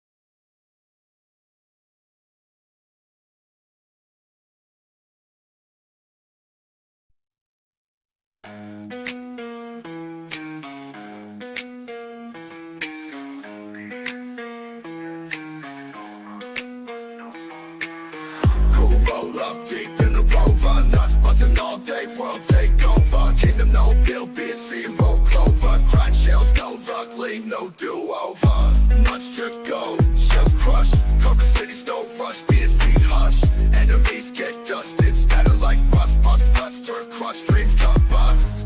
BNC for life, taking over night, busting nuts for miles, world domination in style. Busting like a cannon, no stopping. BNC stacking up with stuff dropping. Nuts like treasure buckets popping. All unlocked, no clocks, no fuck stop.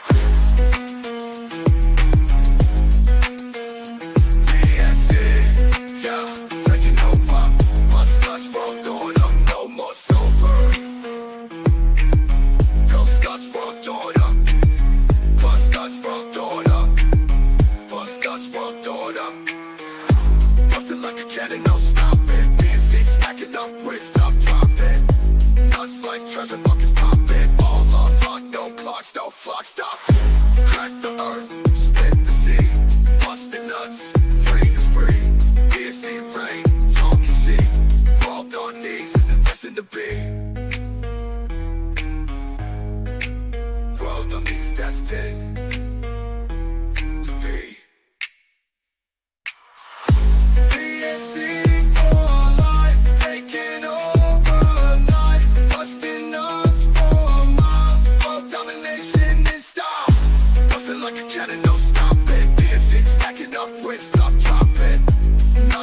Treasure buckets popping, all unlocked, no clocks, no flock stop. Come nuts from dawn up, bust nuts from dawn up, bust nuts from dawn up.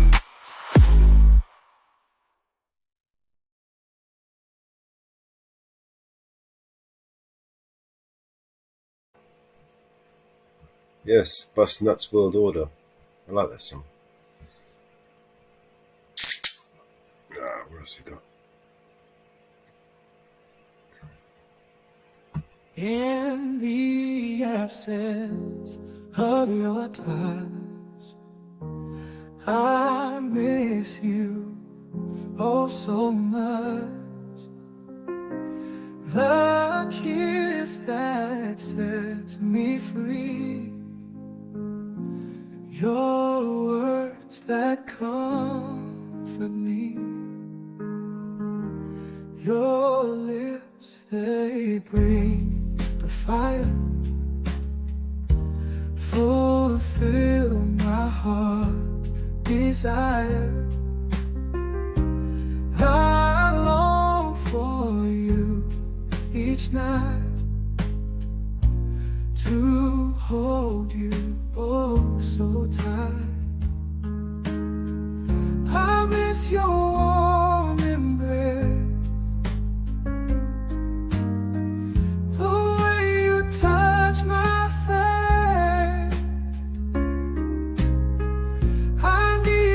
here with me for all eternity. Some nights I feel so cold without your hand to hold.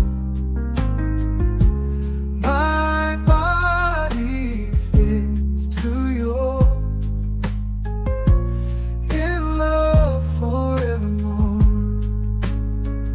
every whisper in my ear. I wish you could appear to chase away the fear.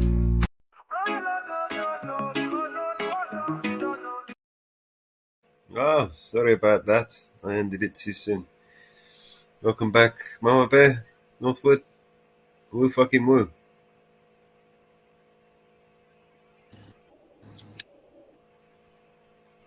Woo fucking woo. Can you hear me? I can hear you loud and clear. Morning, mate. Can you hear me okay, bud? Yeah, I can hear you. Woo fucking woo. Good morning. Good afternoon. Awesome. I'm driving. I wanted to mute up. It's okay. We can hear you. Cool. All right. Do you have a song request for us? Does anyone have a song request? Because I was about to screen share and finish off Mitchell's song. Running out of videos to play. I need to make some more videos. I sent you the link in Telegram for the committee hearing. Ah, brilliant. Thank you, Mom.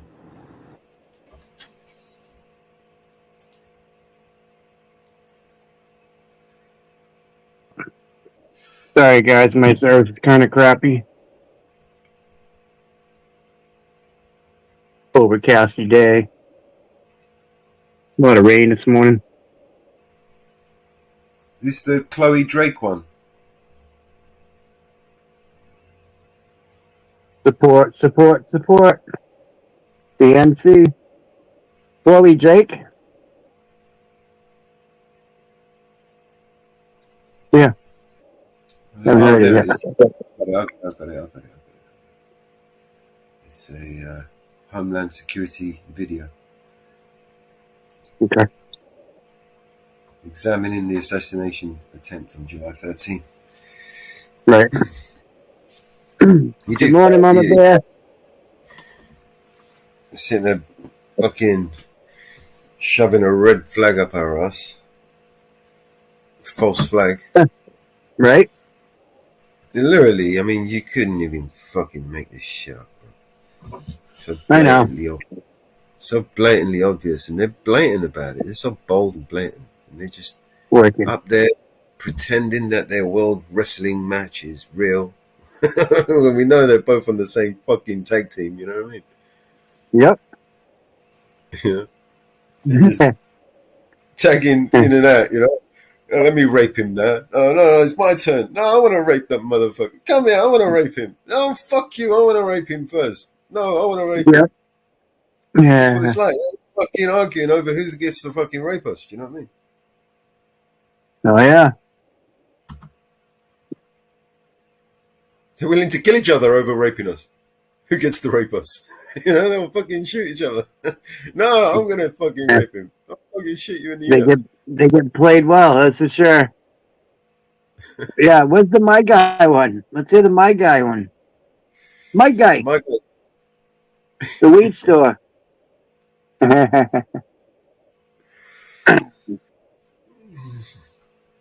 My Guide weed store. Oh, the new one. Oh, he sent me some new ones. Hang on.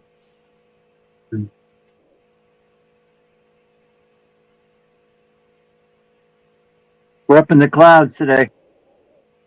That's what it looks like here in my yard. It's all misty and you can barely see anything. You can see the forest, but it's all mist up in the... Look up in between the trees. All you can see is mist. Where did I put this song then? And my whole sky is cloud. So like a misty white big cloud. The whole thing. No breaks anywhere. Crazy. Makes you want to stay in bed, you know? Rain. Looks like somebody blew some smoke down through here. That's what it looks like. All smoked right up here.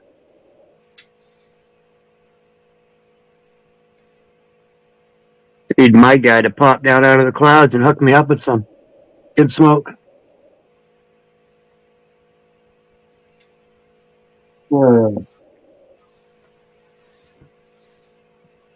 In the heart of the city where the vibes are nitty gritty, there's a little place where everything's pretty. My Guy's weed store is the talk of the town. Shells lined up with renown, never bring you down. Ooh, My Guy weed store, a candy store for the mind. Jet fuel, sour diesel, all the finest you can find. We be smoking on that gas, feeling top of the class. In My Guy's paradise, the time just flies on past. From the door comes a haze, sweet and blazing under gaze. Purple haze to amnesia, it's a never-ending maze. Feeling irie in the smoke, every puff we take and toke. Granddaddy purple got me soaring, no joke. Yeah, My Guy weed store, a treasure chest galore. Gorilla glue, wedding cake always leaves us wanting more. We light up the cherry pie under the BNC sky. In my guy's paradise, we're forever feeling high, like a kid in a sweet shop with wonders wall to wall. Northern lights, urban poison, oh, we got to try them all. Each strain a different story, each puff a different bliss. In my guy weed store, it's the happiness we can't miss. See the buds glisten as we pause and listen to the tales of OG Kush and how it's fishing. A spectrum of greens, sparkles like a gem, each strain a unique crown. In my guy's diadem, fly high with my guy, we soar into the clouds we soar. Gelato, papaya, kush, each hit a folklore. We smoke them all with pride, in unity we abide. In my guy's paradise with every joyous ride. So here's to my guy, the hero of our song. With strains so sweet, you can never go wrong. In the magic of the smoke, where we all belong. My guy weed store, where the vibes are strong.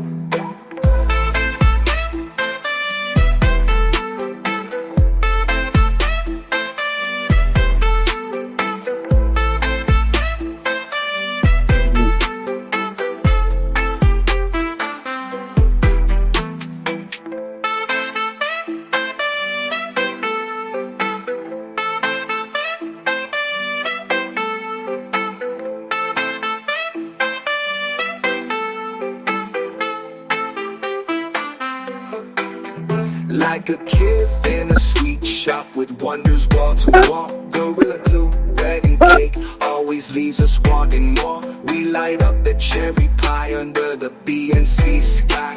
In my guy's paradise, we're forever feeling high. Like a kid in a sweet shop with wonders wall to wall. Gorilla glue, wedding cake always leaves us wanting more. We light up the cherry pie under the BNC sky. In my guy's paradise, we're forever feeling high.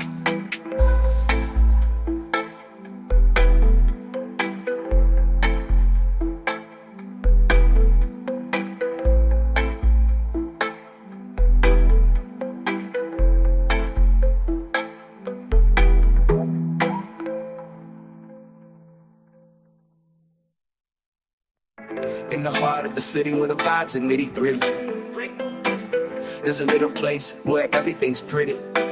My guy's weed store is the talk of the town. Shelves like BNC Records.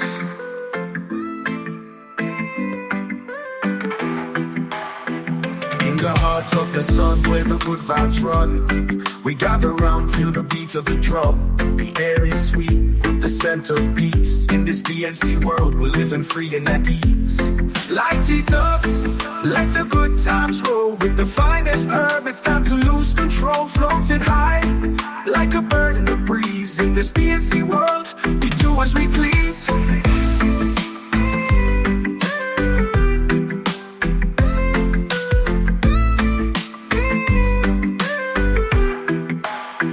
From the hills of the green where the earth meets sky, we pick the leaves that make spirits fly.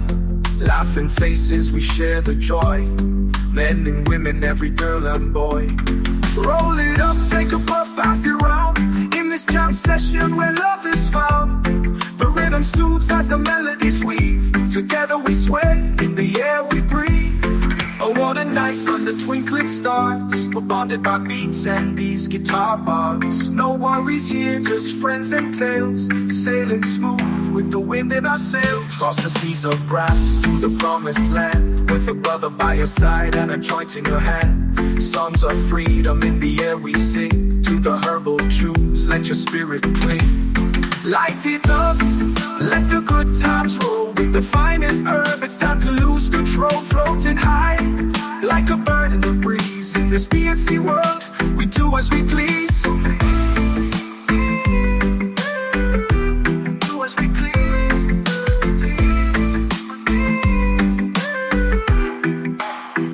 From the hills of the green where the earth meets sky, we pick the leaves that make spirits fly. Laughing faces, we share the joy. men and women, every girl and boy. Rolling hills of the green where the earth meets sky. We pick the leaves that make spirits fly. We pick the leaves that make spirits fly. Whither we sway in the air. From the hills of the green where the earth meets sky. We pick the leaves that make spirits fly. We pick the leaves that make spirits fly. We do as we please. Roll it up, take a puff, bounce around. In this jam session where love is found. The rhythm soothes as the melodies weave. Together we sway, in the air we breathe. Oh, what a night under twinkling stars. We're bonded by beats and these guitar bars. No worries here, just friends and tales. Sailing smooth with the wind in our sails.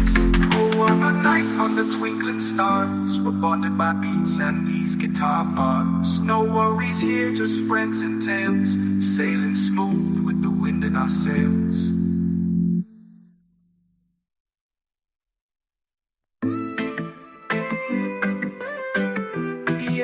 Records.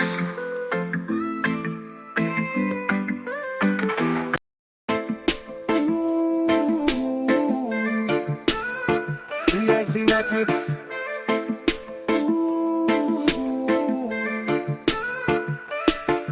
In the heart of the sun where the good vibes run, we gather round, feel the beat of the drum. The air is sweet with the scent of peace. In this BNC world we're living free and at ease. Light it up, let the good times roll. With the finest herb, it's time to lose control. Floating high like a bird in the breeze. That was a good song. Sure. We do as we please.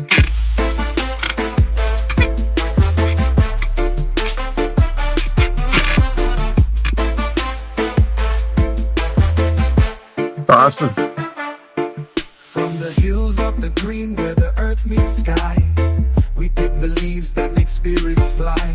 Laughing faces, we share the joy. Men and women, every girl and boy. Roll it up, take a puff, pass it round. In this jam session where love is found. The rhythm soothes as the melodies weave. Together we sway, in the air we breathe. Oh, what a night under twinkling stars. We're bonded by beats and these guitar parts. No worries here, just friends and tales. Sailing smooth with the wind in our sails. Cross the seas of grass to the promised land. With a brother by your side and a joint in your hand. Yo, yo, yo. Songs of freedom in the air we sing. To the herbal tunes, let your spirit cling. Light it up, let the good times roll. With the finest herb, it's time to lose control. Floating high like a bird in the breeze. In this PNC world, we do as we please. So here's to the nights we can remember. With the friends we won't forget.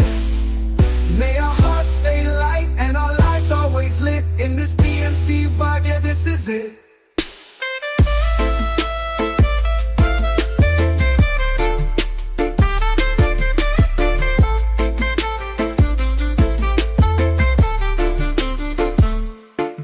From the hills of the green where the earth meets sky, we pick the leaves that make spirits fly. Laughing faces, we share the joy. Men and women, every girl and boy. Roll it up, take a puff, pass it round. In this jam session where love is found. The rhythm soothes as the melodies weave. Together we sway, in the air we breathe. Roll out tonight, so the air we breathe. Oh, roll with the night. But take a puff, pass it round.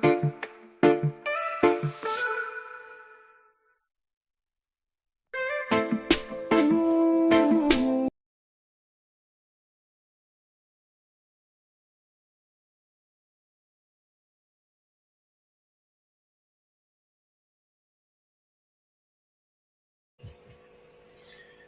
don't know what to do. We've got that video Marbell wanted me to share. Hang on. You want me to share that now, Marbell, or later?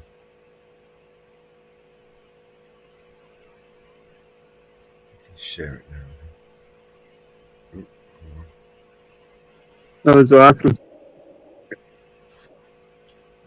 Some cool tracks, isn't he? No wonder why these people spitting Yeah, he blood does. getting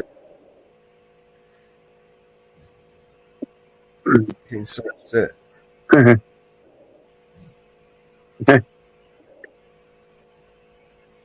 Can you see my screen?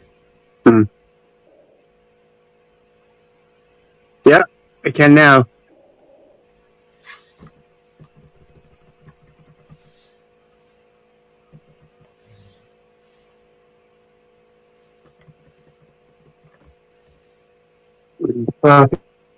Okay. The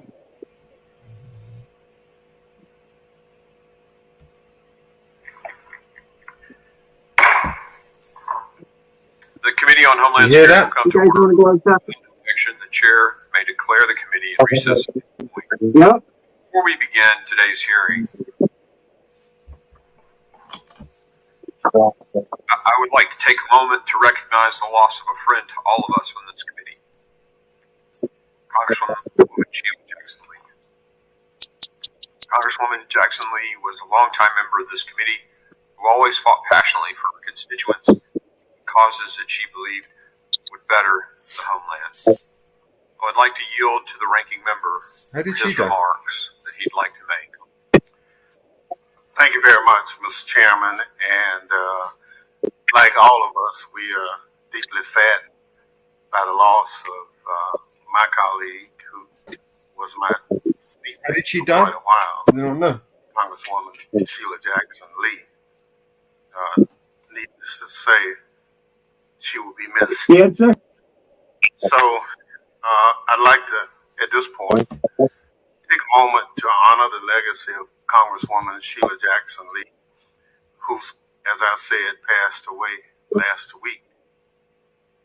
During her nearly 20 years on this committee, she served on every subcommittee and left her mark on all of them.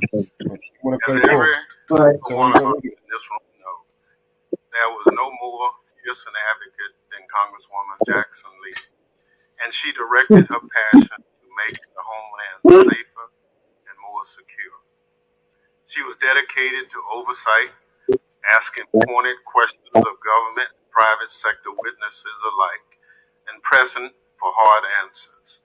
She was a prolific legislator who took pride in writing her own legislation and improving the bills of her colleagues through amendments. Congresswoman Jackson Lee fought for resources for first responders, help for those suffering the effects of natural disasters, and immigration policies that reflect our values as a nation of immigrants.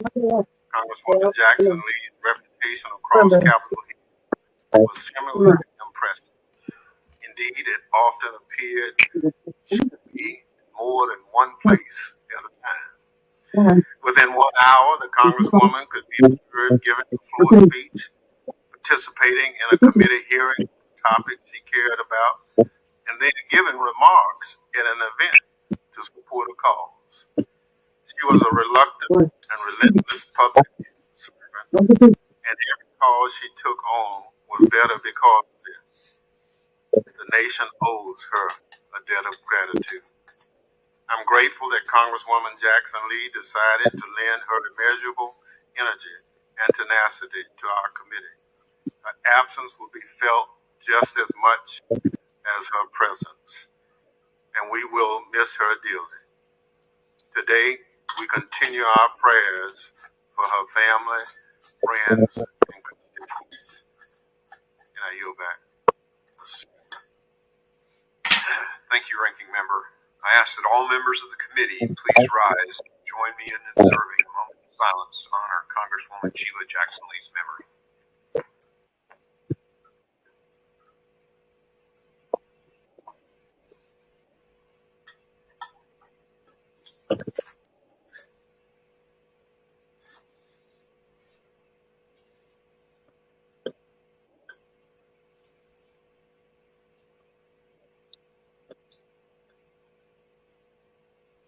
You got cancer, right?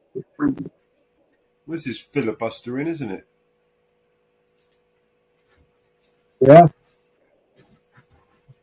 I thought it was supposed to be talking about it was a hearing on the assassination.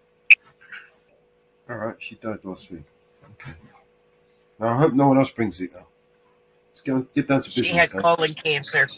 She was diagnosed 2 months ago. Yeah.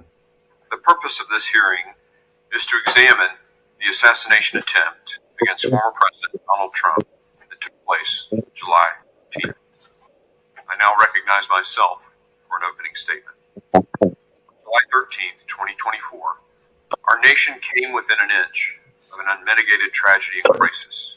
In Butler, Pennsylvania, a 20-year-old gunman mounted a building in plain view of former President Donald J. Trump's campaign rally, took aim, and fired multiple rounds. At exactly the right moment, however, President Trump turned his head to read a chart so that a bullet which would have pierced his skull instead grazed his ear. 3 others sitting behind President Trump on the stage experienced a different fate. 50-year-old Corey Comparator, a father and former fire chief, was struck and killed. As one outlet recently reported, this brave and loving man, quote, spent his final moments diving down in front of his family, protecting them from the gunfire that rang out, end quote. He is survived by his wife and 2 daughters. 2 others, 57-year-old David Dutch and 74-year-old James Copenhaver, were seriously injured. I'd like to pause for a moment of silence in remembrance of Corey and in prayer for the recovery of David and James.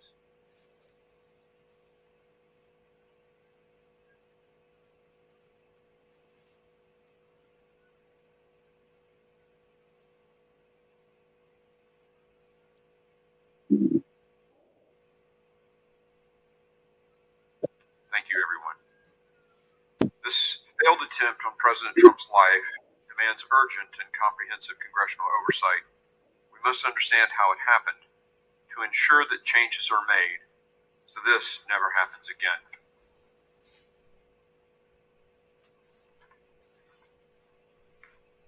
Perfect way to introduce That was the scene me last Saturday, where thousands of Americans were exercising their constitutional rights until they were viciously attacked.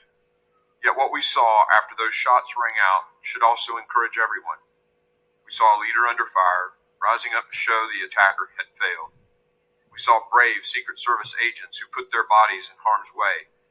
We see Americans across this nation refuse to let this thwart their participation in our democratic process. At the same time, however, we also witnessed a massive security failure by the Secret Service and the Department of Homeland Security. The closest someone has been to taking the life of a president or presidential candidate since Ronald Reagan was shot in 1981, more than 40 years ago. We must be committed in our determination to ensure that this never happens again. That is why the House Committee on Homeland Security is demanding full transparency and accountability. That's why we made a trip to Butler, Pennsylvania yesterday to see the site for ourselves. I'm grateful to the ranking member and the 11 other members who were able to come yesterday. And I want to share with the American people some of what we saw yesterday. I, for one, was struck by how close the unsecured building from which Thomas Crooks took his shot was to the stage where President Trump was standing. What we saw yesterday only raises more questions about how this roof was unsecured. And after several of our committee members climbed on the roof, let me tell you, any excuse about the roof being too steep to post a counter sniper team up there is pure nonsense. Protecting the President of the United States and presidential nominees is the Secret Service's mission. There can be no room for mistakes. Unfortunately, that was not the case here. In order to prevent a repeat of this, we must first thoroughly gather and assess the facts. And that's why we're here today. Most importantly, to obtain answers for the American people from officials in the best position to provide those answers. And like tens of millions of Americans, our list of questions is extensive. Why was the rooftop which the shooter fired multiple rounds not secured? Who made the decision not to post a counter sniper personnel on the roof or in a place better to cover the roof? Were warnings from private citizens in attendance about a shooter on top of the building heard by federal law enforcement? And if so, why was nothing done to respond? How did the shooter access the rooftop despite reported federal and local law enforcement presence in and around the building? Were there communication breakdowns that prevented law enforcement officials from effectively communicating with each other in response to alerts and threats? The shooter was spotted and designated as a suspicious person prior to President Trump taking the stage. Why wasn't President Trump moved to a secure location until the Secret Service could investigate? The shooter visited the rally site multiple times before the actual rally. Reports indicate he even flew a drone on a reconnaissance trip to the rally site on the day of the attack. Why wasn't the site secure? Following the rally, the Secret Service said that reports President Trump's security detail requested additional security resources were false. However, then backtracked and told the Washington Post that the Secret Service had learned new information, indicating the Secret Service headquarters may have in fact denied some requests. Why and when were those requests denied? These are just some of the most pressing questions we have, and expected to hear answers from Secretary Mayorkas and Director Wray and Director Cheadle. We also expect to hear answers and questions about the shooter's motivation and what the FBI has found in its investigation, including information collected from the shooter's various devices. Unfortunately and unacceptably, they have refused to appear before the committee today. Director Cheadle testified yesterday before another committee, but many questions remain. Yesterday, she provided wholly unacceptable responses to members of the House Oversight Committee and completely failed to address the leadership of the Secret Service. Her appearing before one committee yesterday also does not absolve her of her responsibility before this committee. In any case, make no mistake, we will continue to push for answers. While these federal officials refused to testify today, we're grateful for the opportunity to speak with law enforcement members about the events of that tragic day. Their testimony will be critical to putting together this complicated puzzle, understanding coordination efforts, and getting to the truth about what happened. Before I conclude, however, I have to urge the ranking member to reconsider his legislation that was clearly intended to strip Secret Service protection from President Trump.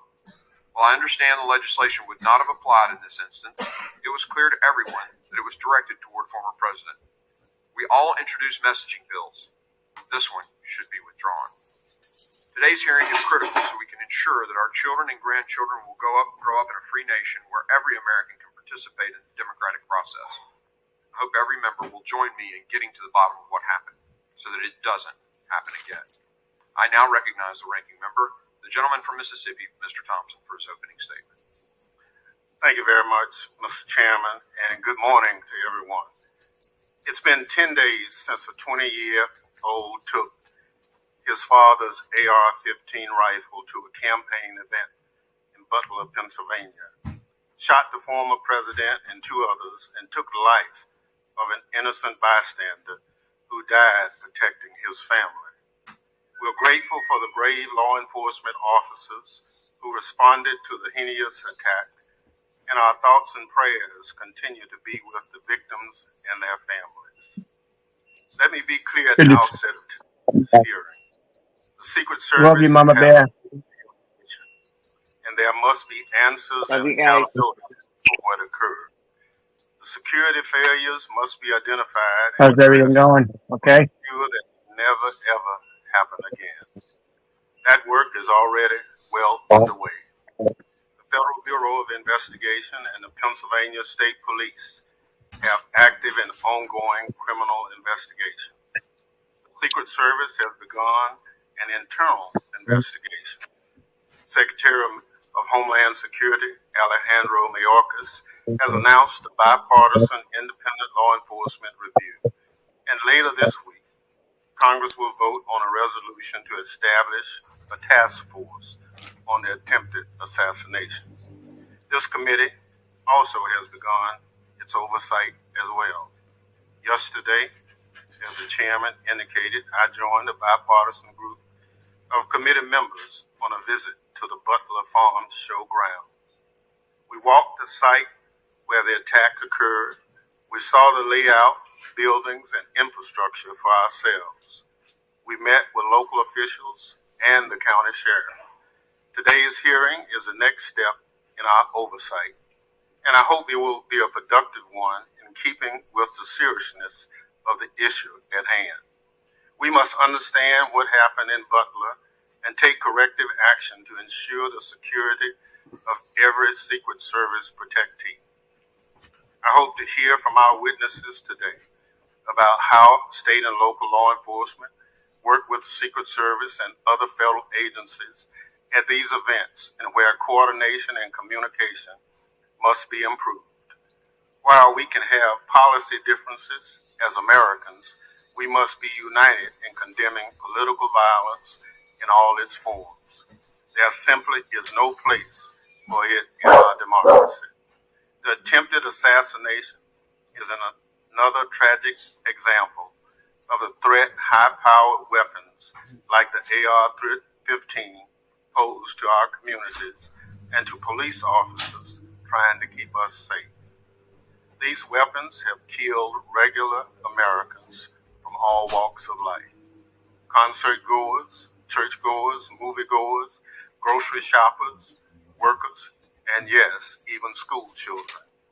I'm an avid hunter and law-abiding gun owner, but believe strongly that we must do more to keep these weapons off our streets and out of the wrong hands. As we continue our oversight of the events of July 13th, I hope the committee will work at the terrible toll that these weapons are taking and look at them and make some kind of policy decisions to keep them out of the hands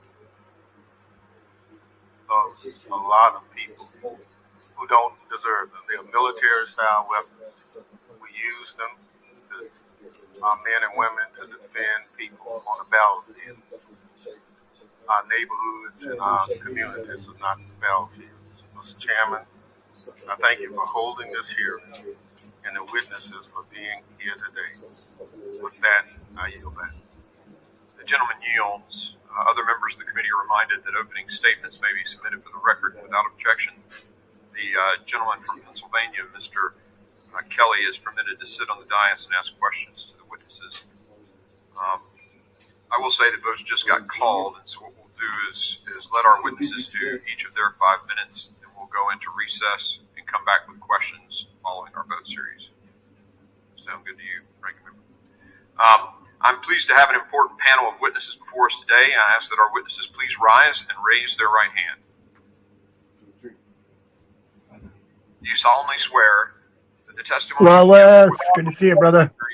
Its representatives will be the truth, the whole truth, and nothing but the truth, so help you God? You may be seated. Let the record reflect that the witnesses have answered in the affirmative. I would now like to formally introduce our witnesses.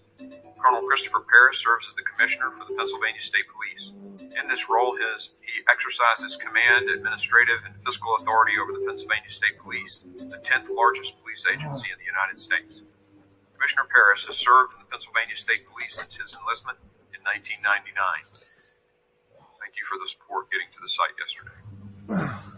Mr. Patrick Yos currently serves as the President, National Fraternal Order of Police.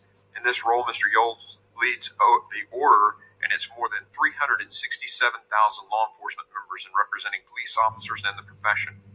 Prior to taking his current role, Mr. Yos served an impressive 36 years as an active law enforcement officer. I thank the witnesses for being here today, and I now recognize Colonel Paris for 5 minutes to summarize his opening statement.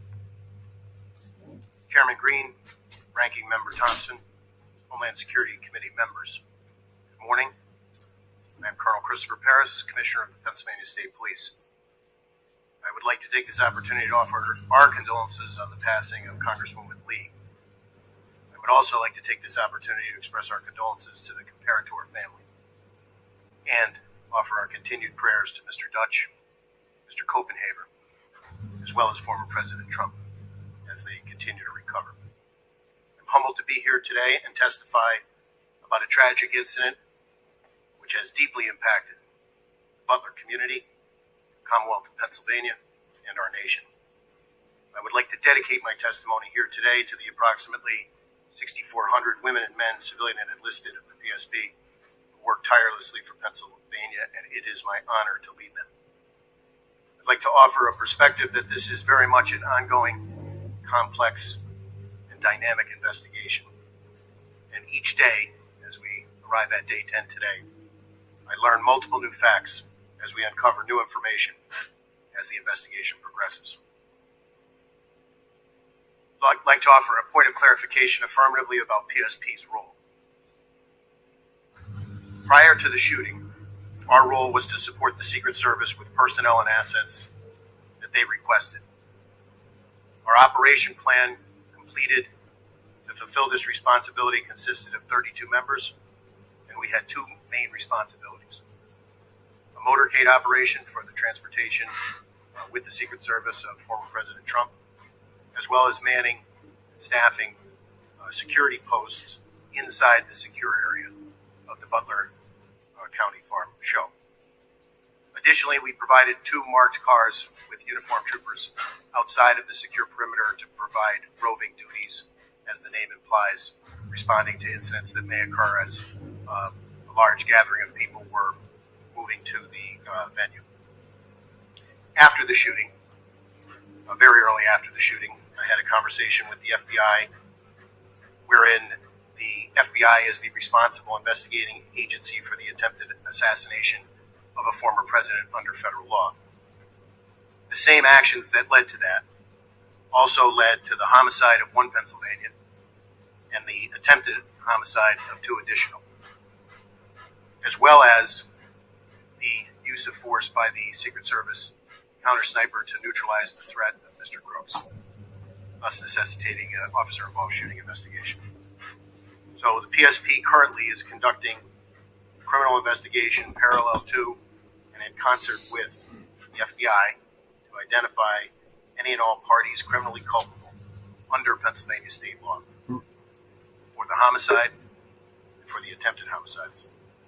And as I said, we are additionally conducting an investigation into the U.S. Secret Service counter sniper who neutralized the threat posed by Crooks after he opened fire. I've been recently briefed about the Department of Homeland Security's Commission After Action report.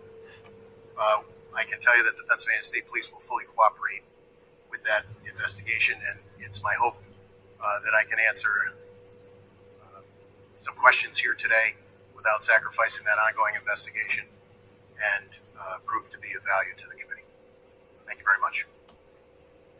Thank you, Colonel Paris. I now recognize Mr. Yost for 5 minutes to summarize his opening statement. Good morning, Chairman Green, Representative Thompson, and distinguished members of the House Committee on Homeland Security. My name is Patrick Yost, and I'm the National President of the Fraternal Order of Police, the nation's oldest and largest law enforcement labor organization. I'd like to first take this opportunity to recognize a long-term member of Congress and a member of this committee, Sheila Jackson Lee, for her contribution to we did that already. I want to thank you for providing me with an opportunity to appear before you today on behalf of the 377,000 members of the Fraternal Order of Police as this committee examines the attempted assassination of former President Donald Trump just 10 days ago. Before I begin my testimony, I want to express my admiration for the Secret Service agents who jumped into action and protected the former president. Rarely does the public witness just how selfless these agents are, placing themselves between flying bullets and their protectee. They, along with state and local law enforcement officers on the scene that day, demonstrated extraordinary courage. I also want to extend my thoughts and prayers to the family of Corey Comparatore and the others who were injured that day. My testimony today will not be specific to the attempted assassination of President Trump. Instead, I hope to provide a perspective of state and local law enforcement when providing support and assistance to these events. We must remember that the law enforcement mission is a shared mission, and agencies at every level routinely cooperate and collaborate with one another. Law enforcement in our country is highly decentralized, with more than 90% of services provided by state and local agencies through more than 18,000 different jurisdictions. State and local agencies would not be effective without the support of their federal colleagues, and our federal partners would be unable to perform their functions without the assistance of state and local agencies. Anyone suggesting that the United States Secret Service not rely on state and local agencies at these events is simply uninformed. At these events, local law enforcement works under the direction of the United States Secret Service, which must ensure that all agencies involved at the event or have a clear understanding of their roles and responsibility. Law enforcement agencies provide valuable community insight that can be crucial in identifying potential risk and issues. They contribute resources, personnel, and support that augments the capabilities of the U.S. Secret Service to ensure that there's adequate staffing and all contingencies are covered. Local law enforcement should be part of the command post and communications center to facilitate real-time information sharing and rapid response to emerging situations. This collaborative planning process ensures that all potential risks are identified, mitigated, and that local officers are fully integrated into timely and coordinated responses. Our presence is a vital part of the security matrix, but the United States Secret Service ultimately is responsible and is the final arbiter of any security matters affecting their protectee and the public. Clear and constant communication between participating agencies and the United States Secret Service is crucial to ensure the security of the protectee and everyone at the event. All this said, there were critical failures of security at the event in Butler. It is important that we learn from these failures to better provide safety and security for our leaders moving forward, as in public also attending these events. In the coming election, we will have extraordinary challenges placed on our Secret Service as they provide security at sites all across the station over the next 4.5 months. And I'm confident that state and local law enforcement agencies are well prepared and ready to assist the United States Secret Service in this mission. I want to pause for a moment, and I want to flag another issue that often creates unnecessary obstacles for agencies within working together in real time, and that being interoperable communications. In the aftermath of 9/11, Congress wisely established FirstNet to address the voice and data communication failures faced by officers, partners, and first responders. To facilitate full use of FirstNet's advanced capabilities, we strongly urge Congress to ensure that our nation's public safety organizations at all levels of government are aware of and fully leverage the critical communication lifeline. Further, Congress and the FCC must take all necessary steps to guarantee FirstNet's continued success and evolution. In conclusion, close collaboration between Secret Service and their advanced teams and local law enforcement agencies provide indispensable support that ensures the safety and security of our nation's leaders and the public. These collaborative efforts should exemplify the very best. That was their job in the beginning, and they couldn't do it then. What do you think they're going to do it now for? The opportunity to appear here today, and I'm more than happy to answer any questions. Thank you, Mr. Yos. And Colonel Paris, I just want to make sure I say this. You feel comfortable at any time to say, I'm sorry, this could compromise the investigation. These guys get this all the time. This is classified information. They're accustomed to that. But just, they're gonna be cool with that, I assure you. Members will be recognized by order of seniority when we come back from votes. But we will take a recess and return 10 minutes after the last vote.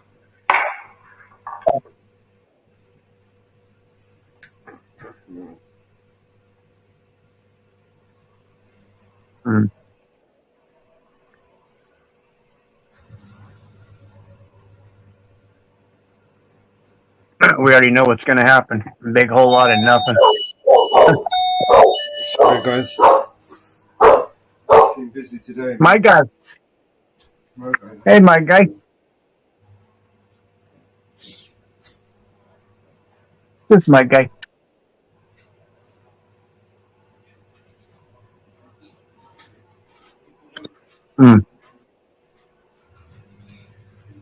How you doing, Mama Bear?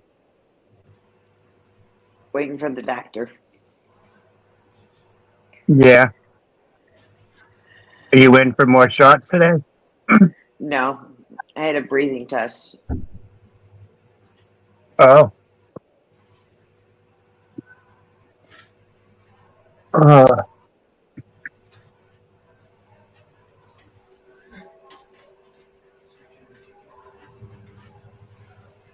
Sorry, guys. Part of it's done. Okay. Well, that's good. My guy. Thank you, brother.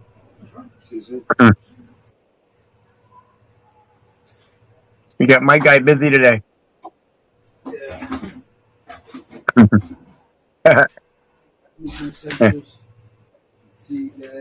I don't hear the seagulls. No seagulls today. Some sugar with some bread with some couple of things. Nice.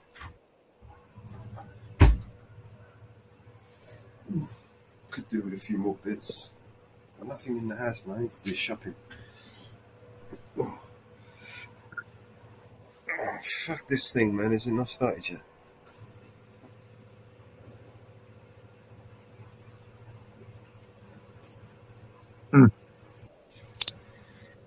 This was live, right? So they went off and they done their little shit, and let's just refresh the page and see if they come back. It's,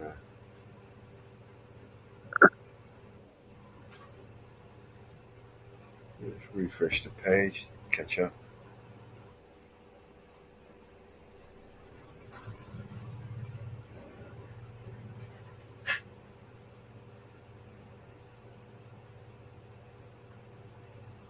They haven't come back yet.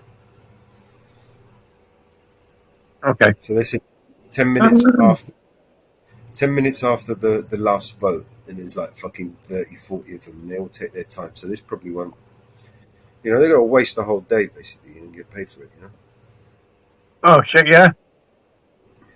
They'll waste weeks on this, man. Oh, Yeah. Remember Johnny and Amber Turd? This one's going to be the fucking business, man. This is going to be like Netflix season. Yeah, it's their job to protect the president. I mean, I love how they sit there and demand that they protect the president when it's their fucking job. If it ain't this, I mean, Christ, right? They'd even fired and started new. They impeached him. They went to court with him. They were the January 6th, the voting, the fraud, the this, the that. It's just non-stop, man. The fucking collusion, Russian collusion, the this, the fuck off, man. Right? Fuck off. Just fuck Why would anybody want to give up their life for this bullshit that they've pulled on this guy for shit? It's been 8 years, almost. Damn. 4 years in office and 4 years out of office. They're still pulling the shit. Fucking insane. What right sane mind person would want to give up their life to be president and support the country and go through all this crap and almost get fucking assassinated within a fraction of an inch, turn of your head at the right moment. Is that really loud? Can you hear that? No, I can't hear anything. I can hear your computer. Washing machine going on in the background is literally vibrating the whole flat like a tumble dryer. I can't hear it, but I bet I know what it sounds like, though. Yeah, I could imagine what you're getting shook up over there. Sounds like Elvis. I'm all shook up. Whoa, oh yeah.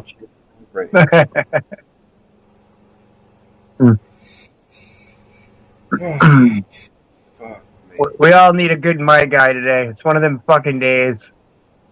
I actually got something nice actually. When you wake up and everybody sucks. You just don't give a fuck. I just bought a couple of different types, but I don't know. I can't remember what one of them was. I know one of them is the lemon haze.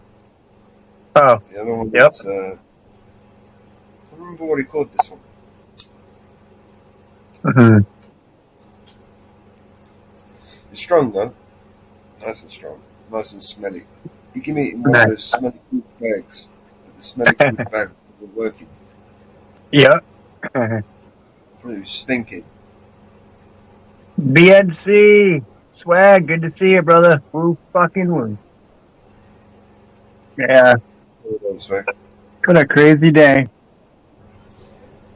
These guys will waste the whole TV. They'll blow the TV up for days on this bullshit that should never have happened. Yeah.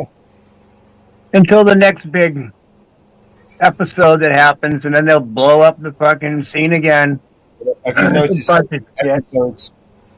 the episodes are not coming yearly? They're coming more frequently now. Oh, yeah. You know, this is the first time I've watched anything about these guys on TV or YouTube or anything. And I watch this shit. What, 4 years now? I got rid of my television, all that shit. I was like, you know what? These guys are such a waste of my fucking time. Fuck them. I can't. They're not going to do a fucking thing but run their fucking mouths. I got rid of two 48-inch TVs are sitting here. I got rid of my generator, stopped buying gas. I've been the richer. Electric. I've been the richer for it, bud. Yep. I've been running off my telephone for 4 years. Almost 4 years now. I watch them live. And no news. Yeah, no Fox News, no CNN, no fucking ABC, NBC. I got rid of all those guys. Yeah. What I do is I record them live in the hope that they slip up so I can capture it. Right. Because when they replay them later, they always edit them. Do you know what I mean? Yeah. So I'm just trying to basically record what I can see, and then, you know, later on when they try and edit it and make out as if it didn't happen, you know, I come up with the archive clip. Yeah, and say, yeah, remember this? No one remembers this shit, do they? But I do. They made up so many fucking conspiracy theories and bullshit and lawyer bills and fucking charges, and I was like, you know what? I'm about, before I take my TV and throw it out the fucking window and run over it with my backhoe a couple times, I'm just gonna unplug it. Shut the generators down. The hell with this shit, dude. Right. It's annoying. It really is. It makes me feel exactly the way it did when Biden won the president. See, unbelievable. Somebody's so incapable that he can't even walk. He can't even hardly talk.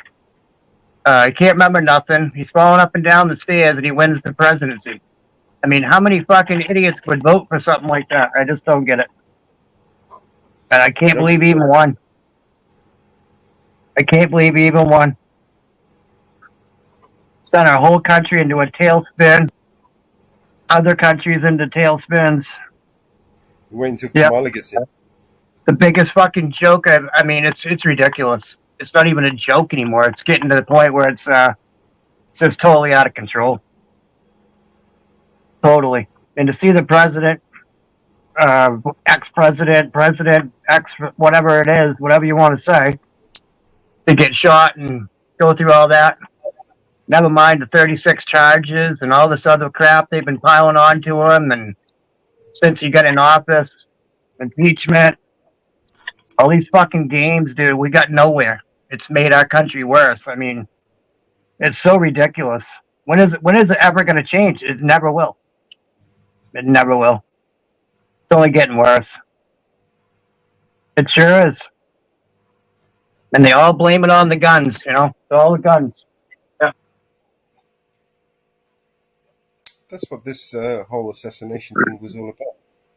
It's just like when innocent people get charged with shit like Trump is right now and go to court and they get put in prison for nothing. It's like it has happened over the years. And nobody can help anybody. You know what I mean? You can't help anybody. January 6th. They just walked around the fucking building. They're still in there now, right? That whole January 6th shit, yeah. Another fucking big joke, dude. Bollocks, man. It's a joke, but it's not to the people that are going through it. No, but, you know, in comparison, if you compare that to the protests and the riots that were going on just a couple of years before, where they Yeah. burnt down fucking streets, filled buildings, pulled down statues and Yeah. done some horrific fucking shit. Right, a lot of people Oh, got yeah. run over, who got hurt, got killed. Right, Yep. and that was just a protest and the people letting off anger. Remember the media how it portrayed it, right? They were burning down fucking buildings and it's just people have had enough. The media was just so weird. Well, that's what I'm saying. After all that, Everyone got on their knees. Everyone got on their. You remember everyone got on their knees. Everyone, all fucking world got on their fucking knees. Oh yeah, yeah. What bullshit is that? Oh, You tell me that's not fucking orchestrated. Who the fuck is totally behind that? ridiculous, Who could totally make the whole ridiculous. world? Yeah, who could make the whole world get on its knees like that? Well, I didn't get on my fucking knees for nobody. We had No. footballers, fucking Oh, yeah. superstars. We had the whole Yep. police force, the protests. The police were just got on their knees, man. I mean, what I the know. fuck? I know. Man, I pull out a camera and this police officer's beating the fuck out of me with a truncheon, and now he's getting on his knees. Yep. What the fuck's that all about? Bunch of bullshit. Bullshit. Of course it's bullshit. They were ordered to do that. Do you know what I mean? Yep. I know. I watched it. I watched it almost every day until I came to a point where I said, you know what? This is not helping my blood pressure out anymore. And I got rid of that fucking TV, dude. That was the end of it. I couldn't remember stand a post a few years ago. it anymore. I remember this post on Facebook. Someone posted how to cure COVID, right? And this guy pulls the TV off the wall, he takes it out in the backyard, throws it down on the ground, starts stamping on it. He goes, "There you go. That's a cure for COVID right there." Hey, took a shotgun to mine, blow that fucker right off the fucking stand. Mm. You know what I mean? For sure. The virus has stopped spreading. Yeah, exactly. I spent more time outside too, I went fishing and went out to the other camps and did some work on my backhoe, and I was like, damn. I have a theory that the virus spread so quickly and so fast across the world, right, because of the TV. I mean, it was through the TV it spread. Right. I think I wore a mask maybe 5 times, Mellows, through the whole time of COVID. And it was the only time that I had to go to the doctor. Because everyone see you. And I swore I wouldn't wear a fucking mask no matter what they said. And Mountain Girl did most of the shopping, like she does anyway. She went downtown, got whatever we needed for the 3 weeks or whatever, so we didn't have to go back again. And like I said, probably 5 times I've had to wear that fucking damn mask into the doctor's office. And as soon as I get into the doctor's office in the room, I slip the mask off because I couldn't breathe that well because I have, breathing problems anyway. So, and he didn't say nothing. He had his mask on, and he didn't say that I had to put it on or do anything, And he understood. He knew. But country, doctor, country living, but still, you're in a place where people were sick. Some people were sick. Not a lot of people had COVID up here, but some people had COVID. I never got it. It was fine, you know what I mean? But to watch the stuff on TV, I mean, it's like, damn. That's how it spread. Ridiculous. Yeah. Yep. And then everybody's staying home, and the kids not getting education, and I mean, it was just so overwhelming. It literally put a whole generation of kids right behind. Yep. Worldwide. And it messed up a lot of people that were getting all this money. Multiple generations, actually. Right. And then all these people were getting money for it to stay out of work and whatever. And then once they fucking switch that over, you see it all this crap unfold again. You know what I mean? Different stuff, though. Different effects. Yeah. Well, it worked last time, so they just got to keep playing it. That's what they like. They'll push until, what was that saying goes? The limits of tyrants are prescribed by those they oppress. You understand the meaning of that? Oh, yeah. I do. I do. Oh, there's the seagulls. All right. I know it's morning now. Morning here, anyway. Afternoon over there, but morning here. Feel like I'm on the coast of Maine right now. Well, I'm in the coast of the UK, right? Where are we, anyway? Where am I sitting today listening to the gulls?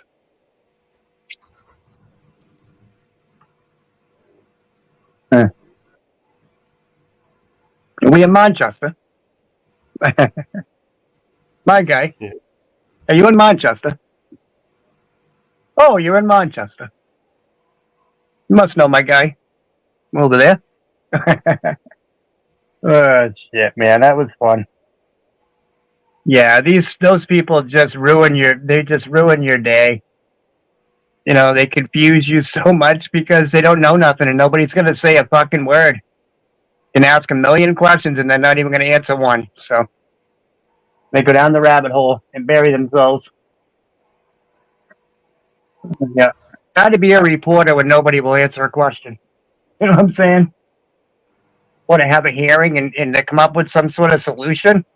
Nobody's going to say nothing. So what solution is, at the end of the day, what solution did we come up with? Not a goddamn thing.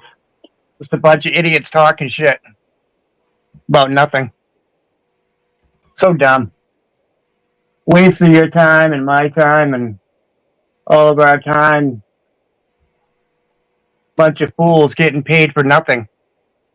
Not even to answer one question that we already know what happened.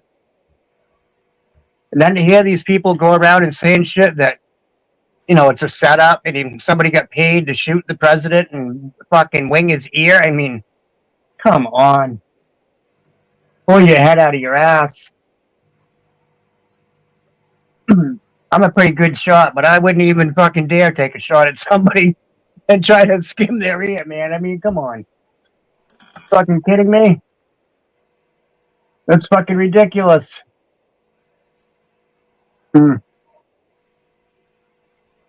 Oh, there's a squirrel out here. I'm gonna watch this. I'm gonna skim the tail off him. I mean, come on. Ridiculous. I'm gonna cut his hair, trim his hair on his tail. Right. Okay. Wow.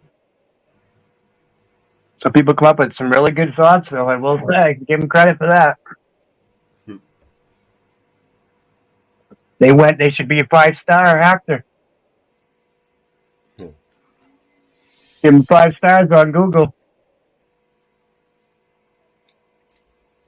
Oh, man. Ready for round 2? Yeah, fuck it. What are we doing anyway? Round 2 of these boneheads? I may end up dropping off, but I'll be back. I don't know if my heart can take watching these clowns much more. It's so ridiculous. The panel is 9.5 hours. We've got a few minutes left to wind. Oh, wow. That went quick. Yeah? Yeah, let's do it. We'll spin up another one? Yeah, might as well. Yeah, they're back. The committee will come to order. We hear the gavel.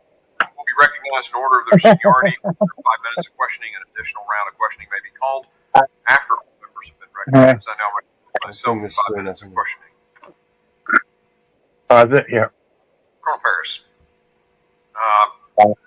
Typically, these events do they typically have 2 control rooms or 2 sort of tactical operations areas where the Secret Service is in there, sort of slot? This is live, right? Center. Is that how it's typically done? I would say from my experience and from state police operations, to include this event as planned in our operations plan, we had integrated communications by having RPSP personnel in the Secret Service command post. So your person was in there, in that command post on this event? Yes, sir. Do you know if the local sheriff had anybody or the deputies that would also provide the local guys? I would be remiss at this point to say I knew the exact listing of everyone in that. The sheriff yesterday told us he did not. Would you expect him to have had somebody there? So I would say generally there's a lot of talk about interoperability and communications. State police, for example, operate our own statewide radio network. So we have the ability to, if we have an incident, a long protracted incident, for example, where we need to patch other agencies in, we have the capability to do that. However, Secret Service, for example, maintains some additional encrypted communications. So the best way to integrate unified command is physically present in the command that site. would be our. Yeah, that's how the Army does it. I would expect our commanders to have personnel in there so that we could have a radio communication as well as a redundancy in the operations plan with a telephonic backup. Do you know if in this particular case, I mean, normally they sweep these sites with dogs. Was a K-9 team used here for this event? I do not know. I have not seen the Secret Service operations plan. I've asked for it. I've yet to receive it. I did double check. That was something that PSP could typically offer to the Secret Service if they requested it. No, but none of we did not provide these people that are up here have seen anything. They don't know nothing. You'd expect fucking slow down these people. Crazy.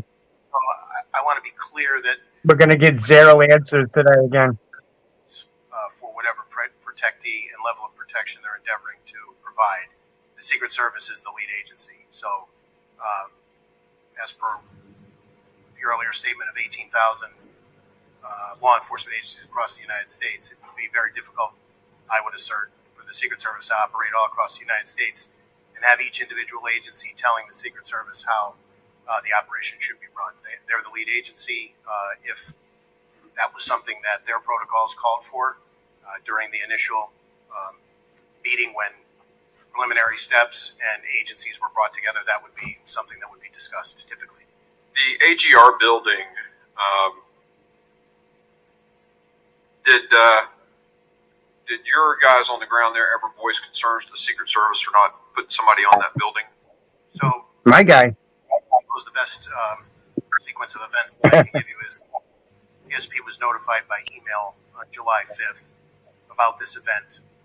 There was an initial planning meeting where we had commanders present on Monday, July 8th. So over Tuesday the 9th and Wednesday the 10th, those commanders that we designated, basically our orders are from the front office, my team on down. We work collaboratively with the Secret Service, collaborate, give them what we can. The final walkthrough occurred on the 11th. Present at that meeting were the two commanders that were tasked with both staffing the security checkpoints on the interior of the secure perimeter, as well as the commander who was going to be in charge of the motorcade. But in addition to that, a PSP area commander was on that walkthrough, holding the rank of major. Could you share a little bit of insight? I appreciate the timeline, but could you share a little bit, because I only have about a minute. I apologize. Yeah, the specific to the AGR building. So on that walkthrough, our area commander asked specifically who was responsible for the AGR building, and we were told that Butler ESU was responsible for that area by several Secret Service agents on that walkthrough. Okay. All right. One last quick question. Real quick, I mean, I'll let you comment about it. The slope of the roof, would that have prevented a sniper from being up there? I don't believe so, sir. Okay, thank you. I yield. I now recognize the ranking member for his 5 minutes of questioning. Thank you very much.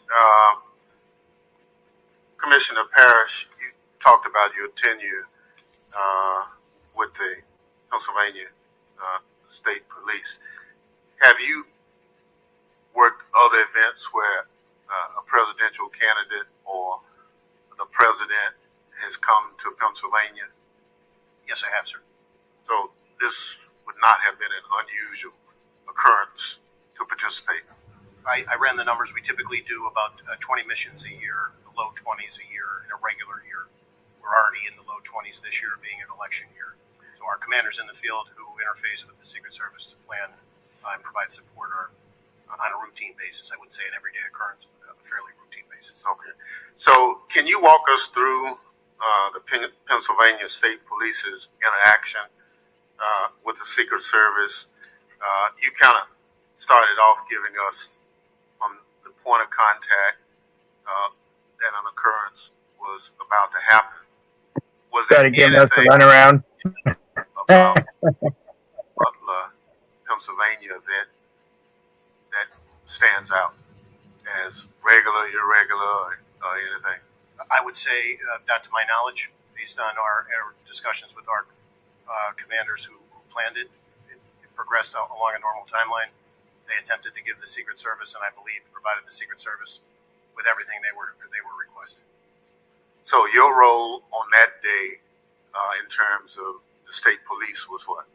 So I would classify it as in a support role, and the two main areas of responsibility for the state troopers that were assigned that day were those participating in the motorcade to get former President Trump from his point of landing to the venue in Butler County and back, with several other additional entities that were requested by the Secret Service. And then on site, we had to staff security posts that were determined by the Secret Service. All of those posts were inside of the secure perimeter of the Butler County Farm show. I guess I was one of those individuals who traveled to Butler. Just for my information, have you had any interaction with the FBI or anything as they look into the investigation as to what you or your men observed on that day? Yes, we're conducting an investigation largely in concert with and parallel to the Bureau, because the actions of crooks have federal legal implications and state law implications. Okay, thank you. President Yost, in your comments, you talked about the need for communication. You talked about FirstNet. And so we have federal, state, and local law enforcement in an event like what we're talking about in Butler. But in our conversation with some of the locals, not state police, but the sheriff's department and the chief of police in Butler yesterday, those individuals did not have communication with actually state police or Secret Service. Would that, in your professional opinion, be a vulnerability for managing an event like this? Well, I think we can go back to 9/11 when we identified at that time that the interoperability of different agencies to be able to communicate really was a hindrance. There's an infrastructure in place now to address these interoperabilities, but at the same time, they're not always utilized in every event. I do not have any direct knowledge whether that was the issue here, but I can tell you it is a common issue in law enforcement and the ability for our agencies not to be able to communicate. Not that the technology is not necessarily there; it's because that they're not always incorporated. Yeah, we passed legislation mandating obviously FirstNet interoperability, and we tied funding to make sure that happens. But here we are looking at this situation, and we picked up some valuable information that we're still not where we need to be on that. I would think that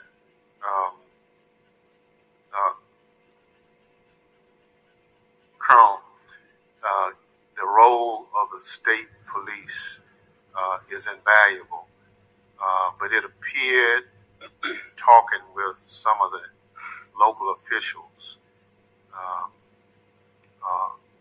as you say, it's just, you're not primary, you're kind of secondary in that role, that we need to somehow, as a committee, look at how do we enhance the overall mission so that we have no gaps. So I look forward to the work of this committee, identifying the gaps, look at the after action review to close those gaps. So just to tell you one, Butler, Pennsylvania has no permitting process for events of that size. So you can announce it and hold it, and local government doesn't really have anything to do with it. And we were assured by local government that they would try to fix that. They said we have to be more involved in events of this size, so that if this was not the best venue, then that permitting could have gotten engaged and suggested an alternate venue, those kinds of things. So thank you very much. I yield back. The gentleman yields. I now recognize Chairman McCall for 5 minutes. Question. Thank you, Mr. Chairman. And I want to thank you for the site visit that we had at Butler, Pennsylvania yesterday. It was very eye-opening, educational. I agree with the ranking member's comments in terms of, after 9/11, connecting the dots and federal, state, and local working together was the answer. I led a joint terrorism task force when I worked at the Department of Justice, and I also was involved in national security events, so I kind of know how these things operate. My question is to Colonel Paris. It's standard practice that the lead federal agency will come in and meet with the state and locals regarding the security plan before the event, prior to the event. Sir, did you participate or did your department participate in that? So I did not participate. As I stated earlier, there were two commanders dedicated to those two primary roles, the motorcade and the staffing of the posts on site within the secure perimeter, as well as a state police area commander. So just as a way of background, our area commander that covers multiple troops in that area of the state out of nearly 5,000 troopers. There are only 4 area commanders.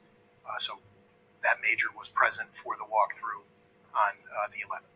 And were your troopers assigned inside the perimeter or outside? Inside.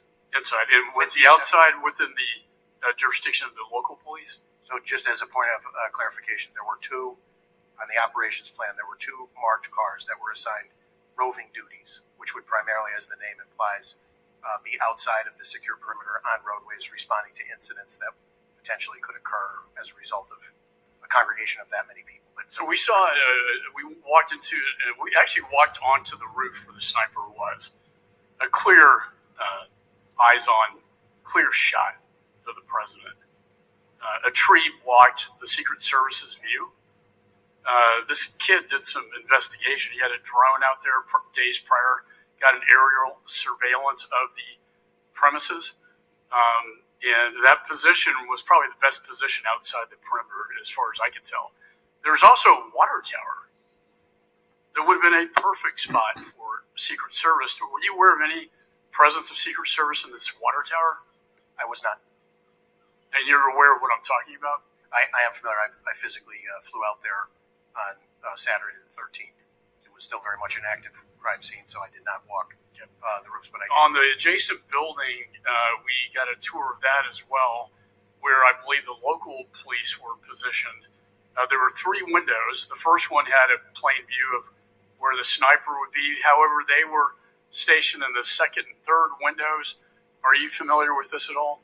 I am not, from the standpoint that I have not seen the Secret Service's operations plan, and our deference would be to them to assign Butler ESU. Right. According and they were apparently local counter snipers. Do you know if they should have been assigned to the rooftop? I would defer to there are many ways that you can cover. Obviously, positioning people on the rooftop would be one of those. No, and going to the actual site, way too close. He should never have been allowed to get on top of that building. And I don't know how, and I know he was on your radar inside the perimeter. You seem to have lost him, and somehow he finds his way up to the rooftop unimpeded until a local law enforcement officer crawls on top of the roof and looks at him, and he points his AR-15 at him. My question to you is, what was the communication like that day? Typically, Secret Service has one channel for them, the other channel for state and locals. Was there any communication to identify, hey, this is not a local police officer, this is in fact an unidentified individual on the rooftop? Was that communicated to the Secret Service? So my belief, as I sit here today, is that we did have integrated communications from members that were inside of the Secret Service command post. completely deferential to the ongoing nature of the investigation. I have an understanding of a sequence of events, but I would like to draw a distinction between a sequence of events. Meaning, so my theory is that they thought maybe he was an officer, but then they find out he's not. The thing I find interesting is that the counter sniper Secret Service, within seconds of the shots on the president, kills a suspect. That tells me he had him in his sights. Maybe he was not aware of who the individual was not identified. But I know within seconds after the shots were fired at the president, the threat was eliminated. Lastly, I just want to end with this. This was actually astonishing, and I want to get your confirmation. He had a detonation device with him, and 2 of his bombs were located in his car that was parked on the other side of the perimeter. Seems to me a good theory would be that he was going to kill the president and then detonate his car, causing a diversion, and then escape from the crime scene. Are you aware of any of this? I am aware of the presence of the device on his person. We were aware of that very early on, and that was a serious tactical consideration in the hours in the immediate aftermath as we worked that crime scene. But to your point about his ultimate theory, or what his ultimate motivation was, that remains under investigation. And he had a rangefinder on him as well. That's a big red flag. In the hours. Gentlemen, yield. I now recognize the gentleman from California, Mr. Swalwell, for 5 minutes of question. Violence has never been the answer. And I thank both of you for your service in law enforcement and testifying today.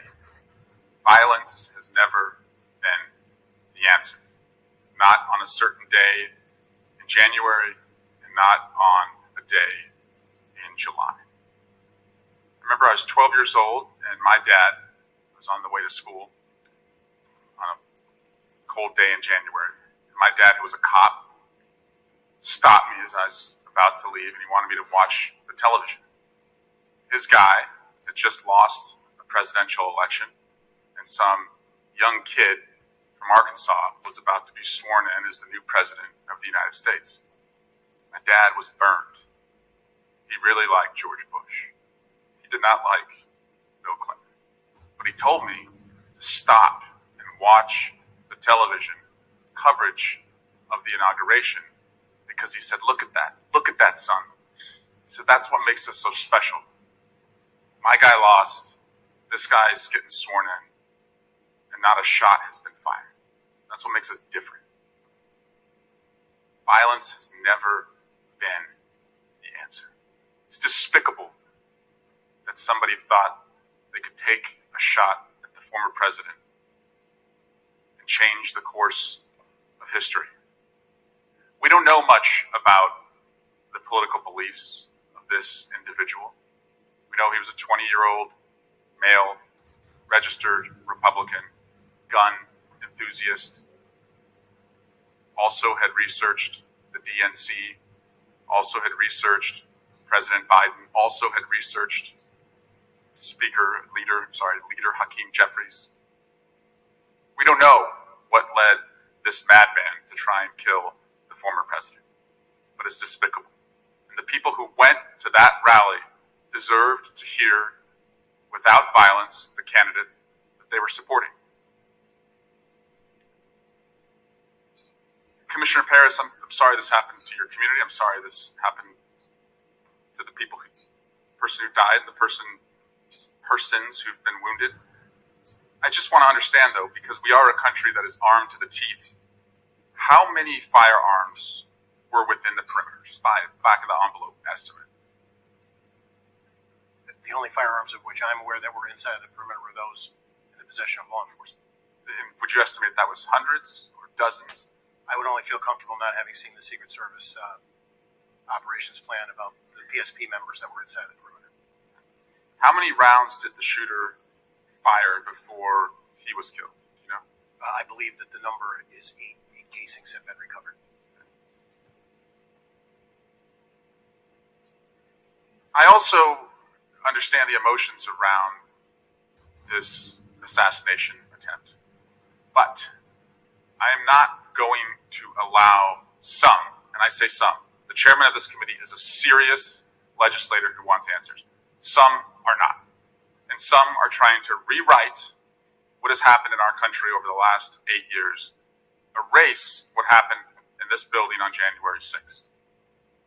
One member of this body in Congress said the Republican district attorney in Butler County should immediately file charges against Joseph Biden for inciting assassination. Another said Congressman Scalise, Justice Kavanaugh, and now President Trump, for years Democrats and their allies have recklessly stoked fears, calling President Trump and others threats to democracy. Another said Democrats and liberals in the media have called Trump a fascist. They've compared him to Hitler. They've tried to lock him up.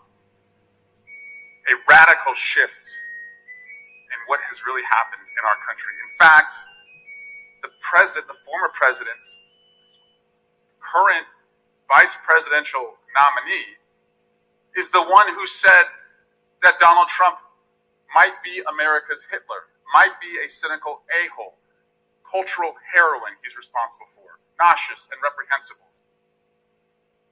I joined the chairman in seeking unity as the antidote to political violence. Unity as the antidote to political violence. But we're not going to erase and rewrite and allow some to reincarnate themselves as victims of what happened. We can't let this ever happen again. We must arm law enforcement and have better security perimeters. But in this country, violence has never been the answer. I yield back. Gentleman yields. I'll now recognize the Vice Chairman of the committee, Mr. Guest, for his 5 minutes. Mr. Guest, for his 5 minutes. Thank you, Mr. Chairman, and gentlemen, thank you for that was a waste in 5 minutes. both classified as what happened in July 13th as critical failures. I would expand that and say it was a colossal failure. I agree. Both stated that the ultimate responsibility. Sounds like 4 years ago. The same bullshit from the same people. Paris, I know that your officers were there. Nothing. You were following the operational plan set out by the Secret Service. You testified that the primary responsibilities for your officers were motorcade and then the interior perimeter, and that you had 2 roving officers there, really just out there to provide support if necessary. You mentioned earlier that you went to the scene on the 13th, and thank you for going there and being a part of that. And you also testified earlier that you have not been provided the operational plan by the Secret Service. Is that correct? That's correct. We haven't received it yet. When did you request that? I'd have to go back and check in the earlier part of the investigation. That was just something that we asked for as a matter of course. We were not told no. We just, the date, have yet to receive it. And that would be important, would it not? If you're going to investigate what happened on that day, the operational plan, that is the starting point for all the events that later transpired. Is that correct? Well, I don't want to overstate the role of the state police here is to investigate the 3 Pennsylvanians that were shot and the use of force by the Secret Service counter sniper. To the extent that we need to know the sequence of events leading up to that, we obviously would like to know as much as we can. But it's not our role to do an after-action report on the sequence. Well, but all the shootings occurred simultaneously. The same shot that struck President Trump, one of those shots killed one of your fellow citizens, and 2 others were injured. And so you can't separate the 2. This is one investigation into a shooting that occurred in which one of your citizens were killed, 2 more were fatally injured, in which the president himself was struck. And so the fact that the Secret Service is stonewalling your investigation, that they're not providing you this information. We saw the testimony yesterday from the Secret Service director where she refused to answer questions and has now resigned. I find that to be especially troubling. We have the Secret Service not wanting to cooperate with Congress, not wanting to cooperate with a fellow law enforcement agency. And I personally find that troubling. As we look, and as you are aware from speaking to your officers that were there physically on the scene that day, did Secret Service, did they have any drones in the air so that they could have an eye in the sky and see what was happening to your knowledge? To my knowledge, I'm not aware that they were using drones. But I haven't seen the operations. And does your agency have drones? We do maintain some drones. So if Secret Service would have requested your agency to fly drones that day, you would have been able to do so. Is that correct? We would have endeavored to try to honor that request, yes, sir. And you testify that you've been to the scene of the shooting. Did you see the water tower that's located approximately 100 yards from the building where the shooter fired those shots? I did see it, sir. And would it have been possible to have put an officer, and again, that's not your responsibility to do that, that's the Secret Service's, but would it have been possible to put an officer there looking down on the scene of the rally and the building where the shooter occurred? Would that have been something that would have been possible to do? Presuming that there's a way to access the water tower. I didn't walk over. I was probably several hundred yards away, so I can't say that I could. And if you had an officer up there, that would have provided you a strategic viewpoint of the events that were transpiring below, correct? I would agree. Tactics, height gives a tactical advantage, yes, sir. And then I want to ask you also about the roof where the shooter was located. You said you didn't go on the roof, but you viewed the roof. Is that correct? Yes, sir. The Secret Service director, prior to her resignation, said that she did not put anybody on the roof because it had a sloped roof that would have created a safety concern. I was in Butler, Pennsylvania yesterday with many members of this committee. My fellow member, Carlos Jimenez, who is 70 years old, and I guess he doesn't mind me saying that since he has put that information out there. There's video of him easily traversing the roof, walking across the roof, and even though he is some 50 years older than the shooter. And so my question is, do you agree with the assessment of the former Secret Service director that the roof was so sloped that it created safety concerns? I can't agree with that statement, sir. All right. Thank you very much. I'm out of time, and I yield back. Gentleman yields. I now recognize Mr. Correa for 5 minutes of questioning. Thank you, Mr. Chairman, and I want to thank you and the ranking member for putting together the trip to Butler yesterday. Good, eye-opening trip. And Colonel Paris, thank you for hosting us out there. I certainly hope that the Secret Service does cooperate with us in our investigation as to what went wrong. Secret Service has to be 100% correct all the time. There's small force, 2,300 plus maybe 1,300. So you local, state, local police officers are the force multiplier. And to hear you say that miscommunication was an element here is unacceptable. We talked earlier to the fact that FirstNet was put together post 9/11, a little bit over 20 years ago. And to hear that we still don't have the technology for people on the ground to talk with each other is of concern.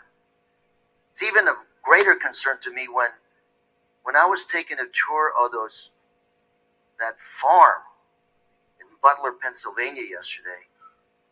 I had local law enforcement officers, local electeds coming to me, whispering to me, there's more here to the story. We need to talk about what actually happened. To have people that were on the ground there, concerned, afraid of stepping forward is unacceptable. To tell us of other failures that maybe this committee does not know about yet, that were part of what happened in Butler, Pennsylvania, is unacceptable. I asked one of the officers, safety officers, could you talk? The Secret Service said, no, we can't communicate. It took us 15 minutes to communicate with them. Local elected official who said, I have other stories I need to talk to you about when you have a moment. Ladies and gentlemen, we're 4.5 months away from this election. Pennsylvania is a battleground state. You will have these kinds of events again. And to know that we don't have the facts, let alone execute a plan to fix the holes, is unacceptable to our democracy and to our country. We can talk about the facts. The facts are a lot of things went wrong. Let's talk about how to fix it. Fix it now. And I think we start with accepting the fact that things went wrong and that we need more resources. Colonel Ferris, your volunteers, your officers that you put on the line to help the Secret Service, are they actually compensated somewhere for their overtime, their extra time they're out there? They're in a paid status, yes. They're not. We assign them to those duties, and if they incur overtime as a result of the contractual bargaining agreement, we pay them. So let me ask you something in the minute and a half I have left. One of the local officers there, after we spoke a while, I said, well, let me summarize what you just told me. You're asking me who's in charge. And he asked me, yeah, I want to know who's in charge. I said, well, let's talk some more. And he said, Lou, we don't know if it's the campaign or the Secret Service that's in charge here. He said, if I called for a row of dump trucks to be put up behind the stand, it wouldn't happen because the optics would not be good for a campaign rally. I want to know who is in charge protecting our national candidates. And Mr. Chairman, I'd like to see if we can ask those tough questions. This is not a Democrat or Republican issue. This is about trying to come up with some rules, protocol to make sure this does not happen again. After the events, we can sit here, we can point fingers at each other and talk about partisanship. It's not going to fix our democracy or electoral system. Mr. Chairman, I do hope we go back and talk to a lot of those folks who are not here today, who wanted to talk, who weren't invited, and a lot of people, even if we invite them, are not going to talk. Because frankly speaking, they want to keep their heads down as the shooting continues. Thank you, Mr. Chairman, and I yield.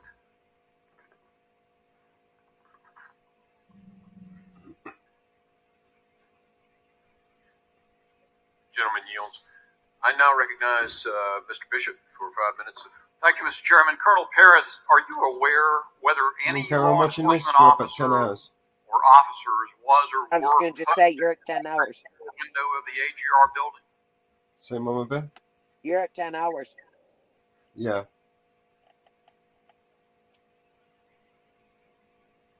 You going to start a new panel and continue watching it? You can do, yeah. Yes, the Secret Service director did resign. Brilliant. She needed to go. But who's going to appoint the new one? I suppose they had to do this now, while they still had, you know, the ability to appoint a new. Biden will appoint a new one. He can't. He's resigned. Biden didn't resign. Right.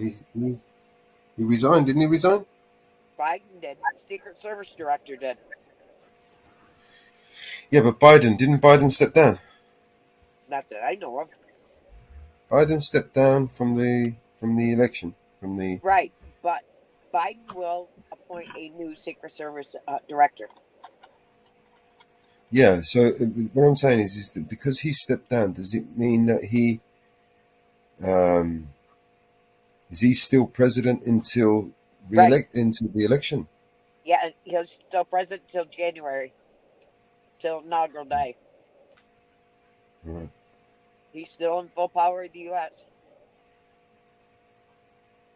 So that's probably why they had to get him and do this now. Anyway, you know what I mean. Yeah, he is still If in they're full power. if they're going to get rid of this director, they're going to get a new one in. Yep. But when Trump comes in, can't he sack somebody if he wants to? Can he? Yep. So if they do appoint somebody that he doesn't like, can he then just say you're out? Yep.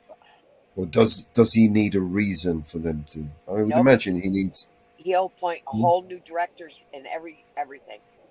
Really? Yep. He could appoint everybody new throughout everything. Oh. So why didn't he do that last time then? He did appoint new doing spots for a lot of people. Yeah, he did actually. He done the FBI guy that ended up investigating him, and he done the CIA guy that ended up. Didn't he put Mike Pompeo back in as the director? Yep. Yeah, Mike Pompeo, the murderer. Yep. Self-confessed. He kept some, got rid of some. Yeah. Mike Pompeo ended up stepping in the back, and then they both did. The FBI and the CIA. Yep. Both stabbed him in the back. But he loved the CIA. I love the CIA. I love the CIA. All right, guys. Thank you all for tuning in. We will resume this on a new panel. I might just take a break, make something to eat, have something to, I'll be in Jitsi. Those of you who know where Jitsi is, you can join us over there. And then we'll be back shortly. Stay tuned. Okie dokie. We'll play the rest of this when we return. I'll be over in Jitsi's open now anyway. Thank you everybody for tuning in. I'll play the outro here.